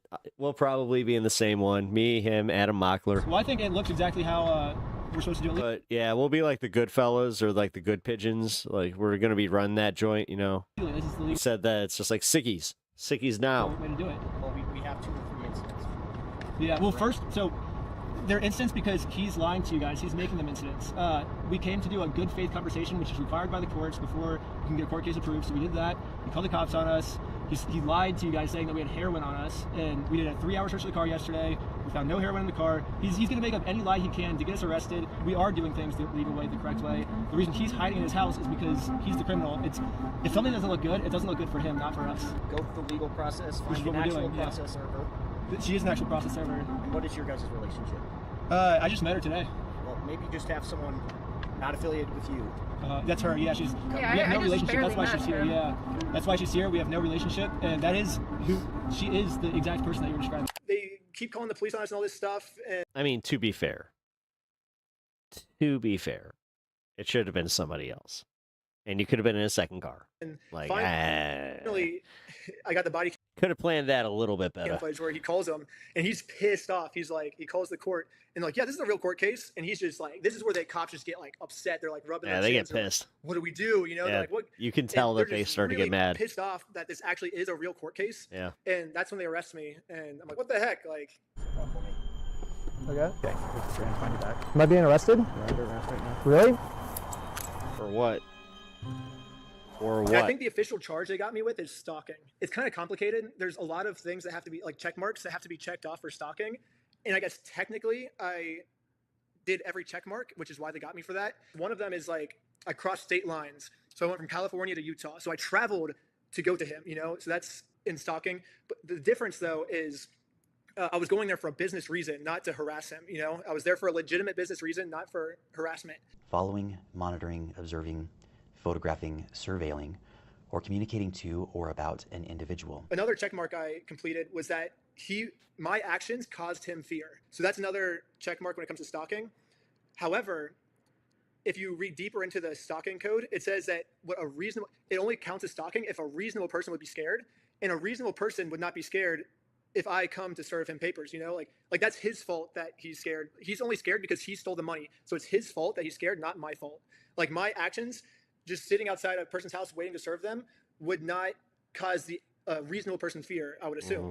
And so, but that's another check. And then the other check was multiple incidents, I guess. So we had So maybe, just maybe, you shouldn't have been there. the day before the cops Like, honestly, if you wanted to serve him, you should have had somebody else do this. came. I mean, Jesus Christ, we got these fucking cameras in our glasses now. Like, buy a set of those. You have like 1.7 million people on it. Like, you're telling me you couldn't afford a fucking pair of Ray-Ban fucking glasses for a process server? And they trespassed Come on, bro. me. And then I'm gonna be honest. This is the part that pisses me off, where it's like, you gotta do better. Pep Law would have done better. now I go back. And so because there's multiple instances of harassment, now it's stalking. So if I just harass someone once, that's not stalking. But because I harassed them twice, now it is stalking. Even though I would argue it's not harassment. I'm there for a legitimate business reason. And if you're going somewhere for a business reason, that's not legally harassment. I would argue, at least. I mean, ask the lawyer. The night before you got arrested, that is when they searched your car. They detained you like for 3 hours, didn't find anything, had to let you go. Yeah. The next day is when you're trying to serve the court papers, and they come interact with you and eventually arrest you. Yes.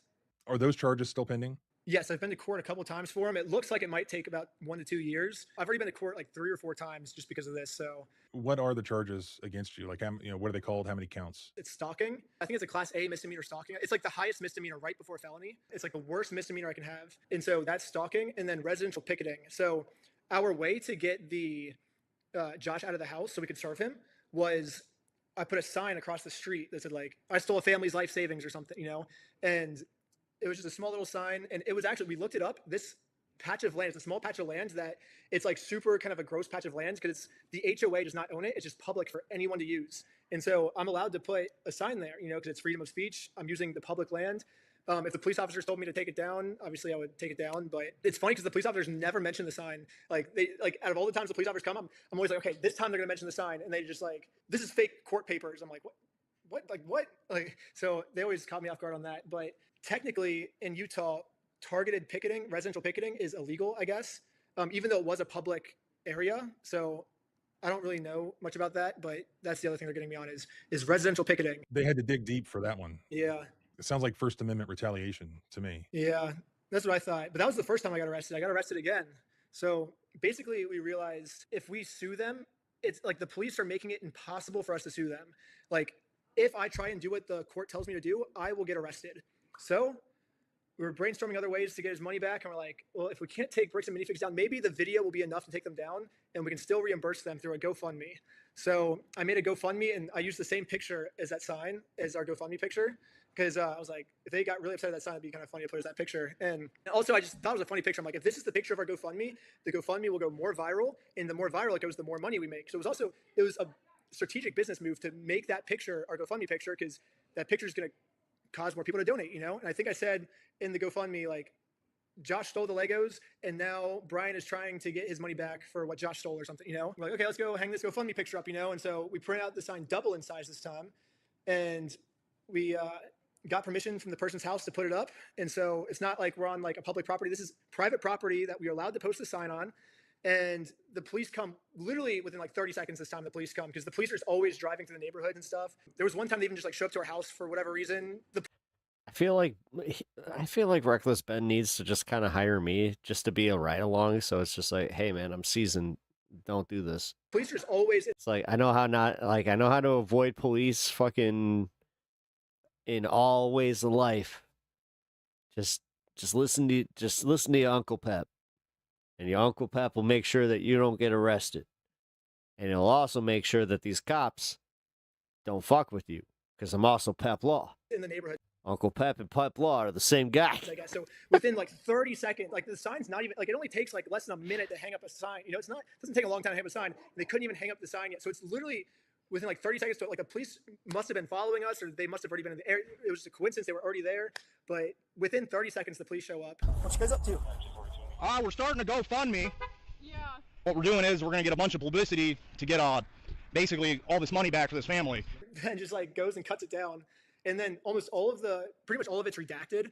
And so I can only assume what the police officers are saying now because they're not letting me see. And some of it I was able to like splice the clips together and see bits and pieces that they didn't want me to see, where they're arguing like what is, like, why did you take it down? Like, we can't just take this. Your stalking code. See if it's that. If it's not, we're going to look at disorderly. If it's not disorderly, then we're going to look at the city ordinance. Is it disorderly conduct? Why? Is he upset about it? I mean, I guess, but that's not. Yeah, this police officer is right. Just because this might make Josh upset does not make this poster illegal. So I decided to let the police department know that some of the redactions they made aren't exactly what they're claiming they are. I think you guys might have accidentally forgot to redact another clip that was at the same time. Dude. And when I synced the two clips together, I was able. He's going to really piss him off, but yeah, dude, if the cops keep retaliating. To see what they were saying, like what the redaction was. Oh, this is the complicated case too. This is why. Okay, now I see why Legal Eagle might have been like, all right, we'll see. And he was talking about how what we're doing actually isn't illegal and how the police officer might be wrong. And so it wasn't about protecting a victim. It wasn't any personal information. And so I was wondering, it seems like there might be a lot of stuff like that got redacted, maybe to protect the police officers, not to protect the victims, if that makes sense. And so yeah, we don't do that. So like I said, anything that's redacted is pursuant to Utah State Code. I can tell because when I sync the two clips together, I'm actually able to see that that's what the redaction was. Okay, well, that didn't happen. That definitely didn't happen. No, I don't do that, Ben. I follow the Utah State Code, like I just said. Okay, I don't know. It seems like the police department redacted this entire conversation because right here the police are actually admitting to themselves that none of this is illegal, but they're still going to try to arrest us anyways. It seems like the only reason they're getting rid of this audio is to protect the police officers from getting fired. The way you know we have First Amendment freedom of speech is I can say something you don't like and I'm allowed to do that. So the police officer is arguing exactly against that statement. He's like, if this makes him mad, this is illegal, which goes completely against the First Amendment. And so he's like, because it makes him mad, we're going to steal their property. They're kind of brainstorming schemes, a way to get us arrested. He's like, let's get him on disorderly. If it's not disorderly, we'll get him on a public nuisance. If it's not that, we'll get him on, and they're just listing off all these things. But at the end of the day, they can't find anything we're doing illegal. So finally, they're like, Sheldon, let's confiscate your phone. And then Sheldon pulls out his phone, and I guess he like double tapped it, and he sees his wallets up on it. And he just like locks his phone before giving it to them. And then they arrest him for destroying evidence, which they call obstruction. I cut in the video to Sheldon in the interrogation room. He's like, I'm assuming you have a phone. He's like, if you lock your screen, can you destroy evidence that way? He's like, actually, you can't because the phone's locked. What I was doing is I was preserving the evidence, actually. My wallet popped up, so I said, hold up, let me hit my power button. And, I had it recorded as well. That's all I went and did. That's not obstruction of evidence. And then I let him have the phone. I wasn't trying to delete anything. In fact, it is actually impossible to delete something from an iPhone from a locked screen by hitting the power button. So in no context could I have been trying to erase something by hitting one button on my phone. Now, I'm sure you have a phone as well. When you hit the power button, that doesn't delete anything, does it? I imagine it wouldn't, yeah. Yes, that's all I did. So I don't know how that's obstruction of evidence, but that is what it is. So he gets arrested for obstruction just because they're fishing for anything at this point to get this GoFundMe down. After that, I'm calling the police station. So Sheldon's not even in jail yet. And I'm calling the jail and they're like, Sheldon's not here yet. And then all of a sudden the police just raid our house. And we're like, what the heck is happening now? And one of my friends is like, what happened? And I've heard of YouTubers getting swatted before, where someone will call the cops and be like, hey, I'm a dangerous terrorist. You're going to explode everything. Come get me, and then the police will show up. And it's actually really dangerous. So I'm like, I think we got swatted for the first time. But we're all confused. They're not telling us anything. We're like, are we getting arrested? And they're like, we can't answer any of your questions. Yeah, but you got swatted by the cops themselves. This would seem to be on their merit. But they ended up taking everyone to jail, except for me. They took me to a detective room. Hey, pick and grin. And later I got the warrant. And on the warrant, it says that they had a search warrant to search our house for missing Legos, missing or any stolen Legos. And so I'm requesting all this footage, like, hey, can I get the claims? Can I get the 911 calls of why they had to search our house? And they're like, we can't give that to you. You're just gonna use that for clicks and likes in your YouTube video, so we can't give you any of this. Even though they legally have to give it to me, they're not, because they don't want me to make it viral, I guess. Why else would they be searching our house for stolen Legos if they didn't get a call? I don't know, it just makes no sense.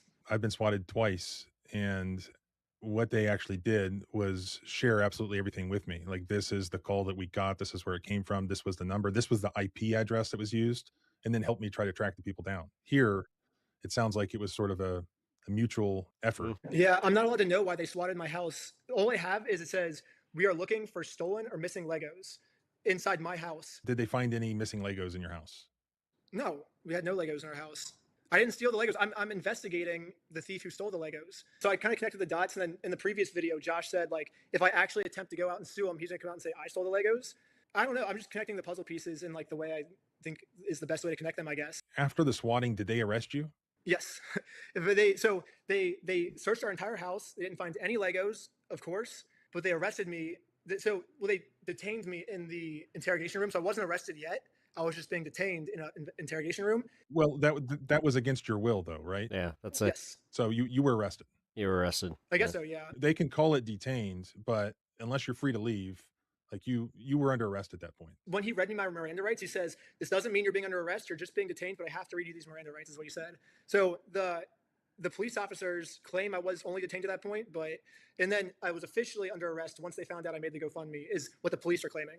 Don't move like that. You understand me? Don't move like that. Okay? Yeah, this cop pulled my arm so far back, it dislocated my shoulder. He claims it's because I was attempting to make an escape or something. Don't move like that. You understand me? Don't move like that. Don't move quick. Everybody just chill. But if we go back a little bit, you can see I was being completely still when he grabbed me, and I actually made 0 quick movements. So this police officer is just straight up lying so he can give me a serious injury. Did the cops dislocate your shoulder at some point? Yeah, so I was skiing literally 2 days before going to Utah, and I had a really bad skiing accident where I dislocated my shoulder, and it still kind of hurts. I probably need like surgery on it or something. So they didn't. So the They didn't. No, that's not gonna hold up. entire time, like You just admitted that that was not caused by. Shut the fuck up. Shut the fuck up. Now I understand why Legal Eagle doesn't like this kid, because he's his own worst enemy. driving, like I don't know if you can see in the video. Shut up. Videos, like when I'm driving, like I'm just Shut up. driving with one arm. You should have just been like, I was skiing. Maybe it had something to do with that, because it was but it was already an exact, like I already had, like he exacerbated an energy, like come on, like what are you doing? I like lift my arm up like this, like it would just dislocate. So like it was. You're fucking dumb, you riddling asshole. God damn it. Just gonna say it. This is what happens when you have too many fucking kids on the fucking ADHD meds. Just any like rough They all like, they talk the same, but they also think the same. They're fucking morons. movement on my arm would have dislocated. You know, I don't think he was being like overly like It's a pre-existing injury. aggressive, but You fucking moron. I mean, he did dislocate it for no reason because he No, he pulled your. He was aggressive with you for no reason, but to insinuate that this is why people. Honestly, I get why you're fucking hateable. Like, this sucks. Oh, god damn it. he was like, he's like, no quick movements. Like, you made a quick move. He's like, you have to just chill. But Pep, please don't do that. Do what? Point out the fact that he's a fucking moron? I was just walking out just like everyone else did. No. The lawyer's face says it all right here, okay? I am saying something that in a court of law. I think I have don't say that about the ADHD meds. Dude, I'm on them. a confused look on my face. I'm like, why are all these police officers here with guns? I'm Jesus Christ, it's almost like I could recognize, like, okay, I'll comply. something you know? like this. 'Cause this is my first time ever having like a machine gun pointed at my face. Fine. So I'm not like, all it takes is like one mess up of a movement for the cop to shoot me. So I'm like, I'm going to comply as much as possible. So I was making sure to make no quick movements. And you can see in the footage, no quick movements. And the cop like takes my bad shoulder and just moves it up. Fine, should I call him what I think he is? So I still think there was no reason for him to do that. How long were you in custody? The police originally requested for me to have no bail. So I was like scared. I'm like, dude, I'm going to be here for like a month, dude. Because my court case was about a month later. They are? Yeah, they are. Yeah, because I can recognize the ones that actually benefit from the medication versus the ones that just kind of get a buzz from it. So that's what. So yeah, no, I'm gonna be a little prick about this one. The police wanted, but the judge said that I think I got out maybe like 12, 13 hours later or something like that. Like it wasn't too long. All of these charges are still pending? Yes, I've got none of them taken down. Every single thing I've been charged for is going to court. I tried to call the prosecutor, make a deal, and they're not willing to play ball. Do you have a trial date set? I have a lot of trial dates set. Yeah, the next one is July 1st. Yeah, and that is for discovery for this case because I said, hey, I don't know why I'm here. I won't know why I'm here unless you tell me why I'm here. So that's what we were deciding. There's also a reason that people are treating him like a child. On July 1st, whether I'm allowed to know why I'm here. And these are all misdemeanors? Yes, but of the highest class. And I have new charges. So after my first call with Eamon, where I'm like, hey, can you please just give us the Legos back? After my first interaction with Eamon calls the police. It's kind of funny that, like, ironically, him doing this Lego piece is about to give him a fucking crash course in law. Building, if I don't give the Legos back, he's going to shoot every single person inside. So those ones I'm actually dealing with a Class B felony for those charges. So now I'm dealing with felonies, but we're still just in pretrial right now, so. And meanwhile, has this family gotten any of their money back or their Legos back? Now that big streamers are talking about it, I think if we can get big streamers to like shout out the GoFundMe, I think the internet will do its thing and we'll reimburse them. But that doesn't solve the problem of, oh, now the business just gets away with this. Because the thing I don't want is for the business to be like, oh, Brian's been refunded by the internet. Now we don't have to pay him anymore. You know, like the problem solved. Stop. That's not how it works. And if you were genuinely serious about this, then God damn it. Now I'm starting to figure out why people hate this kid. Harassing us now, you know, like that's what I don't want. So he kind of sucks. I was thinking maybe the GoFundMe's for me. Like, great. He got a GoFundMe. But overall, with everything that came from this. And then what happens is, like, I'm glad. Hold on. He's talking to a lawyer. I take Keep forgetting that. He's not being interviewed. This is a lawyer. In return for the rest of the Legos we didn't buy So let's see what he has to say. Truly is like me versus corporate. Brian gets refunded, but now I'm in debt to Bricks and Minifigs, and then now Bricks and Minifigs has to pay me back. Is kind of what. And that way Brian gets completely, because he just wants out of this thing. He just wants to get paid and leave. So I was thinking that might be the best way to deal with it. So I used the GoFundMe money, buy the rest of the Legos from Brian. He gets paid out, and then now I just continue to fight for the money Bricks and Minifigs owes me now. Sounds like a plan. That's crazy.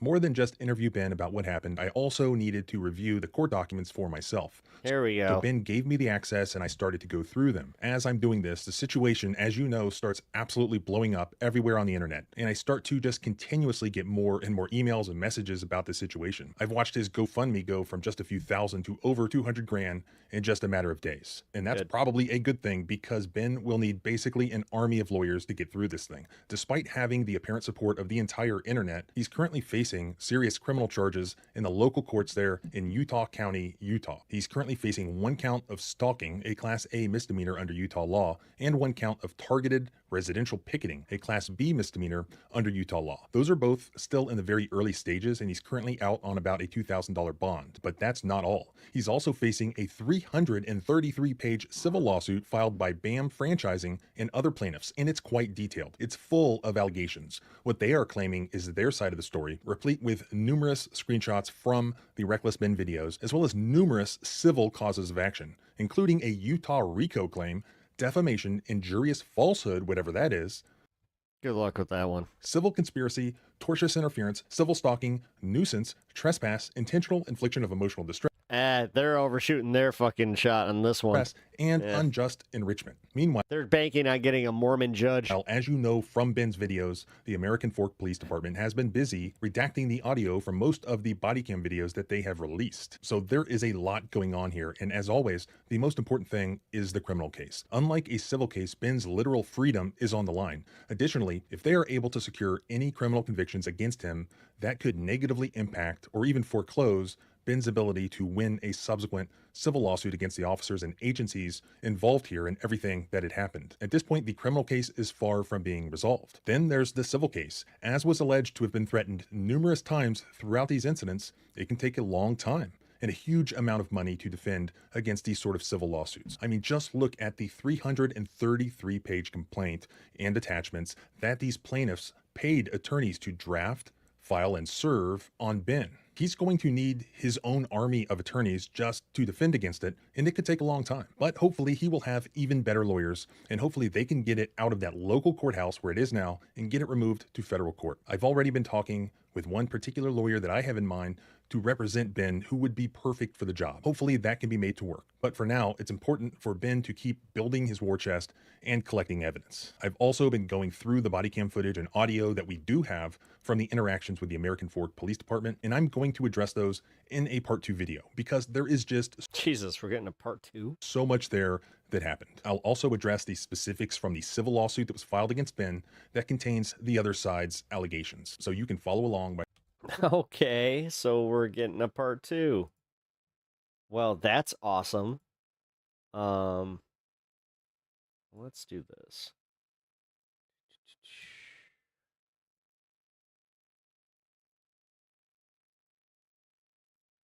Sorry. The fuck?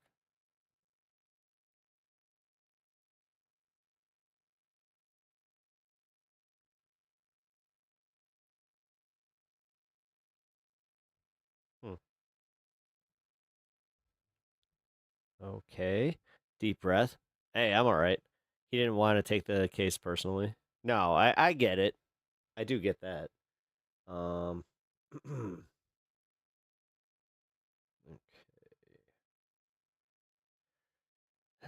Now let's try. Come on. Work with me. Yeah, I know, right? So annoying. Yeah, it's just... Oh, okay. Great. Fuck it. Let's just do it this way. I don't care anymore. There. We got the backup. Don't fuck with this. Oh my god. Oh, you're gonna do this now, huh? Yeah, this is the reason that I fucking do this shit. Like, fuck. Okay. Hold on. So dumb.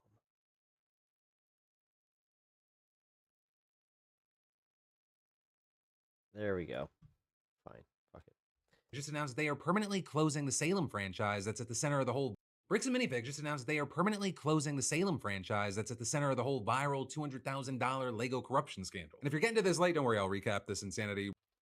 So I think they're doing this because I think it protects them. One more time, there's a guy in Oregon by the name of Brian Manziel who entered into a consignment deal with the local Bricks and Minifigs franchise to sell his dad's $200,000 Lego collection for a 65% cut. But then, corporate came in, seized the shop, sold it to new owners, Josh Johnson and Brandon Best, and Brian's Lego collection disappeared. With Brian claiming that the new owners refused to honor his deal and they stole the Legos with the help, or at least backing, of Bricks and Minifigs corporate. And then you had YouTuber Reckless Ben stepping into the picture and turning the whole situation into a viral investigation saga. Right, so he goes to Utah to serve legal papers to one of the new owners, Josh Johnson, saying that he can't proceed with the lawsuit until he gets the signature, but Josh won't accept them, and so it sets off this whole battle with the police. Ben gets arrested twice on accusations of stalking, his Airbnb was raided for the missing Legos, his car was searched for heroin, he eventually flees to Mexico, and now Bricks and Minifigs is suing both him and Brian. Right, and with this, you have Ben claiming that the whole thing, it's a conspiracy between the Mormon owners and the local police, who are also part of the Mormon community. And then the big update yesterday was that there was a leak of unredacted police body cam footage of several of those interactions. Though also, whether or not it was a true leak, that's still up for debate. The main thing, the videos are out, and in some of that leaked footage, we've got Bricks and Minifigs CEO Amon McNeff on the phone with Johnson, claiming that the previous owner of the Salem franchise, Crystal Law Gorman, that they had sold the entire collection and left the country without paying Brian. And he says that he's actually been trying to help Brian resolve that, but then Ben came in and cooked up this whole scheme with Brian to extort money from the company. Well, now it seems like the company has changed its tune, or at least a little, because last night they shared a blog post announcing, quote, the permanent closure of the Salem, Oregon store, as well as a mutual agreement to part ways with franchise owners Brandon Best and Joshua Johnson due to a devastating social media campaign. And with that, saying their own internal investigation revealed evidence of gross negligence by Crystal Law Gorman, as well as operational gaps during the transition. And with that, adding that leadership has reached out to Brian to meet, review what the investigations uncovered, and come to a solution. You had McNeff, right, the CEO, saying that the company had been asking Brian and others for documentation for a long time and that they hadn't received enough. But now, thanks to internal and external operations assistants and those who continue to stand with us, and we finally have enough to proceed with a resolution. Going on to say now that they have the necessary. You know what sucks? That this really, like, out of all the things that this does, it takes the store away from the community, which, you know how many little kids are going to be really upset about that? Information they're offering to because, you know, this did bring them joy, but at the end of the day, I guess it's all about fucking the corporate overlords and how much money they fucking make. From the lawsuit claiming that they want to make sure that he gets his money, and quote, ensure that whatever Star Wars Lego was or remains in the Salem store, whether you identify it as yours or not, you can have it. Which is very notable because it appears that McNeff is openly admitting that there may still be some of Brian's Legos at the Salem franchise. Now, as far as the evidence they supposedly have now, Bricks and Minifigs claim that Crystal kept 3 sets of spreadsheets that all had different accounts of what was sold from Brian. Adults suck. Yeah. Collection, and quote, show significant discrepancies between what she publicly paid Mr. Yeah, someone who literally doesn't even like try to buy Pokemon cards anymore when they release because of how bad scalpers and adults suck. Mansell versus what the trackers include. And you can't even have fun trying to even like I'm one of those assholes that wanted to try to continue to play the game. I like to build a fucking, you know, a nice deck. At their internal sales data. But can't do that anymore. There's no way to be competitive. Like, why would you even try? It's not like I was trying to be tournament or anything, but still, you would like to keep it within the legal, you know, boundaries. But that's impossible to do when they literally discontinue cards within 4 sets. It shows that Gorman sold, and they release 4 sets in 1 year. Sold at least $52,000 worth of Legos from that collection, an amount that was significantly more than she reported. But the company also alleged that Crystal's books valued the collection at roughly... Yeah, fuck them all. Fuck the business owner. Like, fuck them all. And it's all to exploit the actual creators who do have a passion for it. $100,000. And the people, you know, the artistic community, they exploit people's passion for things. It sucks. Arguing it makes you not want to support anything. It makes you not want to get into anything because everything is just fucking corporate bullshit. The $200,000 figure that's been publicly circulating by both her and Brian was never a documented value and simply the promotional value that they used to bring excitement. Their words. Now, as far as where the new owners fit into all this, the blog post says that Crystal never made a formal introduction between Manziel, corporate, or Josh and Brandon. Or with Bricks and Minifigs COO Matt McNeff claiming in a statement, this evidence confirmed the new incoming franchisees who took over the location were not aware of nor prepared for the responsibilities of taking over a store from a forensic accounting review standpoint. But very notably here, I just realized there's a Bricks and Figs minifig store, I think, in Algonquin. Of Ben's first videos from this whole saga, he said that Crystal gave him footage from the night that her store was seized. There that is appears one. to contradict the claim that the new owners and corporate did not know about the deal with Brian. Right, and both Brian and Crystal claim that the clip clearly shows her telling I plan on going into the burb soon. a corporate representative about Brian's agreement, asking how she's supposed to compensate him for the set that he hasn't been paid for, and the rep replying that the store's new owners will take it over. These are ones that he has not been paid his percentage yet. And if I don't have the tickets, I won't know how much I need to pay him. Oh, shit. That's a business thing and not necessarily yours. Right, so based on that alone, it's unclear if Brian's going to be so willing to just up and take whatever deal Bricks and Minifigs is going to try and offer here. Which at that point, you did have the COO kind of sort of apologizing to him without actually directly apologizing, saying, "We are disappointed the situation was not made explicitly clear. That should have happened much sooner than today. That's not acceptable and we're not going to pretend otherwise." But then also with this update, you have a lot of people going, well, it doesn't feel like there's actually any meaningful real accountability. Or you got people saying they're still blaming all this on Crystal, and they're also trying to say that what they do owe Brian is actually about half the $200,000 that he claims the collection's valued at. And then beyond that, it's also worth mentioning that this big announcement, it came the exact same day that one of the Bricks and Minifigs' biggest suppliers pulled out altogether. Or with the supplier in question being Minifigs.me, which actually has worked with Bricks and Minifigs for years now and was essential in helping them go from one store to a whole chain. But yesterday they put out an announcement on Instagram saying that they can no longer do so in good conscience because of this whole situation. And going on to explain that this is not a decision they made. Yeah, I saw this on Facebook. Lightly, saying it will cost them a lot of money. Some old. And they know it'll have a serious impact on the innocent Bricks and Minifig stores. Or with the statement adding, we hope that together they can persuade the franchise as a whole to improve and heal. And so with that, you've got some people celebrating this as a win, while others have argued that this is actually just a calculated retreat, saying their business is in serious threat of going under without their main supplier. Of course they caved. Don't buy into they are doing the right thing. Their business is in trouble. No. That's why they are caving. Nobody that works with them is on their side. And then some have said that this might actually be more shady than the company just covering their ass. Or with one person saying it seems like a legal trap, an attempt to isolate Reckless Ben as well, saying they are not at all promising to stop their counter campaign, countersuits against him. Also, so much blame shifting and PR doublespeak all around this. TLDR, divide and conquer. Others also accusing Bricks and Minifigs corporate of essentially just throwing Josh and Brandon or the bus and trying to save face. But also with all this, it's not just the Salem location that's getting impacted. You had a Bricks and Minifigs franchise in Sacramento also announcing yesterday that it was temporarily closing for a week after receiving harassment and death threats, which one, obviously is just horrible and shouldn't happen, but also two, it illustrates just how big and out of hand the situation has gotten. But for now, that is where we are, and in the meantime, of course, I'd love to know your thoughts, opinions, your reactions. Let me know what those are in those comments down below. Share to spread the word, and of course, subscribe for more.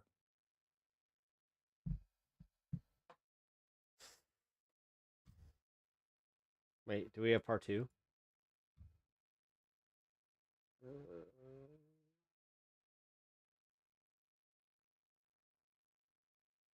Civil rights lawyer. Here, hold on. If we have part 2, I can stick around for that. All right. Let's see. Yeah.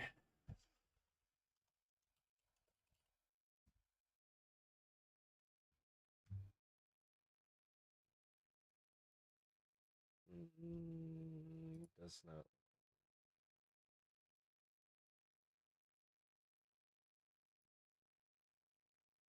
Nah, he's only got part 1 out. All right. Well.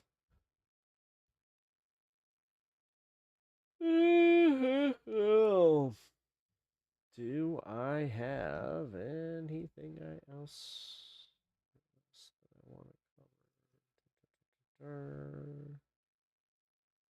I think we're good. All right. I think that does it. That was fun. Holy shit. So you guys are all caught up, and we're going to keep an eye on it. But that was worth the tease, right? Like, I think that I did all right with that. I didn't, like, go too crazy with it. You know, I think that was fair. There was Lego drama, and we got to it. Hell yeah. They really did piss off I mean, dude, everybody's fucking mad about this because we've all been there.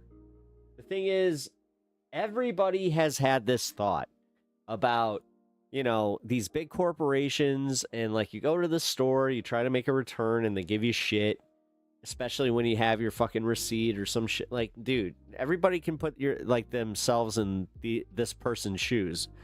Like, you have to like think of it this way. We've all worked hard for something.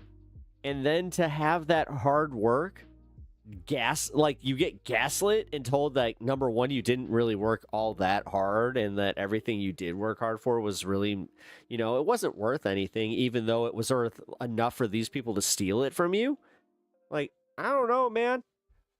That would fucking break me. It'd be real. Oh, shit. Well, I hope you guys enjoyed that story. Check in later for some updates in the coming weeks here. Good day's content, Pep. Thanks. I appreciate that, man. Yeah, no, I think I did all right. In 8 hours, but also got some stuff to farm out. Yeah. Keep looking out for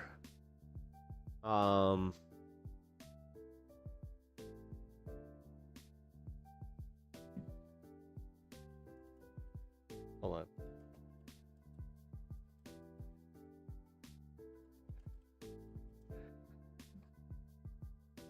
Pep, before I go, gotta give me a react to Erica Kirk thing. Give a shit. Give a fucking shit. There's my reaction. Erica Kirk's in the news. Good for her. I don't care. You know what I'm getting a little tired of is how they are genuinely trying to manufacture like a whole bunch of outrage that people are falling for, and I don't care. Like I just don't give a shit. The economy sucks. Gas is about to fucking skyrocket. Nah, I'm gonna focus on the things that like really matter. She got roasted at her women's summit. Cool. Good for her. She just figuring out that nobody likes her. Sorry, Liv Fem, with all due respect, and like this has nothing to do with you. I just don't give a fuck about Erica Kirk. I don't give a fuck about any of it. So I feel like that's a good place to end this. Just don't give a fuck about Erica Kirk. All right, folks. So I do appreciate you all hanging out tonight. Wait a minute. We're 2 minutes away from a 420, from a double 420. Wait a minute. Hold on. I will do that. I understand it was petty revenge for me.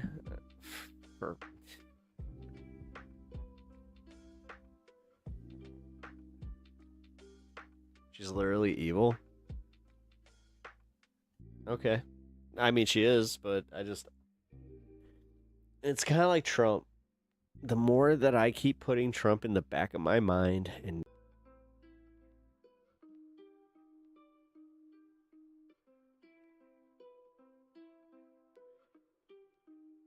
we're back. I don't know what to...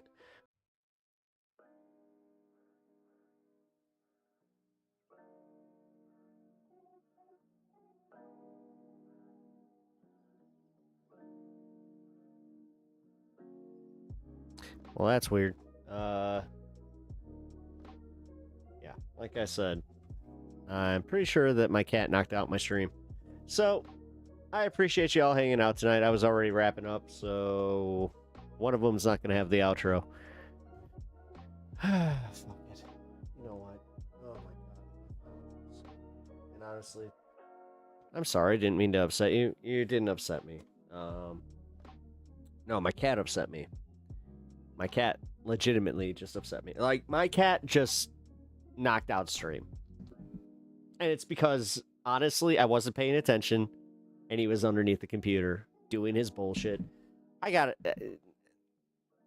figure this out. I don't think he can be down here. I really don't think so. Like, he keeps consistently proving that he's just an asshole. Like, he is the cutest little fucking asshole, but God damn it. Like, the fact that he was back there and he was tangled in the cords, and when I pulled him out, it just, like, and then all of a sudden I see stream disconnecting. I'm like, oh, that's awesome. That's awesome. So even if it's not his fault, you know what? I'm blaming him. Double cheers.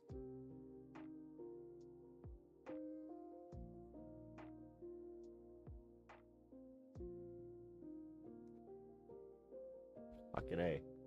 Fuck you, Lito. Mad at you. Oh. Damn it. Well, like I was saying, thank you for hanging. I will catch you guys on the next stream, which might be tomorrow. Kind of want to do... Oh, yeah, I'm out of here, so...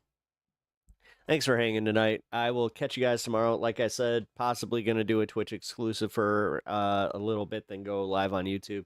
Because there's a bunch of shit that I want to cover on Twitch, and I would like to just do a hang with y'all. You know, do the hang and smoke. So, if you guys want to join me, keep your notifications on Discord, YouTube, Twitch, all the fun things. And yeah, I hope to catch you there. I will make sure that y'all know, too, over on YouTube. Yeah, I can do that. Cool. All right, guys. Good night. Love you.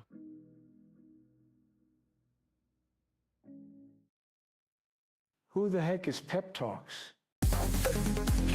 I'm not gay, but I fantasize about Marco Rubio. PepTalks.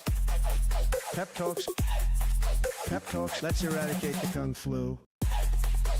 I'm literally coming. PepTalks. PepTalks. Who the heck is PepTalk? They want our women. They want our children. PepTalk. Sometimes no means yes. Grab them by the PepTalk. Grab them by the Marco Rubio. Obama is a racist. PepTalk. I'm literally coming. I'm literally coming. We found weapons of mass destruction. My fellow Americans, it has been confirmed today from PepTalks that we are indeed all high on politics.